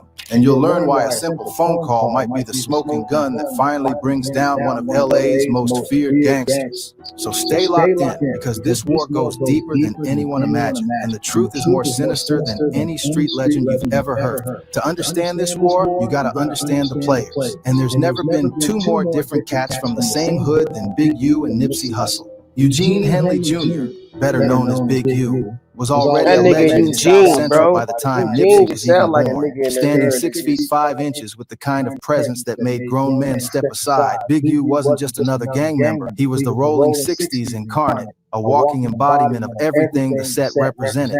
Born in 1966, Big U came up during the crack epidemic when LA's streets were a war zone, and survival meant being more ruthless than the next man. By the early 90s, he'd earned his stripes through violence, intimidation, and an iron will that refused to bend. Gang experts would later describe him as a leader, if not the top man, of the rolling 60s Crips, a position he earned through blood and maintained through fear. But his reign got cut short in December 1991 when the feds caught him in a drug sting operation. They handed him 23 years in federal prison, thinking they'd broken the back of one of LA's most dangerous gang leaders. They were wrong. Prison only made Big U smarter, more calculating and hungrier for the power he'd lost. While Big U was locked up learning the game from older convicts and planning his comeback, a young kid named Ermias Joseph Asgadon was growing up just blocks away from where Big U used to run things. Born August 15, 1985, Ermias was different from the jump. Smart, ambitious, with a natural charisma that drew people to him like a magnet, but the streets still called to him. At 14, he made the decision that would change his life forever. He joined the Rolling 60s neighborhood Crips and took the name Nipsey Hussle, a play on comedian Nipsey Russell's name. It was a choice that would eventually put him on a collision course with the most dangerous man in his neighborhood. When Big U walked out of federal prison in 2004 after serving 13 years, the streets had changed. The crack game was played out. The feds were watching everything, and smart gangsters were looking for new ways to make money. Big U had learned something crucial during his time inside. The real money wasn't in drugs anymore. It was in entertainment. He immediately got back in the game, this time focusing on the music industry. He started managing Kurupt, one of the West Coast's most respected rappers, and built connections with Suge Knight at Death Row Records. Big U understood that music was just another hustle, and he was determined to be the puppet master pulling the strings. The meeting between Big U and Nipsey Hussle in 2006 was like destiny calling. Nipsey was a young, hungry rapper trying to make it out the hood, grinding every day but lacking the connections to take his career to the next level. Big U was an OG with industry connections looking for the next big thing, someone he could mold and control. I seen greatness, to be honest, Big U would later say about meeting Nipsey. You know how somebody can walk in a room and you know they're different? The swag's different. But this wasn't just a business relationship. Big U took Nipsey under his wing like a father takes in a son. He signed Nipsey to his production company, Unique Music. More than that, he opened his home to him. Nipsey actually lived with Big U's family for a period, recording his first tracks in a studio Big U built in his basement. This was unprecedented in gang culture. OGs don't usually open their homes to young soldiers, don't usually invest their own money in someone else's dreams. But Big U saw something special in Nipsey, something that reminded him of his younger self. That hunger, that ambition, that refusal to accept the limitations the streets tried to impose. Nipsey was actually signed to me, Big U explained years later. He was signed to me for production, but I was also doing a little management too, me and Steve Lobel. Steve Lobel was the white manager Big U brought in to be the front man, someone who could navigate the corporate side of the music industry while Big U handled the streets. It was a smart play that showed Big U understood both worlds and knew how to manipulate them to his advantage.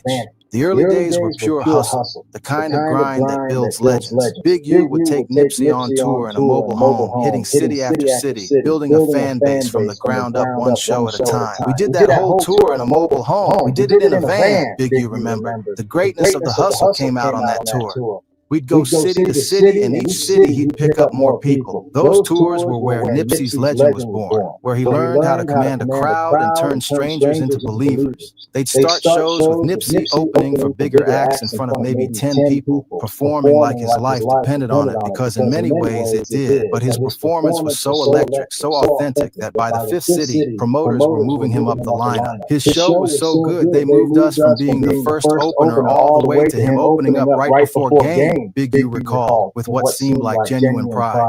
This was more than business for Big U. He genuinely loved Nipsey like a son, saw him as the heir to his empire, the young king who would carry on his legacy. He'd housed him, fed him, invested his own money in launching his career. In gang culture, that kind of loyalty creates bonds that are supposed to last forever. But in the music industry, nothing lasts forever, and success has a way of changing people. By 2009, cracks were starting to show in the relationship. Nipsey was growing as an artist and as a man, developing his own vision for his career and his community. He was starting to question the deal he'd signed with Big U, a 10-year production contract that wouldn't expire until 2019. For a young artist watching his career take off and seeing the money he was generating, that felt like a lifetime of servitude. The first major conflict came over something that might seem small to outsiders, but represented everything wrong with their relationship: recording equipment. Big U had studio equipment at his shop that Nipsey had been using to record his music. When their business relationship started sour, Big U decided to reclaim what he saw as his property. Me and Nipsey had a fallout.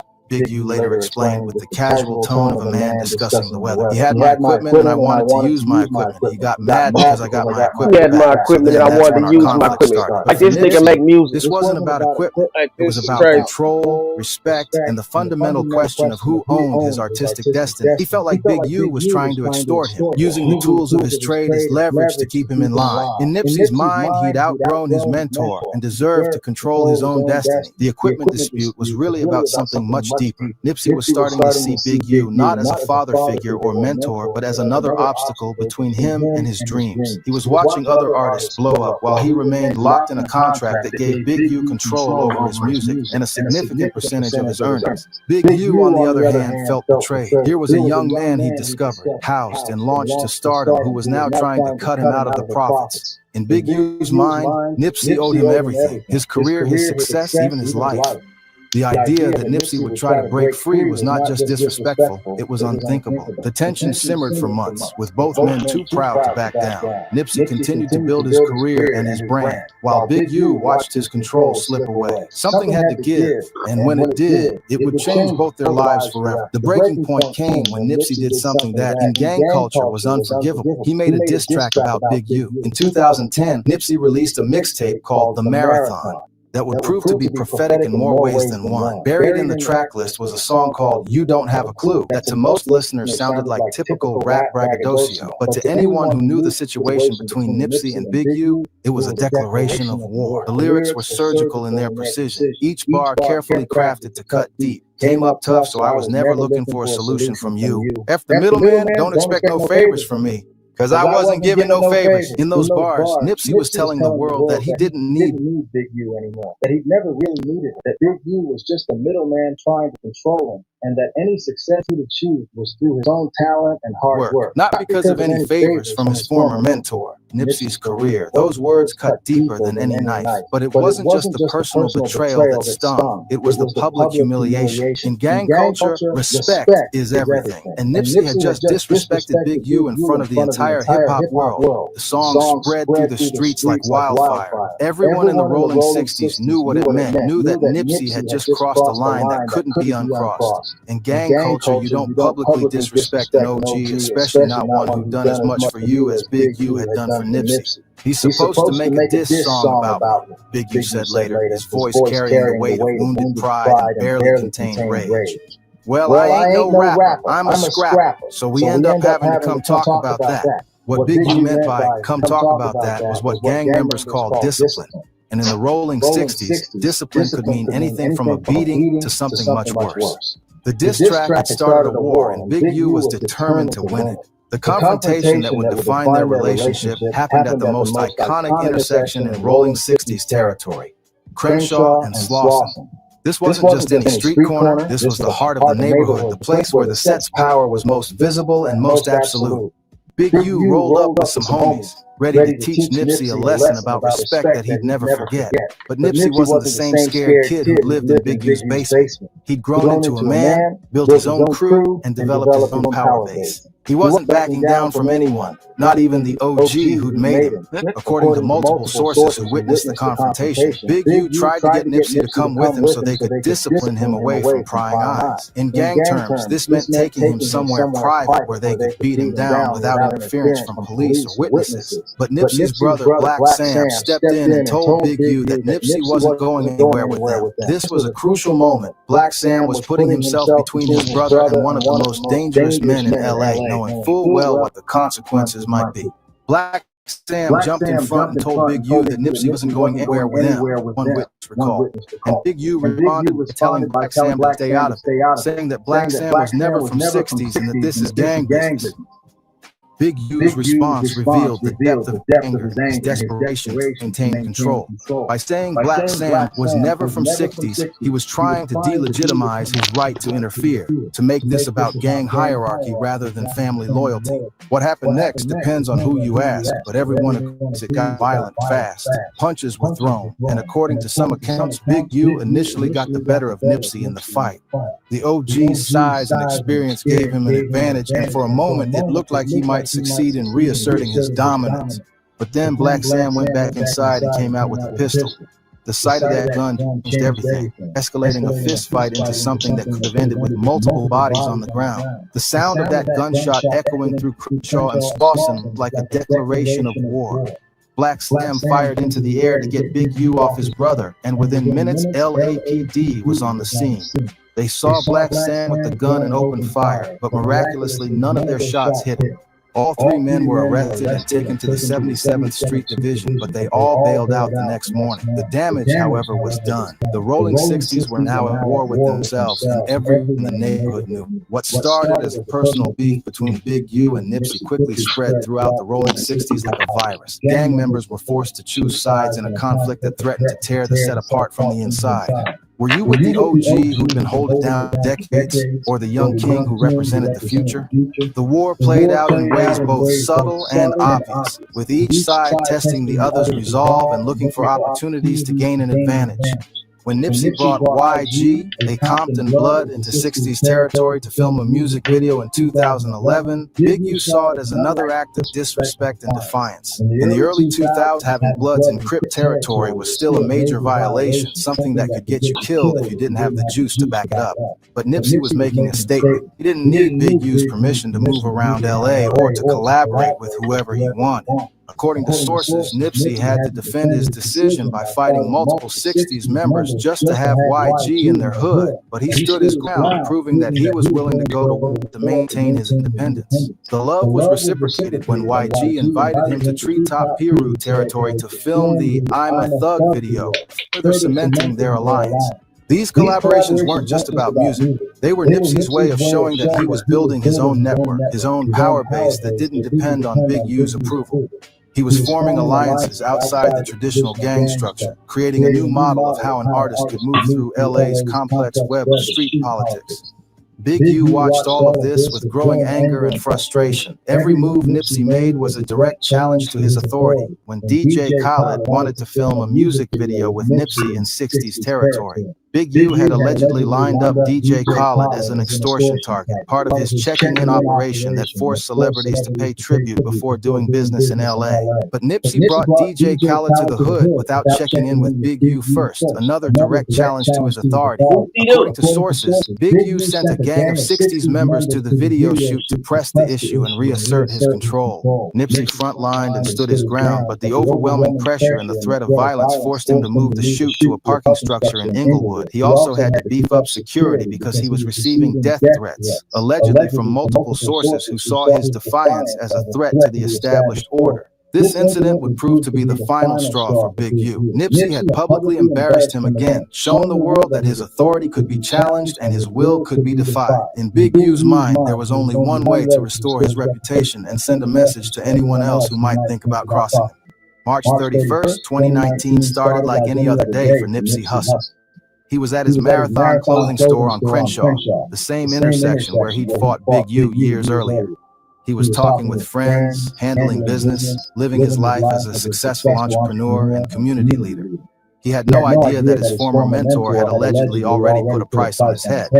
But according to explosive testimony that would later emerge, someone did know what was about to happen. That someone was Loose Cannon, a Rolling 60s member who'd been working as an enforcer for Big U, carrying out robberies and extortion schemes on his behalf.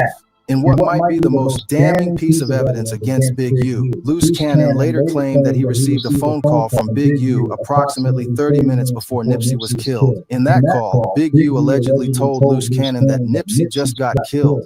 The timing of this call is crucial to understanding what allegedly happened. If Loose Cannon's testimony is accurate, it suggests that Big U had advanced knowledge of the hit and was expecting it to have already been carried out. The fact that he called 30 minutes early suggests either poor communication with the actual shooter or a miscalculation about when the murder would take place. Confused by the call and the premature announcement of Nipsey's death, Loose Cannon immediately hung up and called Nipsey directly. To his shock and relief, Nipsey answered the phone, very much alive and unaware of any danger. I called Nipsey and I'm like, Nipsey, what's up? Loose Cannon later testified. He was like, oh, what's up with it? Nipsey answered. He answered the phone, and I was like, yeah, I love you, cuz, or whatever like that. I see you later, or whatever. So I hung up the phone. I thought, Big U gave wrong information. This conversation would haunt Loose Cannon for years. He'd spoken to Nipsey, heard his voice, could have warned him about the danger he was in, but he didn't. Either because he didn't fully understand what was happening or because he was too deep in Big U's organization to risk exposing the plot.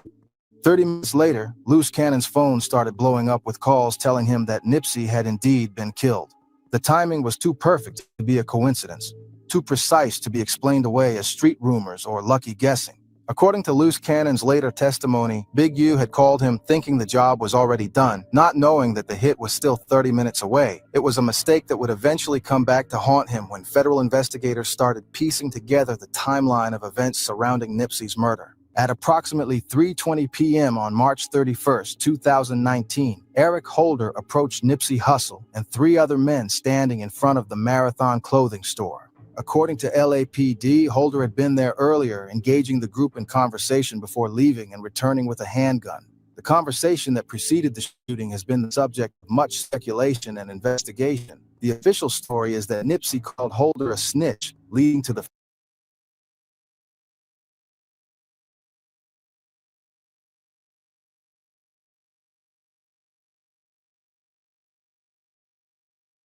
fatal confrontation. But many people, including those close to Nipsey, believe there was more to it than a spontaneous argument about snitching. Surveillance video from an adjacent business captured the moment that changed hip-hop forever. Investigators started piecing together the timeline of events surrounding Nipsey's murder. At approximately 20 p.m. on March 31st, 2019, Eric Holder approached Nipsey Hussle and 3 other men standing in front of the Marathon clothing store. According to LAPD, Holder had been there earlier, engaging the group in conversation before leaving and returning with a handgun. The conversation that preceded the shooting has been the subject of much speculation and investigation. The official story is that Nipsey called Holder a snitch, leading to the fatal confrontation. But many people, including those close to Nipsey, believe there was more to it than a spontaneous argument about snitching. Surveillance video from an adjacent business captured the moment that changed hip-hop forever. Holder opens fire, and Nipsey and another man fall to the ground as the others run from the gunfire. Nipsey was struck multiple times and died at the scene, his blood staining the same concrete where he'd once fought Big U for his independence. The murder sent shockwaves through the hip-hop community and beyond. Nipsey wasn't just another rapper who'd been killed in gang violence. Eric Holder was eventually caught, tried, and convicted for the murder. The prosecution painted him as a lone wolf, a mentally unstable gang member who killed Nipsey in a fit of rage after being called a snitch. But the defense and many observers noted inconsistencies in this narrative. For one thing, Holder's behavior after the shooting didn't match that of someone who'd committed a crime of passion. He fled the scene in a getaway car driven by a woman who later testified that she had no idea what Holder was planning. He then went into hiding for several days before being captured, suggesting a level of premeditation that contradicted the spontaneous nature of the alleged motive. More troubling were the connections between Holder and Big U's organization. Holder was a known associate of several Rolling 60s members who were loyal to Big U. He'd been seen at events and locations connected to Big U's operation, and according to some sources, he'd been struggling financially in the months before the murder. Nipsey's brother, Black Sam, has never accepted the official narrative. In a recent interview, he suggested that Eric Holder didn't act alone. For me, he felt he was supposed to do a job or somebody sent him or whatever. It just don't make no sense. It's not random. You know, it's going to come to the light. For years, the theory that Big U was involved in Nipsey's murder remained just that, a theory whispered in barbershops and debated on social media. But in 2025, everything changed when federal investigators dropped a bombshell RICO indictment against Big U and 18 other members of the Rolling 60s Crips. The 107-page criminal complaint painted a picture of Big U as the leader of a mafia-like criminal enterprise that engaged in murder, extortion, robbery, and fraud. The document detailed years of criminal activity, from dispensary robberies to celebrity extortion schemes, all orchestrated by Big U from his position as an alleged community activist. But buried in the pages were hints that investigators were looking at connections between Big U and Nipsey's murder. The indictment referenced wiretapped conversations where Big U allegedly made statements about high-profile murders in the hip-hop community, suggesting he had knowledge of or involvement in killings that went beyond what was publicly known. According to the indictment, federal agents had been wiretapping Big U's phone conversations for years, using sophisticated surveillance techniques to build their case. They'd planted listening devices in locations he frequented, monitored his financial transactions, and tracked his movements through cell phone data. The investigation revealed that Big U had been using his nonprofit organization, Developing Options, as a front for his criminal activities. The same organization that was supposed to be helping kids in the community was allegedly being used to launder money, coordinate criminal activities, and provide cover for Big U's continued involvement in gang operations. Federal prosecutors described Big U's operation as a sophisticated criminal enterprise that used violence and intimidation to control territory and generate revenue. They alleged that he'd been extorting celebrities, robbing businesses, and ordering hits on rivals while maintaining a public image as a reformed gang member and community leader. The indictment also revealed the extent of Big U's surveillance operation. He'd allegedly been monitoring the activities of rivals and former associates, using informants and electronic surveillance to stay ahead of law enforcement and eliminate threats to his organization. As federal investigators dug deeper into Big U's activities, a pattern emerged that painted a picture of a man who'd never really left the streets, despite his public claims of reformation. The evidence against him was extensive and damning, built over years of patient surveillance and investigation. The wiretapped phone conversations were perhaps the most damaging evidence. In recorded calls from December 2022 and January 2023, Big U allegedly made statements that revealed his true mindset and his willingness to use violence to maintain control. In one conversation, he allegedly bragged about being the only gangster from his generation still having people killed, suggesting that while his contemporaries had either died or gone legitimate, he was still actively involved in ordering murders. In another recorded conversation, Big U allegedly said that he was bigger than deceased rapper Nipsey Hussle and that he had disciplined Nipsey in the past. These statements, made years after Nipsey's death, showed that Big U still harbored resentment toward his former protege and felt the need to assert his dominance even over a dead man. Perhaps most chilling was a recorded conversation where Big U allegedly said that if anyone beefs with him, he would kill them, period. "I am going to murder him," he allegedly stated, showing a casual attitude toward violence that contradicted his public image as a reformed community leader. The financial evidence was equally damaging. Records showed that Big U had embezzled hundreds of thousands of dollars from his nonprofit organization, using money that was supposed to help disadvantaged youth to fund his criminal activities and personal lifestyle. He'd allegedly taken over $2.3 million from the city of LA through various programs, much of which was diverted to his personal use. Federal investigators also uncovered evidence of Big U's systematic extortion operation. They documented instances where he'd forced celebrities and businesses to pay checking-in fees, threatening violence against those who refused to comply. The operation was sophisticated and far-reaching, targeting everyone from out-of-town rappers to local business owners. Testimony from former associates like Loose Cannon provided crucial insider information about Big U's criminal activities. Loose Cannon's account of the phone call before Nipsey's murder was just one piece of a larger puzzle that investigators were putting together, showing a pattern of violence and intimidation that stretched back years. The evidence also included surveillance footage, financial records, and communications that showed Big U's continued involvement in gang activities despite his public claims of reformation. Federal prosecutors argued that his nonprofit work was just a cover for his criminal enterprise, a way to maintain legitimacy while continuing to operate as a gang leader. Understanding why Big U would allegedly want Nipsey dead requires understanding the psychology of power and control that drives gang culture, as well as the specific dynamics of their relationships. For Big U, Nipsey represented everything he'd lost and everything he feared losing. Here was a young man he'd discovered, housed, and launched to stardom, who then had the audacity to publicly disrespect him and cut him out of the profits. In Big U's mind, Nipsey owed him everything: his career, his success, even his life. The idea that Nipsey would try to break free and build his own empire was not just disrespectful, it was an existential threat to Big U's authority. But the motive went deeper than money or wounded pride. Nipsey was becoming bigger than the set, and in gang culture, nobody gets bigger than the set. He was buying property in the neighborhood, opening businesses, talking about economic empowerment and community ownership. He was becoming a leader in his own right, inspiring young people to think beyond the limitations of street life. This transformation threatened Big U's position as the undisputed king of the rolling 60s. If Nipsey could succeed without Big U's blessing, if he could build wealth and influence through legitimate means, what did that say about Big U's relevance? What did it say about the old ways of doing things? Yeah, Nip was getting bigger than the set, cuz, and don't nobody get bigger than the set is what I was told, one gang member explained, capturing the fundamental tension that drove the conflict.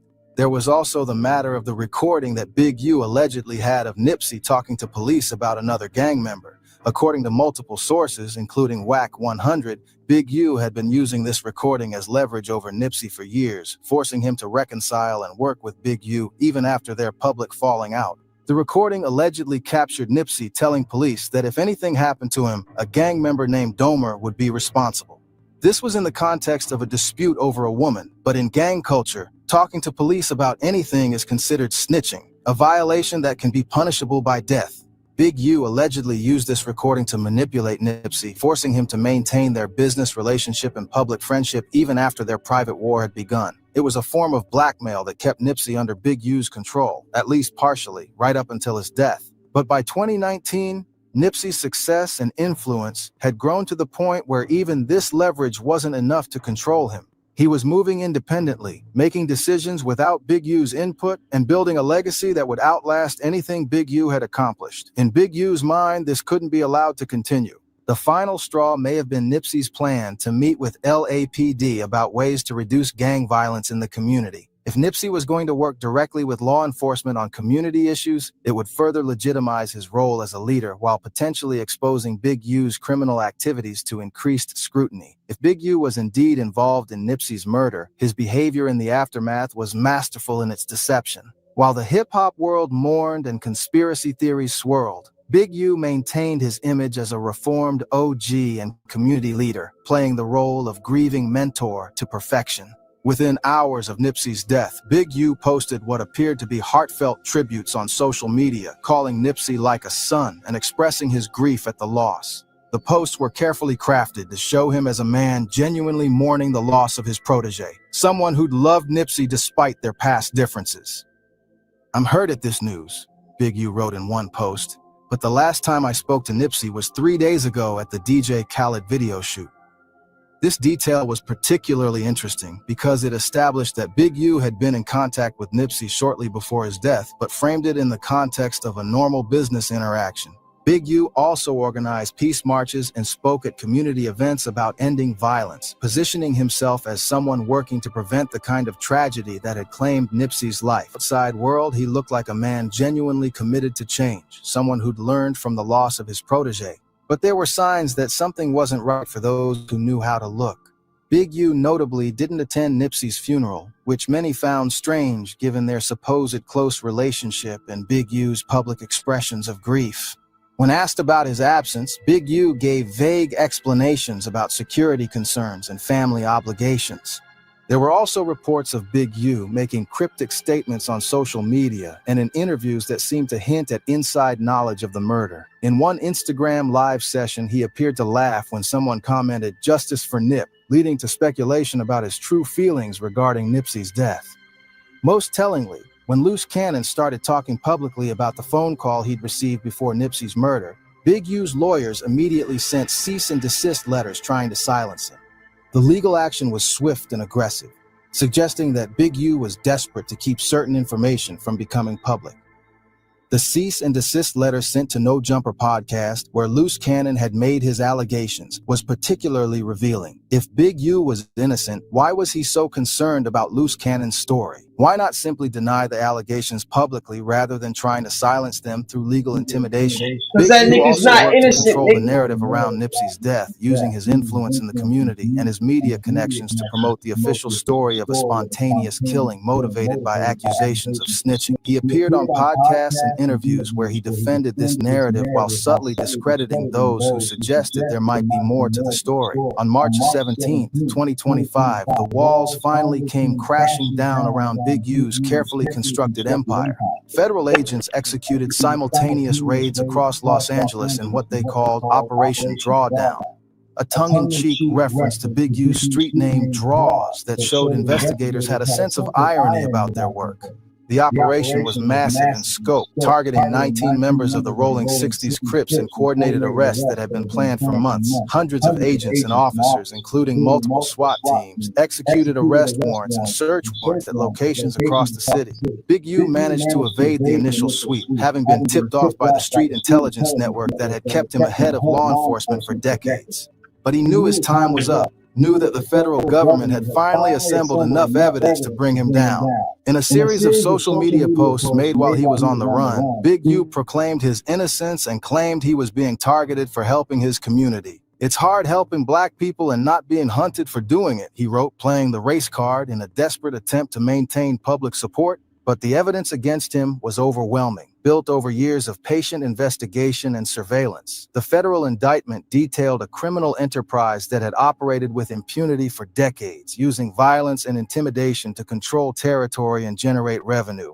When Big U finally turned himself in, he looked like a broken man. The OG who'd once struck fear into the hearts of LA's streets was now facing life in federal prison, his empire crumbling around him and his reputation in ruins. The federal wiretaps had captured him in his own words, revealing the true nature of his character and his continued involvement in criminal activities. In recorded conversations, he'd allegedly bragged about his power, threatened his enemies, and shown a casual disregard for human life that contradicted everything he claimed to represent.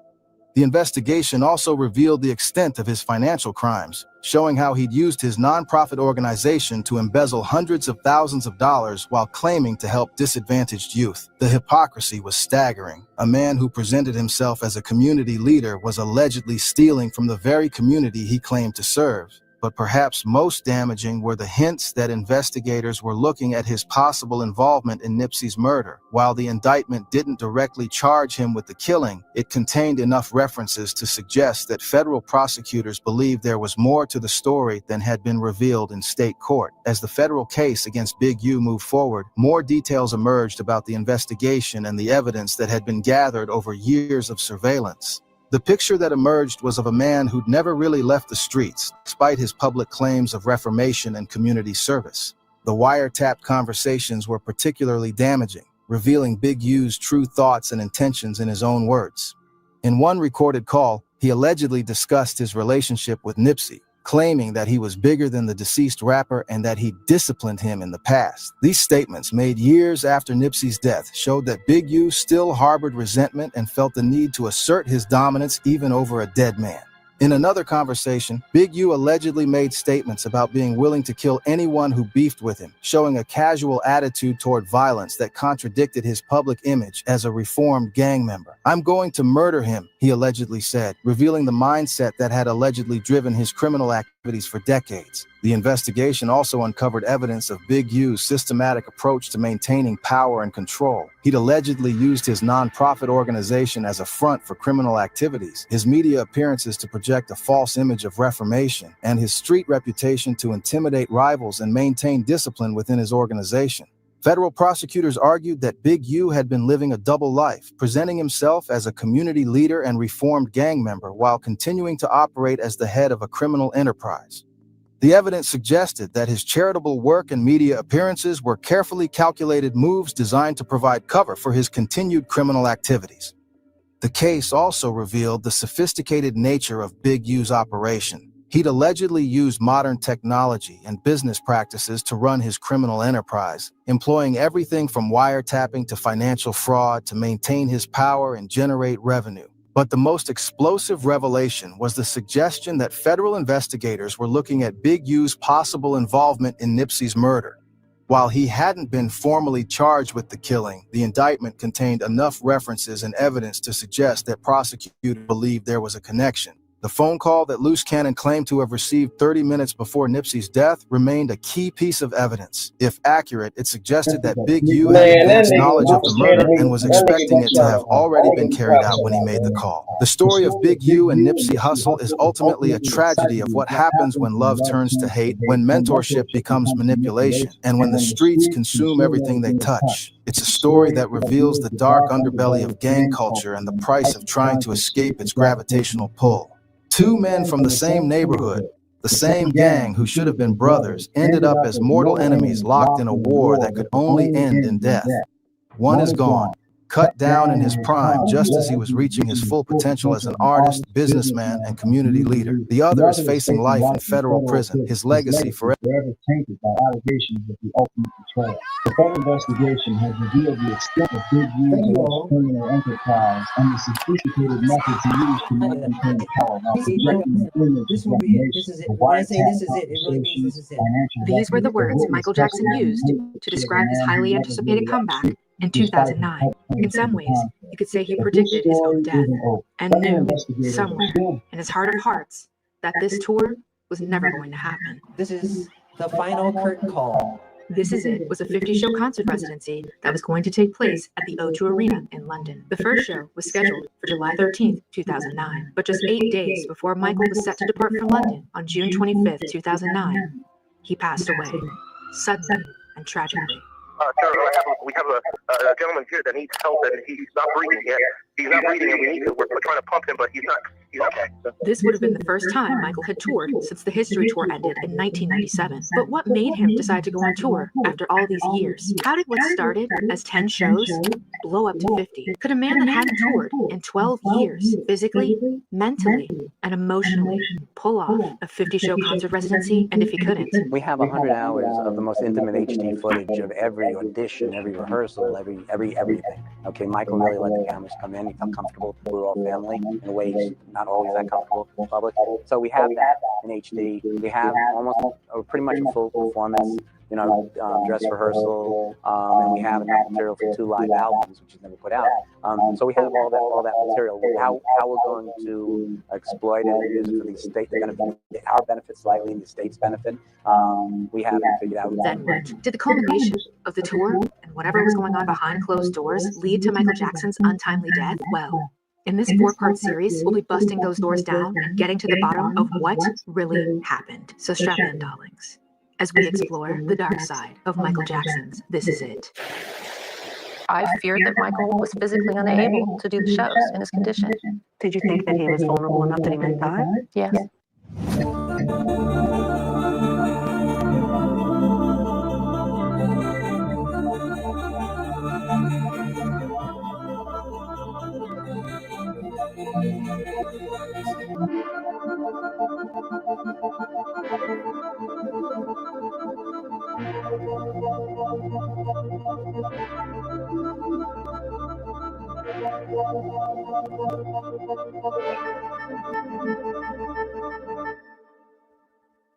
Welcome to part 1 of the dark side of Michael Jackson's This Is It. In this part, we'll be doing what I call setting the stage. It's a popular idiom in the English language, usually used in theater, meaning to create the conditions for something to happen and create the environment, if you will, darling. In order for us to properly understand what led to Michael's decision to embark on the This Is It tour, and to have a better idea of why certain things went the way they did, we have to talk about his life prior to 2009. So we're going to be discussing Michael's reputation, finances, issues with touring, and his management in these final years to get us prepared for showtime. Go ahead and get your tea brewing and perhaps pour a little something extra in your cup, because we don't have time to spill today. We're going to be straight sipping hot tea.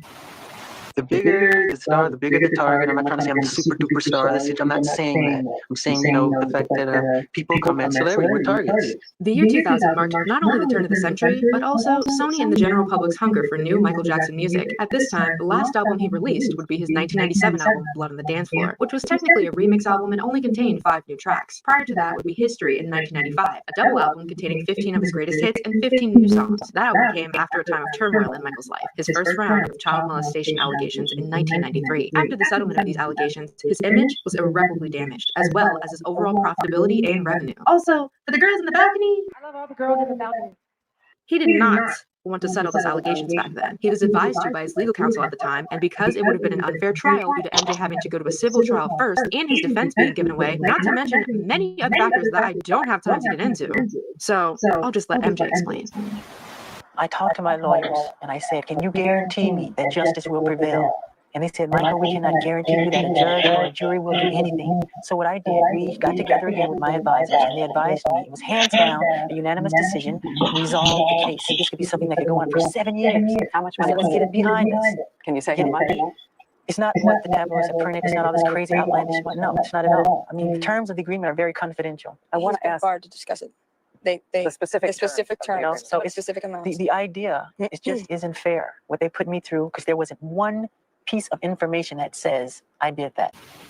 Thank you. Anyway, MJ started production on what would become his final studio album, Invincible, in 1997, although it did not release until October of 2001. Due to the girls fighting behind the scenes, this album would be an underwhelming release for both Sony and MJ. Promotion was halted, MJ's artistic vision was watered down, and it was dubbed a commercial disappointment. After the release of the album, I know me. If it's on tape, I'm gonna find MJ it. went on his Sony hate crusade, and 2002 wouldn't be any better, as the media would ridicule, harass, and mock Michael Jackson. During this year, his third child, Prince Michael Jackson II, aka Blanket, now known as BG, was born. This would also be the year Michael was, allegedly, I like not being sued, sabotaged at the 2002 MTV Video Music Awards, where he was supposed to receive an Artist of the Millennium Award, but was made to look ridiculous as the award apparently never existed. And what MJ grabbed was simply a cake topper mistaken for an award.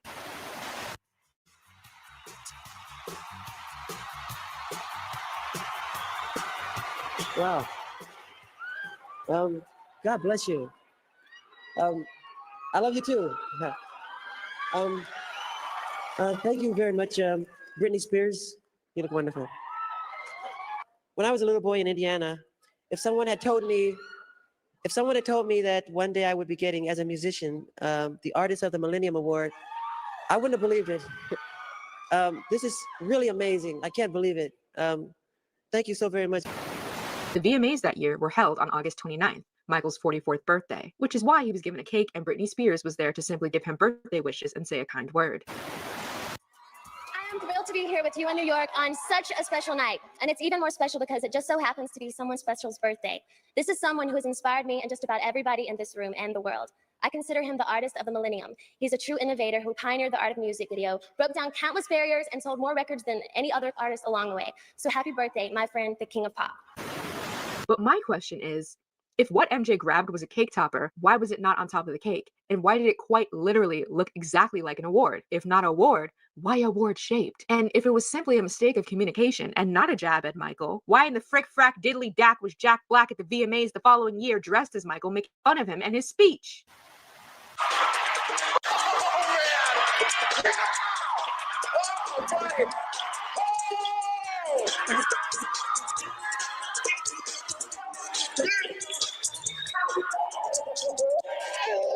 I don't want to thank you, Fred. Oh, God. You guys, stop it. Seriously. Yeah, they was reaching. They left me reaching, man. If someone had told me when I was a little kid that I was going to win the Super Genius of the Universe Award, I said, you no way. You're crazy. And I've won it. I won it. Yeah, that's long shit. Michael! Casio, Michael's longtime friend, and at one point his personal assistant turned manager in regards to this situation. Per his book, My Friend Michael, stated, Trudy Green, Michael's manager at the time, told him that at the upcoming MTV Music Awards, which fell on August 29, 2002, Michael's 44th birthday, MTV wanted to present him with an Artist of the Millennium Award, an honor they had never bestowed before. When Michael first mentioned it to me, it sounded great. He was honored and excited about receiving such an award. Then I heard from a friend of mine at MTV that no such award existed. In reality, MTV had no plan to offer any such award to Michael. They were just going to bring him out to celebrate his birthday. When I told Michael what I'd heard, he called Trudy immediately. He put her on speaker so I could hear the conversation. Trudy told him that I didn't know what I was talking about, and she wondered what I was doing talking to MTV in the first place. If y'all wanted to make Michael look stupid as a wacky, cool, crazy stunt to boost your ratings, just say that. But let's not forget that the M in MTV stands for Michael, bitch. I mean, it might as well. And he saved y'all from bankruptcy back in 1995. Don't act like you forgot, at least according to his nephew, Taj Jackson, son of Tito Jackson.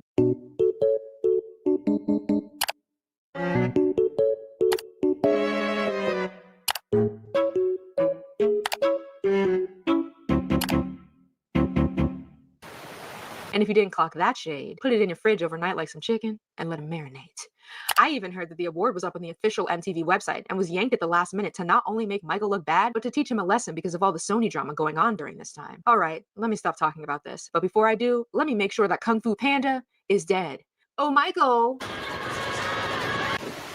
Thank you. As if the media needed more fuel to add to the fire, making Michael's life insufferable, while at a hotel in Berlin, a crowd of fans wanted to see his newborn son. This was when MJ proceeded to show his infant son to his fans by holding him over the balcony of his hotel. But Let's get several things straight. MJ was not going to drop him, and he had a death grip on that child. He was not a negligent parent, and he loved his children. And like I said, the media had a vendetta against MJ, and he stated that they slowed down the footage to make him look worse. But I'm gonna let MJ shut this down real quick. Because I was holding that baby strong, hard, tight. No, that's exactly what I'm saying, though, and I know better. And I've seen, people that flip their kids up in the air and do somersaults and catch them. And, I get caught at the moments, hold on tight. It's a little hero wave. And, but it happens for like 2 seconds. But when it gets on the news, they slow it down. They don't show the crowd. It makes me look like I'm this eccentric idiot dangling this baby on a balcony like a nut. And now we're moving on. I would personally deem 2003 the start of probably the toughest years of Michael Jackson's life. This is the year the infamous documentary by Martin Bashir. Man, I don't know why it keeps coming out like that. Anyway, this is the year the infamous documentary by Martin Bashir premiered, Living with Michael Jackson. The documentary was meant to show Michael Jackson to the public in a renewed and positive light, but instead, it subsequently led to him being indicted on 9 counts, 7 for child molestation and 2 for administering an intoxicating agent in the commission of a felony. This 9 would later be up to 14 total counts. And once again, for the girls in the balcony, I love you, you're wonderful. This interview was manipulated and altered beyond belief to make Michael Jackson look very bad to the public. Behind the scenes, Mr. Bashir they did Mike dirty, bro. Like he was on his side. He admired the way MJ was as a father and a human being, but once the documentary aired, it perpetuated every stereotype people already believed about MJ. That he was a freak, weird, had inappropriate relationships with children, and the fact that he felt the need to cover his kids' faces was too strange for words. Now with the rise of social media and more access to actual creeps and weirdos, when today's celebrities do it, it's accepted. But when MJ did it, it was strange. MJ was smart and had his own personal cameras rolling, and with this footage, he released a follow-up documentary called Michael Jackson, The Footage You Were Never Meant to See, which totally debunked everything the shit showed, but the damage was already done. Now, I'm not saying that I saw any evidence of Michael Jackson being involved sexually with any children. Quite the contrary. But what I'm saying is that children who are vulnerable should not be going into the house of a billionaire superstar where they sleep in his bed. As we said, that was Bashir's comment heard on TV by millions of people. But what did Bashir say to Michael Jackson about this day at Neverland? Let's take a look at the footage that was captured by Michael's camera, documenting the interviews. The problem is, nobody actually comes here and sees it. But I was here yesterday, and I saw it. And it's nothing short of a spiritually kind thing. I know, but I've told him. I know. People see it, but they never talk about it, and I've said this to him. And what I wanted to convey is those 2 things. And what we've had the privilege of doing this week is not only talking about the musical genius, but about what we saw yesterday, which was incredible.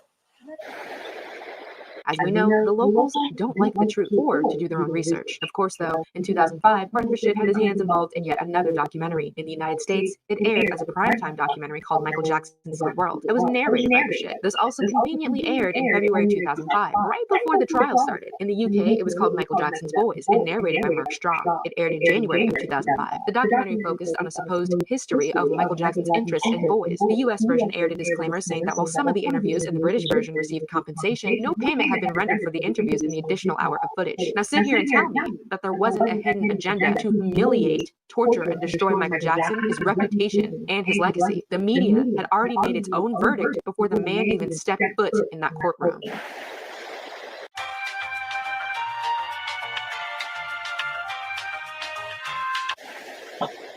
Certainly when I made the documentary, there was a small part of that which contained a controversy concerning his relationship with other young people. But the truth is that he was never convicted of any crime. I never saw any wrongdoing myself. And whilst his lifestyle may have been a bit unorthodox, I don't believe it was criminal. And I think the world has now lost the greatest entertainer it's probably ever known. At the end of 2003, Michael surrendered himself to the Santa Barbara County Sheriff's Department, where he allegedly, I'm not trying to be sued, y'all, experienced police brutality, meaning any kind of unwarranted or excessive verbal or physical assault on a victim while a cop is on duty. They manhandled me very roughly. My shoulder is dislocated literally. It's hurting me very badly. I'm in pain all the time. See this arm, this is as far as I can reach it. Same with this side over here. Because of what happened at the police station? Yeah, at the police station. And what they did to, if you saw what they did to my arms, it was very bad what they did. It was very swollen. I don't want to say. What You'll happened? see, you'll see. We were given this photograph said to be taken after Michael Jackson was released on bail. Jackson says the swelling above his wrist is where the police handcuffed him. How did they do it? I mean, what physically, what did they do? with the handcuffs, the way they tie them too tight behind my back. Yeah, they put it in a certain position, knowing that it's going to hurt and affect my back. Now I can't move. It keeps me from sleeping at night. I can't sleep at night.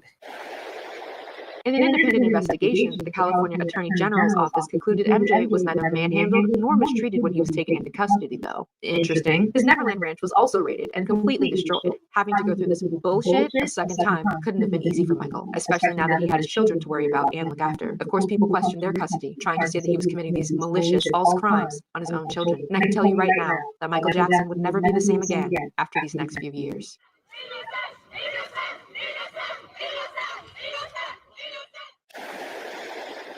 I love my community, and I have great faith in our justice system. Please keep an open mind and let me have my day in court.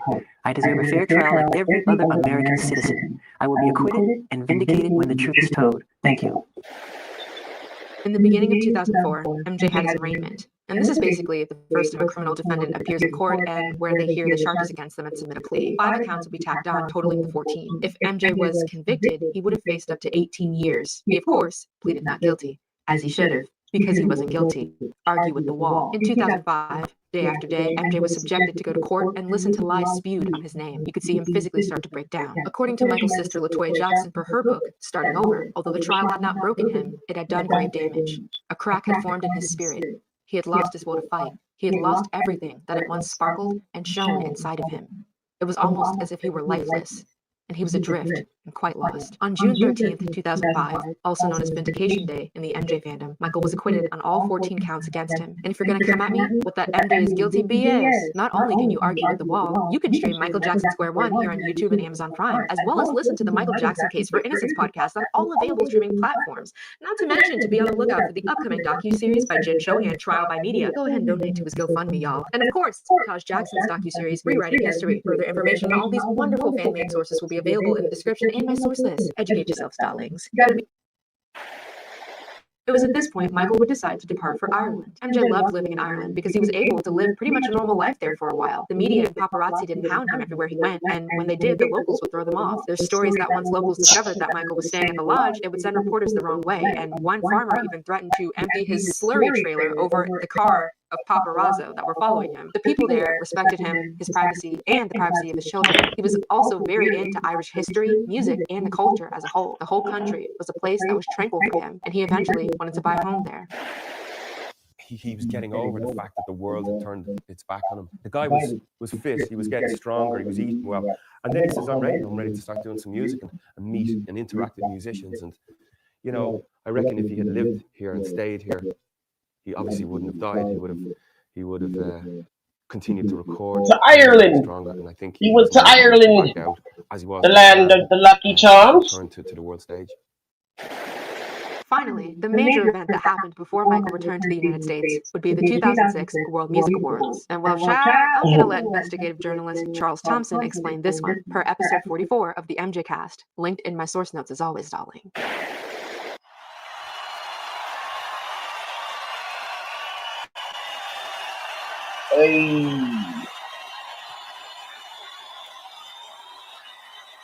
They know where he is, but they know I done got more than MJ. The Mirror ran on its front page. He's bad. Comeback disaster as Jacko booed off. The Daily Record headlined its story, really, really bad. Jacko booed off stage. First they love you, then they hate you, then they love you again. It was not Michael Jackson's first UK appearance for 10 years. The story went on. Jackson scuttled off the stage after being booed by the crowd. This was a blatant lie. Michael had remained on stage for a long time, grinning widely as the audience showered him with deafening cheers. In my article, conjuring a chorus of boos, I wrote, I was in complete disbelief. Had one rogue reporter claimed Michael Jackson was booed off stage, I wouldn't have been so angry. Every profession has its bad apples. But for multiple reporters to have attended an event at which Michael Jackson was demonstrably and categorically not booed off stage, and yet to all then write articles claiming that he was, demonstrated a clear conspiracy between multiple parties to fabricate and perpetuate a bogus story. Oh. Man, motherfuckers used to fall out and faint for Michael Jackson. Man, motherfuckers is literally females falling out fainting and shit, nigga. That type shit. They be frontin', bro. That nigga Mike bitches.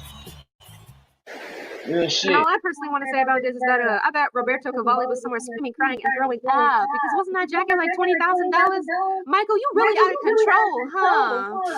Michael Jackson's reputation post-trial was irreparably damaged. The general public had turned on him even more so than after the settlement of the first trial in 1993. Of course, this was prevalent in the United States, as people around the world seemed to never lose that love for him. Even his own colleagues within the industry, ones he considered his close friends, had also turned on him. I imagine he felt heartbroken, isolated, and completely hated by a world that once screamed his name with love and adulation. But of course, MJ wasn't a person to let things get him down and always tried to persevere. He would spend years working in the studio, always in talks of crafting this huge comeback. One could assume that MJ had some slight hesitation about coming back into the public eye. As with everything he did, the media manipulated it to fit its own personal narrative. The years followed. As far as nigga, music, albums, shows, videos, historical moments, bro. Michael Jackson got that, bro. He got that, bro. Ain't nobody fucking with Mike, bro. You know what I'm saying? Chris Brown is like a little nigga, the closest thing nigga they'll ever have. You know what I'm saying? But Mike was on some other shit, bro. Like he was the first one to be wearing them little fucking, you know what I'm saying, designer belts and shit. All that crazy shit. Him and Prince, bro. They be wearing some different shit, nigga. Yeah. You know what I'm saying? Like, nigga, I guarantee you that shirt right there, nigga, is probably like 10 racks. Yeah, probably. Nigga, I'm just saying, bro. Motherfuckers, nigga, copied that nigga Mike, bro. They copied the style, they copied the way he danced, they copied everything. They still couldn't duplicate it. Like, let's be honest, man. For real, for real. Mike, man. Mike had his motherfucking shit on not. But they just, you know, even though the nigga damn near could pass for white, nigga, after all that shit he did, you still a nigga, and they was gonna let you know that. They was gonna let you remember that and make you remember that. Just facts, man. Just facts.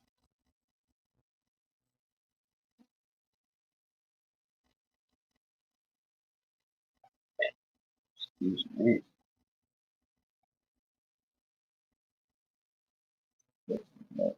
Shit.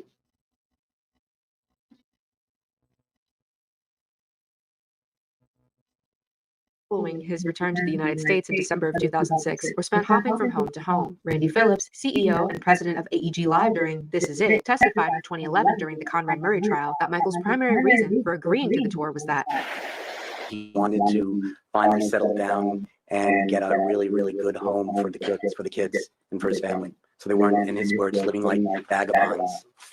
That's what he said to me. Everything about Randy Phillips's character is extremely unsavory, to say the least, but I believe what he said to be true. Michael tried to keep his children's safety and well-being first in everything he did. Of course, there were other aspects of the tour that enticed him. One of those is the financial gains, because as you're about to find out, after years of litigation and public scrutiny, money was something Michael desperately needed. Michael Jackson was a billion-dollar enterprise, running 24/7, and there was nobody in charge. There was no organization, no actual company. Hey, that's fucked up when you know you make more money than you'll ever receive. Like, that's fucked up, bro. Like, when you know that you worth more money than you'll ever receive, you know what I'm saying? Like, bro, I remember when that nigga Pac said that shit. He said, and all the currency I never ever get to see. He said something like that. He was like, something, and all the memories and all the currency I never even get to see. Some nigga, but that nigga was spitting, bro. That shit right there, bro, like, it hit home, cause, bro, imagine, you know what I'm saying, like, you don't have your shit right, or you're not able to spend that money because of whatever reason. I mean, that's probably the situation. You can't take it with you, right? But at the end of the day go on. So it's like, you gotta have your shit in the right situation. You gotta motherfucking, and that's the thing, generational wealth is so fucking rare amongst us black people, bro, because amongst us melanated people, bro. Like, let's just be real, because it's not about all what you got, it's what your kids have. And we so stingy as black people, we so stingy, we don't even want our kids to shine. A lot of us thinking we want to shine on our kids. We want to motherfucking, you know what I'm saying, stunt on our family instead of motherfucking help them. Like, it's crazy. I just feel like, bro, like, if people will stop competing with each other so much and remember, nigga, like, nigga, if we lift each other, we all motherfucking be on. If we all on, then ain't nobody fall, it ain't nobody off. Ain't nobody, you know what I'm saying? You only as strong, you as strong as your weakest in the pack. If one down, then we all down.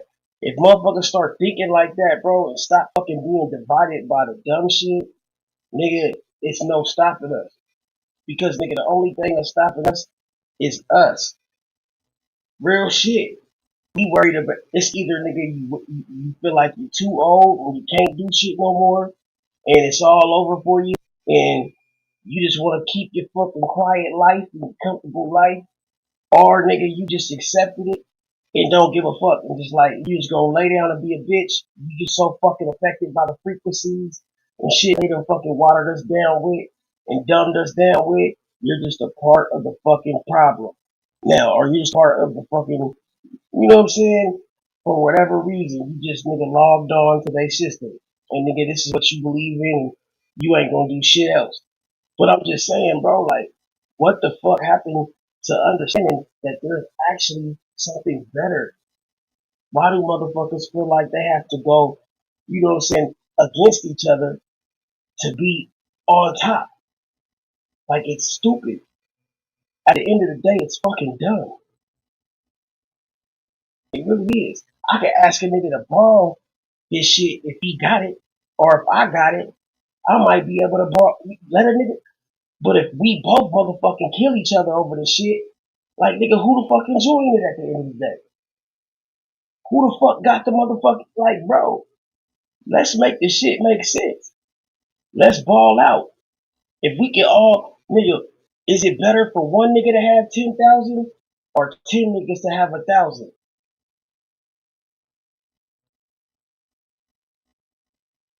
See, it's all about what you gonna do and how you gonna motherfucking make that shit work. Because shit, if all them niggas take that 1,000, there's gonna be a couple that fuck it off. But let's say, nigga, six out of that 10, nigga, gonna turn that 1,000 into 5,000. You know what I'm saying? They gonna bubble up in some way, some shape or form. They gonna put that money towards something that's going to be worth more than 10,000 in the overall at the end of the shit.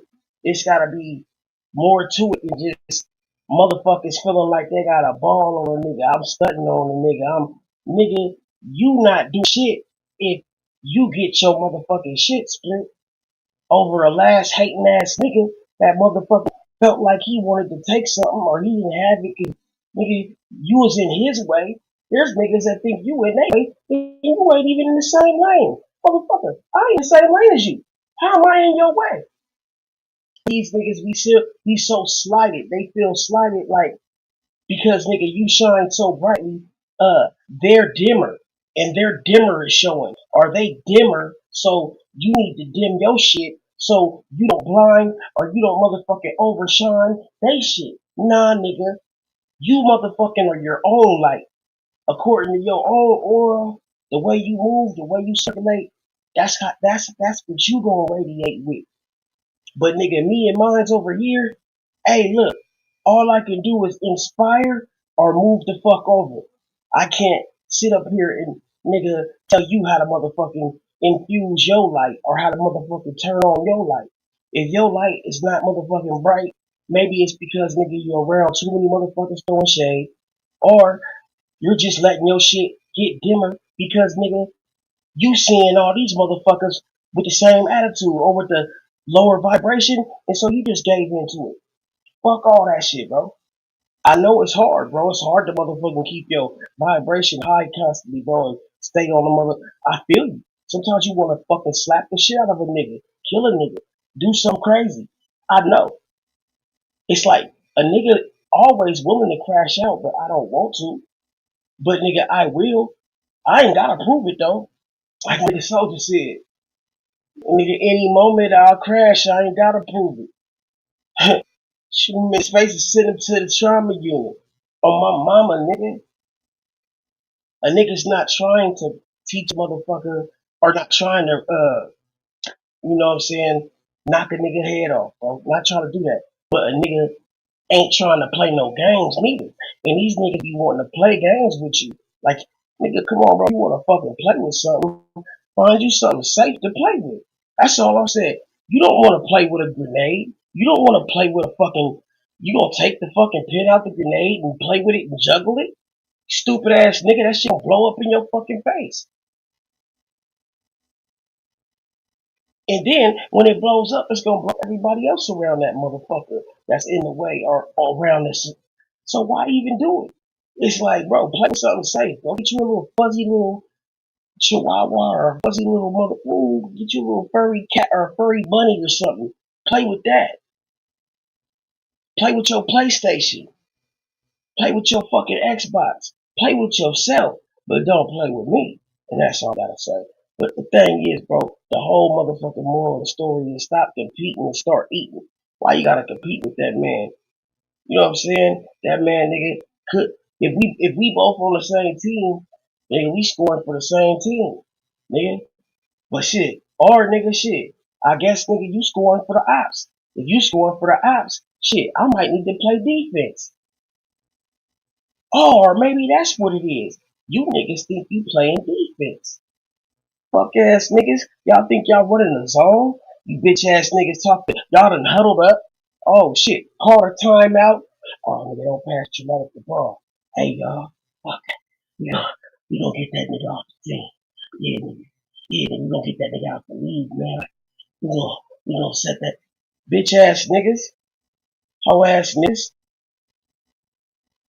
Don't get me started. Hey man, it's all the fucking fair, love and war, nigga. But most of you niggas don't know what the fuck you here for, nigga. Y'all ain't got no purpose, nigga. Yeah, no integrity, no purpose, and nigga, you just another clown in the circus. All you see is what's on the surface, nigga. When you get down below, you get nervous, nigga. I don't like that shit, nigga. Give me the ball, bitch. Hype that shit. Just different Mike people Jack. in different pockets, all jockeying for different agendas. He didn't even have an office. His office was wherever he stood at. His business phone was whatever phone you put in his hand. Didn't even have an email address. I got phones. Motherfuckers won't leave me alone. Got phones. Bitch hit me for the dough. Oh.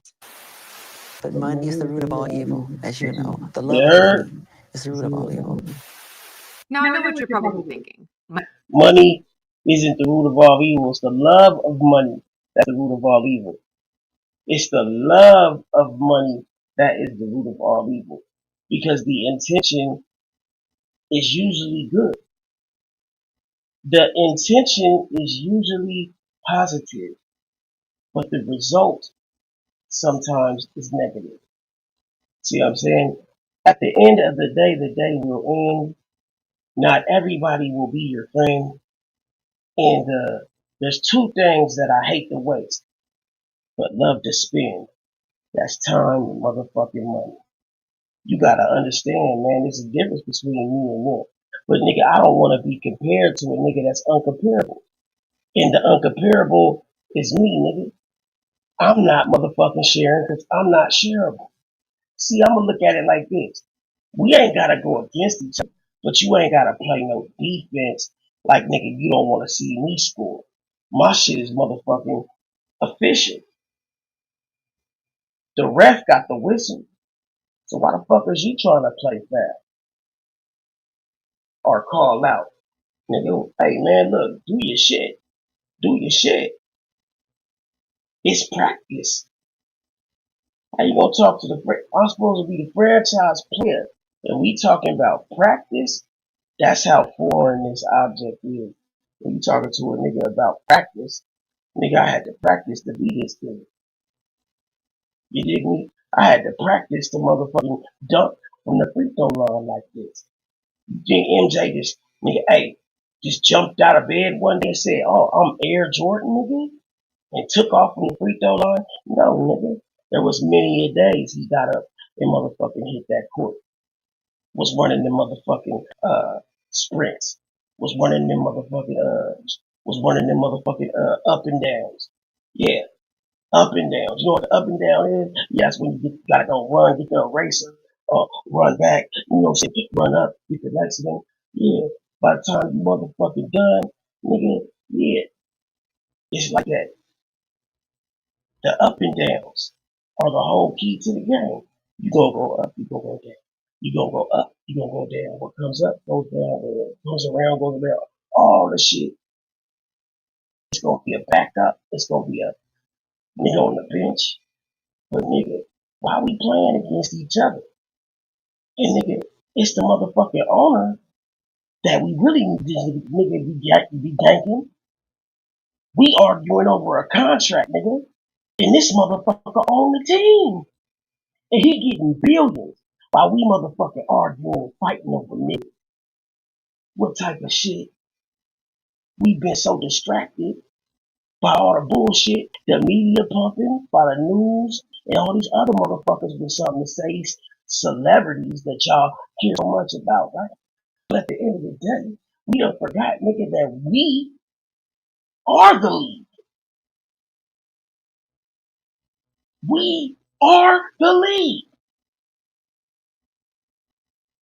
We can't own the fucking team, but we can play for it. There's no team if there's not players. So it is highly disrespectful to even think of that in that context. We have no fucking power until we take it. And take it back. Because we already had it. And we still have it. We just forgot. Or we've lost track of where our power source is. Because they the motherfucker took us off track. And whoever they is the motherfuckers against us. And that's the ops. And you know who the ops is. The motherfuckers still working to keep the system in play or too stupid to know it's the motherfucking system anyway.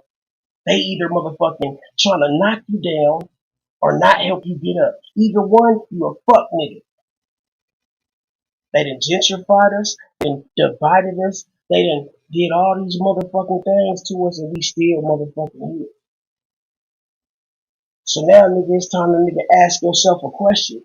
Nigga, do you give a fuck enough to let your fucking kids and your family go through this same shit again, but probably to a worse degree? Or nigga, is you willing to go out swinging, nigga, or go out, nigga, and have a motherfucking better future for your people, nigga? So, nigga, not to ignite it, but nigga, I will light it. I want you motherfuckers to think. I don't know what rant I just motherfucking went on, but it's real shit, I swear to God. You know what I'm saying? And nigga, I think my whole point was, nigga, why we competing with each other instead of eating with each other. Who's the biggest op? Who's the real fucking problem? See, we going at the team, we going at the dream instead of going after the motherfucking system. The system is the enemy, nigga. Not me, not you, not him. System, nigga.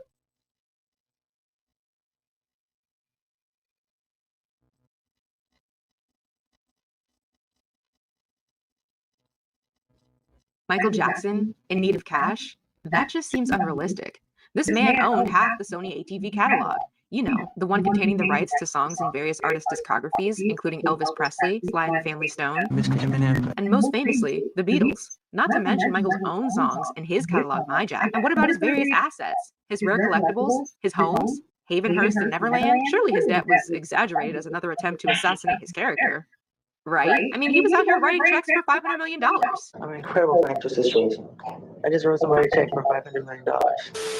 Okay, let's just be honest. Let's just be real. When it came to Michael Jackson's finances, well, Let's just be the bar honest. was in hell, sis. He had been on a slow and steady financial decline since probably the early 1990s. His Sony ATV catalog was honestly the only thing keeping him afloat throughout the early 2000s. And even then, the problem with that is a share of the Sony ATV catalog generated about $25 million a year, whereas his living expenses were double that. And as the kids say, the math was certainly not mathing. If And the Michael is math what you ain't could call math, asset rich, but money poor. In this section, we're going to be discussing Michael Jackson's finances, because for him to get to the point where he agreed so to do the I This Is It like how they tour broke after this shit decades of down in expressing 4 his parts disdain for touring because and it dodging shows his how the shit responsibilities like the bubonic plague. I said what I said. was It meant that he was was in some deep was sugar honey iced constructed. tea. Like To the keep shit things was a simple, we're plan. only going to be talking about MJ's finances from the start of the new millennium up until his decision to embark on the This Is It tour. So that's about the years 2000 to 2008. I'd also like to add that we need to be realistic here. Michael's my man, and I'm gonna stick beside him, but throughout the 2000s, there were a lot of empty promises, broken contracts leading to numerous litigations, pointless shopping sprees, and just him being a big, stupid idiot with money. LOVE though, Michael started off the new millennium hot by being sued by concert promoter Marcel Avram for $21 million for the cancellation of How his you gonna concert call a fees man a to perform stupid in idiot Hawaii and for Australia spending in his own money, nigga? 1999, the Millennium Concerts. The cancellation of these shows costed Michael $5.3 million. But of course, this wasn't resolved until 2003. And why did he cancel them? Well, per Making Michael, engineer Michael Prince said that MJ was worried about the Millennium Bug, a computer problem that threatened the operations of business, finance, government agencies, and science. The fear was that on the stroke of midnight between December 31st, 1999, all computers had the potential of shutting down, although few See problems. that was the whole Y2K shit. They wanted everybody to be scared that the computers was gonna all shut down and reset and all this dumb shit, right? But you know what it really was? What it really was is they wanted the database or whatever the fuck they trying to store all their information on. They didn't want that to blow a fuse. Because nigga, man, think about it like this, right? I'm gonna put it in the most simplest terms, bro. Think about it like this. This is the most simplest way I can put it. You ever went to a high school basketball game, right? Where they got the motherfucking scoreboard. The scoreboard is only made to go up because they're not fucking thinking or meditating that a game is going to be scoring over 200 points. See what I'm saying?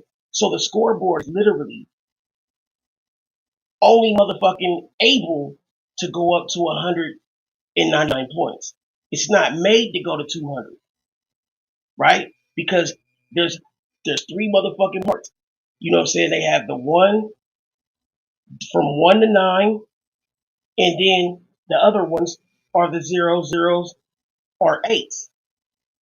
So either they're gonna motherfucking put 188, 199, but they're not expecting anybody to go to that high.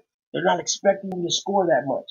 It's like a football game. They know nobody's gonna most games you're never gonna see somebody with a number like 150 to 60 or something like that in a football game. That's too many points, right?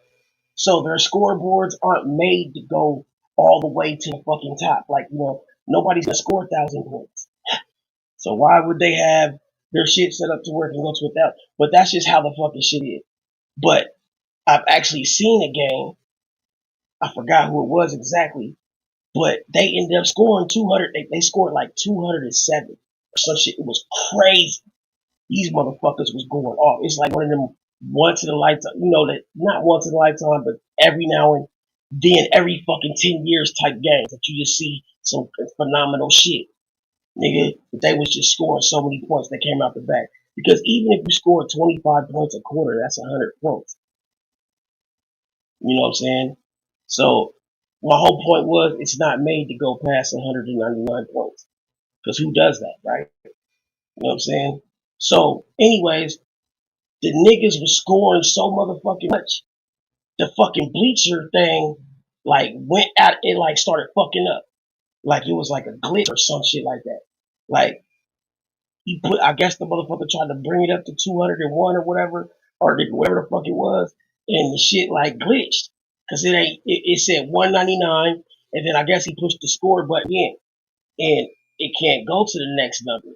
So it just started flashing bleep bleep, like the shit was crazy. We's like, he's broke the scoreboard, and he's like, nigga, the nigga smoked the scoreboard type shit. You know what I'm saying? But shit, that shit only happens once in a blue moon.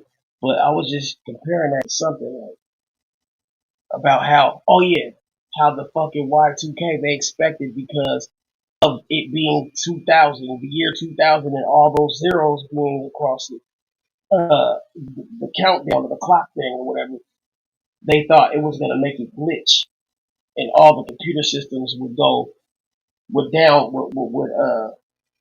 off. So it was just a motherfucking fear of the glitch type situation. That's all it really was. But they called it something big. They expected it to go there. So I think it was something more to it, but they weren't gonna let your ass know the real details. But come on, man. I feel like sometimes they throw something this way to make us look that way, and then they do something over here. You see what I'm saying? So I don't always go for the first motherfucking, the first move because it might be a decoy.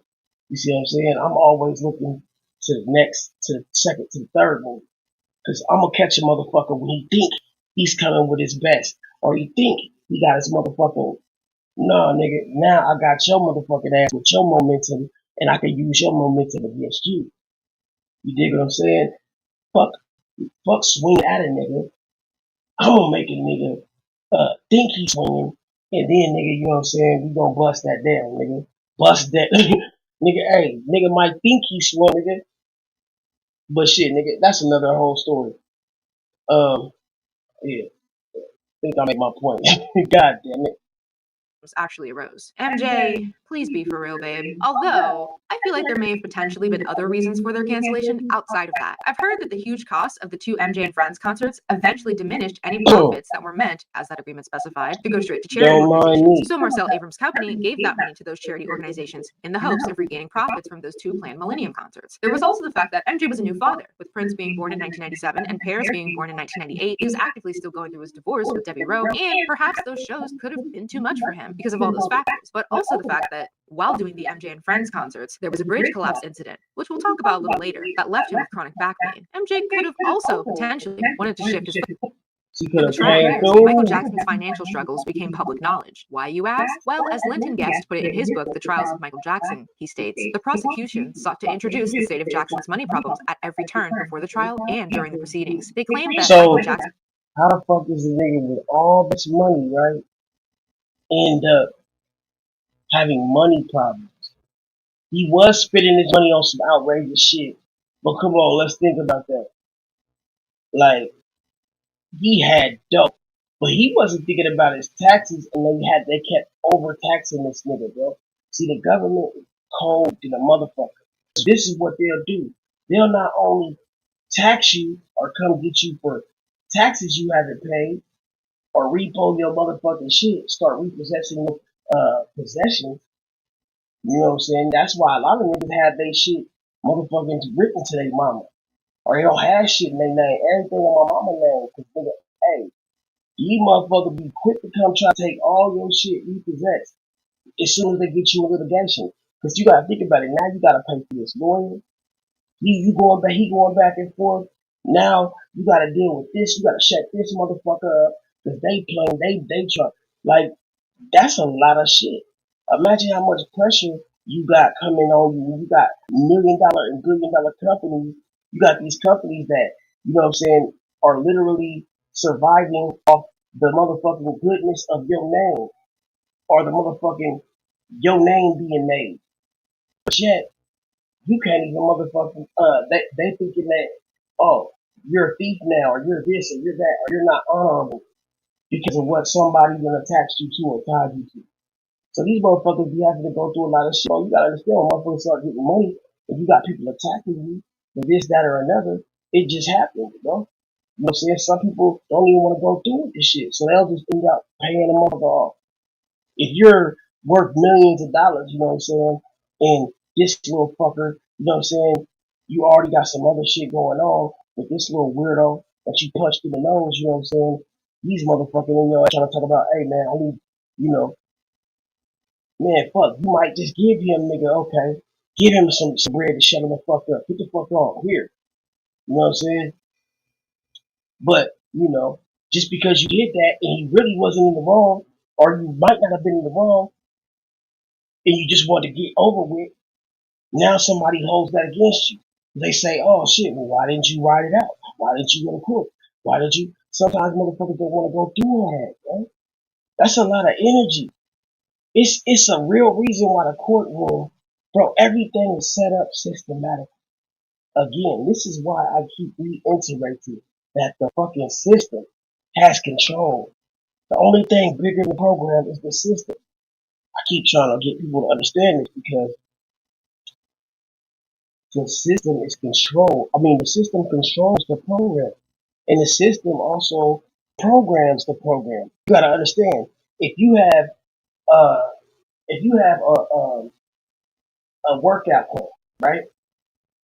The workout plan consists of you have to do this on Monday, this on Tuesday, uh, legs on Wednesday, something on Thursday, rest on Friday, and then you run on Saturday, and then nigga you do arms, nigga, you know what I'm saying, on Sunday, or you just rest on Sunday, whichever one, right? If you got a fucking workout plan that you got consistently working, the only thing you could do is increase. You can't fucking take away. You're just gonna get stronger, right? You have to progress into your workout plan. So like if a motherfucker gonna sit up here and act like he gonna just step in the ring with Ali, nigga, you out your motherfucking mind. You're gonna get your shit knocked off, bro. You can't do shit like that. You gotta prepare. You gotta know who you fucking with. And I'm sick of these fuck boys and these niggas that think they can just step in the room with anybody and don't have no understanding of who they fucking with. I don't even feel, nigga, honestly, bro, if you think you can just fuck up everything and anybody, I think you gonna get knocked the fuck out. You know why? Because, nigga, it's a such thing as being overconfident. Like, and I don't mean confident as in you have confidence. I mean dumb. Like, you're supposed to feel like you're the shit, but you're not supposed to just be dumb. Like, you have to be able to ration out shit. You have to see that you're not stronger than that gorilla. So if I run up and kick that gorilla in his face, I could probably do that, right? But what's gonna happen after? See, that's what motherfuckers fail to understand. The reaction, excuse me. The reaction. That's why I'm a reaction channel. I'm a reactionist. Because after I watched and listened to the thesis, now I can expand on it. Now I can, give my theory on it. But shit, until I've done that, I'm just motherfucking just talking. Until I know and I really fucking understand the facts and what's going on. Because, like, bro, you assume everybody the same way, you gonna get your motherfucking head back up. You can't assume everybody fights the same. You can't assume it. You can't assume that, oh, I fought 3 white boys before. I know how to fight. No, because not every white boy fights the same. And I just use that as an analogy. You gotta understand people are different, bro. And you gotta respect people for what they are in their own right. So all I'm saying is not showing that type of respect to get your head knocked off because you go into it thinking that you can just motherfucking, you could just take this motherfucker out with no problem. And then you throw that punch and nigga, he doesn't motherfucking go down. Now it's a real fight. Now you done thrown this punch, you done connected, made contact. You visualize you throwing that punch with all your might, like you was on the machine, nigga, at the bar. Like, nigga, you swung with all your might. You thought you was going, nigga,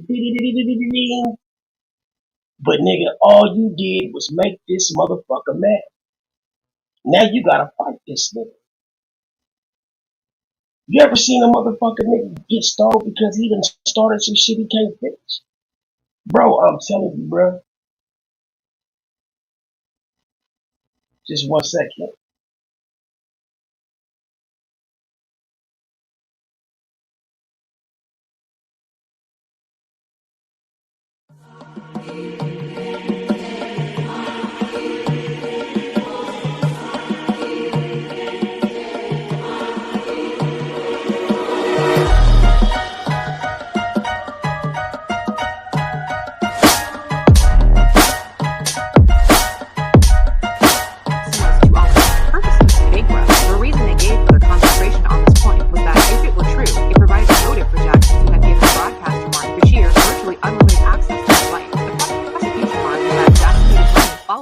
downturn in his record sales in the 1990s. Bashir, through the proposed television documentary Living with Michael Jackson, offered the prospect of bringing the fading star back into the public eye, thereby helping Jackson generate vast amounts of cash once again. This, they said, was the pivotal event which precipitated the abuse of Gavin Arvizo. In an interview with Jesse Jackson in March of 2005, Jesse had asked Michael if he was broke, since this point was brought up repeatedly, to which he said, "The focus of the trial to saying you are broke." And last week, people calling in all around the nation saying, "Is Michael broke? Michael, are you broke?" That's not true at all. It's just one of their many schemes to embarrass me and to just drag me through mud. And it's the same pattern like I told you with these other people in the past. It's the same pattern. So don't believe any of this, this is tabloid, sensationalized kind of gossip.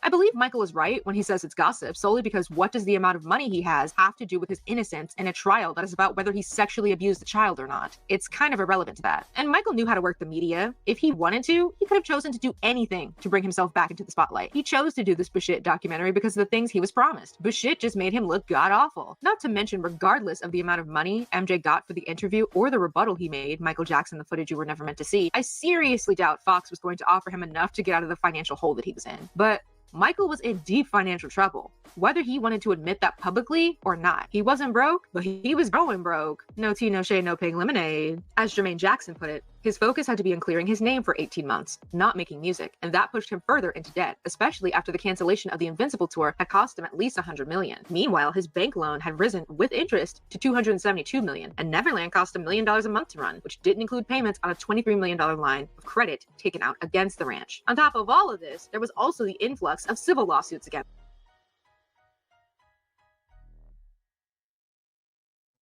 My nigga, are you hearing this shit?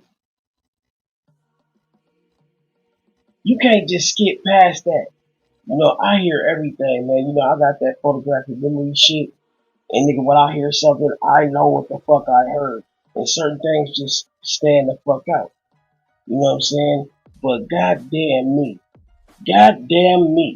If that nigga just say it cost $100,000 a month to maintain Neverland, he said 100,000 or he either said 100,000 or a million or some shit like that. He might have said $1 million to maintain that bitch.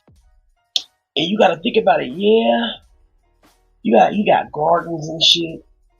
You got little toys, little cars, and you got little fucking rides. Yeah, they gotta be maintained. I'm thinking about it. You got fish, aquatic fish. You got animals. They have to be maintained. They have to have, handlers, and you got a zoo damn near back there, right? So you gotta have, and then it costs money for these animals, right? It costs money to have these things, right? So just to think, yeah, that probably would be about 100,000 a motherfucking month. But Jesus Christ, every month, nigga. I know you sold a lot of motherfucking records, but goddamn, just the motherfucking thought of having to pay that much money just to just to maintain something. Like, that's like having a fish tank at your house, man, and you paying more for the fish tank than you do for the house. What kind of shit is that? Like, my nigga. But yeah, I mean, this was the king of pop, right? If that's what he wanted to do, that's what he wanted to do. But I can see kind of now what she's saying. Like, Mike did bring some of these financial troubles on himself, but nigga, he's looking at it from the idea of, I'm selling millions and billions of records. I have the money to do this. The paper ain't adding up. It ain't mathing. They making more money off you than you make off you. That shit would make any nigga want to kill a motherfucker. against him, some coming from ex-employees and various ex-colleagues turned enemies. Of course, this was nothing new in the world of Michael Jackson, but some of these employees had also stolen from him and were having seconds and thirds of expensive items purchased in Michael's name sent to their homes. Some of these employees even testified during the trial. To quote Charles Thompson's Huffington Post article, one of the most shameful episodes in journalistic history, a parade of disgruntled security guards and housekeepers took to the stand to testify that they had witnessed molestation. Moreover, it was revealed that each of these former employees had been fired by Jackson for stealing from his property or... So these motherfuckers got fired for stealing from Michael Jackson's property. And these bitches got mad because they got fired for stealing and lied on this man, saying that they seen him do sexual or perform sexual acts. Like, can you understand that level of fucking? They should go to jail for that. They should, like, I don't give a fuck. When a bitch do it, she should get in trouble too.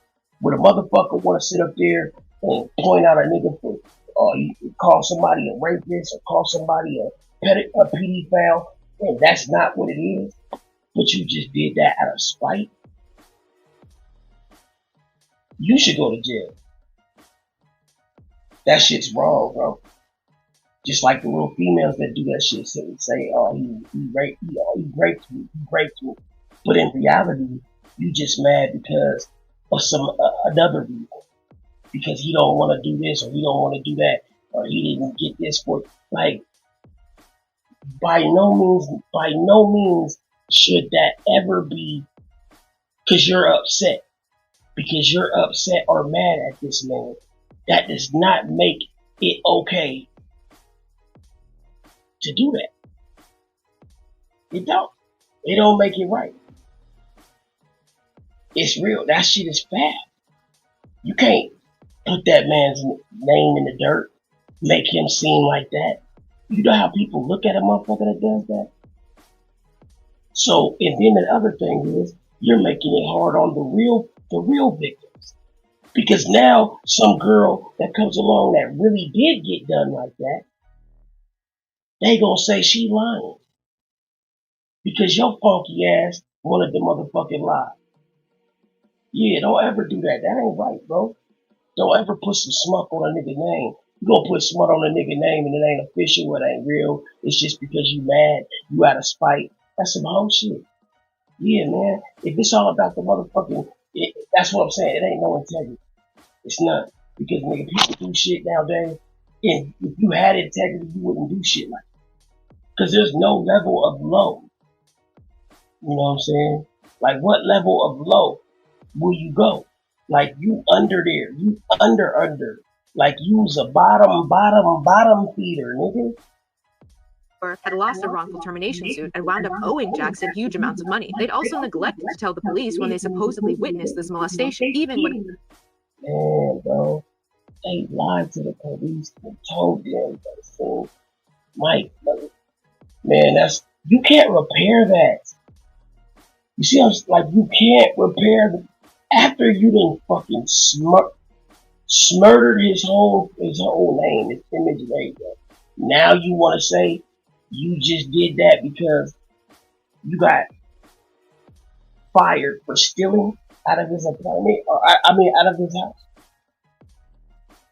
Man, like, my nigga, it's crazy to me, man.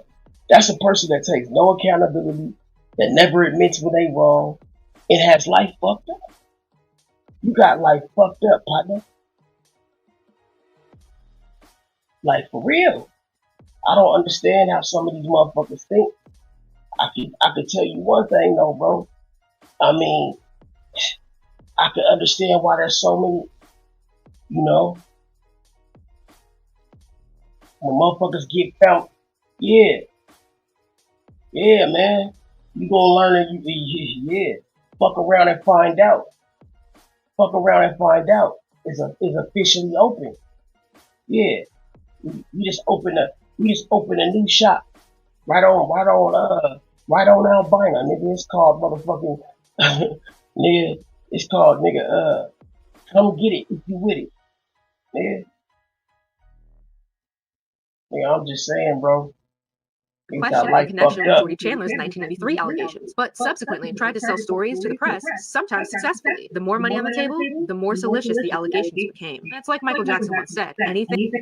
Like, bro, so you know, it says these niggas was getting paid to make up false, petty stories on Michael. That's so fucked up. Because during that time period, you gotta understand, if you ain't old enough, I get it. But if you are old enough, then you understand that time period. They was putting Mike through hell. I mean, real shit. They had us thinking, they had the world thinking that nigga, this nigga was, the real Mr. Jekyll and Hyde or some real shit. And then because of the way they painted it, talking about Never Neverland, they was trying to make him look even more fucking sinister because, okay, he liked being a kid, or he gravitated to kids, so they tried to make him look like he was doing it to appeal to kids, or no, he didn't have a childhood like that. So he's like reliving his childhood in a lot of ways. He got the money now to do what the fuck he want to do. So it wasn't like they were making it appear. See, that's the thing. It's the public opinion, media. These motherfuckers will drive a nigga to kill himself. Real shit. Or drive somebody to kill them. Like, they got a real machine, bro. Like, these motherfuckers come out of nowhere, nigga. Like they mad at you for, you know what I'm saying? Like, I'm just saying, I seen it on a smaller scale, but I've seen it. Like, imagine a motherfucker that's mad at you for you being you. Like, nigga, get off my dick. I was doing me before I ever knew you existed. Nigga, I honestly, bro, ain't no motherfucking simping, ain't no motherfucking, no, there ain't even a fucking time I can recall a person holding me out or playing me out. Ever. Because, nigga, I stand on business. You ain't gotta be the hardest nigga. You ain't gotta be the toughest guy. All you have to do is mean what you say what you mean, and not give a fuck when it go there. I don't know what the fuck I'm capable of doing because I'm scared of myself. So I try to be on my best behavior. I try to be calm. I try to be respectful. I lead with respect. I do nothing but lead with respect. But when I don't get the same respect back, if my reaction is anything other than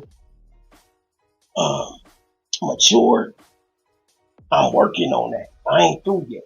But I promise you, I put more energy into not letting myself off the leash. That's the thing, bro. Like, I'm not scared of you or him or them. I'm scared of myself. Only because I know I'm a fucking nut when that moment that I lose it, I can honestly say I'm not in control. I'm in control. Like, it's a different fucking ball game. So I don't walk around like that. I don't walk around with my chest poked out. I don't walk around trying to bump niggas. But I don't shrink for nobody. I don't shrink for none of them. If you can't come to my domain with respect and respect the way I do my shit, you don't have to come at all. Anybody that will come into your house after you welcome them in with a smile and then shit in your motherfucking house and think they gonna walk the fuck out and come back again, like, that's what this shit be like when these motherfuckers play these games. Benny Chris, he be thinking this shit's a motherfucking game. Okay, cool, I get it, it's the internet. But nigga, come on, bro. You gotta understand. There's different ways, nigga, to get a motherfucker to say your name. It ain't always gotta be on some fucked up shit. And that ain't the thing. Because, nigga, if you wanna see a nigga win, I wanna see you win more. But, nigga, don't try to dunk on me, bitch ass nigga. I feel like, nigga, you came in my arena, like, grab some motherfucking, grab one of the cheerleaders, you know what I'm saying? Felt on her booty and all that shit, nigga, like, nigga kissed her all on the mouth and all that shit, like, aggressively, you know what I'm saying? Like, bruh, ran on the court, nigga, you know what I'm saying? Threw the ball up in the air, nigga, like, bruh, Chill. Come and enjoy. Don't come and destroy. I'm fucking tired of building or trying to build and gotta worry about some fuck nigga coming trying to destroy it before it even gets built. Nigga, take your bitch ass across the street and build something. Because nigga, this shit right here, nigga, it's my block. I was on it. Motherfuckers, you gotta understand, bro, it's about reciprocation. Respect is a two-way street, my nigga. You gotta give respect to get it. And niggas always think disrespecting a motherfucker is gonna get them clout. Disrespecting a motherfucker is gonna get them mentioned. No, disrespecting a motherfucker is eventually gonna get your ass taken out. Because you don't see that, nigga, it's a real motherfucking field out here, nigga. Everybody ain't motherfucking playing. Everybody ain't playing. And you can't tell me who's willing and who's not. Because you don't know that man's heart. I don't underestimate. So I damn sure, nigga. But I damn sure will demonstrate. That's what I meant to say. I do not at all in any way, shape, or form hesitate when I feel like it's time to move. I move with fluid motion. Anybody I ride with, we have cohesiveness. We do not go anywhere and be divided mentally. Like when I go in a place, me and my homies, me and my people, it's already a motherfucking understanding. Listen, we come together, we leave together. We gonna get home tonight. Period. Hey, it's all about motherfucking being aware, alert, and just motherfucking, hey, getting these motherfuckers attention. That's what it's about. You know what I'm saying? If a nigga let you on his shit, let you pull up on his panel, you know what I'm saying? Tell a motherfucker what's up, like you know, give a nigga some motherfucking encouragement. Give a motherfucker some love. Don't go to a motherfucker house to nigga to kick dirt on his rug. You see what I'm saying? Like, the shit ain't fly, bro. Cause nigga, you knew it wasn't about that. And then at the end of the day, you could always read the fucking description. So you being disrespectful from the jump. I should have never let your bitch ass on here in the first place. Because you knew you was gonna fucking eventually go to the fuck shit. That's another fucking thing, nigga. I know this shit has to be addressed, nigga. I was gonna let it go. But it's just like, nigga, fuck shit is fuck shit. And nigga, I'm tired of fucking watching people do fuck shit and I can't call it out. What good is it for a motherfucker to gain the world but lose his motherfucking soul in the process? I'm asking you, Mr. Beanie Chris, Mr. Beanhead, what good is it to go to the motherfucking... I don't like to repeat myself. You heard what the fuck I said. Yeah, man. It's you. It's you. It's you. Niggas is thinking that they can disrespect the program like they bigger than the system. No, nigga. You are a product of the system. Fuck, nigga. You. Nigga, Nipsey said the highest human act is to inspire.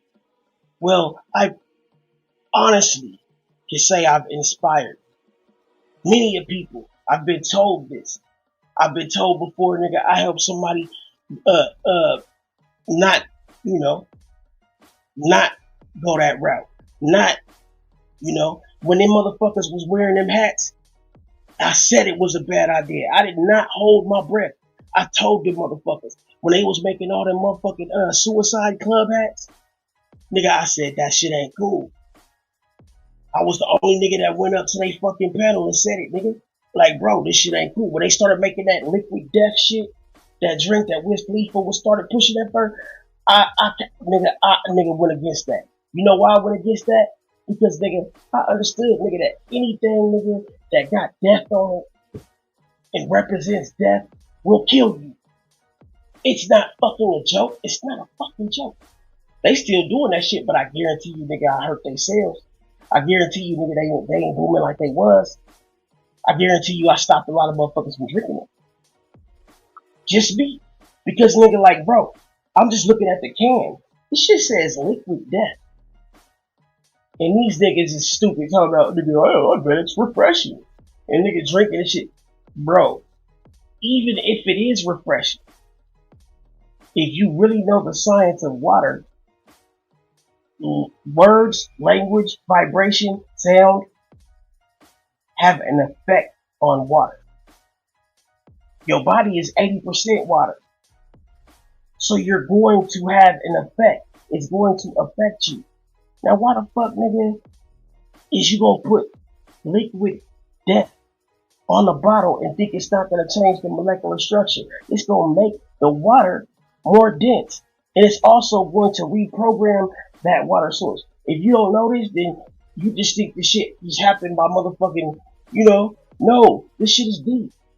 Everything has a vibration. Everything. Everything as we speak. Anything you look at, you can pick something. Everything you look at or you can touch, anything you can feel, it all has vibration. You can't see it vibrating because it's vibrating so fast that, nigga, you can't tell that the motherfucker is vibrating. Like, literally. Because, nigga, if you could tell that the shit was vibrating, nigga, you would see through it. You understand me? You know, have you ever seen how you, like, when you twirl something around fast enough, you start, it goes so fast you can see through the shit. It almost looks like you can reach through that shit. But you know you couldn't. But nigga, you can see through the fucking cracks. You can actually pinpoint where the fuck is the crack. But shit, a nigga don't know no better. He might stick his hand in that bitch. You ain't gonna be able, nigga, you think you was fast enough to pull your hand in and out that blade before you get your shit chopped off? Fuck no. Any nigga that think that, he's stupid as hell. But there's a lot of stupid as hell type niggas. I'm just saying, yeah, it's not always good to nigga underestimate and play with a motherfucker or test a nigga's heart, bro. Because shit, you never know. That nigga that you think is the student might be sensei. You dig? These niggas be motherfucking playing with the wrong ones, bro. Like, and joking about it like it's funny. But see, the only thing that's gonna be funny is when the last joke's on you. Cause nigga, everybody got a dream. Like the nigga said in the motherfucking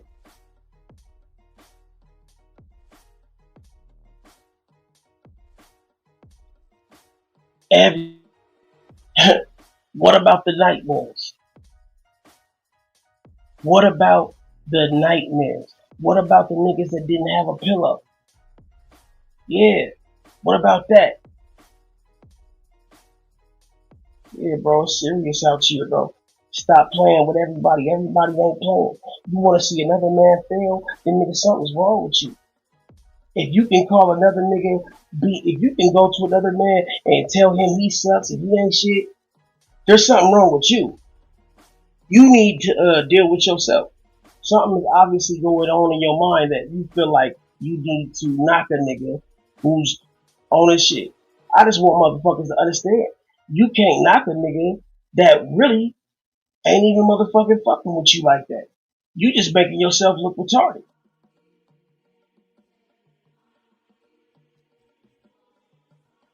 Self-hate, bro. I feel like it has to be self-hate, bro. It comes from within, but it's him. It's his own self-hate, bro. I just went off on a rant, I know, but I don't give a fuck. He was This is around how I Epstein, feel, nigga. but I believe they had so much blackmail on him that he was forced to be in a position for years of his life that he did not want to be in. And now that he's finally able to tell his story, it's hard for him to hold back, it seems like, in this deposition. And that's why you got the lawyer there as a handler, in my opinion. That's what it appears to be. The lawyer looks like a handler there to make sure that this dude, who we've been blackmailing for years, doesn't go off the reservation and start saying things and exposing things that he's not supposed to say and expose. That's what it looks like. Because this dude was in the Epstein files so many times, it's ridiculous. And I I don't know if he's innocent or guilty because I haven't done enough research to figure out if he's done anything crazy with kids. I need another woman in my But life just to when you talk see his to. photo and stuff in the Epstein files, he's always smiling. He always seems to be happy to be around the dude. Now the story goes that Les Wexner and Epstein didn't really have a mutual like. Yeah, that shit look hella zesty charge right there, of- bro. You can't tell me these niggas don't look zesty as hell right here, bro.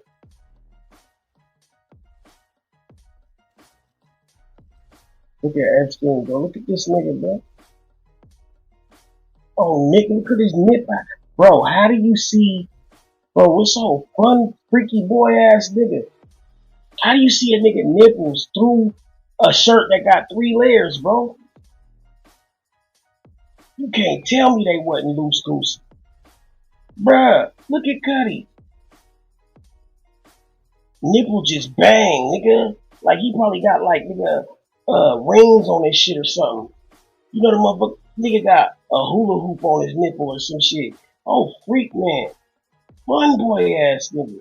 These niggas be on that other shit, bro. Look how he motherfucking like. That's crazy work, bro. Les Wexner's entire financial life. The reports say that Wexner couldn't even spend $1 without Epstein approving it. He was his financial advisor. Wexner's worth $8.9 billion. You see what I'm saying, bro? Like, what kind of control? Their relationship started with a $200 million donation to Jeffrey Epstein's something, or a $200 million investment in something Jeffrey Epstein had going. So, in my opinion, I believe that's where the blackmail. Maybe Epstein has some blackmail because that's what was said to have been known about Jeffrey Epstein which is he had blackmail would pay you to fuck you. You'd pay the motherfuckers to fuck them, and then he'd have them come to a place that got cameras, like hitting and all that. He was the real Diddy. But this motherfucker was the real scumbag, nigga. Like, for real. The perv of the century type shit, bro. Like, this is crazy work, bro. And this is just a piece of the shit that they got on this nigga. His motherfucking files are so deep. And the thing is, bro, people will sit up here and be like, nigga, no, that can't be true.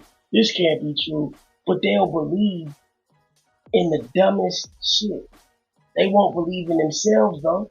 They won't believe in a higher power. They won't believe in a bigger message. They won't believe that we can beat or defeat the system, but they'll believe they hate each other. You know what I'm saying? Like, this is crazy. But these motherfuckers get away with this type of shit all day. Look at Cuz, bro. He's really enjoying himself. Just outright. And look, there's just a look on his face. There's something about the look on his face. The look on his face is even, how can I say this? Egregious. The look on his face is egregious. You dig me? Like, for real, nigga.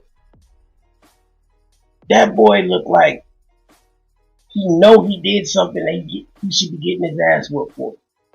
You know that look that a kid give when he know he been bad? And he know he getting away, he think he getting away with it? That's the fucking look he got. The nigga, I'm doing it and getting away with it look. Fun boy ass nigga. Now how you got money to throw away like that? He gave that boy $15 million and shit like that just to give it to him. So maybe there was some blackmail. Say, hey, you gonna start with giving us $200 million? 200 mil. My nigga. When you could just give 200 mil, like, bro, you got money, bro. You heard that nigga, he transferred that account. It had 557 million in it. Like, bro, this is a different type of money, bro. He got that type of money, nigga. He had no cares in the world. He could do what the fuck he want to do. Like, he really felt like that. Look at Weinstein. The same fucking attitude. The same deity. These motherfuckers really are what you think they are. They're really that. Devals, nigga. These motherfuckers get off on having power or authority over the most godlike people in the world. The motherfucker that admires everything about you. but secretly hate you. Those type of motherfuckers really, like, I never say scared. Nigga, I don't fear nothing. But really concern me and bother me. You know why? Because these are motherfuckers that, listen what I'm saying. They gonna play this back one day. They gonna realize, nigga, it should have been hundreds of people in my chat, nigga. They fucking around. But you gotta understand, bro. What the fuck?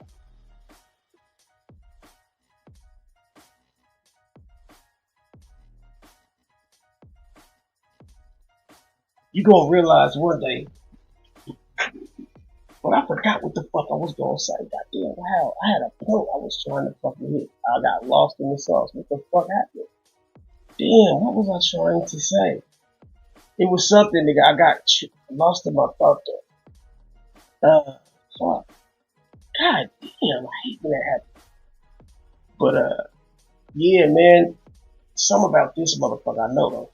But, bro, this motherfucker, bro. 557 million in a joint, in one account. He just transferred like it was nothing. So, like, bruh. Oh, yeah, I was saying, like, yeah. They got the same deity. They got the same fucking mannerisms, bro. All these weirdos, bro. They got the same posture, the same mannerisms. They just look like, ew, just ill. Like, ill. Like that type shit. Like if ill was a person. For real, bro. Like the type of motherfucker that will go sniff your seat after you get up. Like, nigga, what type of nigga sniff seats? Like, you know that's a real weirdo type shit. A nigga that, you feel me? Like, these are real weirdo tendencies, bro. You dig? And they're so cowardly. They want to hurt somebody, but don't have the fucking confidence or don't have the courage to go do something. So they'll do sinister things. Like, oh, I gotta do something to get my ego back intact, so I'm gonna hurt his father or hurt his mother or do something. See, when you got that type of money, billionaire money, you can actually fucking make people's lives a living hell if they don't know where it's coming from. Like, imagine that, bro. Nigga could just buy your house out and just have you thrown out. Like, for real. You see how 50 just did that nigga, Jim Jones in there? Bro, he just got money to throw, money to blow. Nigga bought the building. Nigga, them niggas was talking that shit. The nigga went and got the motherfucking building manager. I mean, the landlord.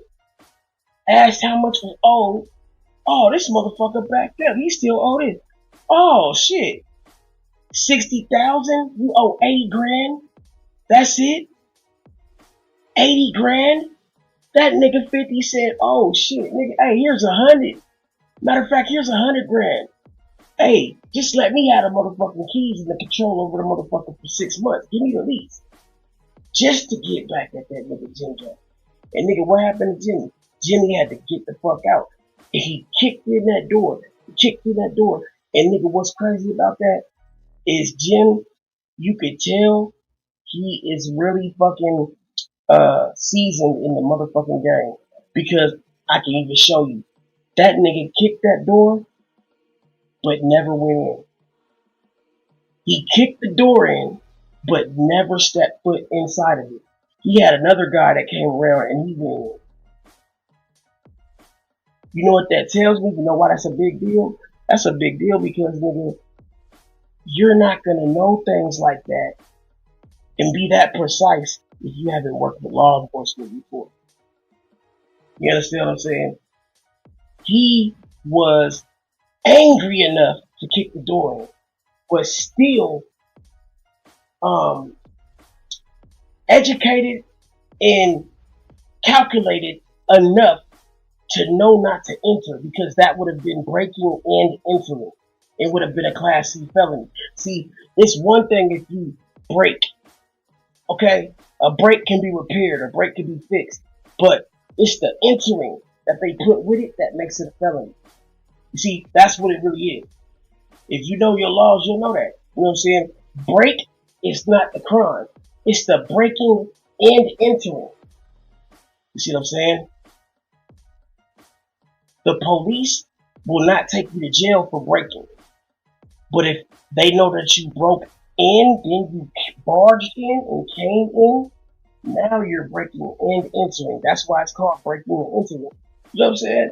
They have all these little different fucking like names and codes. All these are all made to keep you in line and keep your ass in check, man. And they keep all of us in check. As a matter of fact, we have been in check for so fucking long, it's starting to feel like we they bitch. And I'm not gonna have it. I feel like we gotta realize that this is not the motherfucking game that we gon' this shit. If for us to feel like nigga we gonna leave it the way it is, I'm gonna tell you right now, these little YNs ain't giving no shits. And ain't gonna give no fucks. Especially if we don't motherfucking leave something for them or fix what's going on right now or get something straight. I'm telling you, you think we tough, we bad? Wait till the next generation and the next generation after that come around. They gonna be fucked off. They ain't gonna have no compassion, no respect, and you're seeing this in an example basically because with 50 Cent and fucking T.I. Because it's T.I.'s children that are the most disrespectful. T.I. just standing on business. But his kids, they came from a whole different area. They grew up with this motherfucking internet shit.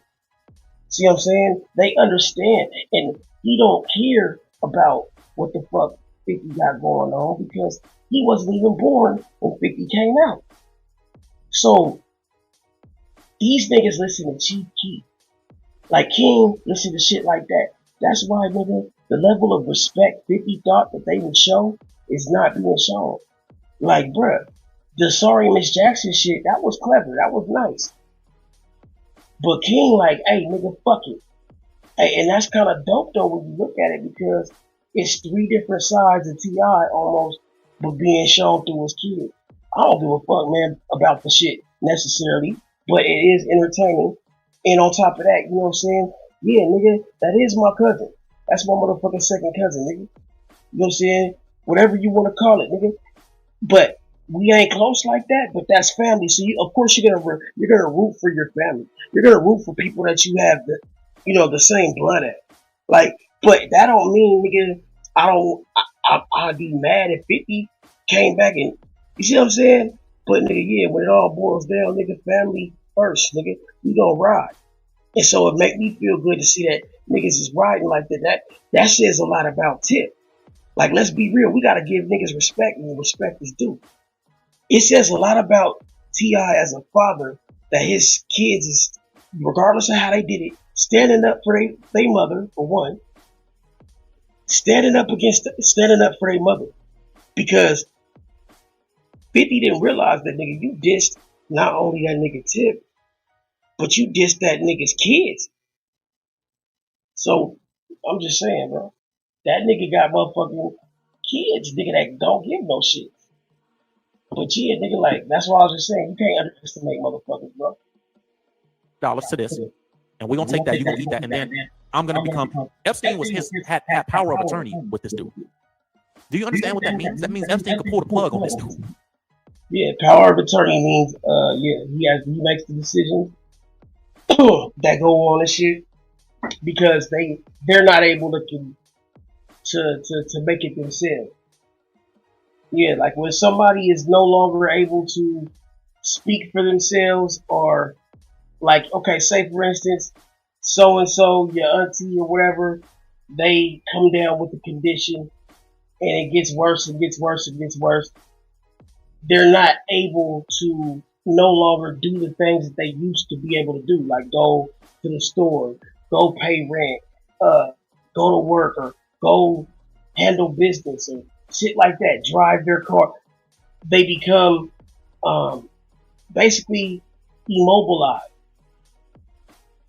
It's sad when somebody becomes immobilized because I'm gonna tell you one thing. In this country, they don't give a lot of love to older people and motherfuckers that's been hurt. Like, look how they treat their veterans, bro. Look at how America treats their veterans, man. Like, my pops, nigga, he was a fucking general in the army, nigga. Special ops. I can't even tell you what the fuck that. Bro, he got shit that he can't even tell me about. Like, do you know the shit he has to keep to himself that goes on? Bro, I ain't even going there, but I'm gonna tell you like this, bro. That shit crazy, my G. That shit crazy, my G.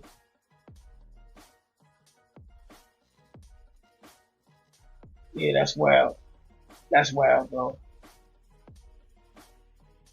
I don't know, man, but shit, nigga, that nigga, he should have got better treatment than what they get. I'm just saying, veterans in a whole don't get treated right, bro. They put them in a nursing home or something, or some abandoned place somewhere where they got nurses that's barely do anything, and them motherfuckers like put them in some home like that and let them rot if all they give a fuck.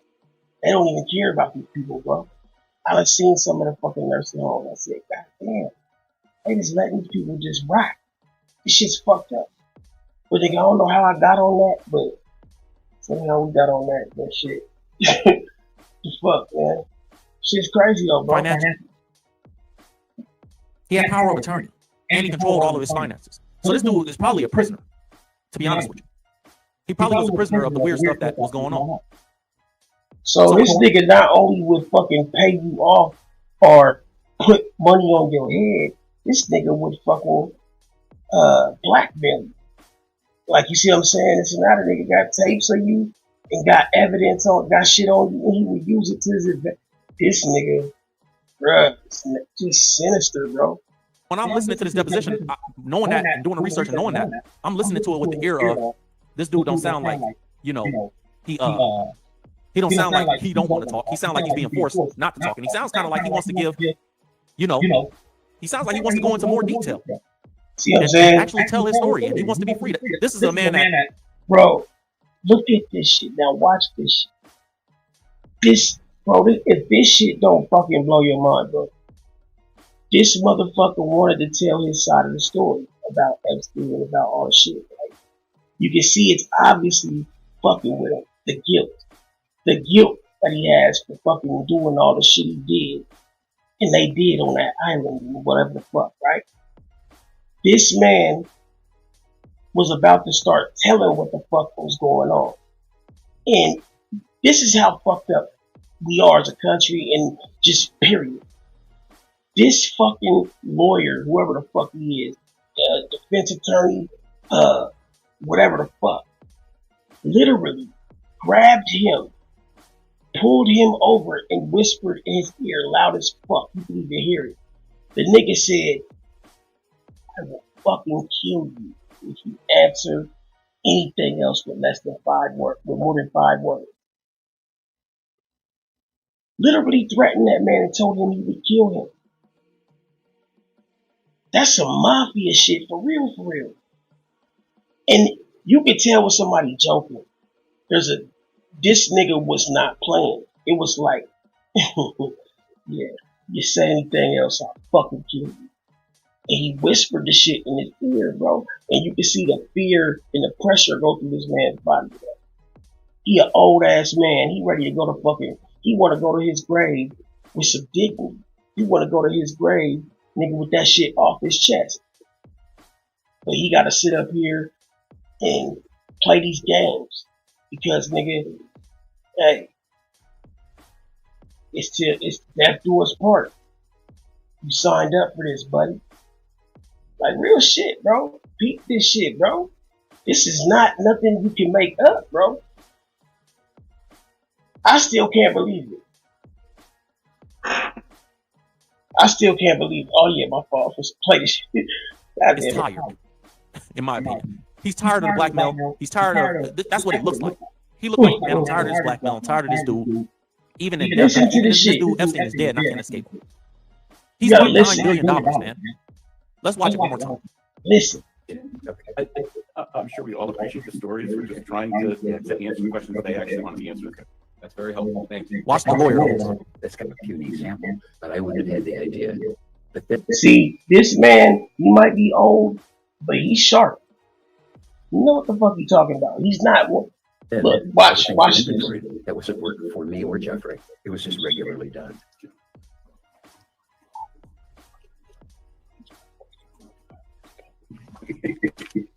He said, I'm fucking kill you. Answer another question with anything more than 5 words. He's there. And look at that man. That's crazy.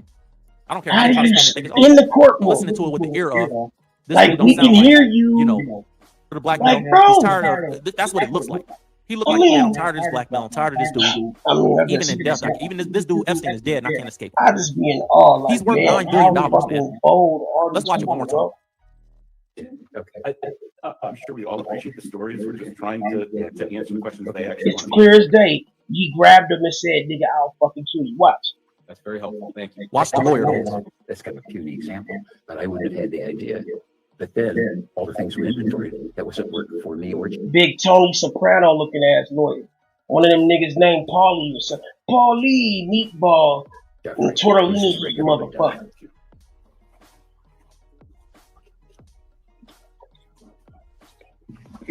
Bro, that's as clear as day, and he laughed it off because nigga, all the things he's like, God damn. It wasn't work for me or Jeffrey. It was just regularly done.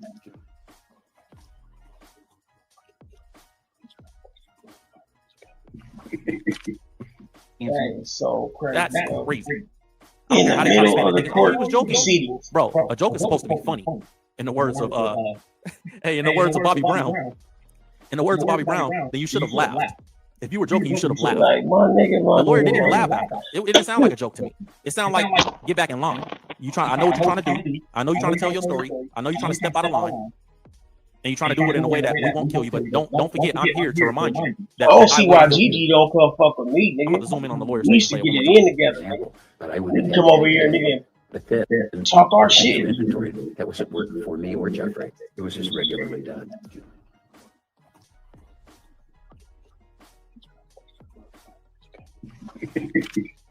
Answer the question. Okay. A discrete question on a different topic. We know that bro is under an immense amount of pressure. So anyways, man, when you see what's going on with these files, and we see what's going on with all these billionaires and all these evil people, man, you got to understand. We all want everybody to be good people, but everybody's not good people, bro. Everybody's not good people. Hell That's no. just what it is. Everybody is not children of God. And a lot of times people want to believe stuff about people that they admire because they inspired them in some way, or they've done things that you perceive as successful, or they've given to a charity that you think is important. Whatever it is, but the reality of it is the reality. Truth is truth, bro. So when I look at it, I go through the list and I'm like, yo, I can understand why these people they're all connected and they all will feel like they're all powerful because they got the biggest connections in the world. So when you go through the list, let's go through the list one last time to see who everybody is. You got Jay-Z, Ben Brockman, the lawyer that represents Harvey Weinstein, Jeffrey Epstein, or represented them in the past. Then you got R. Kelly, who Jay-Z was connected to. That's 4. Then you got Alex Sparrow, Jay-Z's lawyer, who represents Elon Musk and Alec Baldwin, who's also accused and named in the Epstein files. Then you got Robert Kraft, owner of the New England Patriots, who's in the Epstein files. Then you got the Quinn Emanuel law firm, where they're named in the Epstein files by Epstein's lawyer, Jack Goldberger. And Quinn Emanuel law firm employs Jay-Z's lawyer, Alex Sparrow, currently. Alex Sparrow also used to work for Benjamin Brockman. Then you got Diddy, you got Tommy Mottola, who's named 600 to 750 times in the files. Then you got obviously the connection between Hillary Clinton and Bill Clinton. Then you got Marina Abramovich. Then you got Jeff Bezos. Then you got Josh Harris. That's 15 people that are in the Epstein files that are named and have some type of or have had some type of relationship in the past with Jay-Z. And we're just getting started. And it's just counting. Man, I'm sure more will come out in the future. But that's the connections. That's who's around. That's why Jay-Z is being accused of what he's being accused of. And that's why people are looking at him like he's funny in life. There's some smoke, and we're starting to sense that there's a fire somewhere. We don't know what's going on, but we know all y'all are connected in some way. Understand that truth exists. You just got to do a little digging for it and go down the rabbit holes to figure out what it is. I think that they want everybody to look at Epstein and not look at who Epstein is connected to. Because if we believe that it was just Epstein, then it all dies with Epstein. But if you keep digging and you keep going through it, you'll realize that this stuff, whatever was going on, is still going on. Epstein's just no longer a part of it. That's all I'm saying. And if they can prove Big U was involved in Nipsey's murder, it would represent justice, not just for Nipsey, but for everyone who believed in his vision of community empowerment and economic independence. The phone call that Loose Cannon received 30 minutes before Nipsey's death might be the smoking gun that finally brings Big U down. And if it is, it would prove that sometimes the streets have a way of revealing their secrets, no matter how deep they're buried or how carefully they're hidden. The war between Big U and Nipsey Hussle may have started over a diss track and some recording equipment, but it ended with one of hip-hop's brightest stars dead and one of LA's most feared gangsters facing life behind bars. It's a tragedy that goes far beyond any beef or any gang. It's a tragedy for all of us who believe that hip-hop could lift people up instead of tearing them down. What do you think? Was Big U involved in Nipsey's murder, or is this all just speculation and conspiracy theories? Let me know in the comments below, and make sure to subscribe for more deep dives into hip-hop's most controversial stories. Because in the streets, the truth always comes to light. It just takes time. If you haven't seen parts 1 and 2, I highly recommend watching those first, as everything is building up to our final curtain roll. Now this is technically part 2.5. Welcome to the casting call, Dolly. I just think that because he wanted to make the greatest comeback, that he has so much pressure on himself, and I think his body just gave out because it was just too much. It was too much for a short period of time. No matter what he wanted, someone would give it to him. Tell her that one side of my body is hot, and one side of my body is cold. Contrary to what has been said, I did not kill Michael Jackson. But still maybe a chance. He didn't kill Michael Jackson. He really motherfucking helped him. Helped him get the fuck out of this shit. He tried that.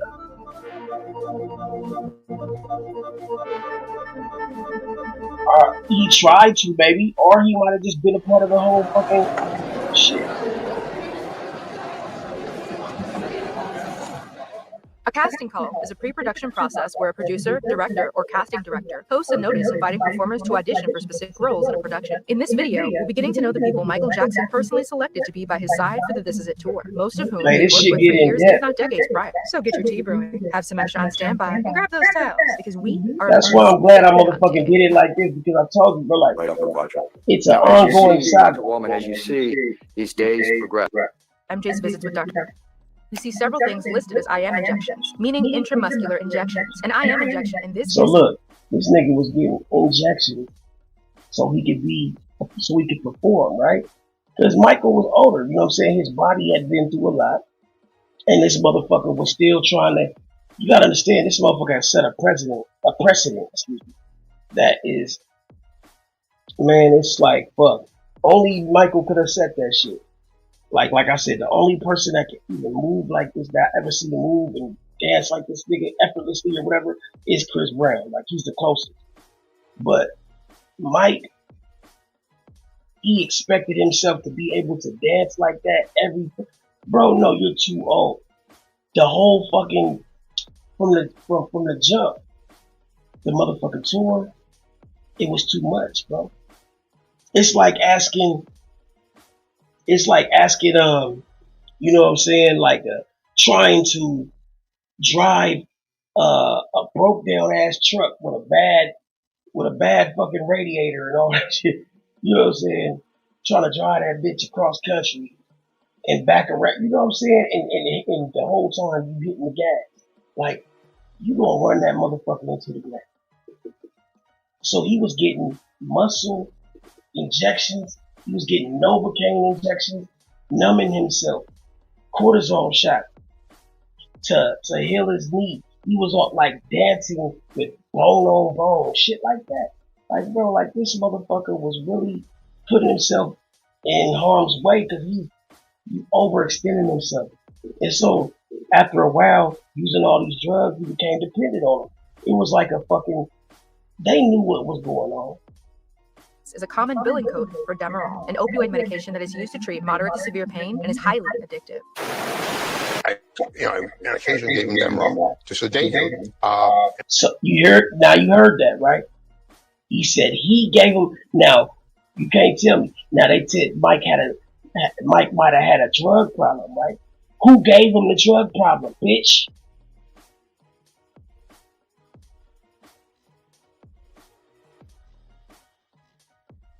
Let me ask you that.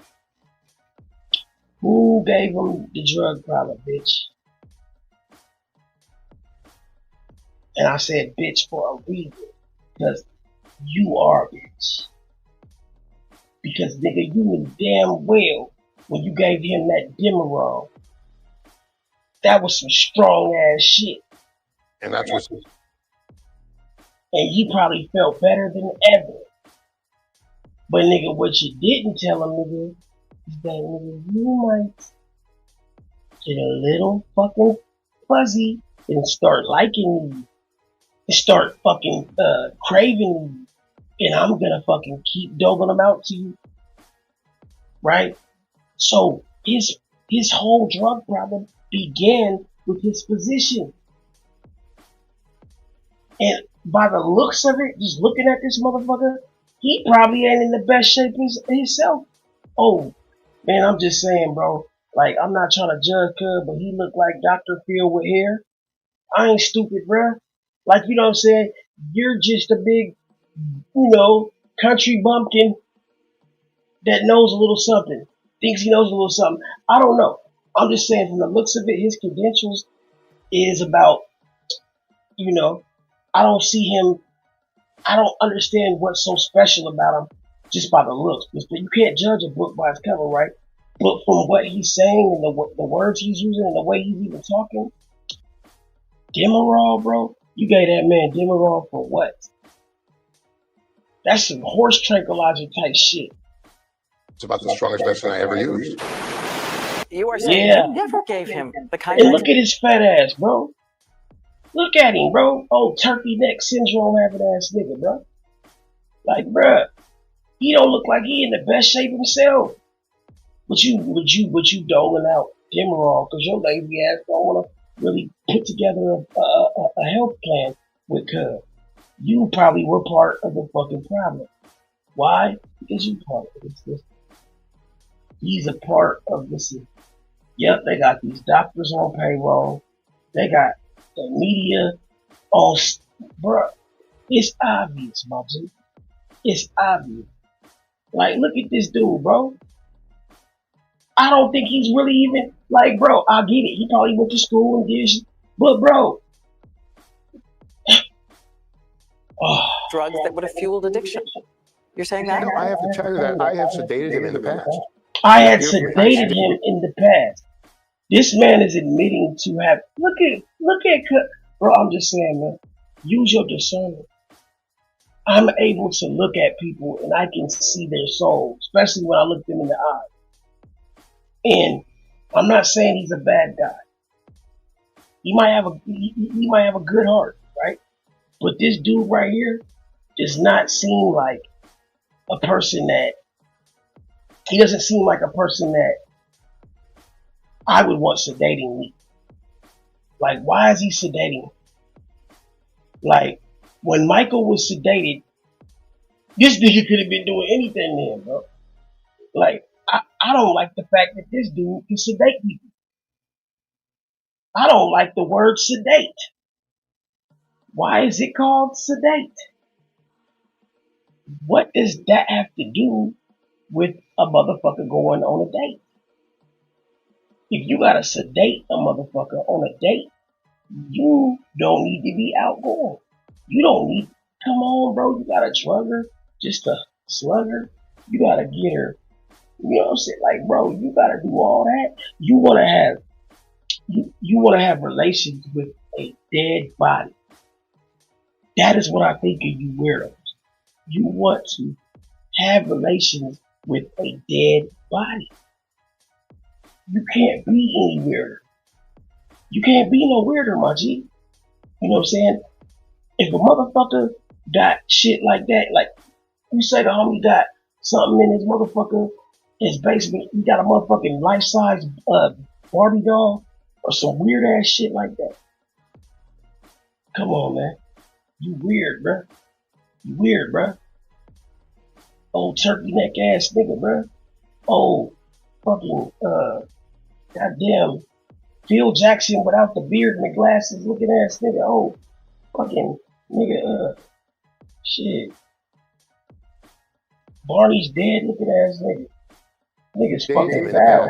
because I'd have to put him through very painful procedures. You understand? There was Look at nothing that. wrong with the manner I treated Michael, because what I had to do is restructure for an individual who had lupus, who had terrible acne scarring his face, and reveal the structure of the face. When did Michael sometimes have you have to sedate him lupus? with So, see, you know what I'm saying? Like, Mike's technician or his doctor, right here, this guy right here. And you look at how he got his hand on Mike's shoulder during this pick. Like, bro, I don't know about this dude energy, bro. Something tells me he was doing some funny shit when that nigga Mike was sedated, bro. I don't like it. I don't like it, bro. The look on his face says I'm just saying, you might be a freaky man. You might be a freaky man. And I don't think that shit mixed with the motherfucking profession that you choose to be a part of. Like, bro. And then look at how much money he getting. He don't even gotta work at a motherfucking hospital. He just Mike's doc. You see what I'm saying? He prescribed, I believe it's a cash grab. You know, you already know. What's the difference between him and a drug dealer? very You mild give Mike levels what of he drugs, needs, nothing right? to the likes of what they're describing. There's nothing inherently wrong with it. You know what I'm saying?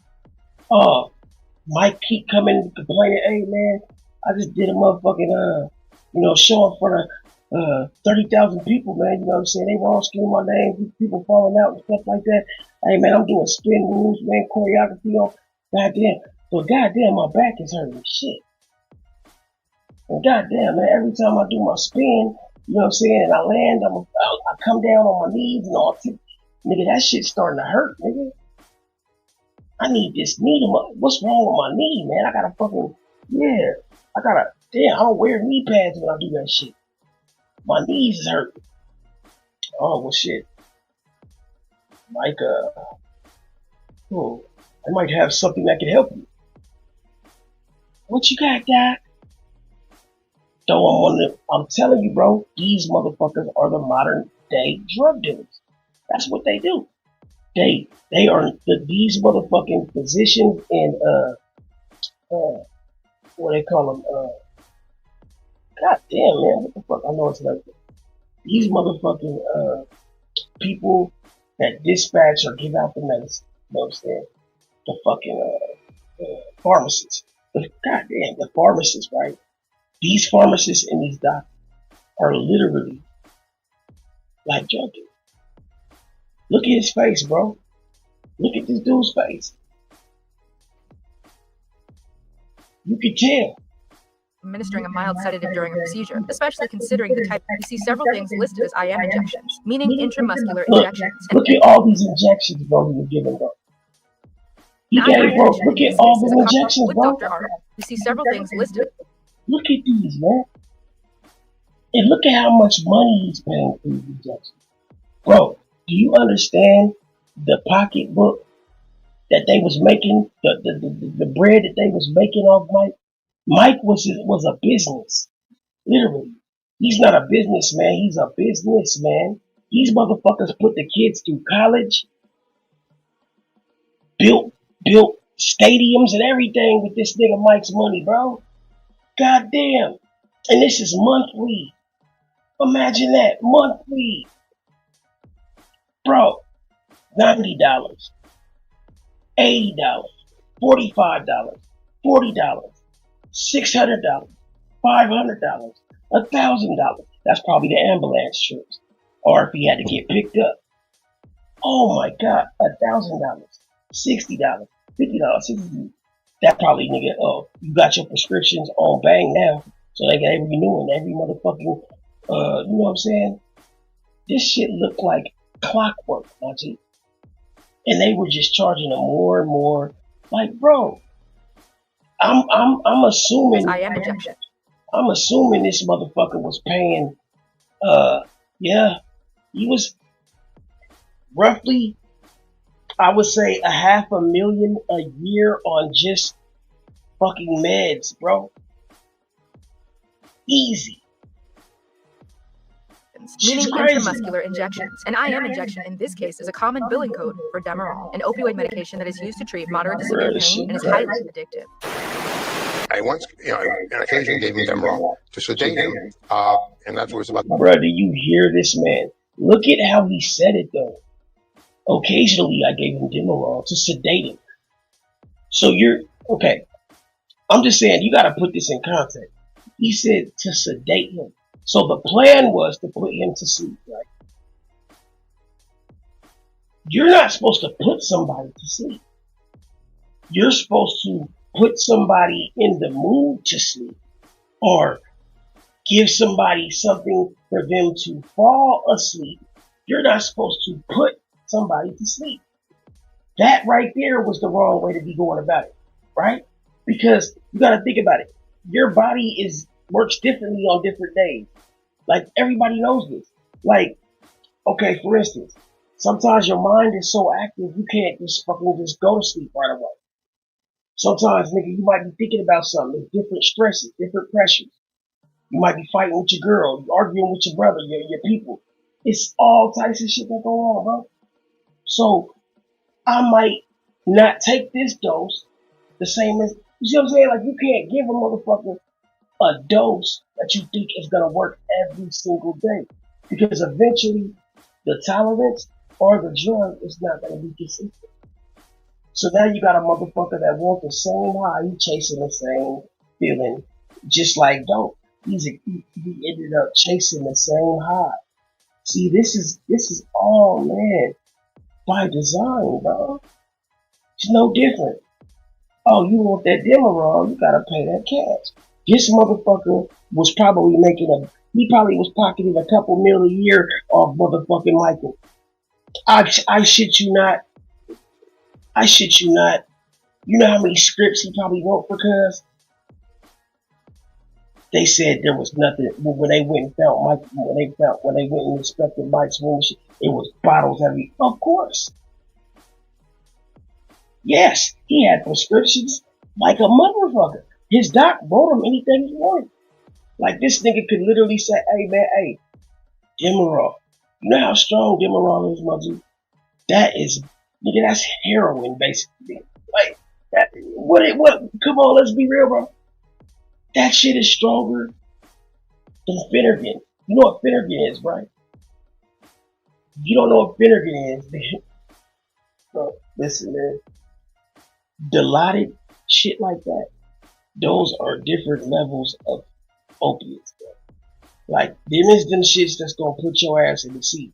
Like, bro, you gotta understand, like, I was like, for a moment in time, I was a hip pharmacist. Like, I was saying, bro, I had anything you could think of. And it was all from old people. You know what I'm saying? I knew like a lot of old people, bro, that had scripts. And these motherfuckers, shit, it's nothing, nigga. Cause I'm gonna make probably like, nigga, quadruple what I paid for it. And I got motherfuckers that wanted it. So it was just like, bro, I learned that game real quick. Yeah, bro, milligrams to everything. Like, bro, yeah. And we got even deals every week. We got this. Like, bro, and these motherfuckers came just like Christmas. They came every time and they wanted, bro, because the one thing that's different about a pig is, nigga, you can't really fucking cut it. See what I'm saying? It's gonna be what it's gonna be. And the price is the price. Take it or leave it. On top of that, your tolerance is gonna get higher. So eventually you're gonna want more and more and more. And nigga, hey, it's cool. I ain't got no problem. I don't do fronts, but I'll knock your fronts out. Let me rephrase. I don't do fronts, but I will knock your fronts out. Meaning I'm not going to play no games about my money. But you gotta use that same mentality on everything else. I don't know how I got on that.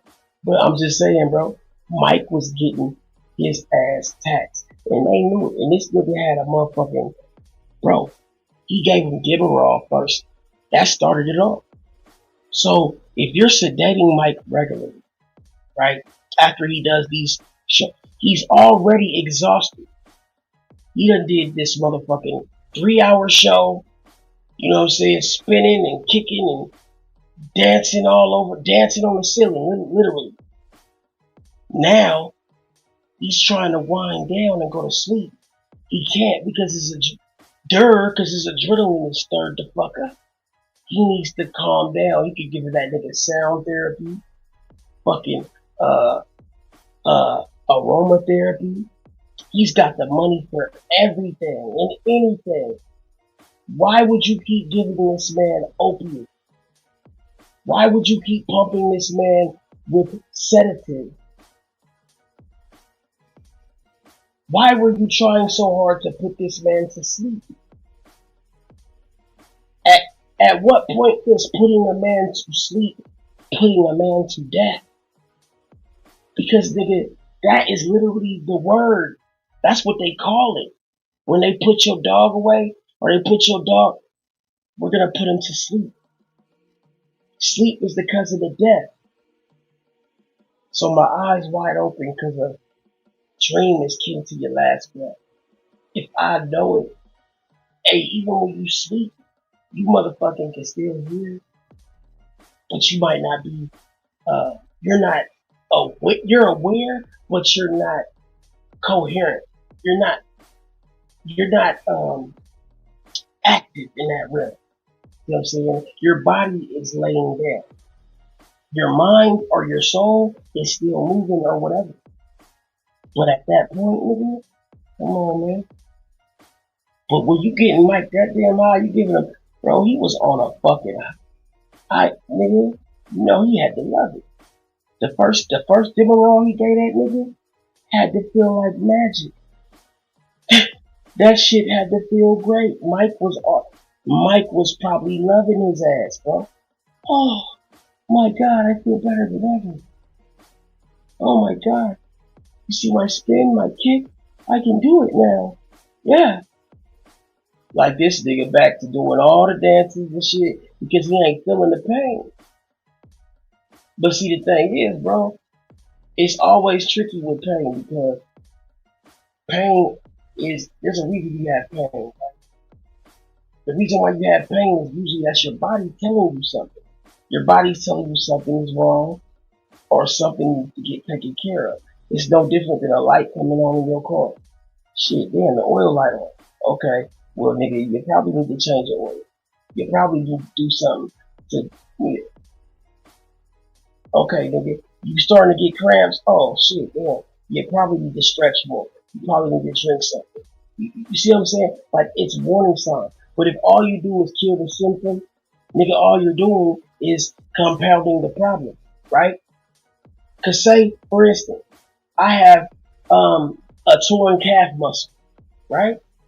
I need to be resting for 2 weeks to let my muscle heal, right? I need to be taking pressure off of my leg.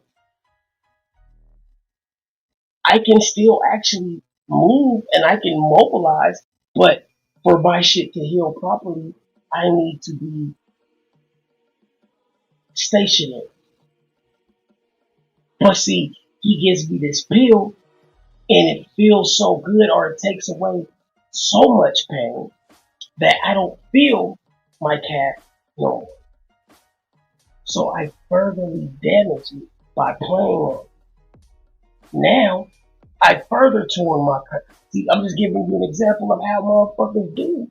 Like, this is what happened over time because Mike, nigga, now he dancing, nigga, doing all this shit, but nigga, he high. He on one. Mike done forgot, nigga, woo! Now, nigga, you done went from Michael Jackson to nigga looking like, you know, Michael Pookie. Nigga, you out here, nigga, you getting skinny. You motherfucking nigga done did. You forgot the piece of your nose you need to have. Like, bro, you forgot your glove. You forgot. Hey, it's just crazy shit sometimes. Sometimes, nigga, shit just happen. But nigga, you can't be that high and start depending on it. And then next thing you know, nigga, this nigga talking about, damn, you might have an issue, Mike. But nigga, he more worried about having the bill paid. See? Instead of telling Mike, hey, man, Mike, you gotta ease back off this. You gotta roll you off this. Nah. You start looking at that bill. God damn. Every prescription, at least $100 or more. Every prescription is over $50 to $60. So them transactions, because nigga, now not just you just I gave you the whatever, what was it called? Whatever the fuck this shit was called, right? You got that. Now, you got a little muscle soreness, right? Take this muscle relaxer with it. Yeah, it's just a benzoate, or what they call a benzopropane, or whatever the fuck that shit is. Yeah. Now you take this with it. So that compounds it. So now your ass is off a pill and the muscle relaxer. Them shits is mixing in together. Your ass is feeling on cloud, motherfucker now. Next thing you know, nigga, you motherfucking hitting some motherfucking something else, some weed with it.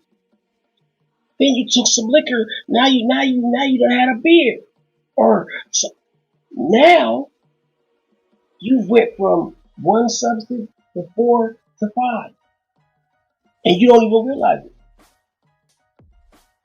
It's a substance abuser because nigga, they don't realize it.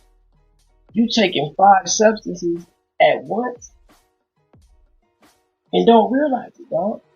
I had to tell niggas this, bro. Like, bro, do you realize you just smoked a blunt, get some cocaine, motherfucking drunk a beer,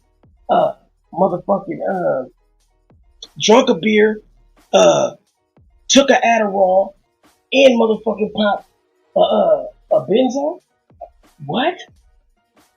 Like, nigga, you off like 4 or 5? Like, I'm not. I still kick it. I still have fun, but I just got, like, I'm that type of homie. I'm gonna let you know, like, bro, like, you own one. Like, I'm not gonna judge you, don't get me wrong, but you gotta realize what you're doing. You see what I'm saying? Like, hey, as long as you know your limit, you know how to motherfucker act. You know what I'm saying? I just can't stand these sloppy motherfuckers, man. Them motherfuckers is sloppy, can't control it, can't handle everything. Always gotta go off the deep end and fuck up the party. Always gotta have that attention on them. Always mad. Always in their feelings. Like, I cannot stand people that come to the party just to crash it. Like, bitch, why did you even bring your fag ass? Excuse my language, I'm sorry.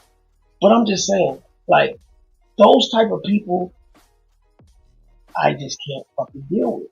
Like, bro, you came into the party, you was having a good vibe. Why you coming in trying to fuck it up? Because you miserable. Because you ain't got, so you want everybody to feel your pain, right? But nigga, we don't know you. See what I'm saying? Like, bro, you either here to educate or elevate. But nigga, you can't come in here and complain and destroy. Nigga, get the fuck out my shop, bitch. I will fucking nigga. Hey, this is a come as you are, leave when you want type of deal. You will not get the door locked on you if you come here. So therefore, if ain't nobody forcing you to stay, you have all authority to leave. I'm not keeping you here. I'm glad you're here. I appreciate you. I welcome you. But nigga, the show don't stop for one monkey. The game don't stop for one player. Nigga, I'm just trying to understand why these niggas don't get that. Because when you think you bigger than the program, but you think you gonna fit in the system, you already got the shit back. Demerol to sedate this nigga was already overboard. Like, bro, you're trying to get this man to be unconscious.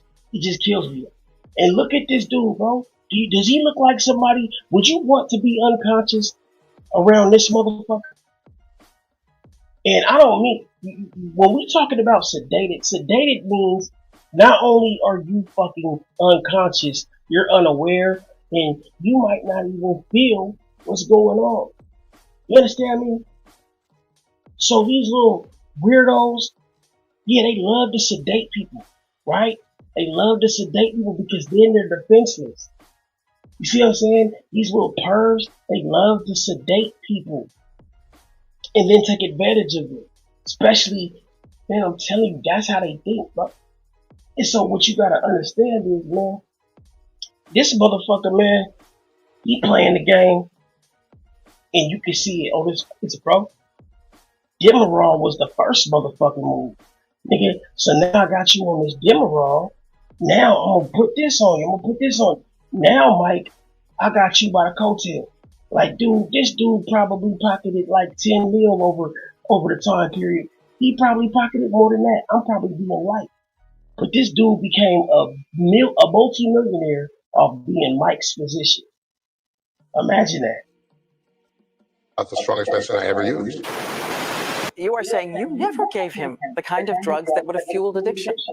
You're saying that? No, I have to tell you that I have sedated him in the past. I have sedated him in the That past sounds because so I'd have to put him through very painful procedures. You understand?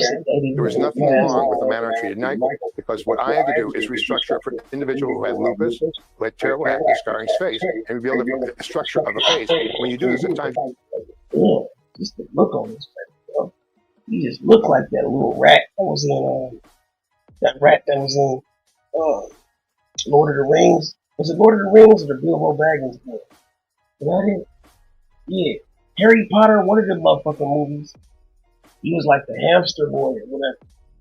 That motherfucker ugly as shit, boy. That nigga look like the type that sniffed bicycle seat. You have to sedate him with very mild levels of drugs, nothing to the likes of what they're describing. There's nothing inherently wrong with administering a mild sedative during a procedure, especially considering the types of treatments Dr. Klein performed on Michael were painful, often involving numerous tiny injections around his eyes and nose over the course of an hour or more. However, there was nothing mild about the amount of Demerol Klein was giving it. First and foremost, we have to remember that Michael Jackson had a history of struggling with Demerol addiction. In fact, he prematurely ended his Dangerous World Tour in 1993 to seek rehabilitation treatment for it. As you may already know, after my tour ended, I remained out of the country undergoing treatment for a dependency on pain medication. This medication was initially prescribed to soothe the excruciating pain that I was suffering after recent reconstructive surgery on my scalp. From then on, there were periods where MJ was completely clean from the drug, but I believe it became a problem again after the MJ and Friends concerts in 1999 when he suffered a severe back injury. Because he had used Demerol on and off for years, his tolerance was high, meaning a mild dose wouldn't have been enough to sedate him and have a therapeutic effect. But what exactly is considered a mild dose? For an adult, depending on the severity of the pain, it's typically anywhere from 50 to 150 milligrams, not to exceed 600 milligrams in a 24-hour period, according to Dr. William B. Van Valen, who treated MJ from 2001 to 2005. During the 2013 Jackson versus AEG trial, he stated that he would typically administer a 200 milligram dose. Now, while that's already on the higher end, it's important to acknowledge that this was shortly after MJ's back injury. So in this instance, a higher dose could be considered appropriate. If we take another look at Dr. Klein's billing statements, specifically. And then Michael, you gotta realize he's skinny as hell too, bro. That nigga is not a, he itty bitty, bro. So, definitely, that shit definitely hits you different. That's why they say if you 200, 400, 300 pounds, you need to take more than, you might need 2 pills as opposed, there's different medications for different bodies and different metabolisms.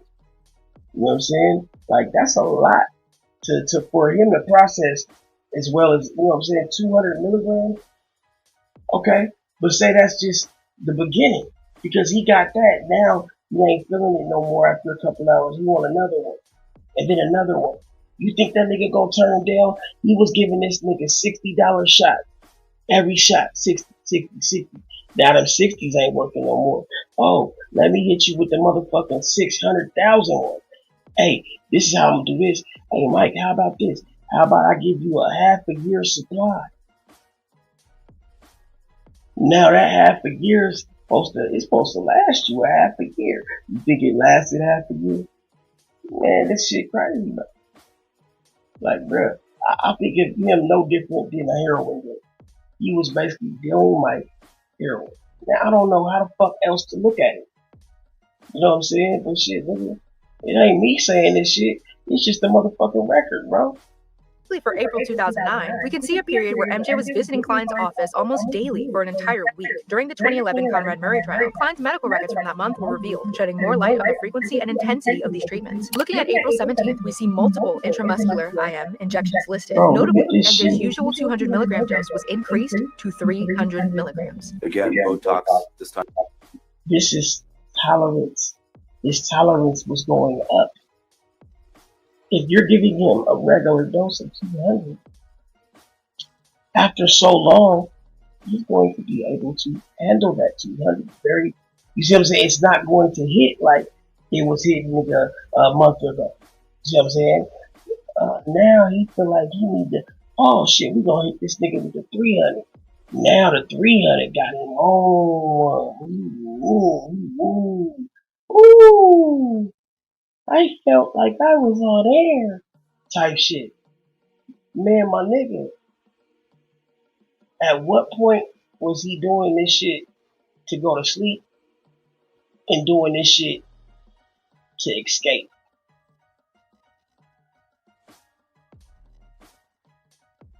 Those are the two questions.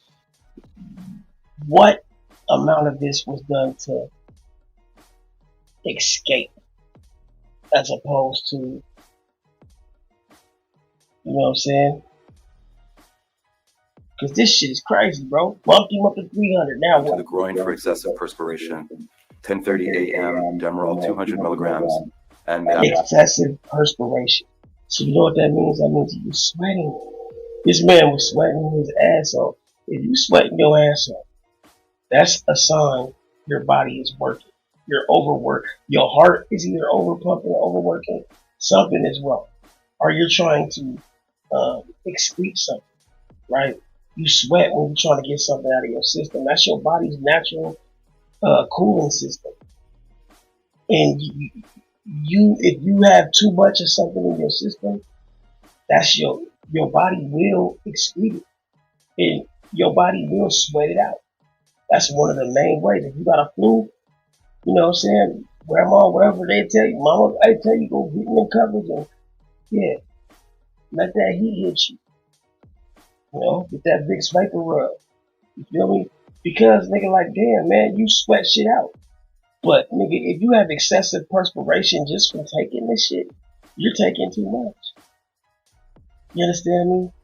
That don't make no sense. 1 milligram IM left upper quadrant.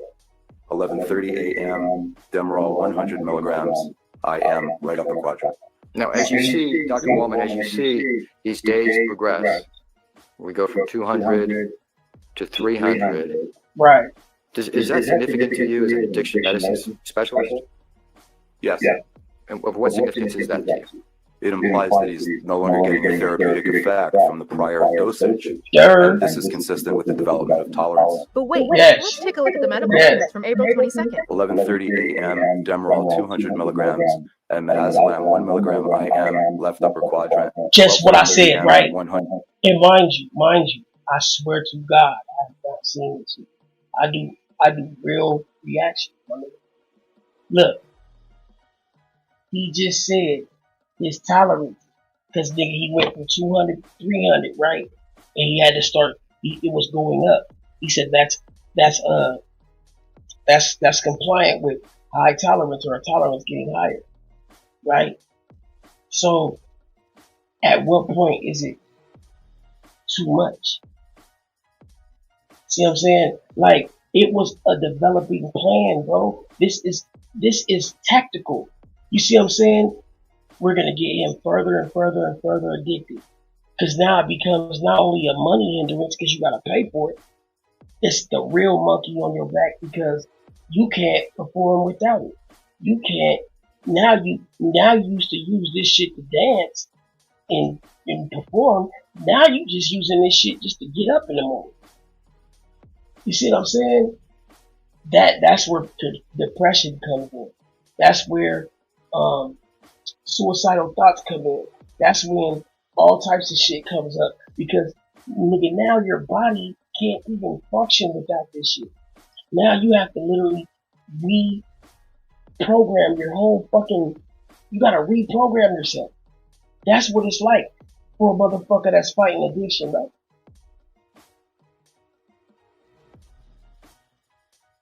That shit crazy, money. 100 milligrams of Demerol, and midazolam 1 milligram IM, right upper quadrant, and then at 1:30 Demerol 75 milligrams IM, left upper quadrant. Dr. Wallman, can we say that this further represents an escalation in the use of Demerol? This is a large dose. And yes, there is It's a evidence for large dose, increasing man. dosage. This dose, this 375 milligrams that were given that afternoon or morning, is that the kind of dose you would expect for Botox? Well, is it? No! For the girls in the balcony, let me repeat what Dr. Waldman just read. Dr. Arnold Klein administered 375 milligrams of Demerol to Michael Jackson over a 90-minute period. See, like this is literally, this man is with him 24/7, like carrying Demerol. Like, bro, what is the difference between him and a drug dealer? That's the same shit. This man is literally Michael's.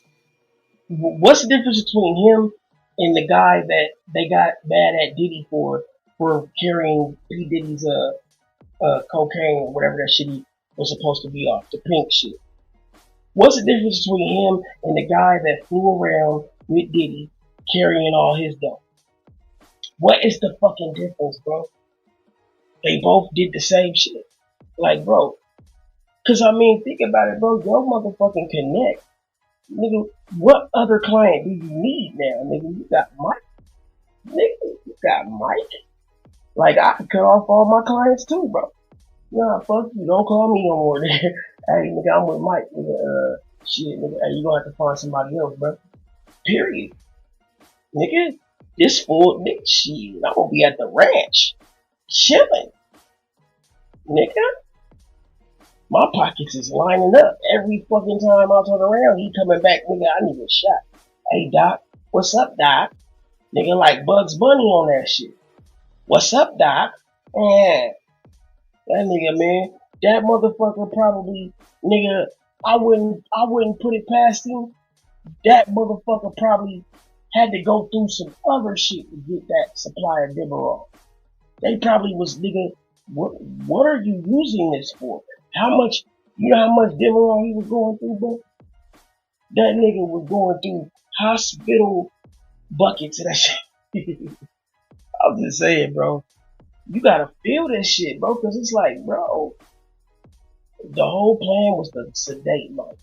So I feel like, nigga, you was trying not only to put that man to sleep, you was trying to, hey man, you can use your imagination. See what I'm saying? Like, bro, this shit is, it's I can't even fucking laugh at that shit, man. It's not funny.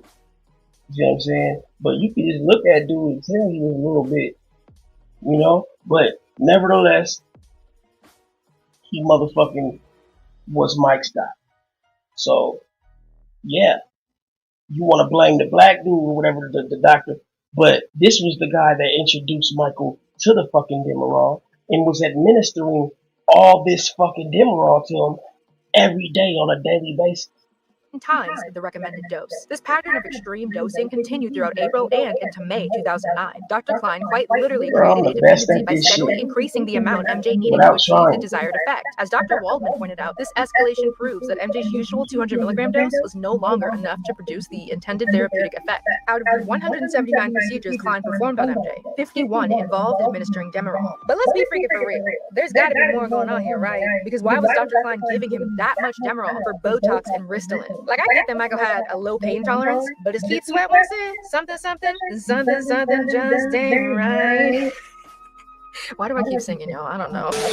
This brings me to my next point, insomnia. It's no secret that Michael struggled with insomnia, a sleep disorder that made it difficult for him to fall or stay asleep. He dealt with it for decades, and during tour cycles... Man, that nigga was literally leaning. He was late. That nigga Mike is feeling good than a motherfucker, bro. Like, bruh. When that nigga got on that Demerol, he got rid of the cane. He was walking, nigga, like he was 21 again, nigga. Hey, bruh. Like, I feel magnificent. Like, MJ is on that motherfucking Demi. That Demi, nigga. That's that demigod, nigga. Demerol, that's short for demigod, nigga. That's demigod, bro. That's that shit that's gonna get your ass loose as a goose. Nigga. It always got worse. It's also well documented that MJ sought out physicians to help him manage his sleep issues, one of them being anesthesiologist Dr. Neil Ratner, who administered propofol to MJ from time to time so he could sleep. I covered this extensively in part 1. Now y'all see what the savage is cooking, right? With MJ heavily preparing for the This Is It shows, rehearsing almost daily, the insomnia was bound to creep back in. That's why I'm inclined to believe that MJ wasn't just going to Klein's office for cosmetic treatments. He was also going there to get some additional sleep outside of his treatments with Dr. Conrad Murray. Allegedly. I mean, do I really have to say allegedly now? Dr. Klein's been dead for like 10 years now. Now, Demerol itself is not a sleep medication, but one of its side effects is drowsiness, which would explain why MJ always seemed groggy and out of it when we saw him leaving Klein's office. Hey, Michael, to the numbers or get there. What? Yo, Michael, 5-minute operation. Bro, what are you talking about, man? Michael, you're in the milk tray. Michael, are you good? I'll just skip halfway, guys. Watch out. So, did Dr. Klein know that Michael Jackson was struggling with insomnia during this time, or struggled with it at all? And we are told that he weighed about 125 pounds, that he was in enormous pain, he was having trouble sleeping. Did you know of these things? No, I didn't know. There was no trouble sleeping in my office, okay? Well, of course there was no trouble sleeping in your office. You gave him 375 milligrams of highly addictive opiates, you chicken fried fuck. Did he have an insomnia problem? Not that I know of, except that once we went on tour with him, we were in Hawaii, he couldn't get to sleep, so me and my whole office went to sleep in the room with him. So I never knew that he had a problem with sleep until this whole tour came up, or basically this problem with sleep at that time. I do know that he did certain, local anesthesia, but this is not something we discussed. I was hoping somebody else was like, I was about to go fuck somebody. I was about to go talk some shit. I mean, that kind of sounds like an insomnia problem that you may have known about to me personally. Plus, Klein knew MJ was getting something on the history tour. I knew at one point that he was using Diprovan when he was on tour in Germany, and so he was using it with an anesthesiologist to go to sleep at night. Did he not just say that he knew MJ was using Diprovan on his tour with an anesthesiologist to sleep at night? Which, if we use our context clues, might dictate that MJ had a sleeping problem, since he was aware of it happening more than just that time in Hawaii he mentioned. You expired jar of mayonnaise. Just as I mentioned back in part 1, we have to acknowledge that Michael was not always forthcoming about the treatments he was receiving from all his doctors. LOVE though. Why you pulling me? I'm right. Because that's my man. Don't get it twisted. So there is a slight chance that Dr. Klein really wasn't aware of MJ's sleeping problems or his propofol treatments with Dr. Murray. But let's be for real. As someone who claims to be one of MJ's closest friends, had known him since the 80s, and saw him almost consistently throughout the final month of his life, it's hard to believe he wouldn't have noticed anything off. Then again, MJ was out of it for most of those appointments, right? Anyway, Demerol was not a factor in Michael Jackson's death since it was not in his autopsy. So if that's the case, why is any of this important? It matters and is important because at some point, MJ stopped receiving treatment from Dr. Klein, allegedly because AEG made him, which would have sent him into opioid withdrawal. And this could explain why he was struggling even more than usual with insomnia, ultimately leading him to seek out propofol as a solution. So Dr. Anna Klein, you are dismissed. Let's move on to all a plan, like I said, bro.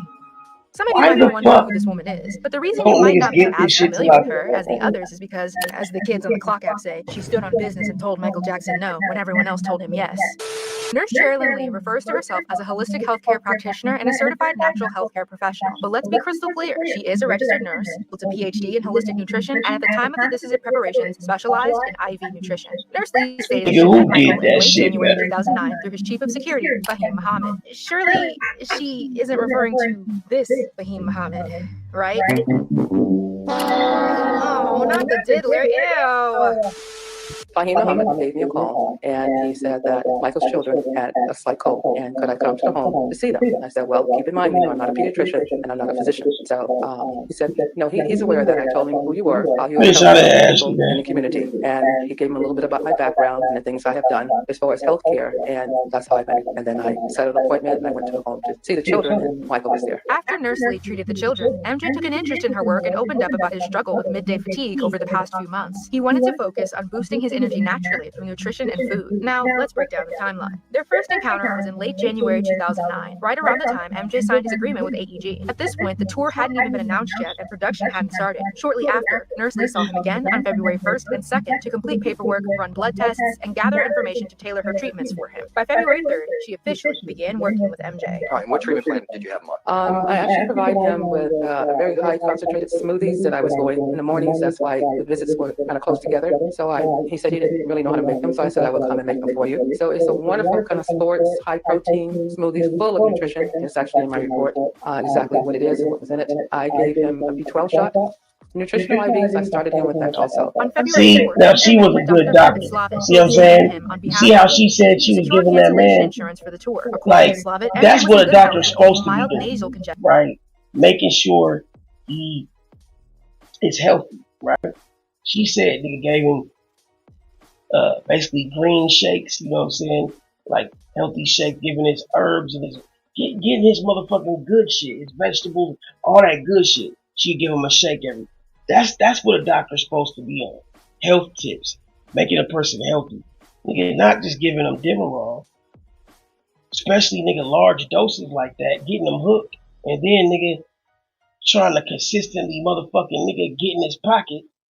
And an allergy to the sun. The following day, on February 5th, Nurse Lee received the results from the blood test she had run on MJ. The results showed that he was hypoglycemic, meaning he had low blood sugar, and deficient in folic acid, vitamin B, and vitamin D3, all of which could have been contributing to his chronic fatigue and insomnia. So if MJ had all that going on, why didn't Slavitt clock it? Simple, because he didn't perform a comprehensive exam, just a standard physical. The sole purpose of his evaluation was to give AEG something to present to insurance carriers, proving MJ was technically in good health.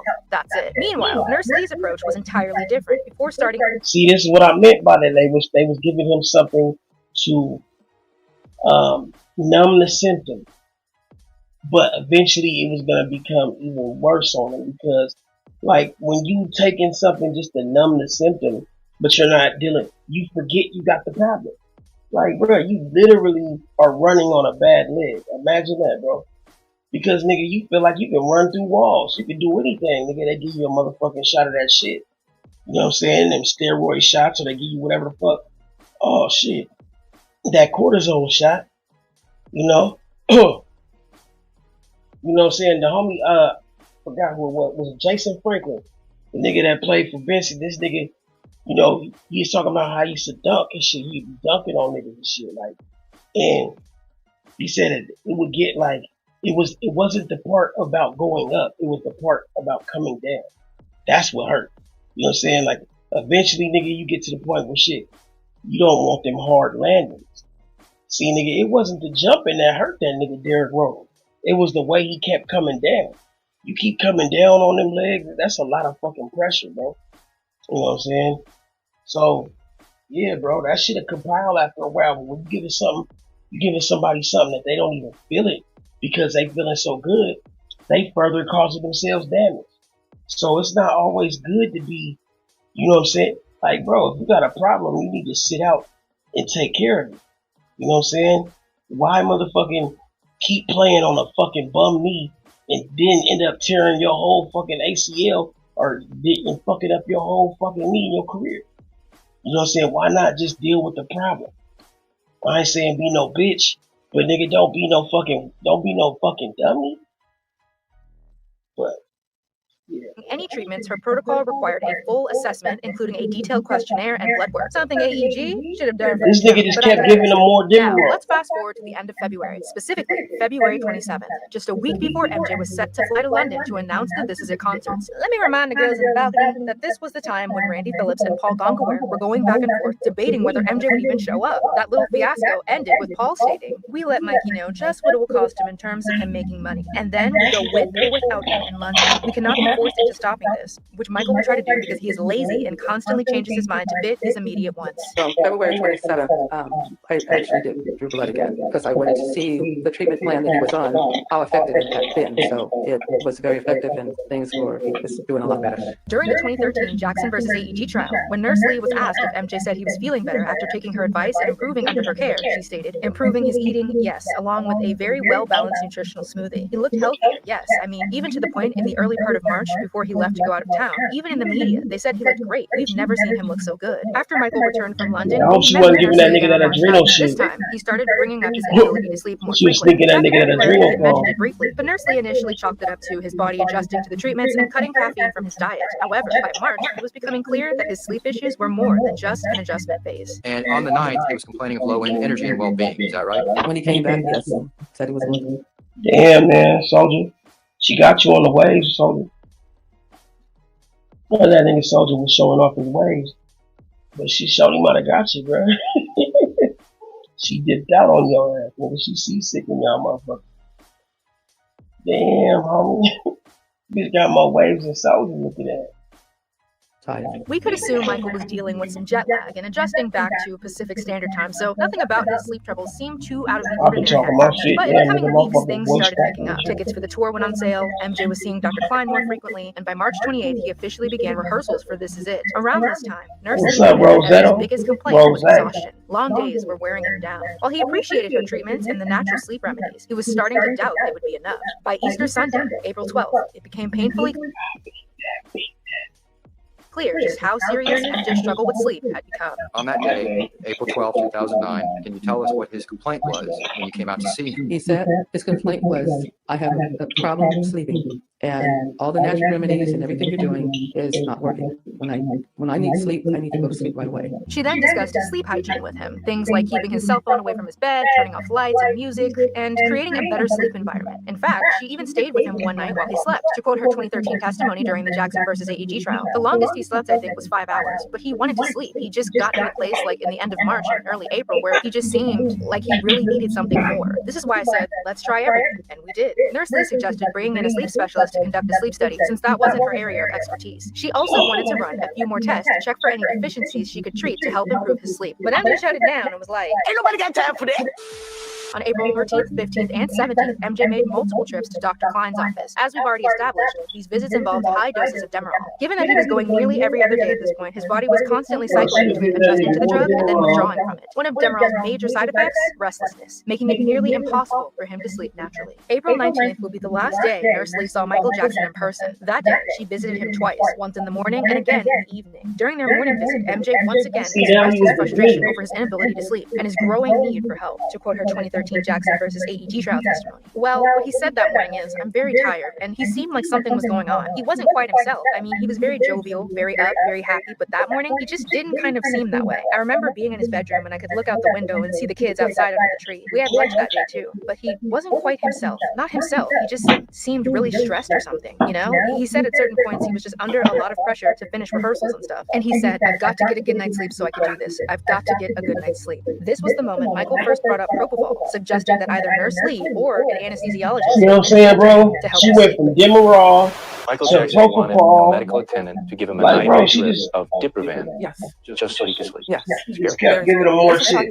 I have this medicine before. It worked for me before. And I said, well, you know, and then he says the name and I didn't understand. I said, well, who gave it to you? My doctor. And he was so adamant. Like, he totally believed that his doctor said this is safe. He said, this is. Did he say what doctor? He wouldn't tell me. I said, who was the doctor? And if he gave it to you, where is it? See, then he had a secret doctor. You know, he said, oh, I don't know where he is. It was a long time ago, but I know this worked for me. And he actually sat there and he said, I'm telling you, when I have Nigga, whenever you got multiple doctors, bro, he just kind of went on his arm. When it that's clicks crazy. in my body, the first drop, I'm asleep. And all I want to do is sleep. You know, I watch my children, they're sleeping. You know, I just want to go to sleep.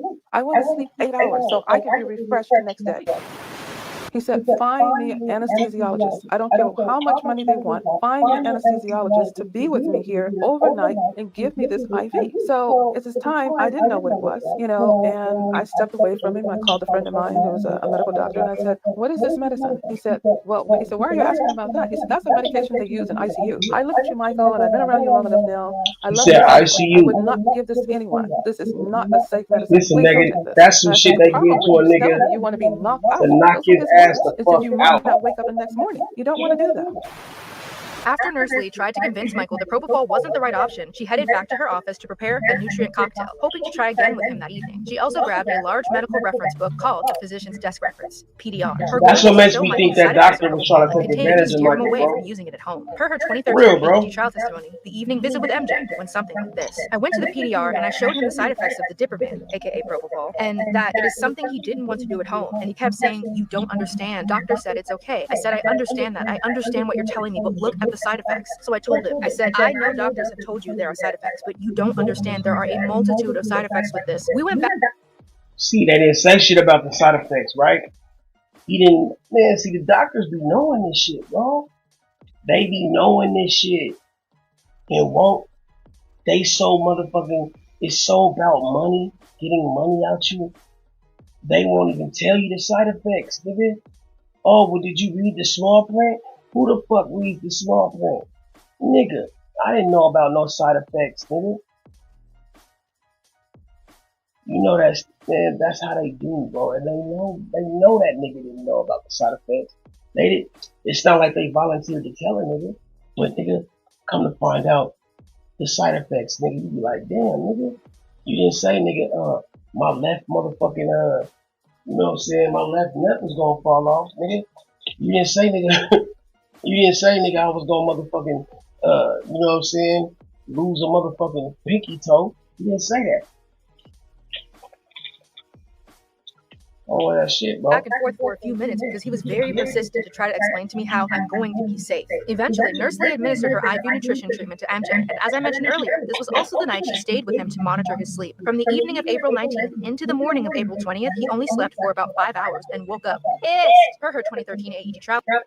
And I wouldn't even want nobody looking at me while I'm asleep.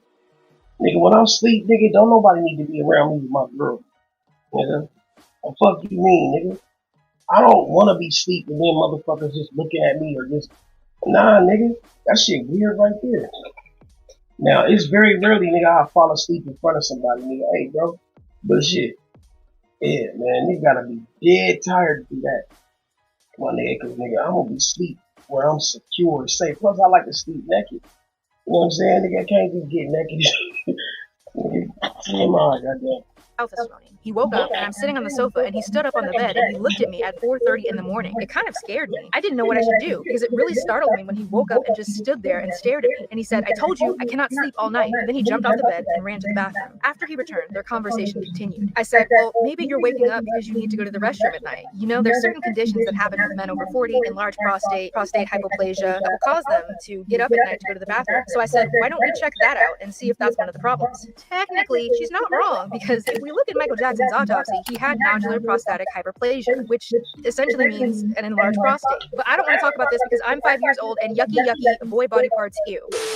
Anyway, he said, I know you want to check out all these things. I know you want to do this, and I know you want to do that. But I just need to have some sleep. He was very agitated at this point. He said, I tried to tell you I could not sleep all night. All I need is something that's going to help me to sleep. I just need Dipperman to help me sleep so I can sleep all night. I have a very big day today. My day is going to be destroyed. I need to have sleep. After all of that, Michael gave Nurse Lee a hug and told her to get to step since she wasn't willing to cooperate with what he felt like he needed at the time. Now, y'all know Mr. Jackson is my yeah and all, but honestly, Nurse Lee did the right thing. Any doctor who'd suggest propofol was safe and administer it in a home setting without proper knowledge or precautions deserves to have their medical license revoked expeditiously. This whole interaction just feels like MJ was pouting and throwing a tantrum, standing on the bed at 4:30 in the morning like a child. Why you doing me? I'm right.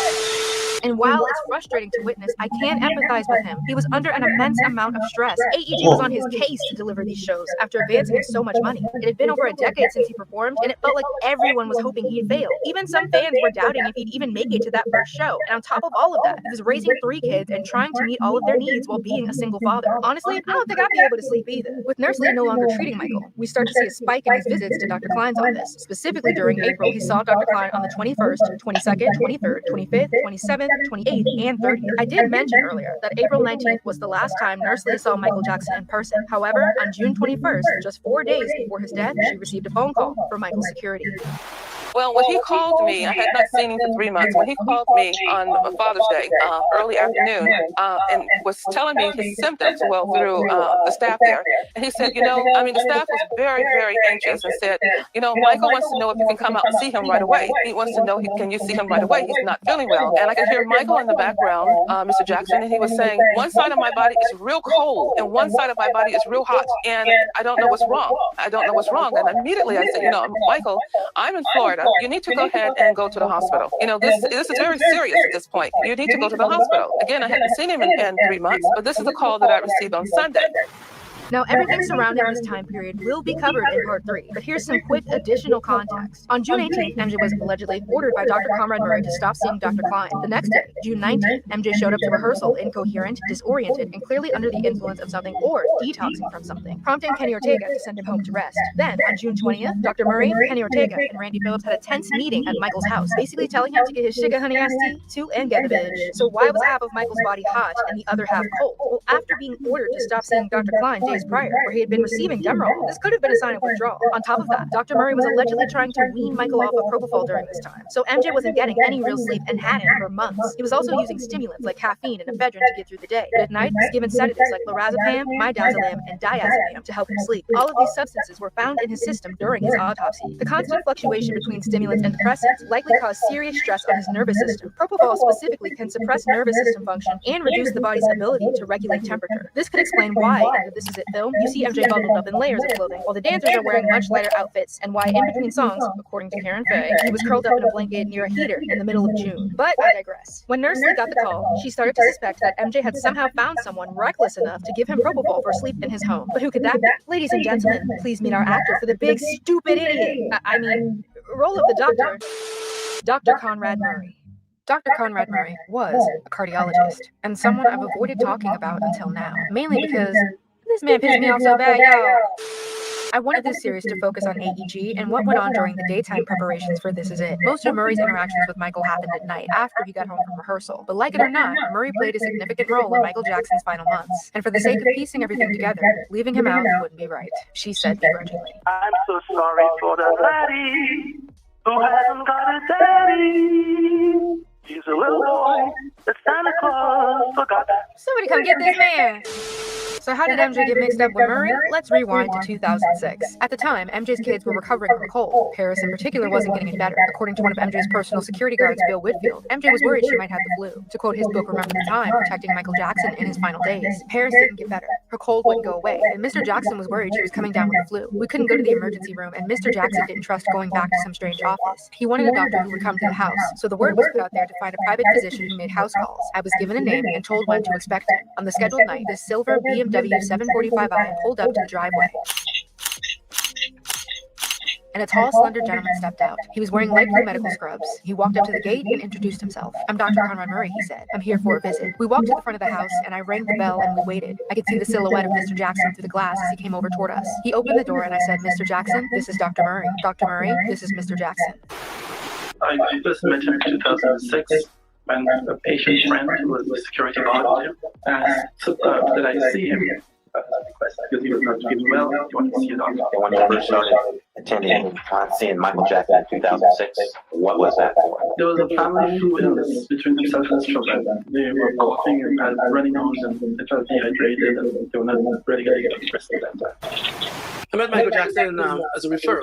One of my patients was a security guard for his detail. Stated that there was a celebrity in the nearby area that had 3 children who were not doing very well. They were ill. I would say very undernourished, gaunt, feeble, generally weakness. But then he also had a viral illness that accompanied with that of the children. I felt he was significantly dehydrated and he required hydration. So it could have appeared a little worse than he actually would have been. But very, I had been in his personal physician since 2006. Actually, with the inception of that call and thereafter, it continued. When I became his personal physician for the London tour, that was something different. That's where I was asked to give up my practices, which I had built up for a number of years, and there was more than one practice.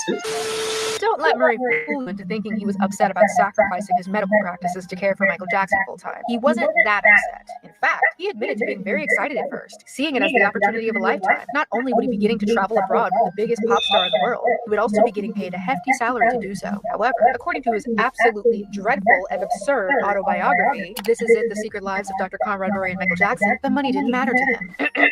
I did not need that shitty-ass job. I was doing fine on my own. No amount of money could make me sell my soul. Money does help, that's for sure. But there's so much that it cannot buy. It can't buy you happiness, good health, peace of mind, nor fulfillment, and more.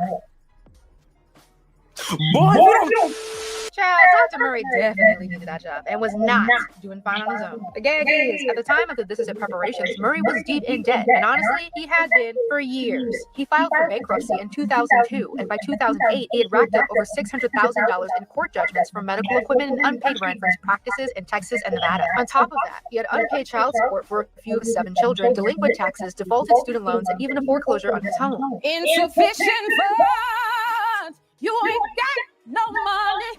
Woo. Hold on, girl. Because I know you Nazis gonna bypass the fact that Murray has a DV charge on his record, too. What you talking about, Willis? Back in February 1994, Murray was arrested and charged with DV involving his then-girlfriend. The case even went to trial, but he was acquitted. Say you swear. Yeah, he pleaded no contest. Very on brand for him since he refuses to take accountability for anything he does. He was on probation for a while, too, and it made it harder for him to maintain his medical license. You know, since a lot of states frown upon criminal records, especially violent offenses.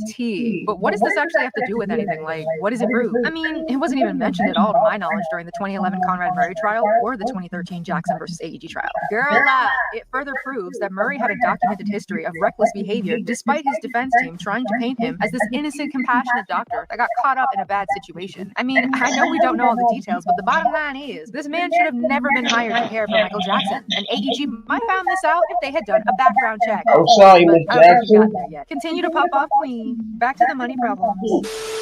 Hide the money, y'all. There's poor people around. With your broke Hey, make sure y'all hit that like button, So man. for him to sit here and act like the money wasn't a factor in his decision and that he didn't need it doesn't make sense, pesos, or dollars. Murray constantly boasted about building up 2 medical practices in different states, so why would he just shut them down if he wasn't going to be paid something significant to do so? Now let's fast forward to late April 2009, when the talk of Murray becoming MJ's full-time doctor really started to pick up. Through our discussion about Nurse Chairlyn Lee, we learned that MJ's need for sleep was becoming urgent towards the end of April as rehearsals intensified. He asked her for propofol to help him sleep, but she gave him a full list of reasons why it was inappropriate and dangerous for him to use, especially in a home setting. However, MJ didn't want to hear all that, but was convinced that propofol was the only thing that would help him sleep. He needed someone who could not only help replenish his fluids and maintain his stamina, but also someone willing to help him get the rest he needed to attend rehearsals and make it through the London shows. That someone was Dr. Conrad Murray. I was called by Mr. Jackson, Mr. Strict. His name was Amir, Brother Amir. And he said Mr. Jackson wanted to speak with me. And then he mentioned that the first time, because I'd seen him for a while, that they were going to be doing a concert tours in England. Mr. Jackson would very much like me to be part of the trip and to be there for the concerts. And but I agreed to that. And he said, well, I need more details about that. And that was basically the gist of the question. Paul Gongaware recalled MJ coming up to him one day at Center Staging and telling him he wanted to take Dr. Murray to London, to quote his 2013 Jackson versus AED trial testimony. Well, he said he wanted Dr. Murray in London, and I said to him, why don't we get a doctor over there, someone who's licensed over there, knows all the best people. If there's a problem, he'll know how to get people right away, and let's do that. And he just said, no. And then he said, this is the machine. We have to take care of the machine. And I think what he meant by that was his brain could create the show, but his body had to deliver it every night. He said, this is the machine. We have to take care of the machine. I want Conrad. And that was the end of the discussion. But wait a second. Why did MJ suddenly become so adamant about wanting Dr. Conrad Murray?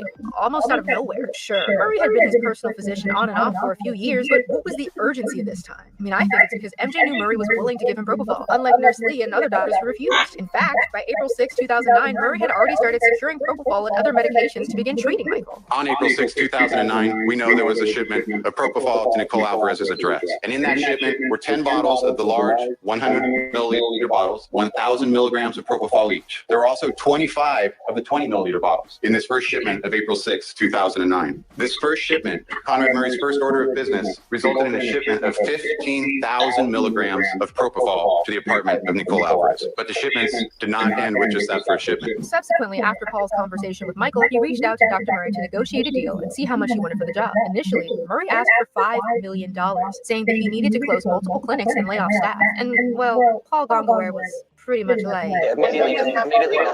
Immediately. Like instantly, I was like, yeah.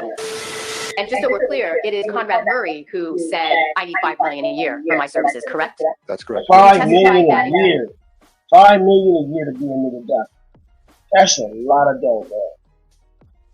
Like, bruh. In your experience, it is not unusual to have an artist or a performer retain the services of a personal physician. Is that correct? See, in your experience, basically, nigga, they're script writers. That is just the nigga that writes the scripts. All they do is say, here you go. Bro, you niggas be like, I need 30 milligram, I need 30 Percocets right now, nigga. 30 milligram Percocet. Yeah, okay. You motherfucker write that shit up. That's like a personal prescription writer. That's why these niggas be so fucked up, bro. They got a personal physician. And all they do is make these motherfuckers pay for drugs. Bro. These niggas be lit on everything. These niggas got personal fucking physicians, nigga. giving them whatever the fuck he asked for. Like, bro, these niggas is lit. What is the difference between them and drug dealers, bro? Like, they are drug dealers. That's what they do. They write scripts for drugs. Bro, I mean,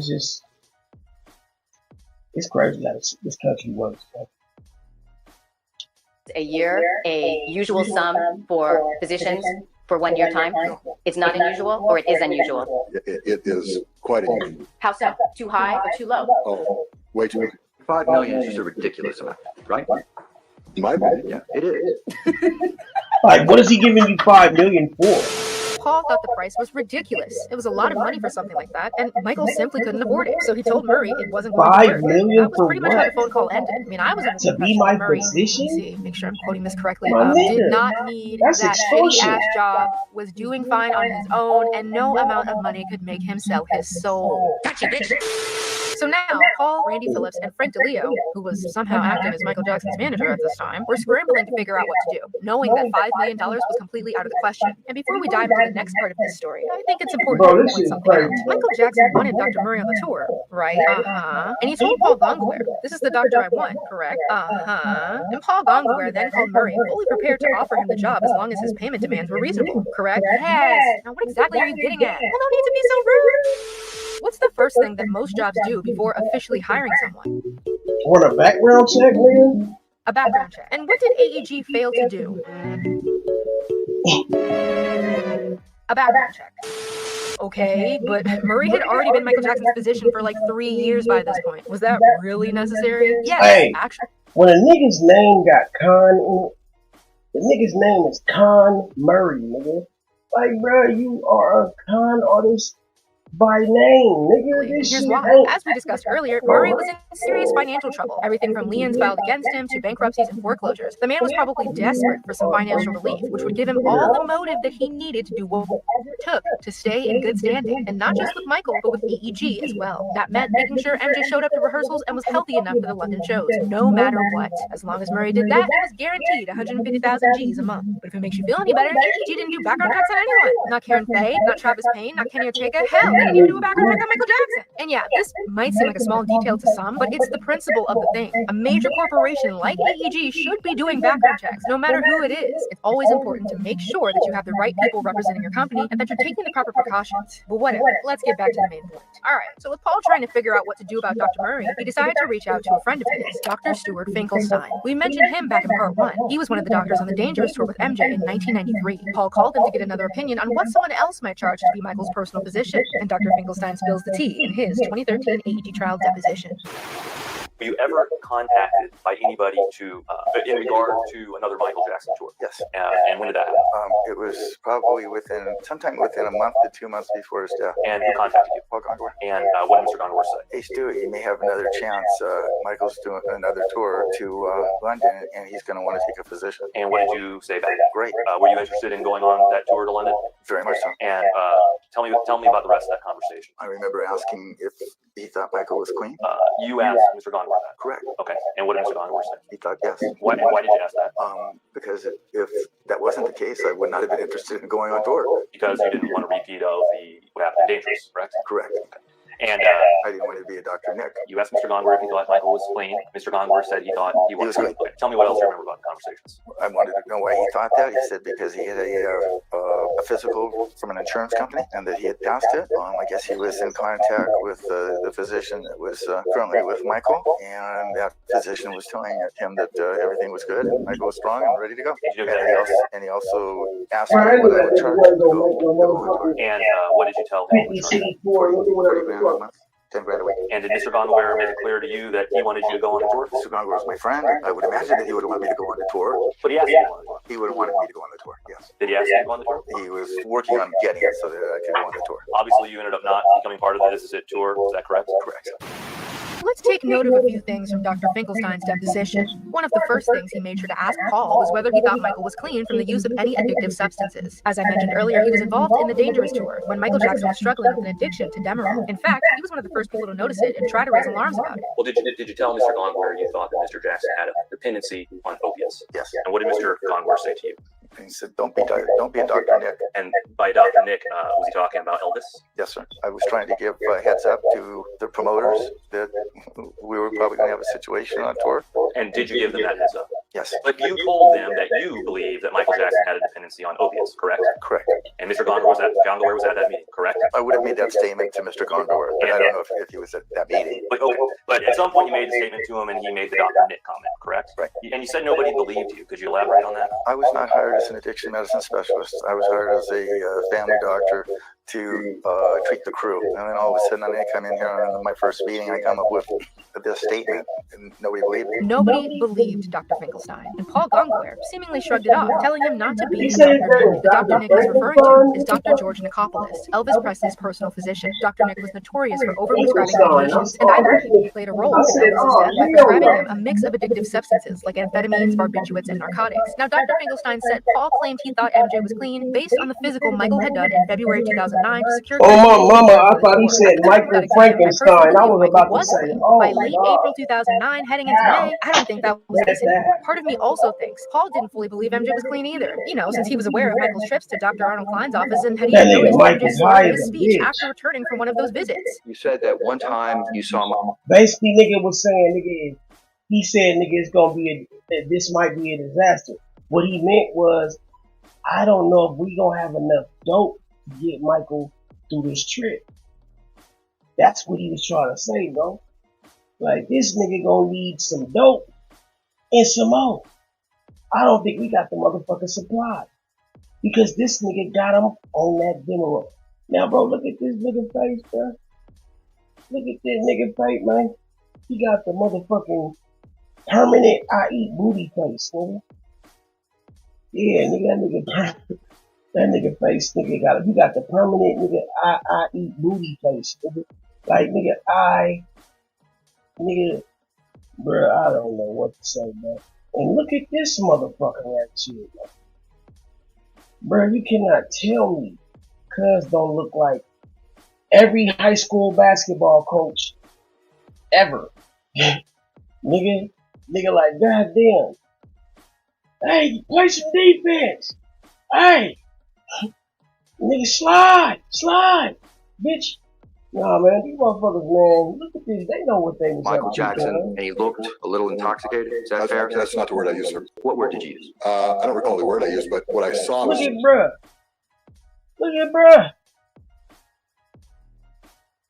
just a little bit of a slower speech pattern, just a slight slur in his speech. And you also testified that you found out that at that time that Michael Jackson had just come from Dr. Klein's office. That's correct. Now, you were certainly on the lookout for any drug use by Michael Jackson, were you? Yes, I was. And in fact, you had reservations about handling the production if you observed drug use. That's right. What I will say about this is that we don't know exactly when in our timeline Paul Gongware might have noticed this. It could have been after the phone call with Dr. Finkelstein. However, this does further prove that AEG had a vague idea of what MJ was doing regarding Dr. Klein, and yet they did nothing about it at this That's all you point. gotta tell me. Let's also acknowledge that Dr. Finkelstein was more than willing to be MJ's personal physician for the tour. That sounds too much like Frankenstein. Compared to Dr. Murray, who initially demanded $5 I don't know million. if I'd During Paul's be. 2013 AEG trial testimony, I he don't stated know that if I Dr. can fuck with Finkelstein him. would have done the tour for nothing because he had such a great time on the Dangerous tour and loved it. And I find that very interesting because Paul and Randy were constantly talking about the tour being over budget. So if they had someone who seemed like a good doctor, genuinely cared about MJ's well-being, and was willing to offer his services for a significantly lower price, how did AG double hockey sticks did we end up with Dr. Murray? The only answer to that question Paul has provided is that it wasn't his place to tell Michael who the doctor would be, and that Michael was so adamant about having Dr. Murray, so they just found a way to hire him. He almost makes it seem like he didn't even mention Dr. Finkelstein as an option to Michael, and I find that pretty baffling as well, because to me, it seems like AEG had no problem, allegedly, controlling other aspects of Michael Jackson's life, yet the doctor was where they drew the line. Plus, AEG was the one supplying him with the advance money, and whatever Dr. Murray was to be paid, it was going to have to be reimbursed by Michael. And like I said in part 2, AEG, they was going to recoup their little advance no matter what. The decision to have a full-time doctor, was that his decision or was that AEG? No, it was this was a debate. Actually, my production guy, Paul Gongware, was in charge Look, of bro, like, he couldn't still hit them moves like he used to, bro. Like, look, that back looked a little stiff when he hitting that shit. Like, you know, Michael fight just with him because we wanted to hire a doctor in London. I mean, and I know I could get in trouble for that. I know there's good doctors in Bangladesh. Because this is the thing you also gotta realize, right? Okay, yeah, well, Mike, he probably was feeling good the first couple of nights of that shit. But then you gotta think, he got recovery This nigga, there's no recovery time, right? This nigga done did D show. Now he back on the road. He gotta sleep. Bro, that's too much. This was not gonna be completed, bro. Like how? That's why he named shit. This is it, because it was the grand finale. Ain't no way in hell he was gonna finish that tour. And I believe he asked for the money up front because nigga he knew he wasn't gonna finish that tour, bro. You did one last lick. You know what I'm saying? One last lick. That's what I believe Mike did, bro. This is one last lick. Nigga, he probably got the bag too, bro. You can't tell me he didn't get the bag. This is Michael Jackson, bro. He probably knew. He's like, nigga, I'm gonna get all the money. He said, I'm gonna ask for half of it up front. And nigga, hey, I'm probably gonna get, I know they gonna have half of it up front. Oh yeah. Shit, filet. That nigga came through, nigga, with a motherfucking, yeah. That's a value meal on that ass. But the shows weren't in Bangladesh. They were in London. Okay, it made no sense. We spent a lot of money to take Dr. Murray, Conrad Murray, out of his practice. Okay, he went public with what the deal. It was $150,000 a month, plus travel, plus hotels. Now think about this, bro. They was paying this motherfucker $150,000 a month just to travel. This bitch ass doctor, physician, whatever the fuck, Dr. Booty eating face, nigga. This nigga literally was getting paid $150,000 plus travel, plus per diem. Per diem, nigga. That means food, extracurricular, whatever this is like he didn't have to come out the pocket for nothing. You dig? Like these niggas was taking advantage of Michael, bro. I'm telling you, bro. You know, I just feel like, damn, they was just hitting that nigga from every angle, bro. He got physicians in his pocket, pharmacists in his pocket, judges in his pocket. Like, bro, Sony in his pocket. Like they was doing Mike dirty, bro. He had to come up As with a producer of the plan. show, it made no sense with the doctors and the medical and what you have in London. Michael Jackson demanded that. He demanded. That wasn't a doctor you selected. That was a doctor he insisted. Michael said to me, "You don't understand," because I took one last shot at talking him out of it. And it has nothing to do with Dr. Murray. No judgments whatsoever. I just said to Michael, I said, Michael, we're spending too much money. It doesn't make sense. He says, you don't understand. My body is the machine that fuels this whole business. Okay? I need that kind of attention. Exactly. You know what? When Michael Jackson says that to you, and there's this much at stake, you don't argue.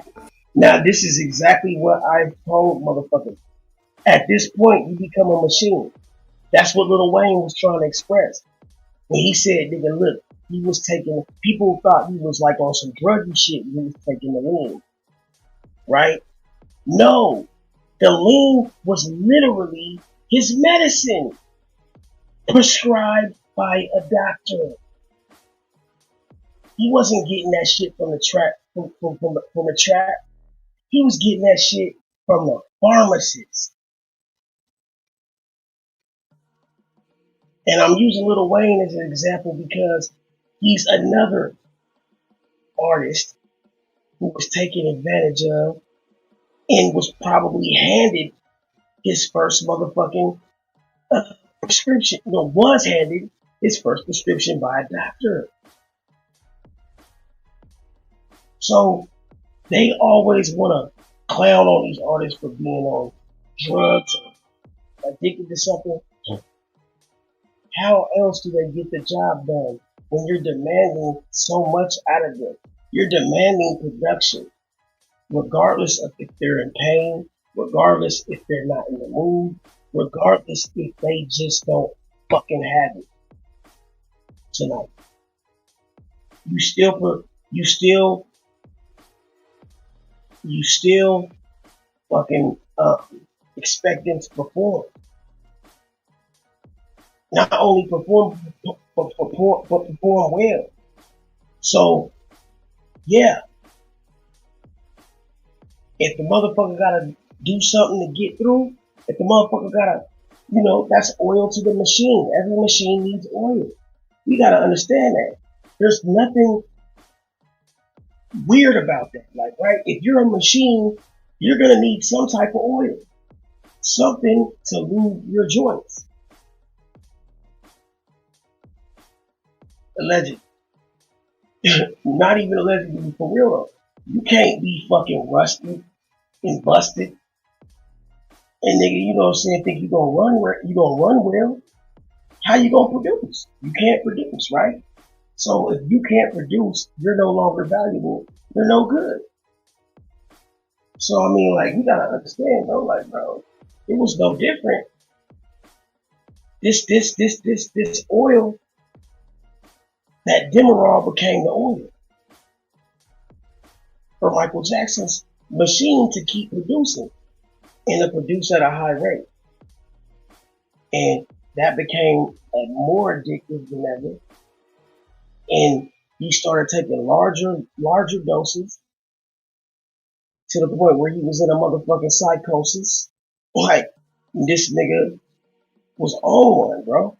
Because nigga, it's always gonna feel good. Like, nigga, it ain't nothing like that first high, that first couple of, but it's that motherfucking come down and the come around that's really motherfucking the problem, right? Because goddamn, if he feeling that damn good when he go up, imagine the come down.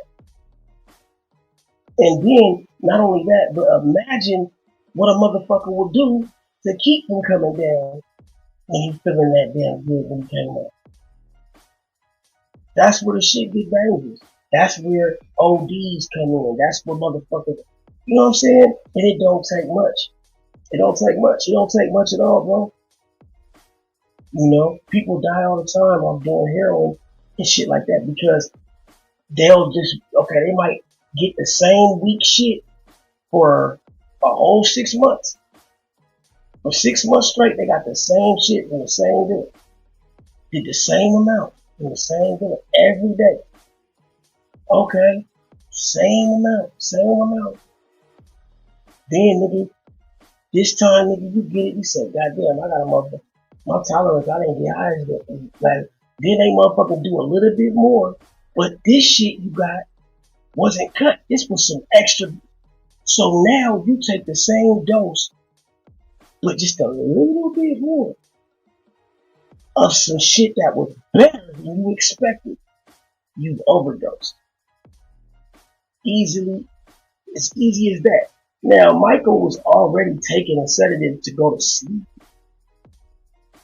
So it didn't take much. You gotta understand, like the woman said, at what point do you not wake up? If you're taking something to go to sleep, at what point did you take too much and you don't wake up like you expected? Because you're too sedated. You're too sedated. Like, for real, bro. Like, think about this shit. And I don't like the fact that people used to watch him sleep. That's weird to me, bro. I would never want people to watch me sleep, man. Let me sleep in peace.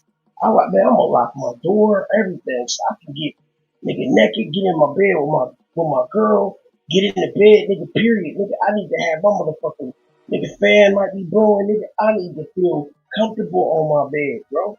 Like, what the fuck you mean, nigga? I'm going to sleep with people staring at me or monitoring me. Nigga, Lord knows. And nigga, you sedated. You can't defend yourself. You defenseless. Like, bro. And having them weird ass niggas around you, no telling. Ain't no telling, bro. I'm just saying, bro. I mean, fuck. It ain't hard for them to motherfucking take some weird pictures and then blackmail that nigga. You know what I'm saying? Like, bro, like this is how they do. So it's like, bro, I understand how motherfuckers get caught up in this Hollywood shit because damn, bro, look at how the doctors do. Physicians that charge $5 million a year? Where they do that at? Fine. MJ wanted Dr. Murray, but as of right now, he wants $5 million for the job. So what happened next? According to Paul, per his AEG trial testimony, I was at center staging, got a call from Michael Lemire Williams, MJ's personal assistant who also went by the name of Brother Michael. He and Michael Jackson were on their way over to rehearsals. I think Frank DeLeo was even with them. But they were riding in the car over, and he said, we're going to need to get a deal done with Dr. Murray. Right after that, I heard Michael, who was in the car, saying, offer him $150, offer him $150. And I knew what that meant. Offer him $150,000 a month. After that, Paul called Dr. Murray. He recalls the conversation going like this. I called him and said, Dr. Murray, I'm authorized to offer you $150,000 a month. And he said, no, I don't think I could do it for that. And I kind of cut him off at that point and said, that offer comes directly from the artist. And right away, he said, I'll take it. Now let's hear this from Dr. Murray's point of view. According to his god-awful book, late that afternoon, producer Paul Gongolberg called me at my Las Vegas clinic. I have a deal, 150. 150 of what? How did you derive that offer? We had a meeting and decided it was a fair offer. Was Michael Jackson involved in that meeting, I asked? Yes, this came straight from the top. Straight from the top means it came from Michael Jackson. Yes, so you're saying that Michael Jackson offered me $150,000 a month. If you or AEG were asking me to close down my practices and travel abroad for an extended amount of time, I would say no, it is not worth it. A practice is not built in a day. I've taken my life to build my practices. You are asking me to close them down. Personally, I feel like his whole reasoning for accepting the money only if it came from Michael Jackson was just another way for him to push the narrative that he was doing this purely out of love and friendship, and that he cared about Michael Jackson. He was his friend. Because remember, folks, he didn't need this shitty-ass job. He was doing fine on his own. Y'all hit the like Nonetheless, button. Dr. Please, Murray man. got the job. Tap the damn thumbs Tomato, up. tomato, tomato, more tomato. Share And this on May out. 6, Share this out. 2009, Paul Help your Gongolberg boy sent out. an email to Michael Lemire Williams to confirm it was all set. Done at $150K per month per MJ. He needs about 10 days to wind down his practice, then it will be full-time. All that was left to do was draft the contract, and that was a task within itself. Now let's talk a little bit about Dr. Murray's contract with AEG. First and foremost, I'm not a lawyer, and I don't know much about legal jargon, so we're just gonna do the best we can. And if you're planning to come for me in the comments, I didn't send for you, Boogie. Thank you. Okay, so now that Paul had done his part, he delegated the task of getting Murray's contract drafted and negotiated to a man named Tim Woolley, an accountant/financial consultant who worked for AEG Live, along with Kathy Jory, an independent attorney. It's important to note that this contract went through several drafts, and AEG was giving Murray the runaround. In fact, Tim Woolley sent the following email to a tour manager named Bridget Siegel on May 26, 2009. Bridget, any joy with an agreement for Murray to sign? He's pinging us for payment, but we can't without a contract in place. Would like to stall him with something for him to look at and mull over. A final version of the contract wouldn't be ready until around the middle of June, and it wouldn't be signed by Murray until June 24th, just 24 hours before Michael Jackson died. All right, now let's break this contract down for the girls in the balcony. Starting at the very top, this independent contractor agreement was made effective as of May 1st, 2009, and Dr. Murray accepted the terms of the contract orally on May 8th. He would be performing his services for Michael in good faith until the contract could be fully drafted and signed. Obviously, Dr. Murray had already been performing services for Michael before this point, but this marked his official start date as Michael's doctor when hired by AEG. Even though Murray didn't sign the agreement until June 24th, he was to receive back payment for the month of May once the contract was executed. Some key terms we need to recognize are producer, artist, and GCA. Whenever you see the term producer, it refers to AEG Live. GCA refers to Dr. Conrad Murray's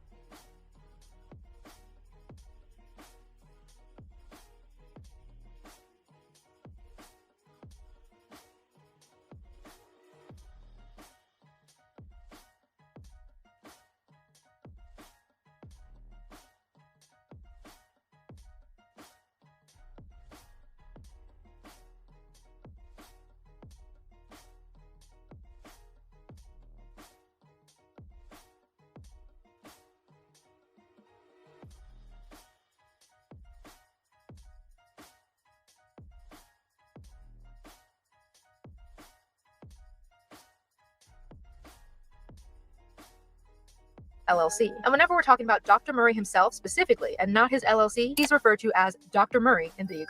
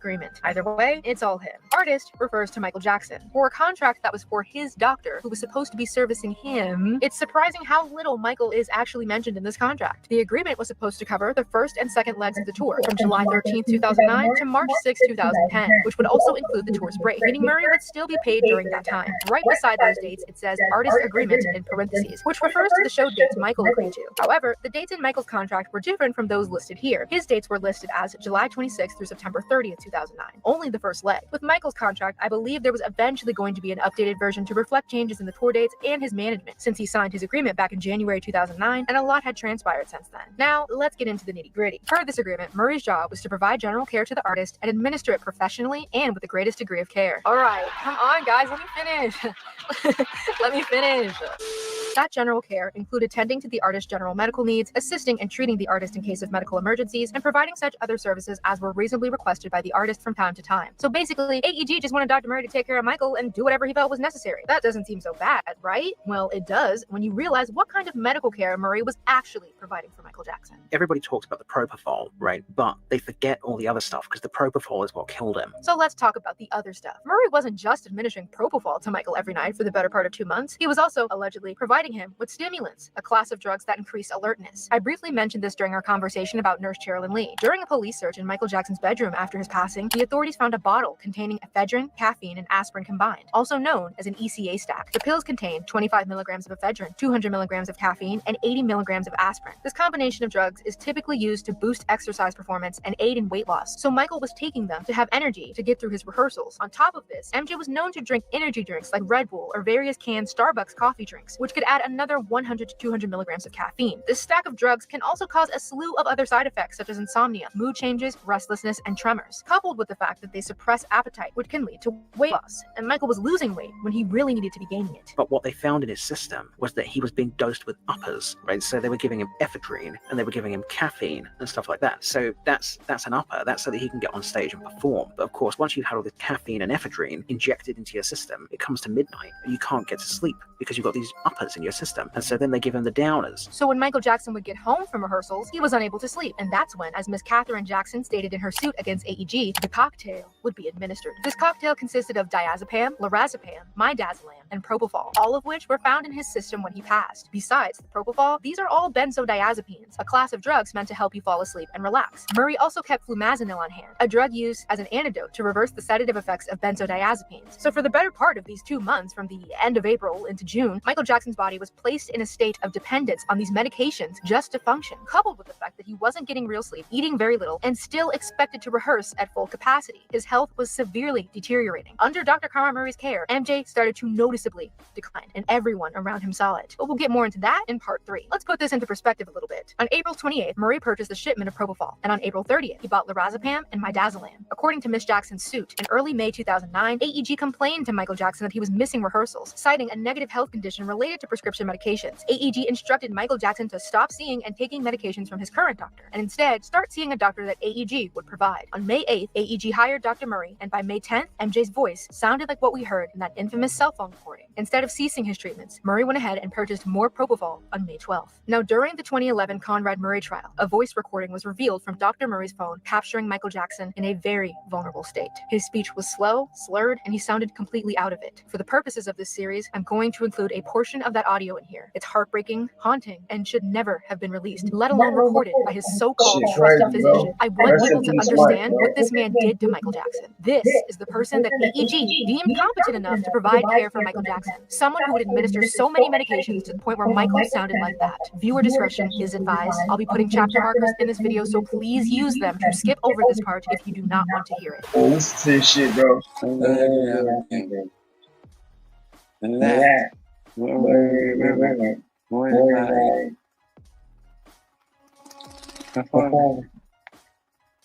Bro, Michael is fucked up, bro. He's out of it, bro. Listen to him, bro. You can't even, like, at that point, bro, he sounds like when I went and got my motherfucking wisdom tooth removed, man. And they gave the nigga the laughing gas, bro.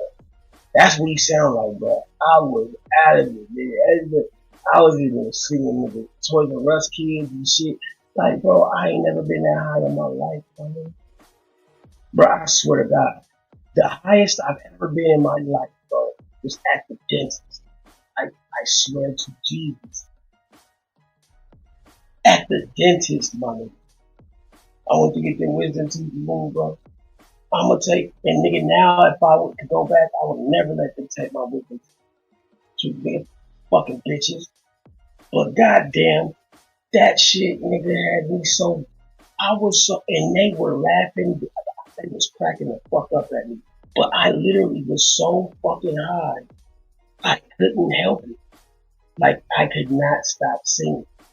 And nigga, all I could do was sing Lamb Chop, the never ending song, the song that never ends. And like, bro, I'm like, I ain't been this high ever. Bro, I was so fucking lit. I said, how was this legal? And nigga, they was laughing their ass off at me. And it took like 3 hours to wear off, bro. When I left that motherfucker, I was high, nigga, on the way home. On the way, luckily I had a ride. Cause goddamn, bro. But all I'm saying is, nigga, this is how Mike sounds, bro. He sounds just like that.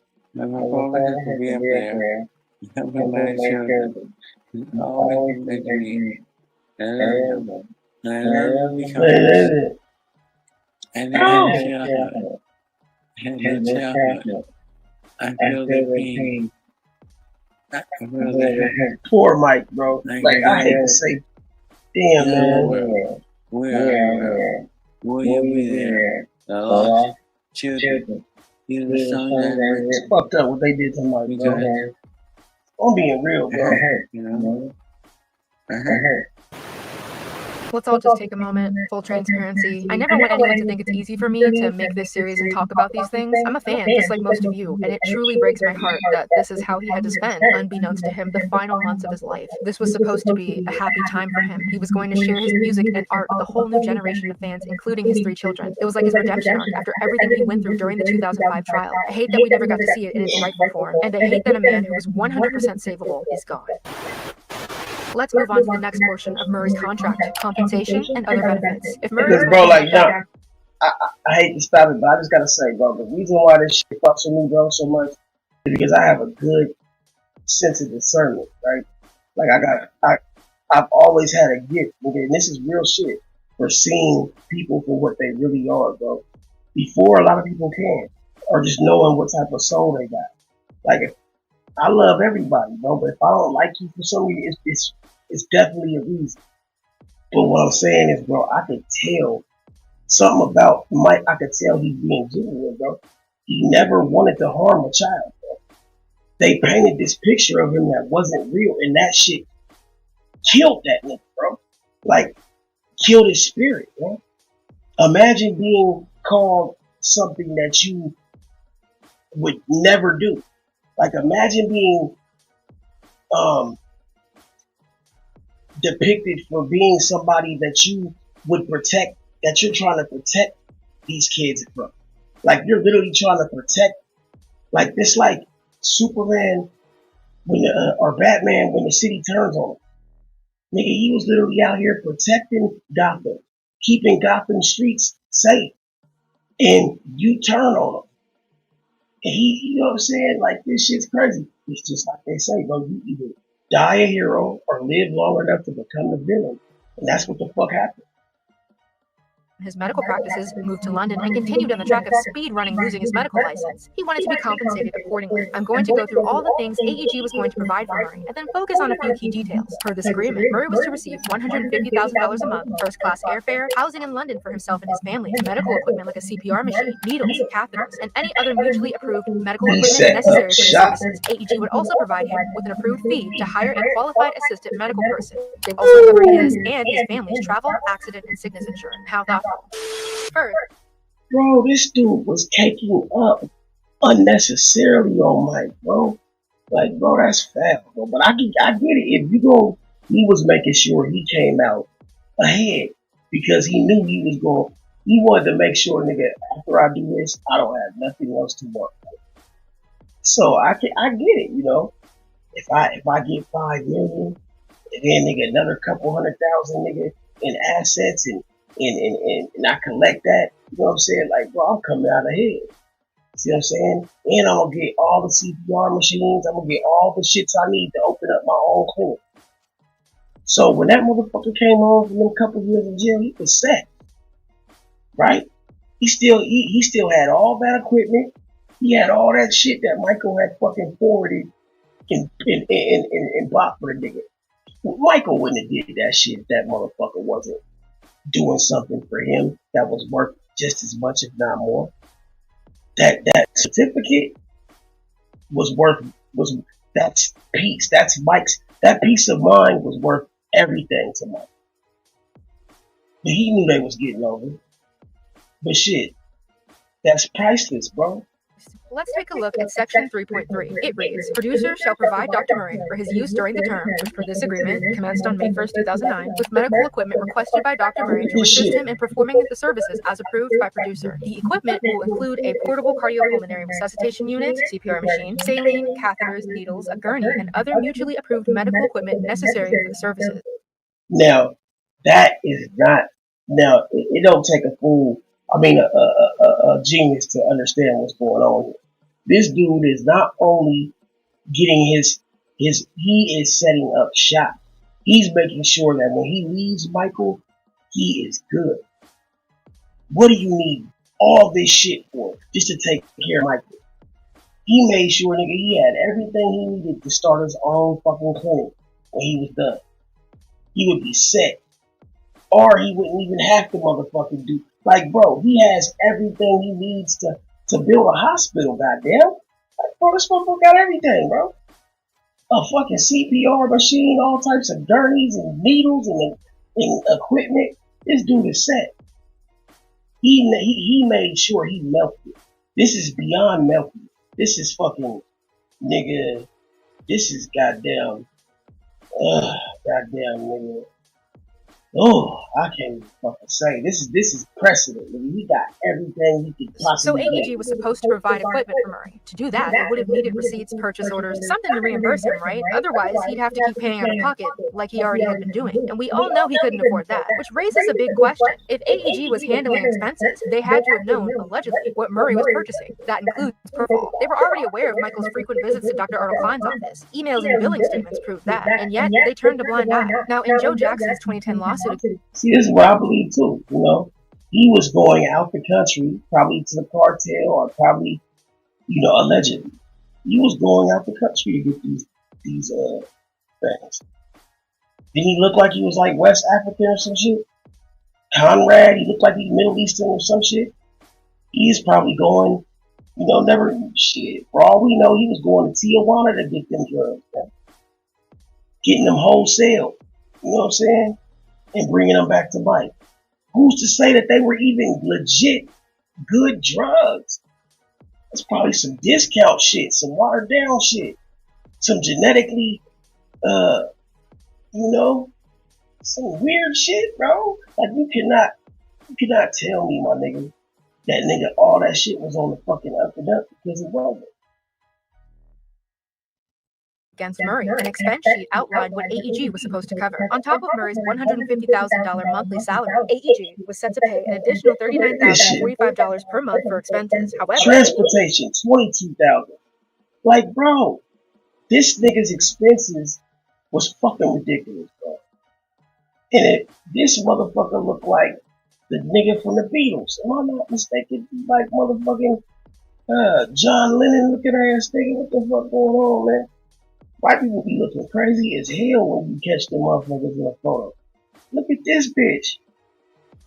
Look, why she get caught scowling like that? What is, man? Oh man, it's a lot going on in this fucking screenshot, bro. It's a lot going on, man. Look at dude, bro. What is he looking at? They side-eyeing the fuck out somebody.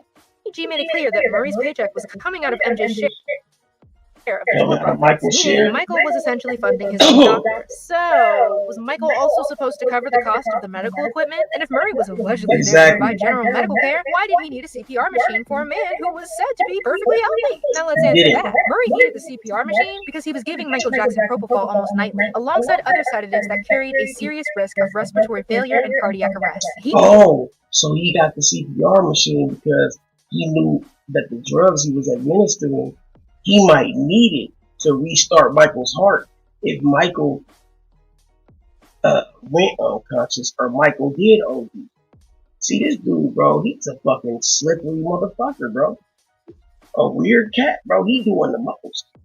The risks, so he wanted the machine as a precaution to cover his own ass. But the gag is, Murray was a cardiologist, a whole specialist in interventional cardiology. But on the day Michael Jackson died, he couldn't even perform adequate chest compressions and mouth-to-mouth resuscitation. So would he even know how to use a CPR machine if he had gotten one? Like, I'm so dead ass. Murray claimed he wanted it for MJ's health, safety, and well-being during rehearsals and performances. I mean, he wanted one available for hotel use as well as venue use at the O2. And despite the multiple drafts of his contract, Murray made sure that the CPR machine was explicitly stated in the very first one, and that's key. So if that was such a clear requirement from the jump, why wasn't the CPR machine provided when the contract was executed on May 1st? When was that provision added? That provision was in my very first draft. So right from the very beginning, Dr. Murray was asking for that. He identified it as equipment that he would request. Did he also refer to it as a crash cart? Not to me. Was it your understanding it was not going to be provided for Dr. Murray until AEG Dr. signed that Murray, agreement? It was my understanding it wouldn't be provided until we got to London because that's when he asked it to be provided. And presumably the contract would have been signed by then.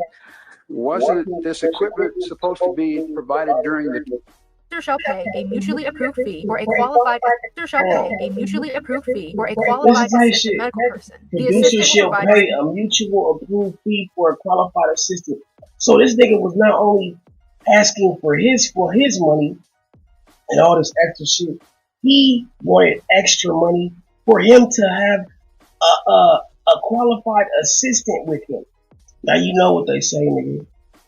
An assistant is just a professional word for hoe, right? You can take your hoe with you anywhere you go. You just gotta call her your assistant. See what I'm saying? Yeah, she my assistant. Yeah, nigga, everybody in my family, and we was peas. Nigga, your family was assistants. Nigga, you dig what I'm talking about? Assistance in connection with the services required of Dr. Murray under this agreement. First things first, let's talk about the fact that the qualified assistant medical person was supposed to be selected by Dr. Murray and approved by AEG. But what about the artist? You know, the he man, Michael Jackson. You're telling me that the actual patient had zero say in who would be assisting with his medical care? He couldn't select nor approve the person who would be handling his health? That's suspicious. That's weird. Okay, so why did Dr. Murray even need a qualified medical person in the first place? Simple. He was overwhelmed.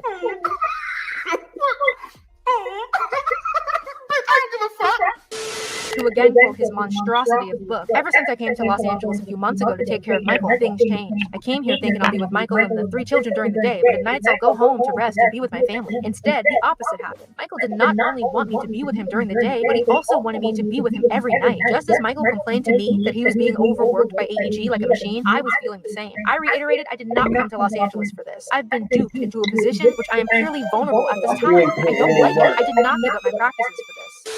Dr. Karma Murray's ability to shapeshift every situation to make himself the victim should be studied. Absolutely no one forced him to care for Michael Jackson or stay in the position he was in. Considering the fact that there was not even a signed contract, he could have quit at any moment. The only thing tethering him to Michael Jackson and AEG was the possibility of 150,000 G's hitting his bank account at some point. Nonetheless, aside from Murray's overwhelmed and exhausted state, I do believe that having another person on hand would have been beneficial in case something went wrong. Whenever Michael Jackson explained his desire for propofol, he always gave the same spiel, that an anesthesiologist had administered it to him before, and that it was 100% safe as long as someone was there to monitor him.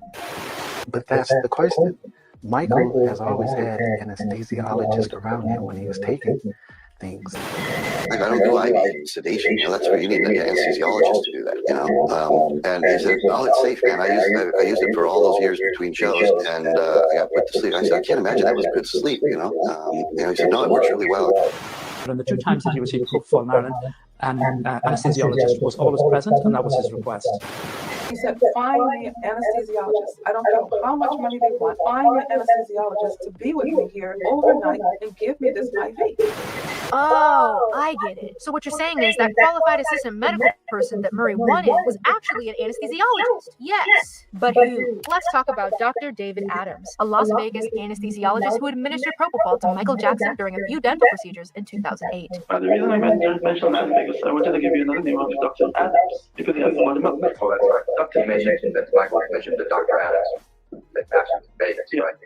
David Adams. And yes, this is the same Dr. David Adams whose medical license was suspended in 2018, not for anything related to Michael, but for something else entirely. According to the Nevada State Medical Board of Osteopathic Medicine, he was caught giving pre-signed prescription blanks to another doctor to use and was charged with 8 felonies, 4 counts of conspiracy to violate the Controlled Substances Act, and 4 counts of possession of signed prescription blanks. Eventually, his suspension was lifted, he paid a fine, and he was placed on probation for a few years. As of 2025, his medical license in Nevada remains active. That recording of Dr. Murray heard during the court trial is from his police interview on June 27, 2009, just 2 days after MJ's death. In typical fashion, Murray was engaging in some classic blame shifting, doing everything he could to deflect responsibility for Michael Jackson's death on anyone but himself. But Hannah, what does Dr. Adams have to do with any of this? According to Dr. Adams' 2013 Jackson versus AEG trial testimony, he administered propofol to Michael Jackson 4 times. He met MJ through a cosmetic dentist named Dr. Mark Tedrissi, who had a VIP patient needing a few procedures and wanted to know if Dr. Adams was interested in handling anesthesia. The first encounter took place in May 2008.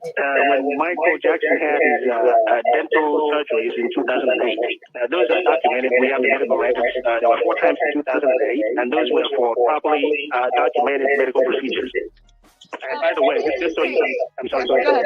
No, those were also at the JCO certified medical facilities. So my client doesn't run around giving people propofol in their homes. No, he does that in medical settings and for appropriate procedures. So basically, Adams wasn't on that shit honey ass tea that Dr. Murray was on. Insomnia and MJ's sleeping habits were never discussed during these procedures. He was never given any narcotics, and Michael seemed happy with how each procedure went. One interesting detail from Dr. Adams' testimony is that he recalled Michael having an abnormally large tongue. And the reason that this mattered is because a larger tongue can obstruct the airway, causing labored breathing and even like a snoring sound, which he said happened during one of his procedures. And to alleviate that and keep the airway open, the tongue just needs to be moved off of the pharynx, the throat. And I guess that's just chilling, given the circumstances of MJ's death. Let's fast forward to late March/early April 2009, where Dr. Adams had his first encounter with Dr. Murray. My client has only met Dr. Murray once. And he met Dr. Murray the first week of April 2009, when Murray called him, asking him to come to his house for a meeting with Michael Jackson and himself. My client said, "No, I don't know who you are. I'm not going to meet you at your house." So they agreed to meet at Dr. Murray's office. Okay.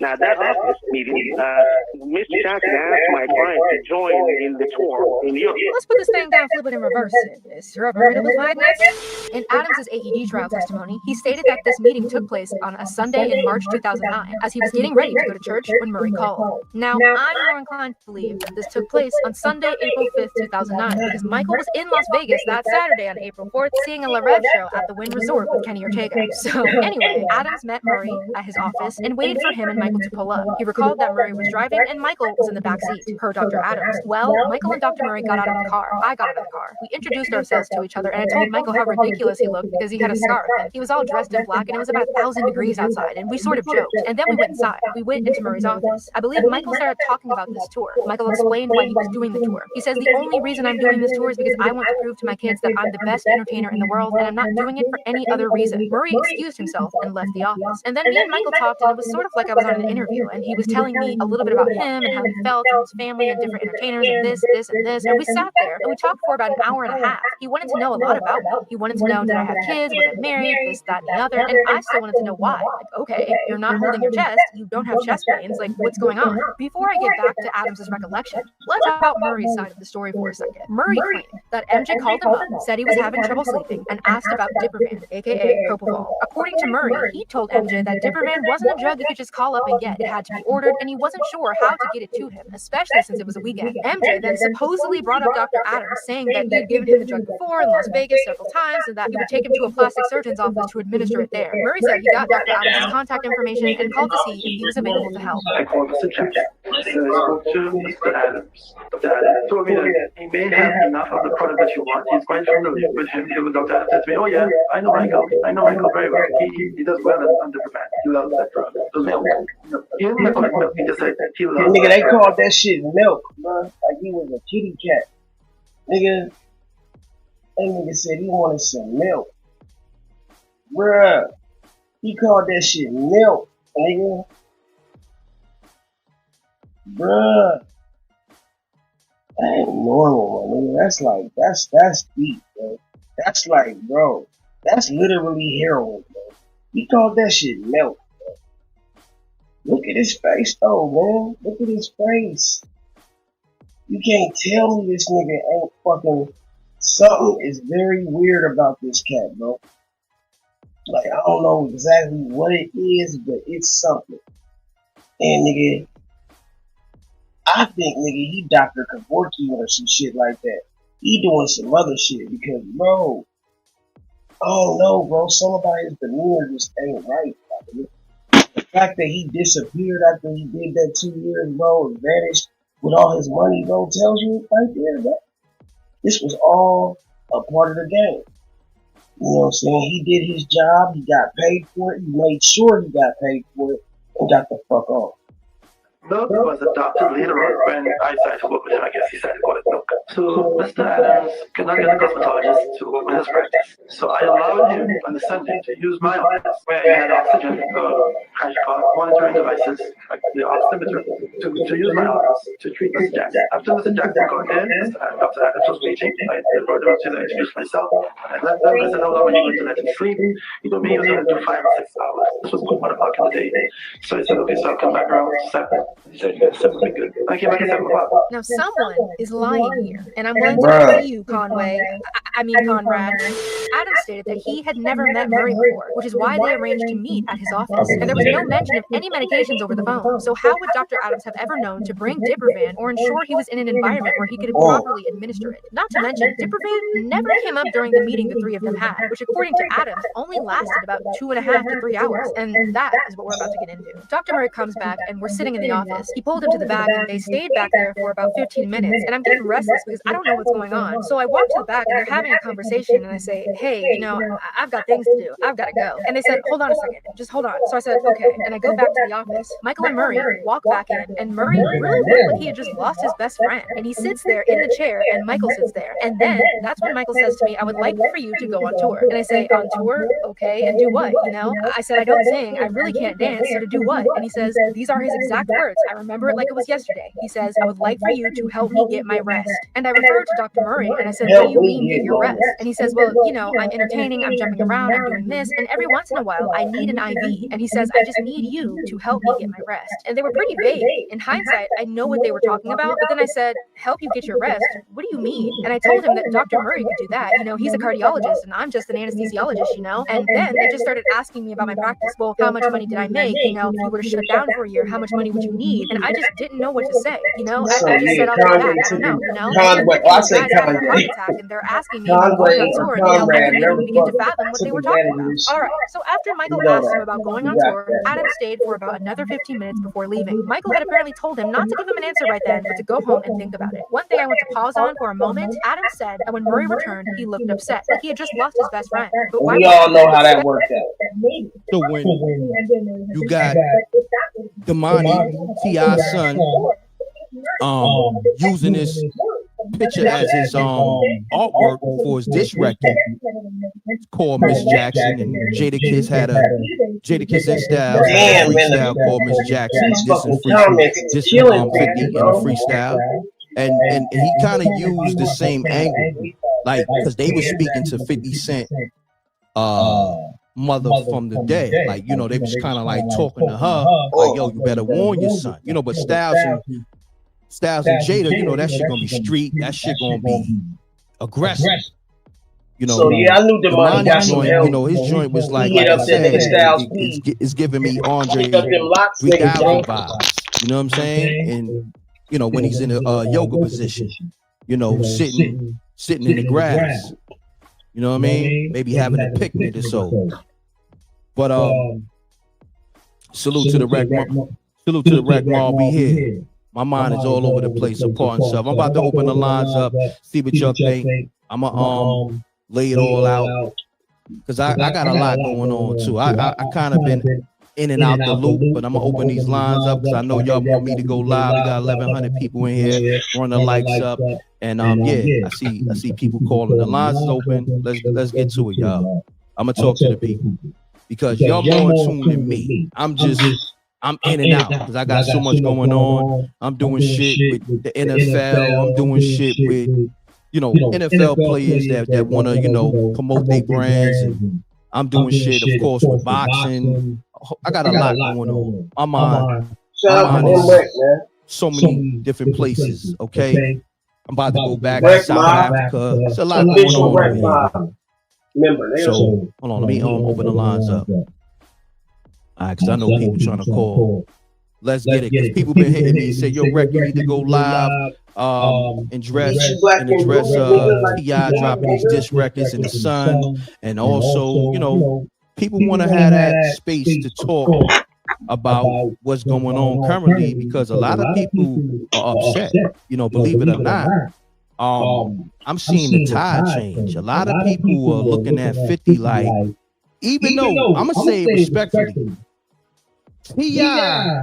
at this moment, like in the last, I want to say the last couple of weeks, T.I. started this, like, you know, because he wanted to do a versus battle with 50, and 50 just like, nah, I'm not fucking with that.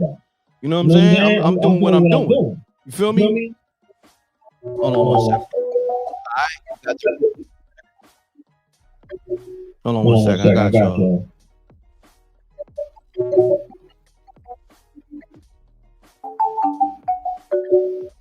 Peace. Hey, what's up, Rick? What's going on? Talk to me. This Shanita, how you been? Shanita, I'm good. I'm good. Where you calling from? Okay. Philly. I ain't called in a while. Okay, it's all good. So I'm glad that my ladies is calling up. My ladies, see, I know when the energy is different. My ladies is calling up before the fellas. I know it's a different kind of energy. So you got the floor. Talk to me. I got a son. 21 is about to be 29 in a month. What Damani and King is doing, I salute them young men. I mean, because when you start talking about somebody's mother, it's a different type of energy. 50 play all the time and we laugh and we kiki and all that stuff he be doing and all that funny little jokes. But playing with somebody's mom, that's something totally different. Them young men is doing what they supposed to do. They putting it in the music. Now, King, he always a little firecracker. And when he says all that stuff he said, I said it and I laughed. But the mind, he took it to the lyricism. I see a young MC. I said, ooh, get him. And I love 50. Don't get me wrong, but you deserve that. He deserves it. When you start playing with somebody's mom and stuff, that's something different. I know my son would do the same thing. So I tell the kids, keep on going. Stand up for your mother. Do the right thing. And that's what they doing. That's what they doing, and I can't take it from them. And I love that song, The Mighty Guy. I really do. That song is good. I'm sorry, Miss Jackson, and everything he said to me in that song was true. Like, to me, it rung true. That's what I feel like 50 is missing something. And when King said, you got all that money and being rich, but you still like lonely, that kind of thing, like it's certain things that he said that I just think that is off the petty level. 50, when you petty is one thing, but it's different when they start tapping into the true facts. And some of the stuff that King said when he was going on his rant, like I'm going, and all that other stuff he was saying, he was sitting home to me. And the other boy, Damani, everything he said in his song to me was hitting home. So I just going to say salute them young men. I let the next caller call, and I got to give them young men their props for defending their mother. And that's just that. I appreciate you calling. Good assessment. Okay. All right, have a good day. You too. Let's get it. Lines is lighting up.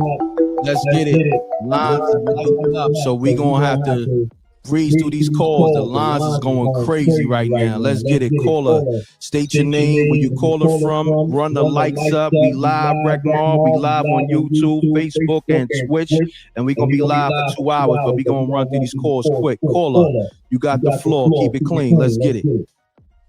Yo, this is T. Hey, listen, man. I think T.I. needs to go ahead and tell his son to stand down because they over their head, I believe. I mean, it's cool if T.I. was doing all the disrespect, but these boys not built like that. And I understand, but they acting out of emotion. And people who support it is acting out of emotion when they say they only taking up for their mom, but they don't understand what come with that. You would only understand if you ever had a real dude on your head who really put in work. And I feel like it's not that serious to them, but they could be now they gotta pay for security wherever they at, and now they gotta deal with getting embarrassed and all that kind of stuff. You know, they just put themselves in situations that they don't need to be in. And I think as a parent, T.I. and Tiny need to tell them boys like, you know, let Pop handle it. You know what I'm saying? That's all I gotta say. Got you, man. Appreciate you calling, man. Stay tuned in. All right. Peace. Lines is on fire. When I tell you I see 100 people calling at one time, but I'm gonna get to everybody. That's why I'm gonna do the 30 seconds and left. The lines is on fire. And we're talking. We on MREC TV, and we're talking 50 Cent responding to Damani dropping his diss record. Rick Ross responding. T.I. dropping 4 diss records. King win. 50 Cent deceased mother t-shirts. We're talking all the disrespect. Caller, state your name, where you caller from. Let's get it. Caller. My name is Jose Porter, man. Jose, North Carolina.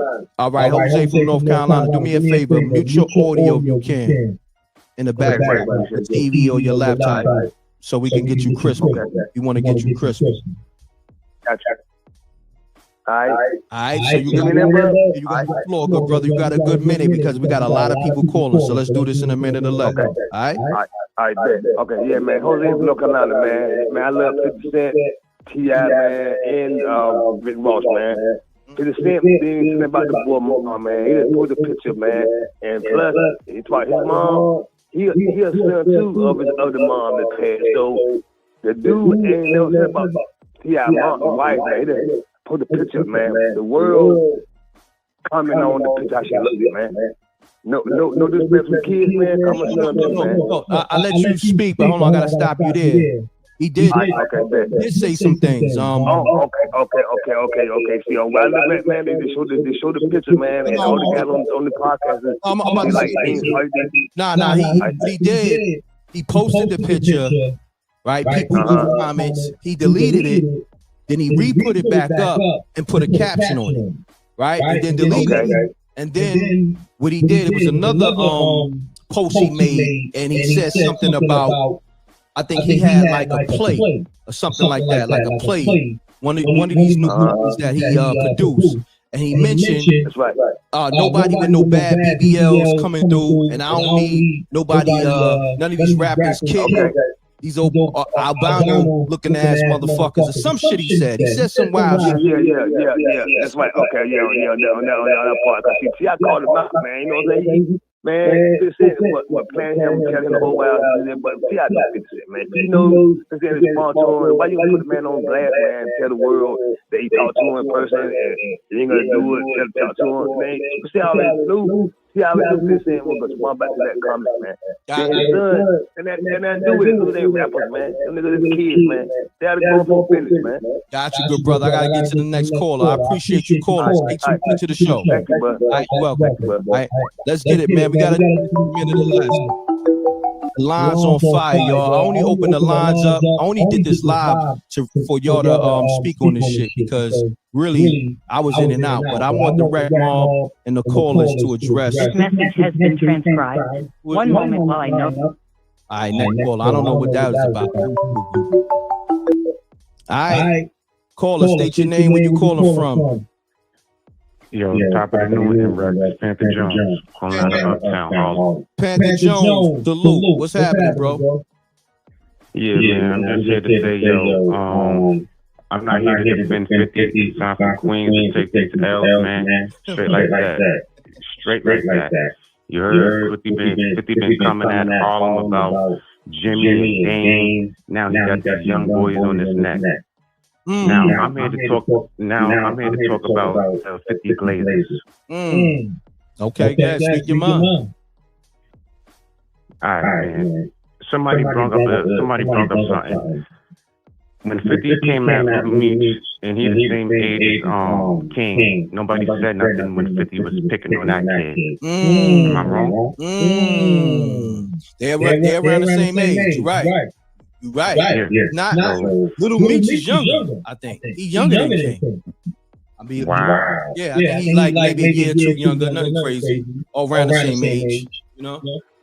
Yeah. Oh, so 50 Glazers. So it's cool for big homie 50 to punk on a little kid, Little Meech, but it's not cool for. So it's a problem for King to punk on 50.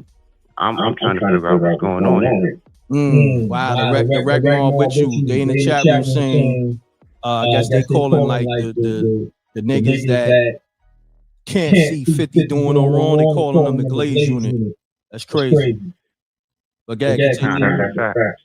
That's a fact. And then another thing, like this is hip hop, right? And 50 came from hip hop, right? Mm-hmm. All right. So if 50 not gonna rap, he lost. It's that simple. Like, another thing, like, this hip hop thing is a young man's game. And 50 is just proving that he's old. Like, 50, you have a century. Like, you 50, and you have a century. And this is a young boy's game. And hip hop is a young boy's game, and they prove it to you. Like, you're not young. You can't deal with these young boys. I hear you. I don't necessarily agree, but I hear you. I'm gonna let y'all rock. I ain't really here for my assessment. I'm gonna let y'all rock. You feel me? From this standpoint, dealing with the social media stuff, he can't handle it. He can't deal with it, bro. I'm gonna keep it above. Let me say this, because I'm gonna be honest.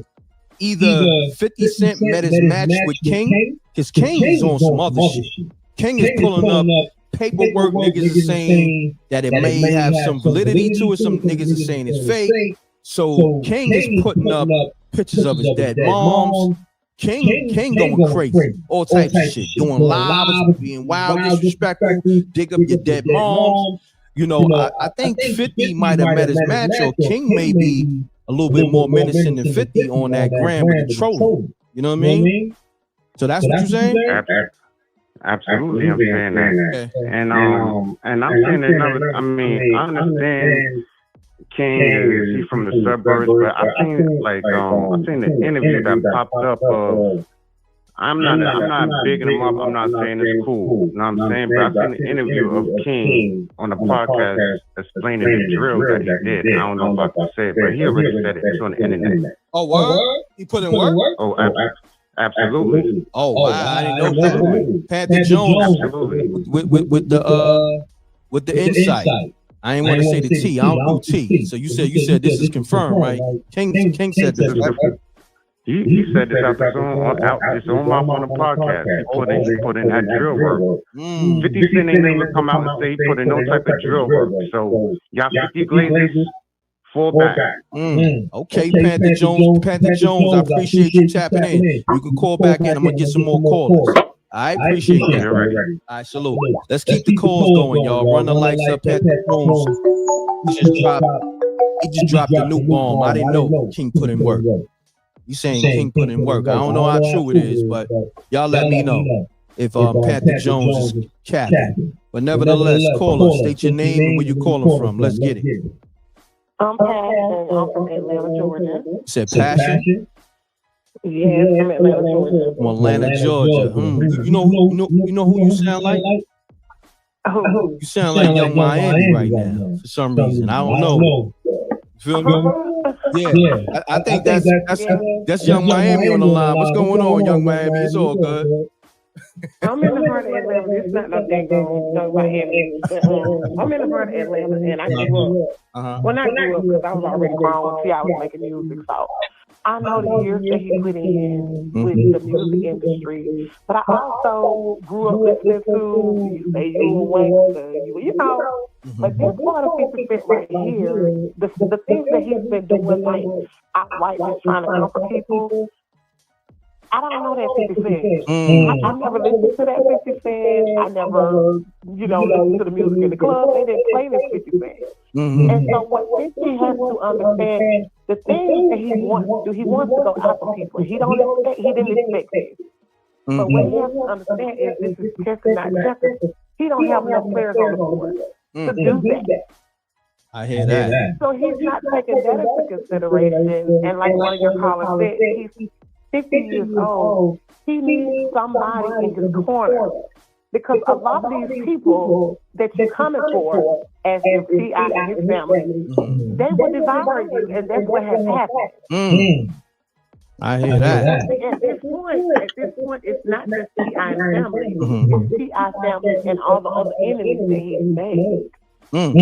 Damn. That doesn't have enough power. Yeah, everybody against that nigga. You're right. King is not getting this stuff on his own. But it's his enemies as well that don't want to be in it. But hey, I'm just gonna leave you this right here. You know what I mean? Nah, I appreciate it. Keep going. I thought you was on. No. It's kind of like if the U.S. was to go to war with like China. Didn't they say they have like a lot of like more military men than us or something? He doesn't have anyone with him to go to war with him. He doesn't understand when he posts these things.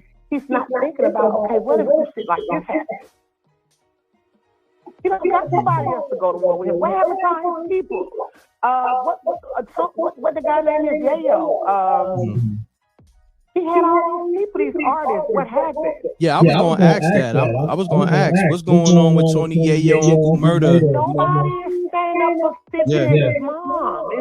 It makes me think like you can have all the damn money in the world, but you ain't got nobody to make a diss track for you. You know? It goes back. And now he's kind of like trying to put on his page, whereas he's showing off like I make plays and all this, but you going back and forth because which one is it? Which one? Pick a side. Either you out the game or you in the game. If you in the game, you lose. If you out the game, okay, we'll see you later. Gotcha. I appreciate you calling. Passion. That was a good assessment. Is this your first time tuning into the show?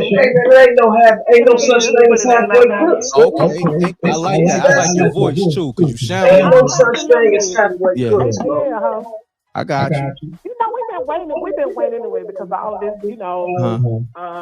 happy land and colorful stuff has been marked on the city. But it's still some real ones left. I hear that. Make sure you stay tapped into MREC TV, because this the realest platform. I appreciate you. All right. Man, I'm loving my ladies calling up from ATL. I don't care what nobody says. Maybe the women out in ATL, certain parts of ATL sound like they all sound like Young Miami, or they all sound like. Let me know if I'm bugging. Get your audio caller. I hear it in the backdrop. Not my audio because I'm on my cell phone, so I can't hear it loud. Okay, it's all good. Can you hear me? I can hear you. State your name, where you calling from. Do me a favor. Can you talk directly in the phone so we can get you crispy? Yeah. Give me 1 second, yeah. Okay. Okay, this better? Yeah, much better. Run the lights up, y'all. Go ahead. You got the floor, caller. What's your name? Okay, so my name is Pamela Jess. I'm calling from Richmond, Virginia. So the last thing I really heard is, so everybody's saying, where's 50 people at? 50 not taking it as serious as everybody else. Now, Little King ain't got no music going for him. So you know how he try to be slick at the mouth anyway. You see how he pop up on the kids. So let him get his little shine. Let him rise up, do what he do. Now, the other son, well, I heard some of his music, not the music, but I think he's pretty good anyway. Now, if T.I., nobody want to mention how T.I. started. T.I. the one that kept calling that man out because the man don't want to do a verse. And at the end of the day, keep it 100. Nobody gave T.I. that title, King of the South. He gave that title to himself. Not saying he's not good. Not saying, and I don't care about 50 or T.I., but to me, I'm at work, it's entertaining, and it's funny to me. I don't think 50 gonna try to come at them kids. Ain't nobody gotta buy no protection. And come on, everybody know ain't nobody gonna get nowhere near 50.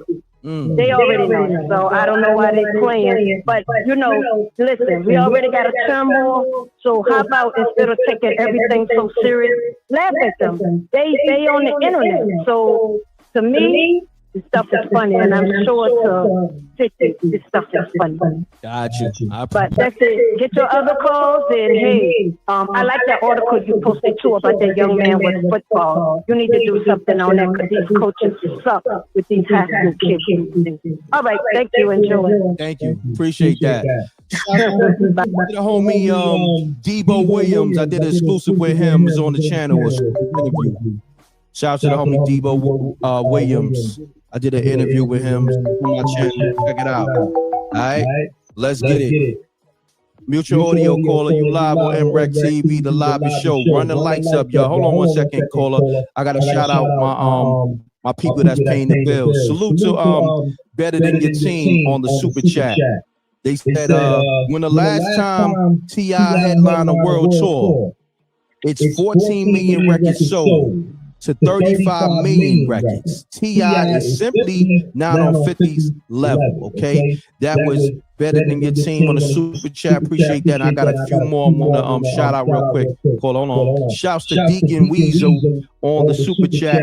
He says they got Miss Jackson t-shirts on sale. 50 mom. Damn. Yeah, it's spooky out here. There's a lot of shit going on. You feel me? And who this? Oh, once again, Better Than Your Team, dropping another super chat. 50 only doing what Jay did for 30 years. Explain that. So what you saying is 50 what? 50 gatekeeping? I'm trying to understand what you're saying right there. Shouts to Austin on the super chat. Austin says, where was the same energy from T.I. and King when Charleston White was disrespecting you? Damn. I think we got one more, and I'm gonna get to this caller. Gotta get to all the people that's paying the bills. Salute to everybody dropping super chats and cash app. Salute to Jerome Street on the PayPal too. I got that. Seen that. Thank you.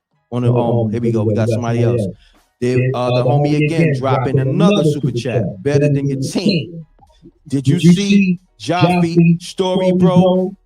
Said I need the green light. I'm ready. So Jaffe is on go time. You already know that. So he basically telling 50 he on go time. Shouts to Jaffe, the homie Jaffe. Okay. And then salute to Rob Rodriguez. Okay. Can't lie, 50 deserved this treatment.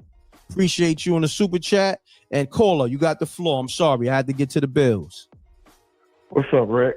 What's up? Who this? Hey, this is Jay from Atlanta. Jay from Atlanta, man. I ain't hear from you in a minute, man. What's up, Jay?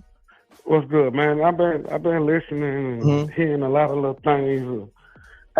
And my little crew, Slick Puller and all them from the CTE camp. So I've seen a lot of stuff pertaining to going to Velvet Room and 112 and stuff like that. I got a lot of partners over there at PSC, but I'm gonna say this. This started from a versus. Now, whatever him and Buddy had going on pertaining to, he's saying that Buddy told him that they were gonna have the verses and whoop, and then when he come out with it, Buddy don't know what's going on. That's cool. You know what I'm saying? It's good for the culture. But when you start putting people's wives up and stuff like that, see, like, we don't play like that down here. Whatever you doing this ain't Murder Inc. And see, the thing is about Atlanta really stick together. So if you want to do a no-fly zone, Uncle Murder them, let's see if Uncle Murder them can try that and come down here and see how that works for them. Let's see how that works for them. Trust me, it's not gonna go well. It's not gonna go well. So whatever come with that, just gonna have to come with it, cause Trick Daddy done said this numerous times. Like, y'all come to the South on some weak country shit. Y'all say that shit up there, and then y'all come down here want to fuck our women, and y'all want to do this but y'all don't want to give us our props. Now, honestly, just being real with you, your first album, Jack, if you wasn't on, if the white boy didn't get you, you wouldn't be shit. Just being honest with you. If the white boy didn't get you, you wouldn't have been shit. Hold on, Jay. I gotta say this. Run the likes up. We live on MREC TV. MREC is your host. Keep going, Jay. And I'm just like, you should have just kept this between you and T.I. This shouldn't have to go nowhere else where the kid is involved and the kids have to defend their mama. That's what they're supposed to do. And like the female before me was saying, didn't nobody ask T.I. to be the king? Didn't nobody want it, baby? That's just like LL Cool J. You know how many niggas up there in New York could have said they the king of New York? It ain't. Listen, that y'all mad because the shit left. It came down here. Y'all ain't got it no more. It's over with. If 50 got a problem, hey, listen, all you got to do is do the verses, son. All you got to do is do the verses. Put your catalog against my man. Since you think that your catalog, somebody said that apparently T.I. catalog ain't big enough for 50. Man, come on, man. What are we talking about? Man, it's the first album. That's it. After that first album, I lost all respect for the dude. The dude turned into Ja Rule. Damn. Well, I'm going to say this respectfully. I want you to, you getting your shit off, but I'm going to say this. 50 got a crazy catalog. And I ain't just talking about his albums. I'm talking about the mixtapes, the features. You know what I'm saying? So, but it is what it is. I'm letting the people talk, but I got to just put that out there. You know what I mean? And let's not act like New York will bring the smoke to anybody. Salute to, I respect. I mean, like I got people in New York that I listen to on the daily. Jadakiss. Listen, man, it's a lot more people in New York. It's a lot more people in New York got way more hits than this dude. Then people trying to compare him and saying he'll do better with verses with Jay-Z. Like, get out of here, really? Nah. I hear that. No. All right, hey, look. Yeah, you more than welcome to call back. I'm glad you was able to get that off your chest. You know what I mean? But yeah. Oh yeah, much love, right? Let them know where you calling from, real quick. 4th Ward, Atlanta. All right. Appreciate you, Jay. Salute. Peace. All right. Let's get it. This is the liveest show. I'm gonna let the people speak, but you know I'm gonna correct you at the end. I mean, you say something that's not right and exact, you know, I'm gonna correct you at the end. I can't let you get that off. I'm gonna let you get your shit off, but I ain't gonna let you get the bullshit off. But let's get it. This is the liveest show where we let people speak. We let the streets have a voice. This is MREC for MREC TV. Call us. State your name, where you're calling from. Let's get it. Run the lights up. This is Jessica from College Park, Georgia. Oh, Georgia on the check-in. Heavy. Jessica, what's up? What's going on with you? How you feeling today? I'm good. I'm just listening to your podcast, and you know, I decided to give you a call and just put my little 50 cent in. Oh, shots fired already. I appreciate you to give me a little call and all that. You know, I appreciate you vibing with me on this live stream, aka podcast and all that. So you got the floor. But I'm not really picking a side. I really feel like both of these guys are hurt. I think that King, he is pressured by his friends and everything, and public, you know, he was pressured to make a response. And I think 50 Cent is hurt because he, you know, he's dealing with him not having his mom. I think when he posts a lot, it's just for fun. Once again, I think that both of these guys are, they're just expressing their hurt.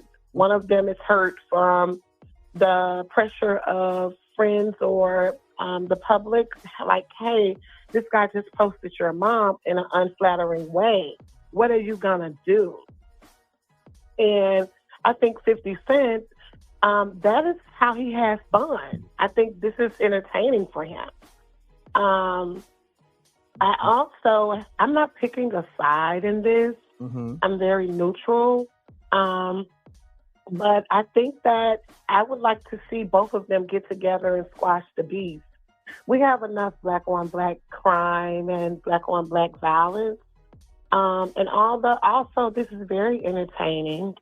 I would like to see them drop the beef. Also, one of your callers said that 50 Cent is not taking it serious. Well, if he was to take it serious, what could he do?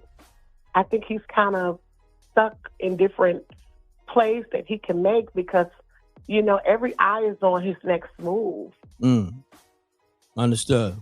So I don't think he really have like a lot of moves left to do. I just really think that because all of these are black men, and so nobody's winning at the end of the day. Yeah, because the black women are the ones that are being disrespected. And then as long as we're going against each other, nobody's winning. When we stop going against each other and go against the real enemy, because the enemy have different faces, but once we group together and start going against the real enemy, then we win. We're losing here. So let's look at the big picture. Nobody's winning anything. 50 Cent is not winning. T.I. and his sons and his family is not winning because all of us are connected. All of us are connected. I love your message. And I love your message. yeah, we're not winning. And I want people to know 50 Cent is hurting. These things that they're posting, he's hurting. This is a hurt man. He's just a powerful and well-off man. But at the end of the day, that post that he put when he said, "You all really hurt my feelings," that is for real. And I don't think that it's going to be a retaliation with him. I don't think anything is going to, because I heard one of your callers say, well, you know, now they have to watch their back and all of that. They never have to watch their back because I don't think it's going to be a retaliation violently. But it's just, you're hurting this black man. Well, real quick, not to cut your wisdom, and I got to take the next caller, but I do want to say this. Panther Jones, according to Panther Jones that called maybe like 4 callers ago, he said Joff, which is one of 50 Cent goons from Queens, put it on Instagram that he on go time soon as 50 Cent give him the word. So yeah, it may get a little spooky. Okay. Yeah, it may get a little spooky, but I can promise you nothing is going to happen to anyone. But this is just us going backwards instead of forward. Gotcha. Why can't we unite? Why can't we respect both sides? These are both strong black men with huge platforms. Correct. Can you imagine what could be done here? Yeah, that's what you talking. Be done here. What you talking is strength in numbers and us coming together as one. I'm with you, but you already know with our people is the egos, is the money, is the status. One thing he got more status than the other. You know, is the disrespect now. I think right now it's all the way up. The disrespect it went too far, and I don't think it could be peaceful, at least not at this moment. It's gonna need some time because this is up right now. Be honest with you, but this is what we're gonna do. I got to get to the next caller. You could tap back in, Jessica. All right, you could tap back in.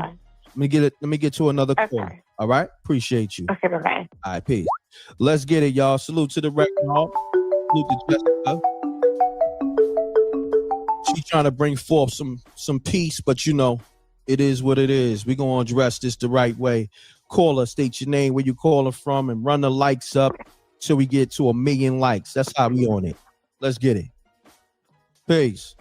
Yo, what's good, man? What's going on? Yo, this K-Lo, man. I'm from Queens. I'm from 134. K-Lo. 140th Brewer. What's going on, bro? What's going on the South Side and all that, man? What's the vibes out there? Yo, I'm in Georgia right now. You know what I'm saying? I've been you out in here Georgia? for a couple years. Oh, okay. You've been out there for a couple of years. I thought you was out in Georgia on go time. I'm about to say, oh shit. You know what I'm saying? Oh nah, I'm too old for that, man. I thought you was pulling on bullshit. I thought you was King energy. I thought you was King energy because King. Nah, I represent the G units, but I represent the Lost Boys. You know what I'm saying? Oh, okay. What's up to Mr. Cheeks?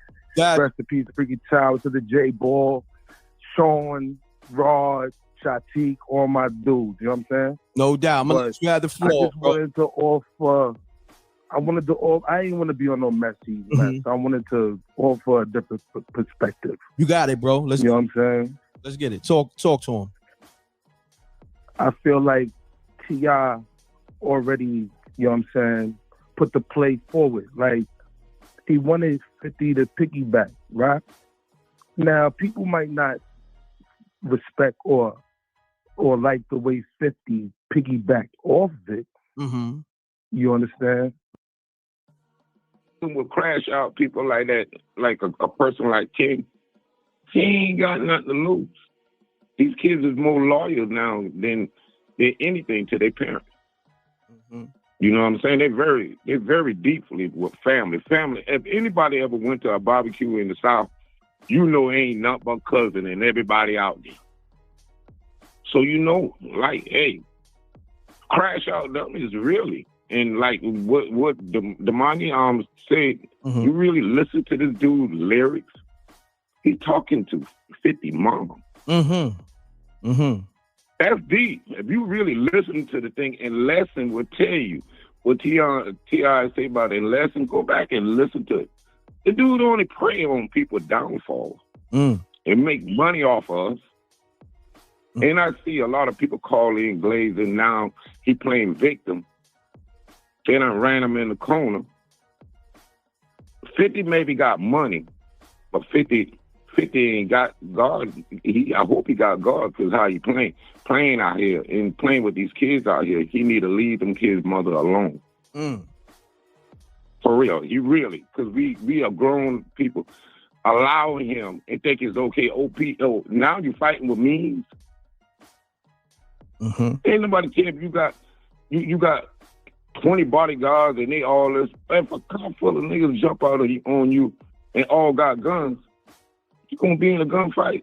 I mean, some of these people get on here in different places. I think a lot of them just calling in, just be talking about. A lot of them ain't never lived that street life.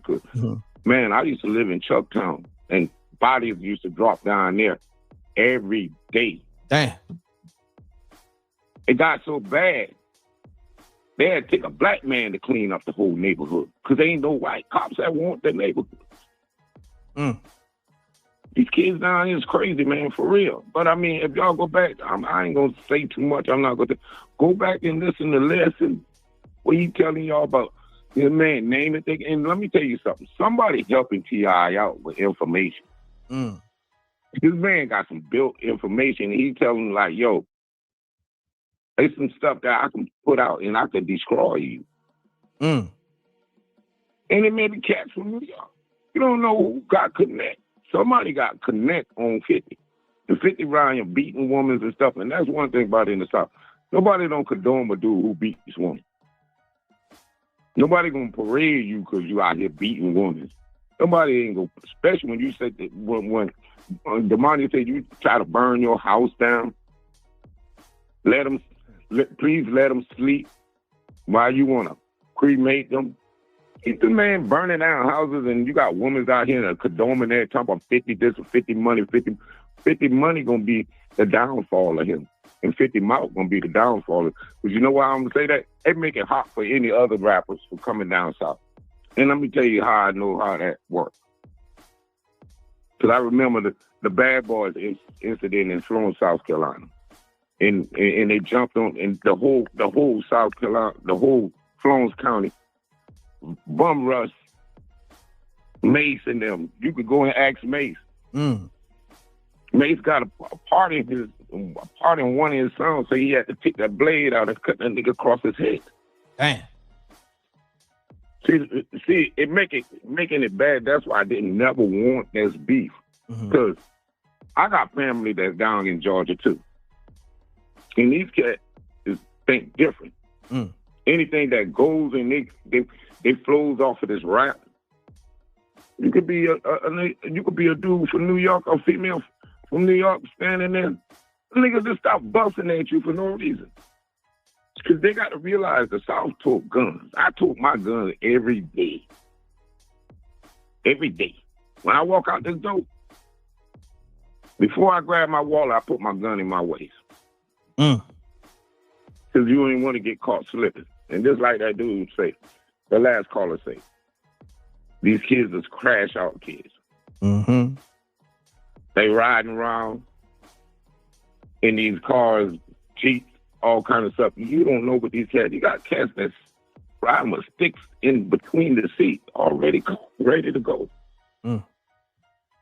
But I don't want that. I don't want nothing to happen. I don't need it. Like, we done saw that played out before, man. Correct.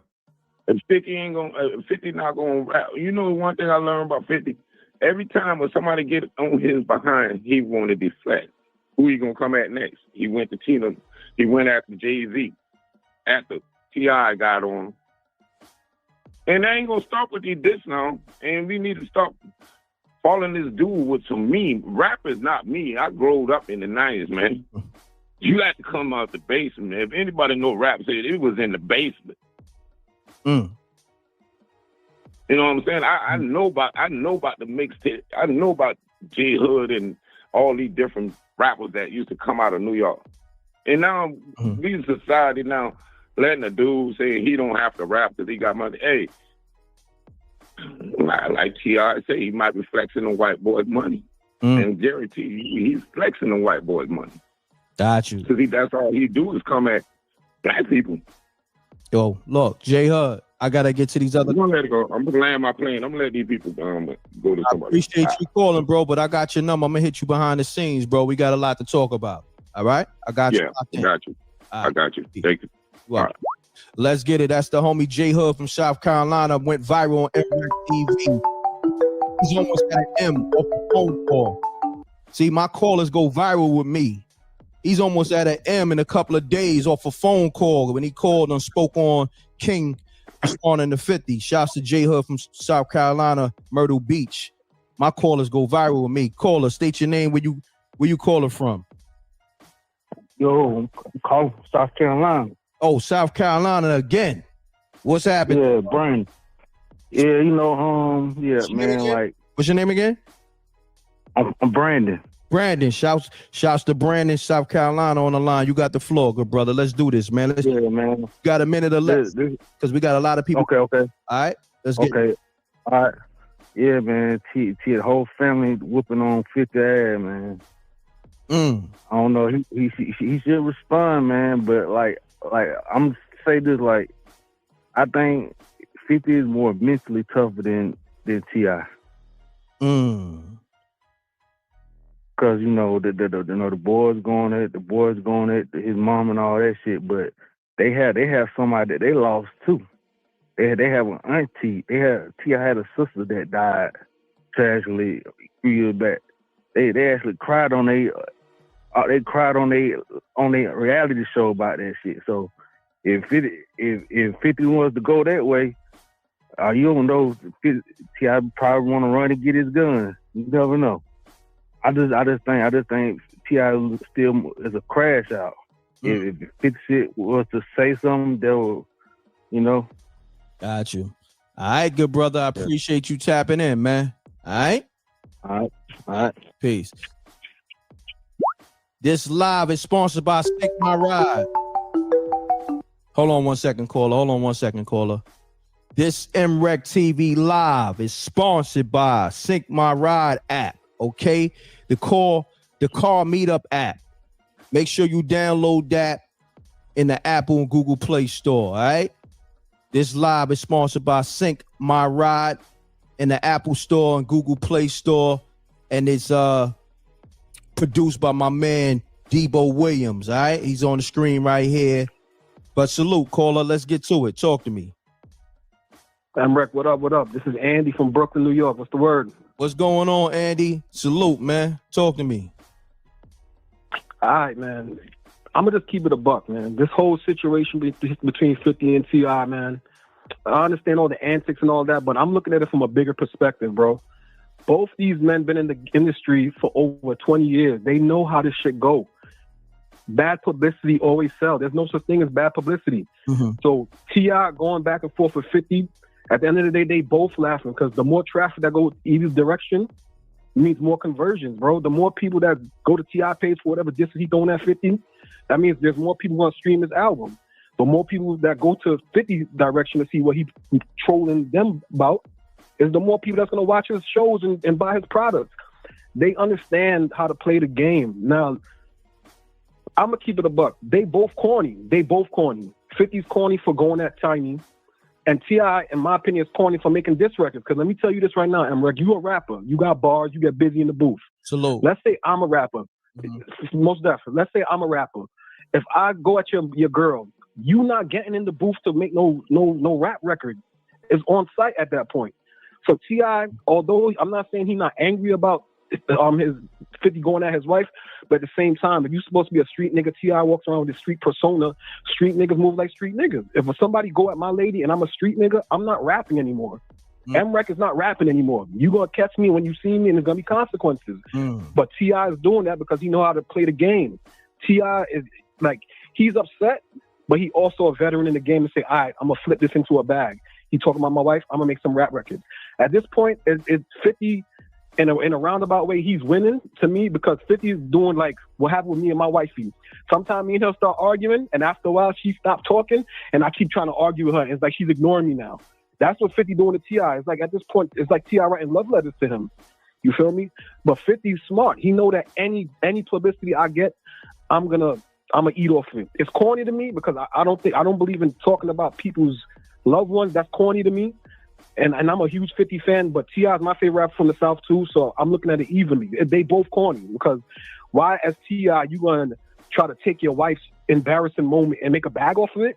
At a certain point, you got to say, nah, this is my family. I'm not going to take my wife's bad moment and the embarrassment she going in to turn around and make a rap record to try to sell my record. It's like you selling out your family in a roundabout way. And 50 is corny because why are you going at another man's wife? You feel me? I understand you want to troll and this and that. But here's the next thing. People keep forgetting that T.I. kept talking about 50, and 50 was saying before he trolled Tiny, yo, keep my name out your mouth. Let's play the stay away challenge, all of that. But T.I. wouldn't stop.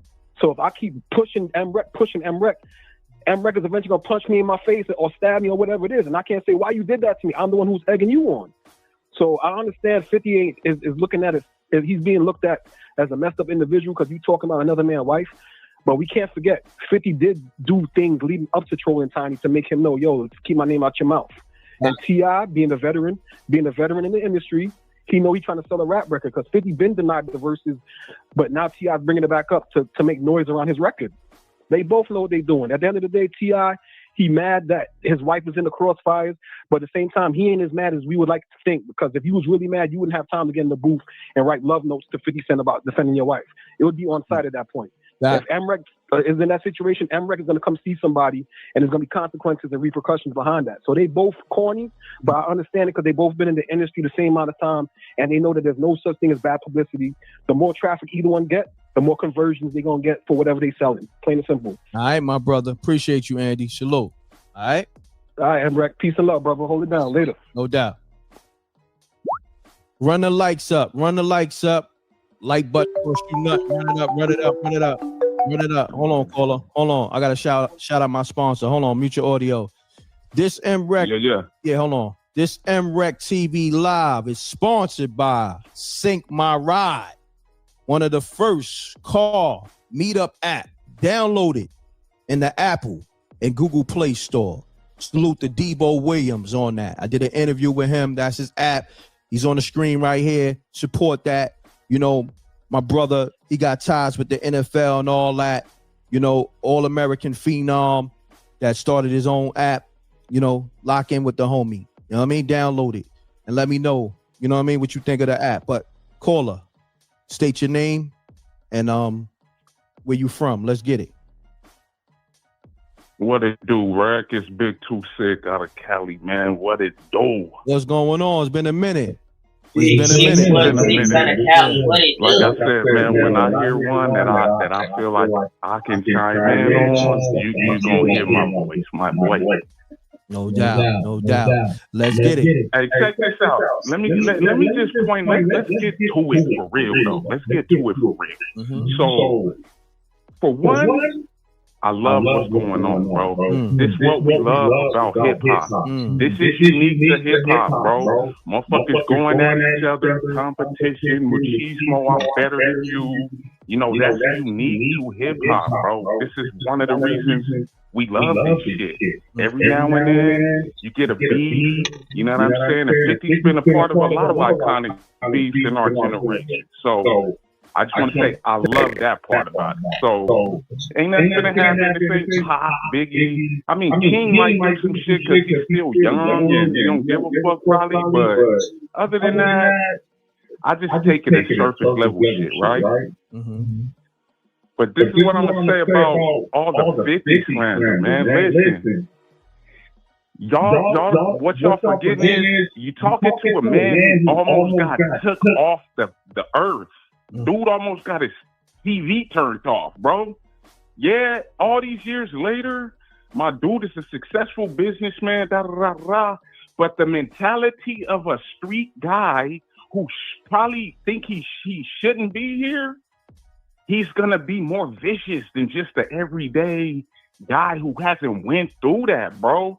So expect nothing but brutality from 50. He ain't playing with nobody, bro. What you think this is a game, bro? You go straight for the throat, bro. Why you think he hooked up with Robert Greene? You dealing with a nigga who hooked up with Robert Greene, the author of 48 Laws of Power, bro. Bro, that's another level of thinking, bro. He had no intentions of doing the verses with T.I., bro. I'm telling you, as soon as he agreed to it, him, Yayo, and Murder was in the dressing room clowning like, nigga, this nigga think I'm finna really do this verses? I got something for him. I'm telling you, 50 is, he's, bro, the dude is a master, provoker, antagonist. He has his money, so he's comfortable. He ain't moving from needing anybody. So everything he's doing is off the hip, bro. So I don't get why people act like they don't understand why my guy is so vicious. He gonna be vicious every time, bro. He took 9 and survived. You feel me? Come on, man. You dealing with a different guy. So cats just need to chill on that. You know what I mean? Like, it is what it is. We all know 50 vicious with it. He gonna be vicious. You feel me? So, and that's just for 50. I don't have a dog in this race, bro. I don't have a dog in this race. But the last thing I would say, I think both sides, they doing what they should do. You feel me? Because when it's war, you go for the throat, bro. Think about it. All these women, they be in war mode at all times. If you think about it, say you break up with a woman, you got kids with her, what's she gonna do, homie? She gonna take the kids. She gonna tell motherfuckers you got a small dick. She gonna throw your business. She going for the throat, bro. She going for the throat. When it's war, you go for the throat. And I'm loving it, bro. I'm loving it. All right, my brother. I appreciate you tapping in, man. Salute. Peace. Let's get it, y'all. I'm gonna rock out. For a little bit, man. But run the lights up. I want to make sure where we at on the lights, first and foremost, man. I'm giving y'all the voice to speak to the streets, to speak to the industry. Like I told y'all, my callers go viral. A lot of my callers done hit 500,000 views, 1 million views, and all that because of their commentary on MREC TV, YouTube, and I put it on my, YouTube shorts and my Instagram and my TikTok. The shit just be taking off. So I need y'all to run the lights up. Ain't no show does that, okay? That allow they callers to go viral and all that, okay? But nevertheless, callers, state your name and where you calling from.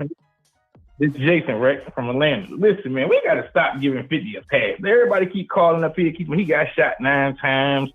He different, he crazy. He ain't even do nothing to the nigga who shot him. He lied and said another nigga shot him. The nigga who he keep talking about homo ain't even the one who killed him. Who shot him. Let's get to that. Then when Freeman was on his ass, he had to run and get the young boys, Jesse and Smurf and all of them 4-5 years younger than 50. He couldn't even stand on his own. He manipulated them. And they can't even call him to this day to get nothing out of it. They put their life on the line. Then they keep talking about some T.I. went wrong. T.I. ain't go wrong. Him and T.I. was cool. 50 tried to play it like he ain't mess with T.I. Him and T.I. was running around selling them TV shows to Fox, which they did sell to Fox. But then when the pandemic kicked off, the film industry and everything was on pause. So Tip won't lying about them being cool. 50 got mad when T.I. sat down with Big Bank from Atlanta, and he asked him, how do you deal with niggas like niggas that's bullies like 50? That's when 50 put the post up, man. I just seen this nigga backstage, was at the BMF premiere when the first season of BMF had premiered and they did the concert in Atlanta. And he was like, man, I just seen this nigga backstage, man. Stay away from me. Because when Tip basically said, this nigga ain't no bully to me, which he ain't, man. The nigga is a walking victim. He fooled the general public, man, from the get-go. If 50 would have tried to pop off in this day and time, he wouldn't have popped off. We got to keep it real. As far as the incidents on the street, Murder Inc. was putting belt their ass on 50. 50 them ain't do nothing. We ain't see 50 do nothing to nobody, but do all this talking. Everybody just gave him the bully title, like he's the bully because he bully you. Oh, he was bullying Ja Rule on the music level. But as far as physically getting touched, he was the one getting touched. He ain't touched nobody. Only person they can say in the industry that 50 touched was Fredro Stein. Fredro Stein about 5'2", man, 100 pounds soaking wet. You ain't even knock him out. And them niggas and Trav and Hov and them had to damn back the nigga down for you to do that, for you to punch him. Let me say this. Let me just clear the air. When it came to that Murder Inc. and G-Unit shit, it was L's on both sides. Okay, I ain't gonna front. In the streets, shit, a lot of shit was going on. You know what I mean? It's a lot of shit going on. Still going on. Look, Ja Rule got hands put on him at the Barclays. You feel me? So, and I... Yeah, Leak snuck him on that. That's but I'm talking about as far as everybody try to put like 50 this untouchable gorilla. No, that was not the case. You had the young boys doing all the work. You had the hoes who's no longer around. You had BX hoes who no longer. You had Monster. None of them niggas is around you no more. Because you ain't doing up a penny pitching niggas. You ain't taking care of none of your niggas. He even said in his book, I'm going to give a nigga enough so they can't go nowhere when they still need me. That's why you got niggas like, yeah, why you think he hate Banks' gut so much? Because Banks don't need that nigga. Banks stacked his bread up so he don't need to depend on no 50. Yayo, no, if he try to break away like he did last time and 50 cut him off, he gonna be back on 134 selling dubs of reefer, man, like he was. Floyd had to give him $5,000 to pay his mortgage when he was about to get the boot, not 50. And 50, that's why 50 threw him in the bushes. Damn. You going in, bro. Look, I got some other callers. You more than welcome to call back. What's your name? What's your name again? This is Jason. And you calling from where? From Atlanta. Shouts to Jason from Atlanta. Atlanta calling up heavy. I ain't gonna front. Atlanta, run it up. Make sure you hit this subscribe button, Atlanta. Jay, I know you subscribe already, right? Already. All right, Jay. We talked last time about the meat situation, but lock me in, man. I'm gonna hit you. I'm gonna check back in with you. All right, Jay. Got you. Hello. Hey, this is the livest show. MREC for MREC TV. Let's get it. With audio caller. Got the street real. Got the ladies tapped in, the homies tapped in, the streets tapped in, the industry tapped in, colleges tapped in, the babies tapped in. Let's get it. The world tapped in. Caller, state your name. Where you calling from? Let's get it. Hey, MREC, man, the livest show in the country. What's poppin', man? What's going on, bro? This is Mike from Chicago, bro. I'm want to know for sure. Are we talking about the T.I. and the 50 situation? Yeah, hold on 1 second. Let me just shout out my donators. You gotta do that. Yeah, shouts to Deacon Weezo once again on the super chat again. He says 50 Cent is the biggest victim in hip hop history. Damn. All right, and then I got she dropped hold on, where she at? I got a shout out. Shout out Buck Rogers. Remember Buck Rogers? Salute to the Harris family. I remember the Buck Rogers game. I forgot what game system it was on. That shit was fire. Shouts to Rob Rodriguez. He said the caller from 2 calls ago is from Glazingville. Hold on. And then we got one of my biggest donors for the show, real quick. We got Nat Single 44. Okay. I appreciate you dropping that dub. All right. So you got the floor. Caller, state your name, where you calling from. Let's get it. No doubt. This Mike from Chicago. What's happening, MREC and the Rec Mob? What's going on, Mike? Salute to the whole Chicago. Y'all heavy on the check-in. Right now, Chicago and Atlanta is heavy on the check-in. So you got the floor, bro. I feel it. Let me say this first and foremost, man. Man, bro, big ups to you, man. You really doing your thing, bro. Appreciate I you. promise you. I don't even mess with these other shows no more since I got up with you, man. You really doing your thing. I enjoy it all, man. You keep it 1,000. Thank you. Now listen, man. What everybody's seeming to forget, really, everybody got their own opinion. That's that. But man, 50 is doing a lot of good for the culture, man. I'm talking about as far as exposing a lot of this creepy, or as you call it, a lot of this spooky stuff that's going on within the culture. And a lot of times, man, 50 lay up here what people don't know. First of all, T.I. and 50, you know, both of them guys is well off, man. And a lot of times 50, just because he ain't do the little sparring thing with the music, he might be throwing that man what they call it, alley-oop. You know what I'm saying right now, just to, you know, keep the money flowing, man. But if you think back, T.I. and Tiny was caught up in some old spooky mess too a little while back. And I just been noticing, man, 50 been on the move as far as uncovering a lot of the spooky stuff that's going on within the industry with people, man. So I take my hats off to the man. You know what I'm saying? And that's really all I had to say, bro. I appreciate you, good brother. I want to make sure you and everybody else too, because I got to start putting up more new content. Make sure you download that Spooky Hours app in the Apple Store and the Google Play Store. And also Sync My Ride app, the first car meetup app. This live show is sponsored by Sync My Ride and my brother Debo Williams. He just did an interview with me yesterday. He's on my platform. Go check it out. Yo, I appreciate you, Mike. Salute. Hey, man, listen here, man. MREC, you gonna be hearing a lot more from me, boy. I'm finna check in with you, man. You're gonna be hearing a lot more from me. Keep up the good work, brother. Appreciate you, man. Thank you. Salute. More power. Let's get it, y'all. Run the likes up. This is the live show. Okay. The live show in the world, all the way to South Africa. They know what time it is. All the way to Japan. They know what time it is. Canada, worldwide. Okay. It's lit. China. You know what I mean? All the way out in China, all that fly shit. But nevertheless, run the lights up, caller. State your name, where you calling from. Peace, right? This is Sharif from Medina. Sharif, what's happening, bro? No doubt. I just wanted to chime in for a few. You know, I can give both of them, they dap as artists, what they contributed to the game. You know, T.I. family, man, and, you know, all that's nice and good, but it's the same dude. Let's be real here. It's the same dude caught with 15 of them things and silencers and got a bullet.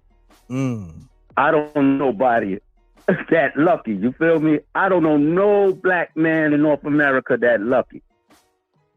So I'm gonna leave that right there. But as far as Curtis is concerned, he came in the game on that type of time. His first single, letting people know this is what I'm about.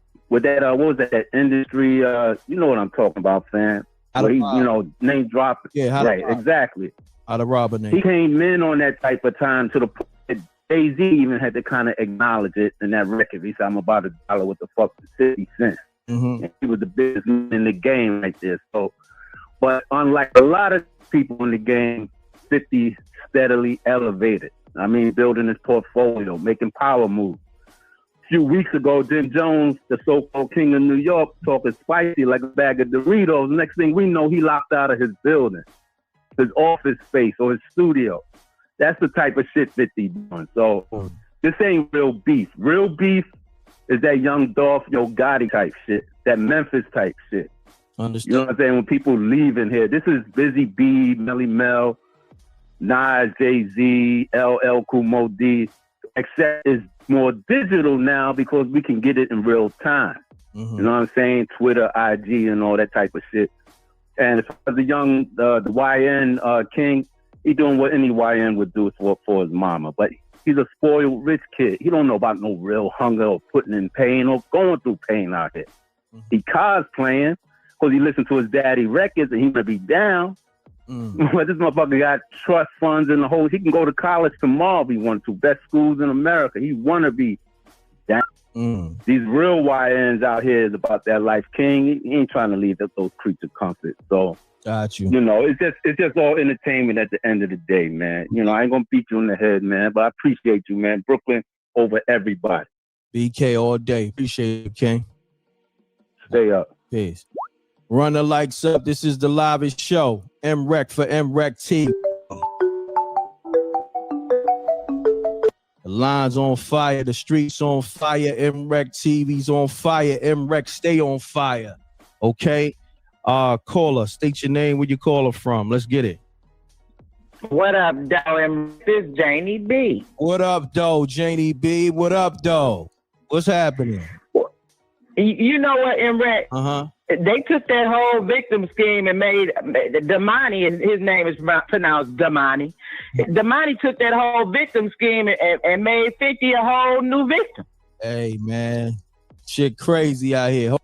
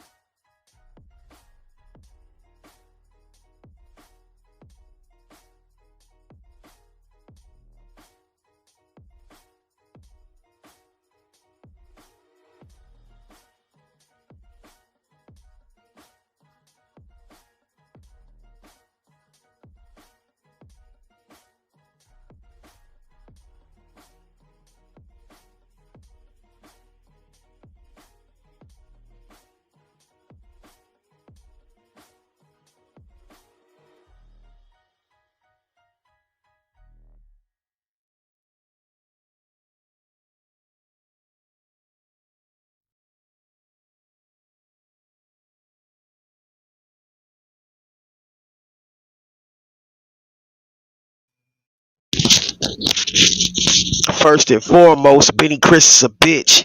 He likes riding dick and he walk with a switch. Fanboy coming to my page trying to diss. I see through your silhouette, you Abercrombie and Fitch. You searching for a daddy and your voice high pitch. Better put some bass in it like your baby mom's whip. I slide pipe in her. Don't forget to brush and rinse, cause you sucking dick when you and your baby mom's piss. I'm done being nice. Fuck niggas, nice try. I could just kill